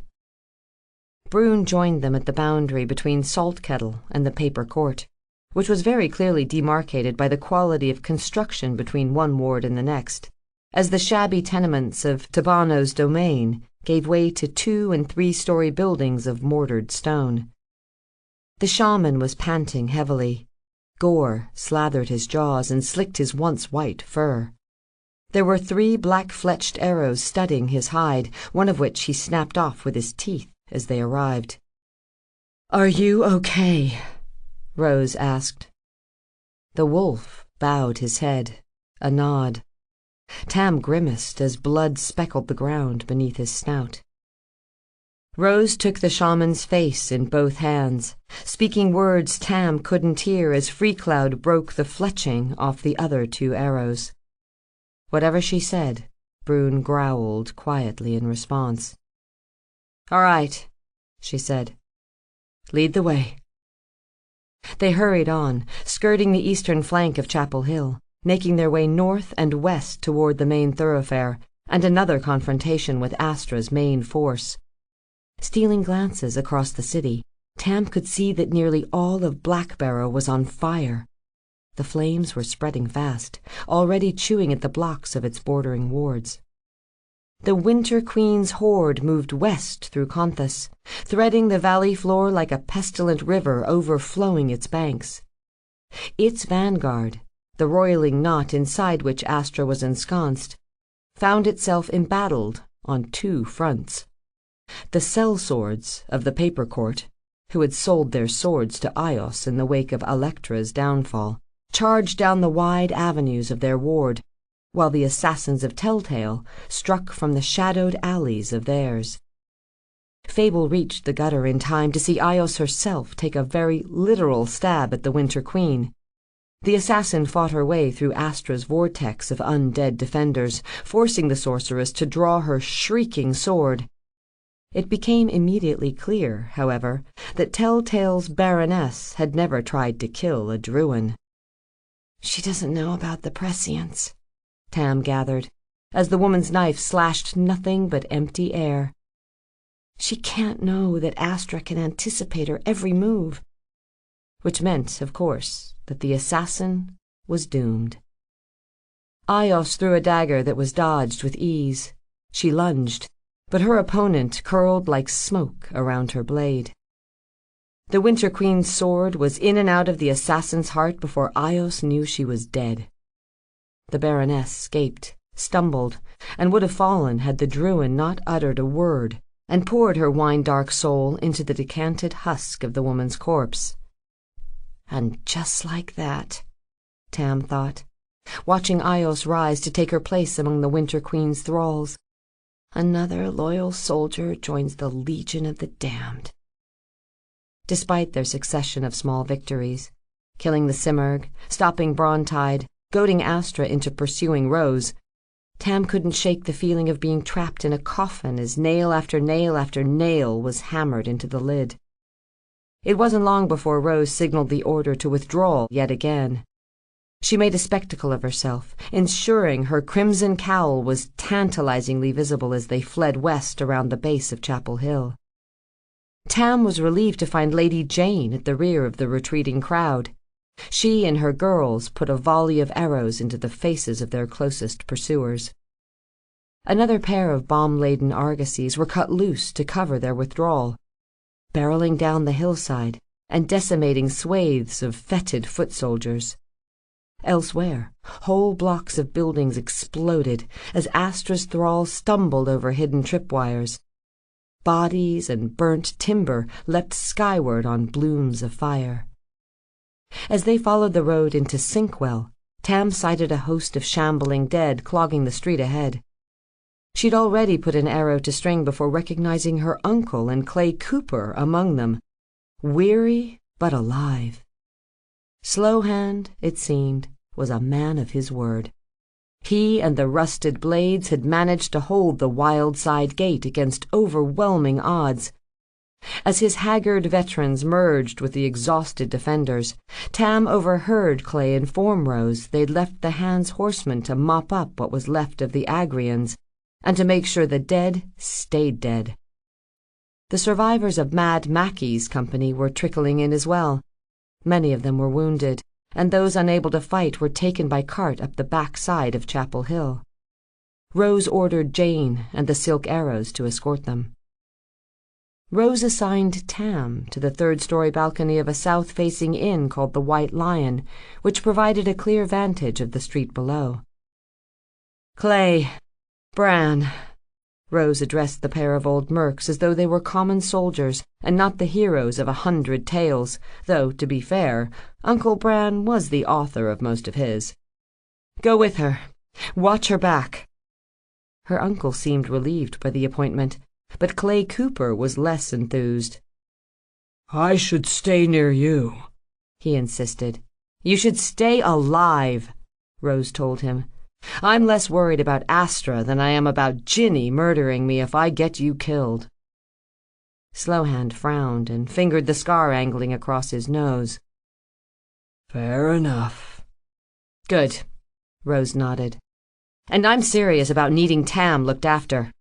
She's got an important role to play." "Really?" Tam asked. "Because it feels like I'm being relegated to distant spectator." "Not quite," Rose assured her. "You're going to kill the Winter Queen." Astra's horde spread across Conthas like rot, infecting its streets, polluting its squares, defiling the free city as it had never been defiled, which was quite a feat considering what a muddy pisshole the place had been before they arrived. Like some insidious arterial poison worming its way toward the heart, the dead converged in their thousands upon the woman waiting for the Winter Queen to round the base of Chapel Hill. Rose had left her father's fabled sword with Alkane Tor for safekeeping, but now she stood with both hands on its hilt and the point of its scabbard resting on the ground between her boots. She still wore her cowl and glared over Velicor's pommel like a woman sentenced to death watching the sunrise on her final day. Freecloud stood at her right shoulder, Brune her left. The shaman's breath gusted from between his jaws. Rose reached to lay a hand on his scruff, though whether she did it to comfort the wolf or herself, Tam couldn't know. Around them, crowding the burrows of Sinkwell and the west-facing slope of Chapel Hill, were the last defenders of Conthas, the rusted blades and the remainder of Mad Mackie's company, the sorcerers of Sinkwell, and the battle-weary survivors of every ward they'd relinquished to their implacable foe. Alkane's mercenaries were the only ones yet unscathed, since they'd been ordered to wait here in ambush. Now they emerged from home and hovel into the streets, their heads and faces swaddled against the blustery cold. The horde, meanwhile, had ground to a halt. Things that had once been men and women stood slack-jawed, their heads canted as if listening for some quiet command. Monsters, great and small, ceased to skitter, scuttle, slither, or stomp, waiting mindlessly on their mistress's order. Plague hawks and wyverns wheeled slow circles in the grey sky, while rot sylphs and eye-wings hung like gruesome baubles from the smoke-clouded canopy. "Are you afraid?" asked the Winter Queen. Her voice was the rustle of dead leaves blowing across the face of a tombstone. Rose considered the question. "Not of you," she said eventually. A dry chuckle. "You should be. Don't you know what I am?" "If I promise not to ask," Rose said, "will you promise not to tell me?" The Winter Queen ignored her. "I am a conduit, an unholy vessel. Within me is an essence greater than you can possibly imagine." "I can imagine quite a bit," Rose drawled, and Tam heard Clay Cooper chuckle quietly to himself. "She thrives on my pain," confessed Astra, as though she and Rose were the only two souls in the city. "She inhabits the void my children left behind, and she will do the same to you, Rose, when your daughter is dead." Does this unimaginable essence have a name?" Rose asked. "She is Tamarat," said the knifing wind. "Darkness incarnate, the devourer of worlds." Tam saw mercenaries exchange what she assumed were nervous glances, though their expressions were hidden by hood and helm. Even Freecloud looked shaken. His ears, pinned flat against the sides of his head, betrayed a terror the Druid could barely suppress. Only Rose seemed indifferent to the other woman's declaration. "The devourer of worlds?" She shook her head. "Not this time. Not my world. You've gone mad, Astra. You're a prisoner to your grief." Rose's fingers flexed on Velicor's hilt. "But I'll set you free. And for whatever it's worth, I'm sorry about your son. Truly, I am. Last Leaf deserved better. His people deserved better." "His people!" The Winter Queen's scorn was accompanied by a flurry of snow. "Those creatures were not his people.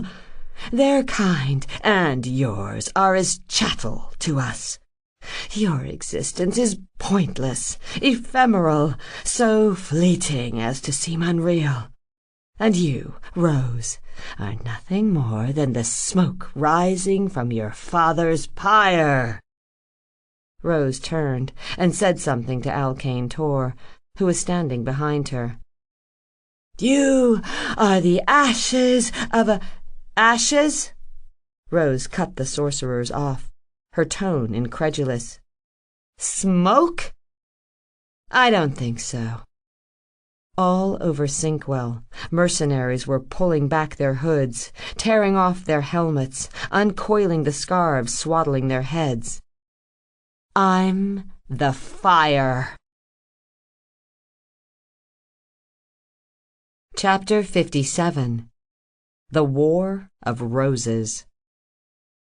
Red, red, everywhere. The brilliant red of spring flowers, the garish red of fresh blood, the blinding, bedazzling red of a setting sun. Tam gasped in amazement. Her eyes picked out innumerable hack-job haircuts and Hucknall bean hues. A whole army of counterfeit roses filling the street below and blanketing the slopes of Chapel Hill.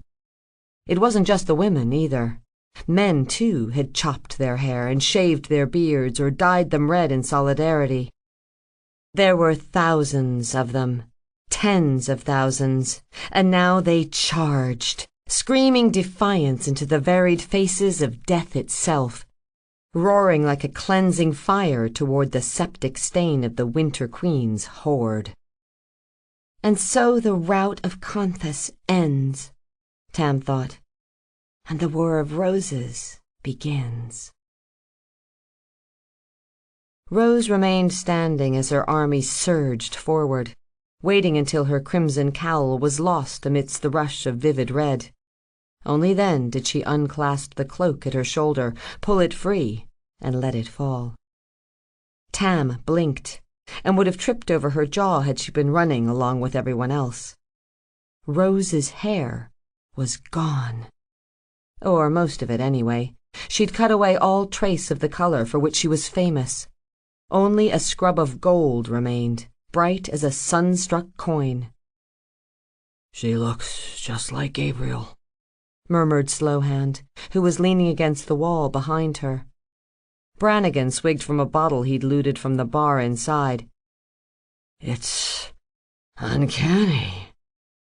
Tam stole the bottle from her uncle and took a swallow, then made a face like a yawning cat. Whiskey. Not her favorite. "Good thing she can't hear you," she told Bran. "She'd be furious." Clay shrugged. "You sure about that?" In fact, she wasn't. Not anymore. Below, Rose barked an order to Brune. The huge wolf dipped his head and went bounding toward the battle raging farther down the street. Alone, or as alone as two people could be amidst the rush of red-headed thousands, Rose and Free Cloud leaned into one another. He put a hand on her neck.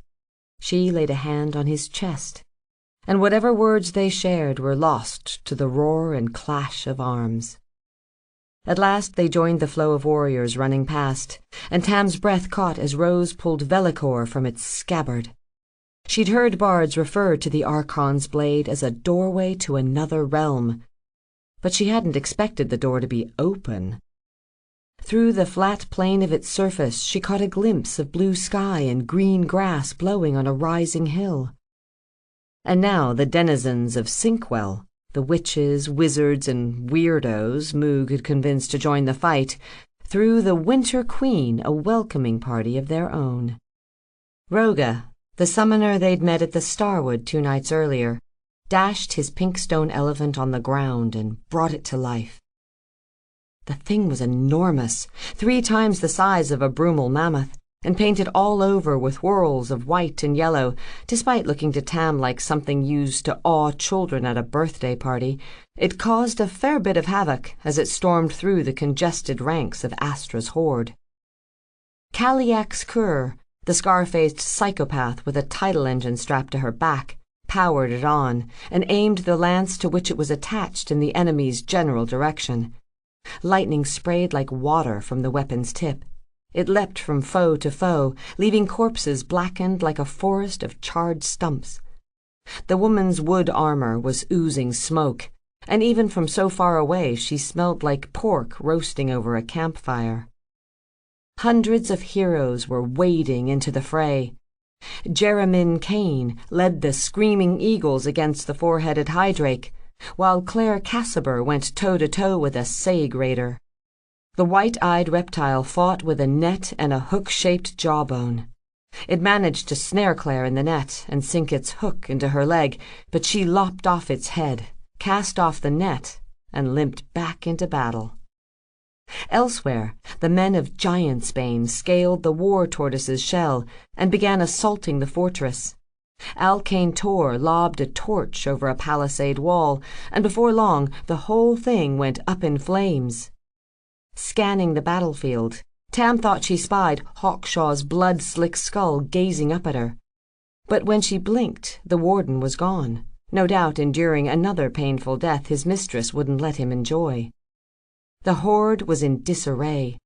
The Winter Queen was so intent on killing Rose that being confronted by literally thousands of her had left the sorceress flummoxed, unsure of where to commit her strength. She hadn't seen Rose draw back her hood, and so couldn't know that the one woman she was looking for was the only one she wasn't looking at. Astra's flyers appeared paralyzed by indecision, flapping in frantic circles as the sorceress sought to locate her nemesis below. And here came the Old Glory, swooping from the hilltop like a steel-plated sparrow in a sky full of hawks. Her spiked prow punched through swarms of smaller monsters, while those too big to take on directly were shredded by bowfire, courtesy of Lady Jane and the silk arrows. Doshi brought the skyship low over the corpse-choked thoroughfare, so the girls could hurl firebombs into the enemy ranks. A series of thwumping explosions boomed along the strip. Bodies and pieces of bodies went cartwheeling over the rooftops. It looked to Tam as if the whole eastern half of Conthus was on fire. Thousands of Astra's thralls would be caught in the flames, with the rest forced to outrun the inferno devouring the city behind them. Even the weather was turning in their favor. She wasn't sure if the storm had been Astra's doing or not, but the wind dropped off, and the snow no longer slanted as it fell. Tam began raining missiles into the press of pale bodies. Slowhand had lugged a whole crate of ammunition to their perch, and the old merc busied himself by handing her arrows as fast as she could set them loose. Before long, her arms were on fire, and her fingers were freezing. Her enemies were so densely packed she could have killed them with her eyes closed, but for every one she dropped, another rose to take its place. She wasn't the only one picking off targets from above. Mercs thronged every rooftop and window along the gutter, and while most selected targets at random, some couldn't help but take desperate shots at the Winter Queen, which was futile, of course, since whatever her thralls failed to intercept, Astra evaded with ease. Tam yelped as something with ropey tentacles for arms pulled itself over the balcony rail. The creature's head resembled a budding flower and split open to reveal 5 fanged petals and a slick prehensile tongue. There was a spear lodged in its throat, which she guessed was what had killed it in the first place. The creature had no eyes that Tam could see, but its tongue probed the air like a snake hunting for prey outside its burrow. "I'll handle this," said Bran. He lobbed his bottle at the creature to distract it, while he hefted a steel buckler and pulled his hammer, bullseye, from the loop at his waist. The creature's tongue snagged the hammer as Bran raised it to swing, so her uncle pinned his weapon to the wall and used the edge of his shield to chop through the coiling muscle. The shield bit into the wall, and the tongue snapped back into the monster's mouth, whipping blood in an arc across Brannigan's face. Sputtering and half-blind, he left his shield stuck in the wood and swung his hammer two-handed. Instead of aiming for the monster's head, he pounded the butt end of the spear already lodged in its throat, driving it deeper down the creature's gullet. It split open down the center, and Bran sent it toppling over the rail with a kick. Afterward, her uncle reclaimed his shield and spit out a mouthful of the monster's blood. "Anyone know what the hell that thing was?" he asked. Slowhand only shrugged. "Ugly," he said. Out in the street, Roga's pink elephant shattered and faded away. Glancing to where she'd last seen the summoner, Tam found him impaled on a wyvern's tail, limp as a flag of surrender on a windless day. Kaliak's cur went down a few seconds later. The lightning streaming from her lance bounced off the reflective scales of a basilisk, setting her armor on fire and frying the woman in her own skin. To her credit, she managed to survive long enough to ram her lance into the basilisk's mouth. The serpent convulsed as the current tore through its body. Its scales cracked like a rotter's mirror, exploding into shards that tore everything around it to shreds. "Hey!" Slowhand's voice dragged Tam's attention back to the balcony. "Did we win? Is the battle over?" She eyed him skeptically. What? No. He pressed an arrow into her hand. "Then keep fucking shooting." Tam rolled her eyes, but accepted his offering and buried it in a bugbear's skull. "Have you seen Moog?" she asked. Clay pointed. "There." She followed the gesture in time to see a poof of yellow smoke that left several hundred of Astra's thralls suddenly transformed into zombified chickens. Tam spotted the old wizard standing on an overturned crate in an alley mouth. He was brandishing a gnarled wand and looked extraordinarily pleased with himself, at least until the chickens spooked him off his box and chased him down the alley. The Old Glory made a run for Astra's inner circle, but a wyvern hurled itself against the skyship's armored hull and sent it careening out of control. Tam lost sight of it as it spun overhead, but she could hear Jane and her girls screaming like a boatload of rafters going over the edge of a waterfall. Scanning the hysteria below, Tam tried to determine if they were winning or losing, but the scene was too chaotic to make sense of. Everywhere she looked, red-haired warriors were killing, screaming, dying, flailing, hacking, or rising from the dead. She saw one of Rose's doubles skewer a centaur on the tip of her spear, and another get her head bashed in by an ogre's club, and another hack through the neck of a saurian, and another torn apart by a spindly birch-bark treant. A few of them managed to confront Astra herself, but fell quickly to the Druin's phantom blade. Before long, the sorceress was surrounded by undead roses. The sight made Tam's skin crawl, and probably wasn't doing the defenders' morale any favors. The real Rose was almost through the Winter Queen's circling minions. She and Freecloud hadn't even bloodied their weapons, huddled as they were in the midst of a throng, escorted by a veritable who's who of Granduel's greatest mercenary bands: the Boomtown Rats, Overkill, the Vandals, and the Thunderers, who'd killed a wyvern in a chapel near Ardburg last spring. Tam could see the Duran brothers fighting alongside Tash Bacchus, known throughout the 5 courts as the Iron Maiden. She picked out Warfire's flaming swords as they chopped their way through the white-eyed dead. Courtney and the Sparks were part of Rose's entourage as well. They'd been among the bands to defeat the Heartwile horde at Castia, and were doubtless wondering how the hell they'd found themselves embroiled in yet another hopeless battle against overwhelming odds. Brune was leading the way, snapping and snarling, using his body to bludgeon a path for those behind him. He was raked by talons, slashed by knives, pummeled by mauls and clubs and fists, but he endured, heedless of his mounting, insurmountable injuries. Tam remembered Kira warning her that some among them would need to sacrifice everything so that others might survive, and the summoner's words suddenly seemed like a premonition. Brune wasn't concerned with survival, leastways not his own. He was fighting for his bandmates, his pack. He'd surrendered himself to the beast within, another sacrifice laid at Rose's feet, and Tam found herself envying him the chance to do so. Neither she nor Brune saw the mammoth falling until it was too late. The beast had been wading through the crush beside the shaman when one of Rose's doppelgangers mounted its head and drove the spiked butt of her battle-axe into its skull. It toppled sideways, crushing Brune's hind legs and pinning him beneath it. Tam cried out, suppressing the urge to leap from her balcony and rush to his aid. Even Rose might have stopped to help had Freecloud not shouted something that spurred her on. They were so close now, hardly a stone's throw from the woman whose death would put an end to all of this. Sunlight streamed from Bellicor's blade as Rose raised it overhead. Madrigal tolled like a temple bell as it slipped from its scabbard.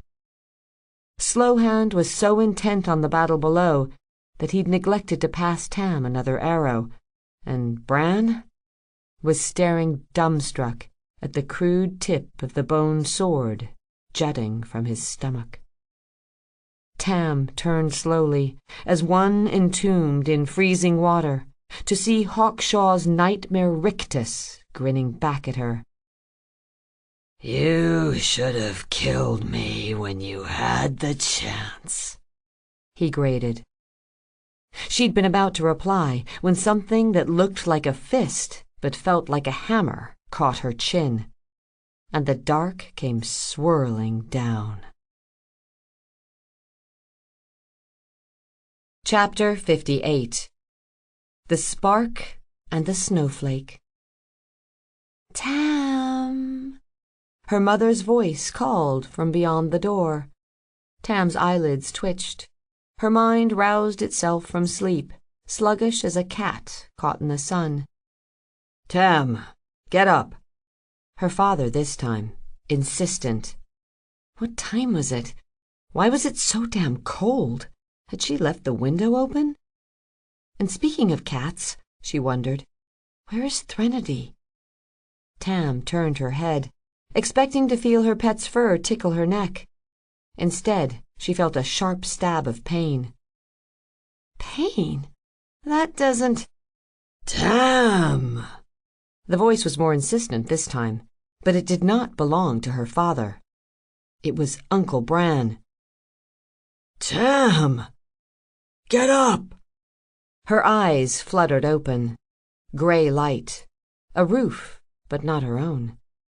A sound like 10,000 people screaming from the bottom of a well funneled into her ears, growing louder and louder until it crashed over her like a bucket of ice water. Tam bolted upright, wincing at the ache in her neck, the throbbing in her head, the stinging soreness in her jaw, where Hawkshaw's fist had Hawkshaw!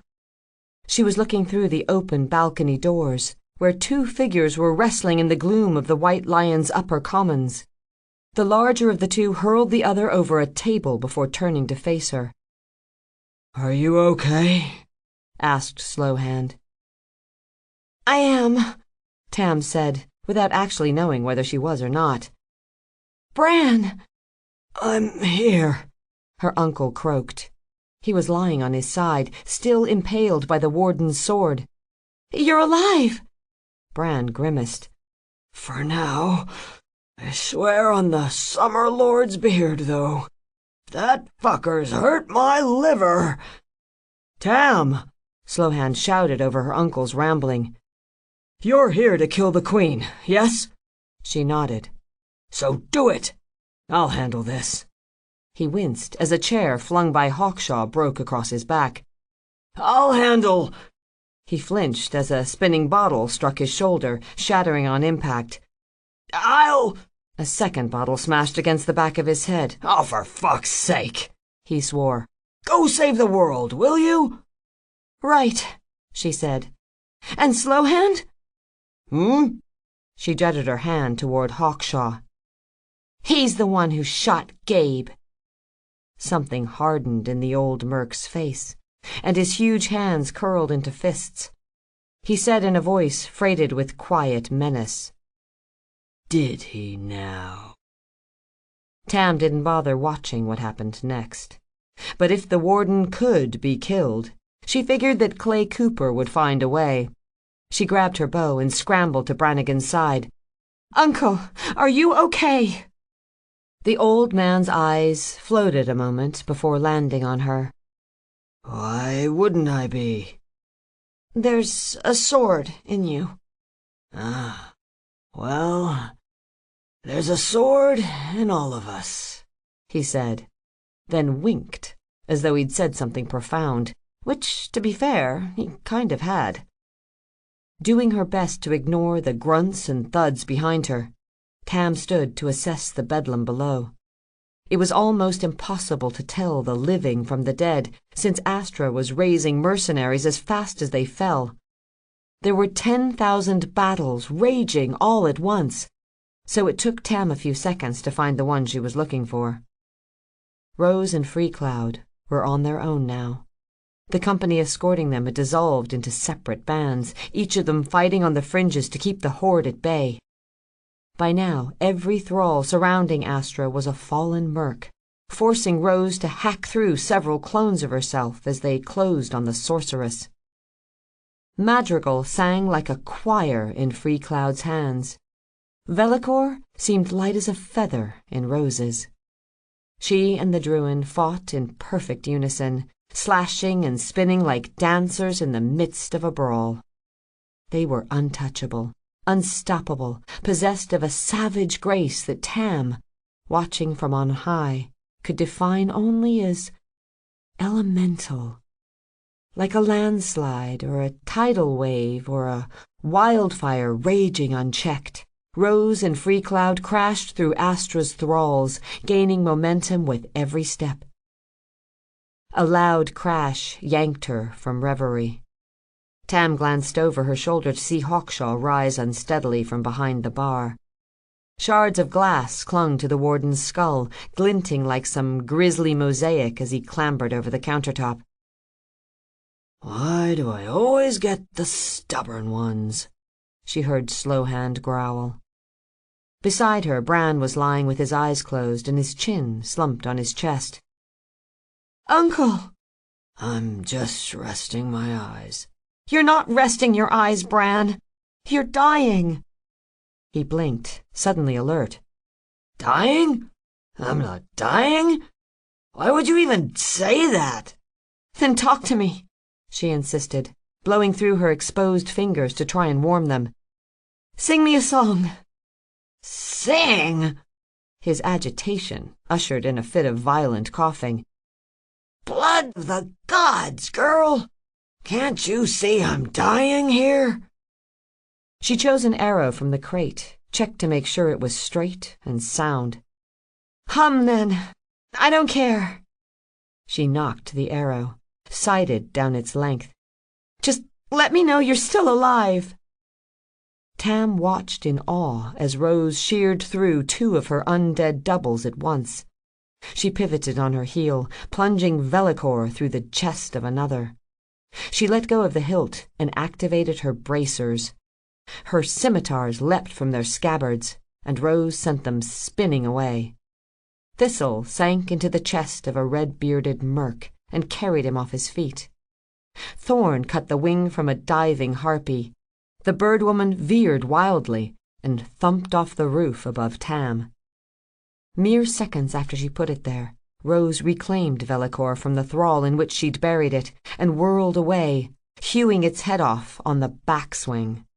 She leapt to take on her next opponent, the dazzling glare of a sylvan sun flashing from her blade. The light scythed across the face of the Winter Queen, drawing her eye. Tam saw the sorceress flinch as she recognized first the Archon's sword, and then, a split second later, the woman wielding it, whose golden hair gleamed like a new crown. The entire horde hitched on a stolen breath, and for a moment Astra's labyrinthine concentration faltered. Her flyers hovered in the sky, and 1,000 listless corpses were struck down as they froze in place, a mirror of their mistress's stupefaction. The sound of splintering wood threatened to derail Tam's concentration. The muscles in her arms were complaining that she'd held her shot for too long, but she kept her eyes on Rose, waiting for the signal she knew was coming.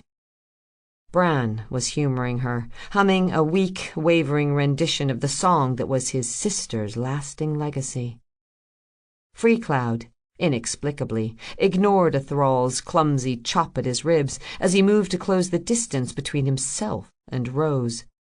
The blade bit into his side, yet he charged past without bothering to retaliate. "What?" Tam frowned. "What is he doing?"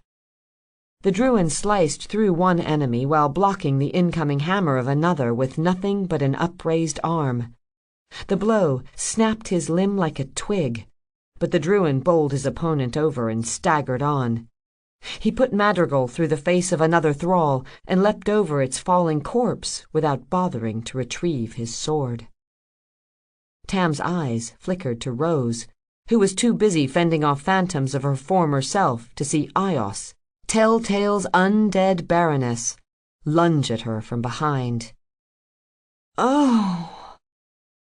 Realization rocked Tam like a punch, except it hurt so much more than a fist. A part of her, she realized, had always known it would come to this. Rose dispatched the last of her adversaries and turned, too late, to defend herself. Freecloud leapt between them, his back square to the assassin's thrusting blade. Bran's humming filtered through the sudden, soul-cleaving silence, a terribly appropriate underscore to the tragedy unfolding below. "Every battle has a cost," Freecloud had told her once, "even the ones we win." By the time Tam blinked tears from her eyes, it was over. For a heartbeat, Rose and Freecloud stood frozen face to face, so close they might have shared a single breath between them.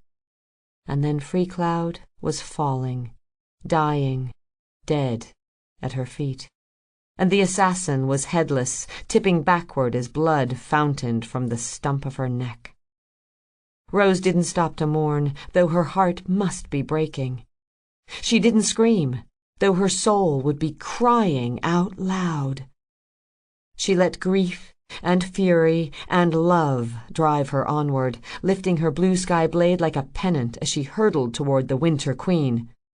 Astra stepped to meet her, a sneer pulling at her lips. "Now," she seethed.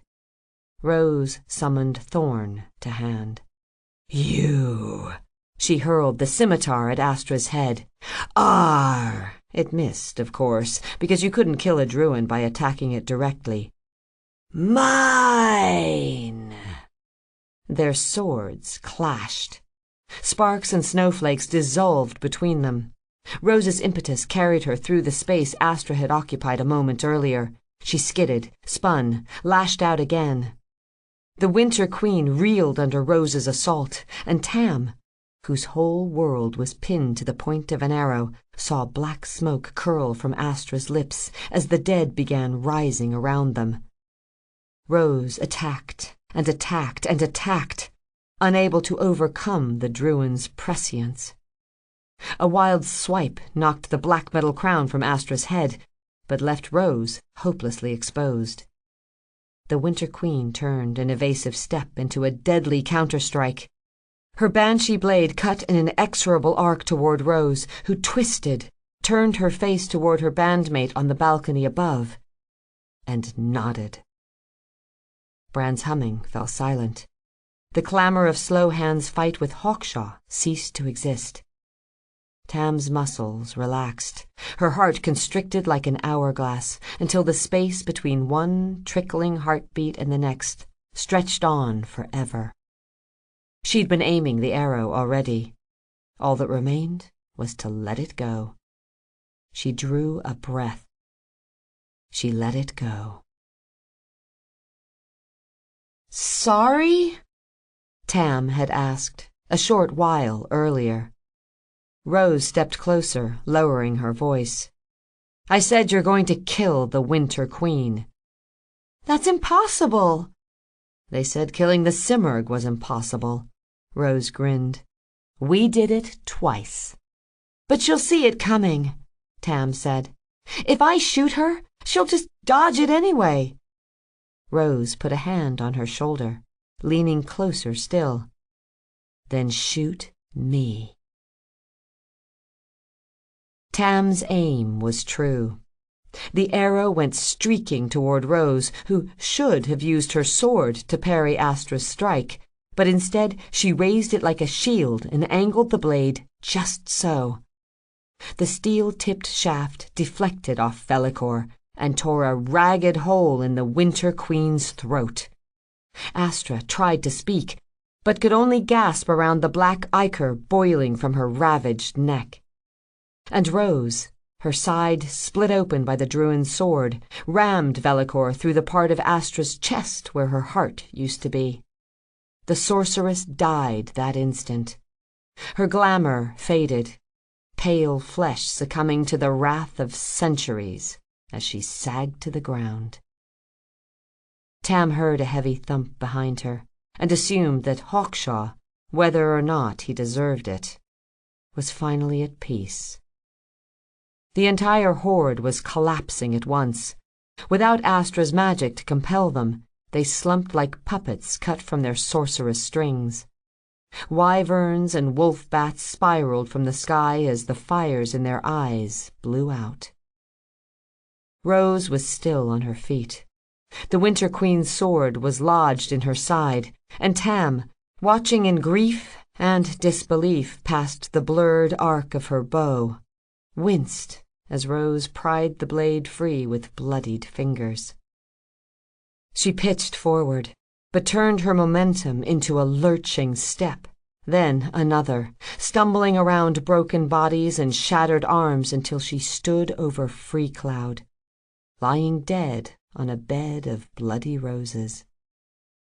The whole city seemed frozen, but for snowflakes falling and falling and falling, and Rose fell with them. Epilogue. The Promise.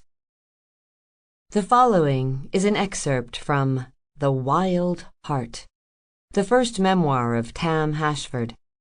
Select passages can be found in the song titled The Ballad of Bloody Rose, widely believed to have been written by Tam Hashford as well.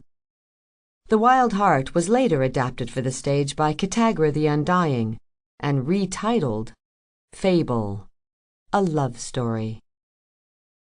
Conthas burned to the ground.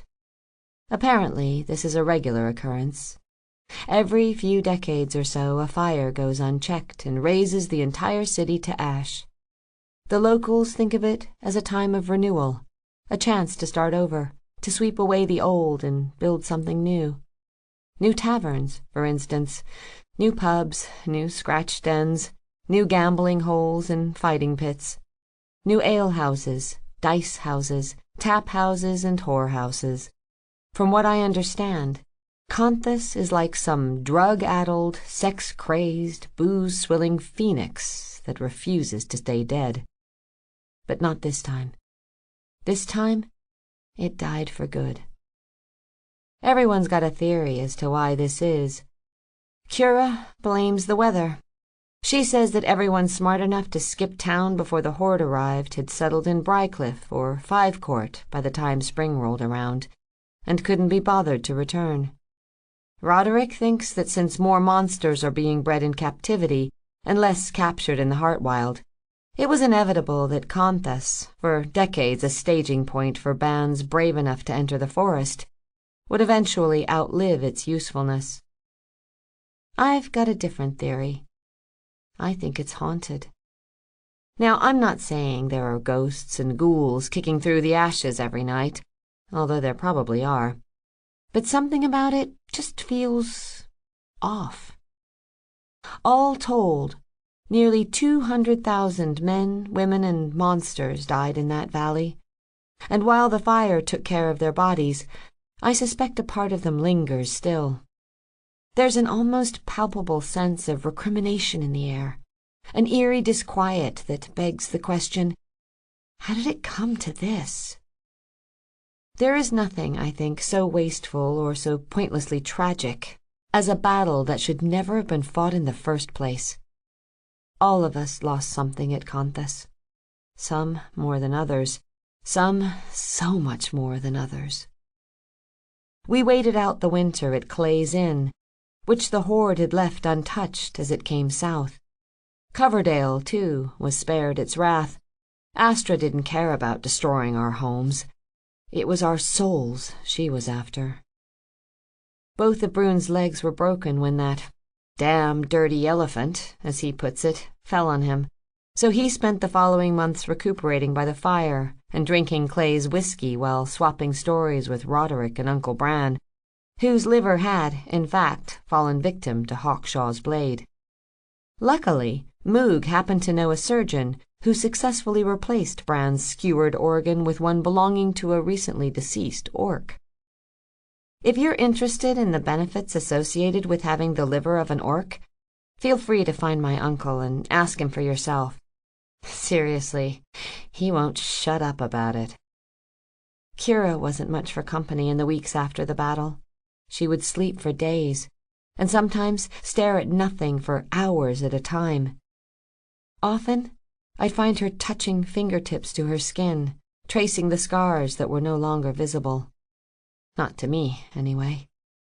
Her inklings, the memories, and the people they represented, were such an intimate part of Cura's past, and so deeply ingrained in her persona, that I wonder if she'll ever get used to living without them. She and I? Well, it's complicated. I won't get into it here, mostly because I'm not sure how to explain it myself. She makes me happy. I try to do the same. We laugh together, cry together, and sleep together. Need we call it anything more? She's my best friend. And, yeah, I love her. Don't tell her I said that. Speaking of love, Lady Jane and Daon Doshi were married that spring in the yard behind Slowhands Inn. Roderick, of all people, stood witness for the captain, while Jane's bridesmaids totaled no less than all 17 of the silk arrows. I heard Rod say to Doshi as they filed down the aisle, "You're gonna need a bigger boat." There was dancing and drinking and fireworks, courtesy of our Candius Moog. At some point I stumbled off to pee and found Clay Cooper standing beneath the budding maple in his front yard. There was a newly installed headstone at his feet, and I could see crude letters etched in starlight across its face. A grave for Gabriel, I realized. I asked him what it said. He replied, We were giants once. When Brune could walk without crutches, we made plans to go north. Kira and I were headed for the coast. I'd always wanted to visit Freeport, and she insisted I see an Aldean sunset. But I had a stop to make in Ardburg first. On the morning we left Slowhands, Tally begged her parents to let her come with us. She was almost 15, she insisted, practically a woman grown, and while it looked as if Clay might indulge her, Ginny was having none of it. We were almost to Coverdale by the time she caught up.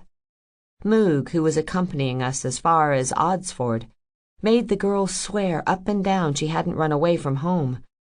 As proof of her parents' blessing, she pointed out the familiar black wood shield strapped to her back, a parting gift from her father.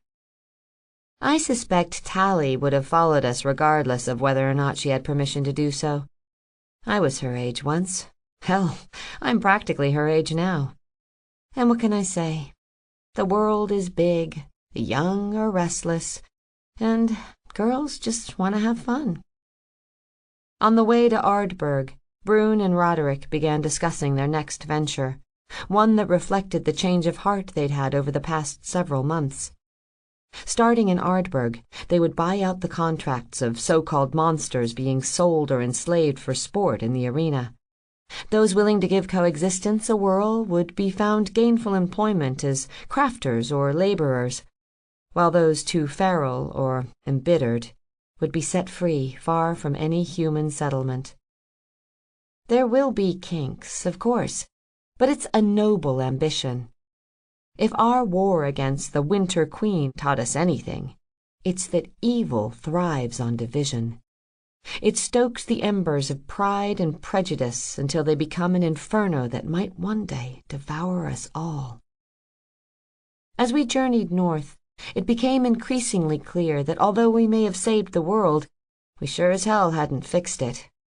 Inspired by the successive victories of the Brumal Horde, creatures who hadn't yet learned of its fate were in open rebellion all over Grandule, which didn't do our hope of reconciliation any favors.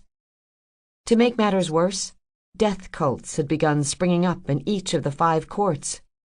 Adherents of the Winter Queen were taking up necromancy like it was knitting, which inevitably led to whole towns being sacked and plagues of undead roaming unchecked through the countryside. Grandule needed heroes, but many of the bands it relied on for protection had been decimated by the Brumal Horde, and the rest were too busy touring arenas to lift a finger. You'll never guess who it was that came to the realm's aid. Go on, I'll wait. Give up? It was Kantha. As winter thawed, the Exarch's golems marched in their thousands from Lamnith's depths. He sent emissaries to every court in Grandule and agreed to send constructs to any town or city in need. The Sultana of Narmir refused his aid, but others, Queen Lilith of Agria, for instance, whose standing army had been utterly destroyed by the Brumal Horde, accepted readily. By now, I'll bet, every hamlet in Agria boasts a golem defender, and I've heard that Duramantium knights patrol the roads into Fivecourt. What changed the Exarch's mind? Beats me. It's possible that meeting his granddaughter made him realize that Druins and humans weren't so different after all. More likely, he feels guilty for having withheld his help when we needed it most, and is trying to honor Free Cloud's sacrifice by serving those he died to protect. Whatever Kantha's reasons, the world is a safer place because of him. And yet I can't help but recall his unwillingness to acknowledge Ren in any meaningful way, or to look anyone but his true-born son in the eye. I should cut him some slack, I suppose. As Free Cloud once pointed out, his father spent centuries alone in the dark, so it makes sense he'd end up a reclusive weirdo. We reached Ardburg late one evening and took rooms at the Cornerstone. Tara and Tiamax marveled over how grown up I looked, while Edwick insisted on hearing the song I'd written for Brune. The next day, I took Kira on a tour of the city. We visited the King's bathhouse and took a stroll through the monster market. I introduced her to Willow, who flashed me a conspiratorial wink as we went our way. I ducked into a tailor shop shortly after. Kira gave me one of her looks when I came out, but said nothing. Eventually, we arrived at the house I'd once called home. My father was away at the mill, but I figured he'd be back soon. I peered through the kitchen window and was relieved to see the place wasn't covered in dust or littered with empty bottles. I'm not sure why, but it surprised me to see he'd left my chair at the table along with my mother's. I ached to go inside, to show Kira my old room and introduce her to Tuck. When she asked why I couldn't, I told her about the promise I'd made to my father on the morning I left, to never return, and so never break his heart if one day I failed to show up. I didn't like it, of course, but I could understand it. And yet, I was sure he'd have heard about Conthas by now. He would know that Fable went toe-to-toe with the Winter Queen, and he would know how it ended.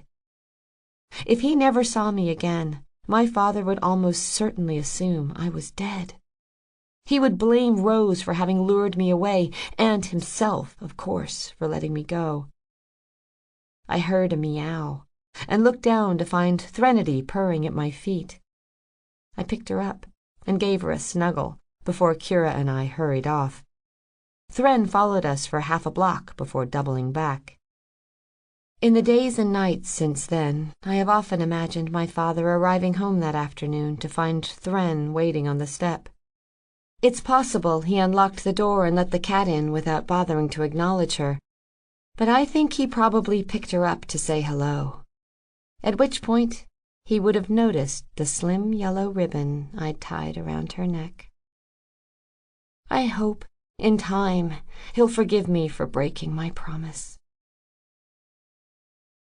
Occasionally, someone, usually a child, will ask me if Bloody Rose is dead. She is, and she isn't. The stories generally agree that Rose and the Winter Queen killed one another, but the truth, as is often the case, is more complicated than that. To begin with, the woman we knew as Bloody Rose was a fiction all along. She was a guise assumed by Golden Gabe's rebellious teenage daughter, who was so desperate to ascend the pedestal upon which the world had placed her father that she sacrificed her whole identity to do so.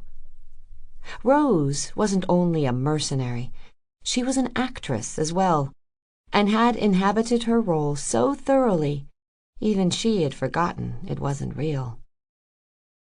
I would argue that Bloody Rose died in a forest south of Coverdale shortly after her father passed away. I can still hear her scream echoing in the trees, and when she'd emerged a short while later, there was something different about her.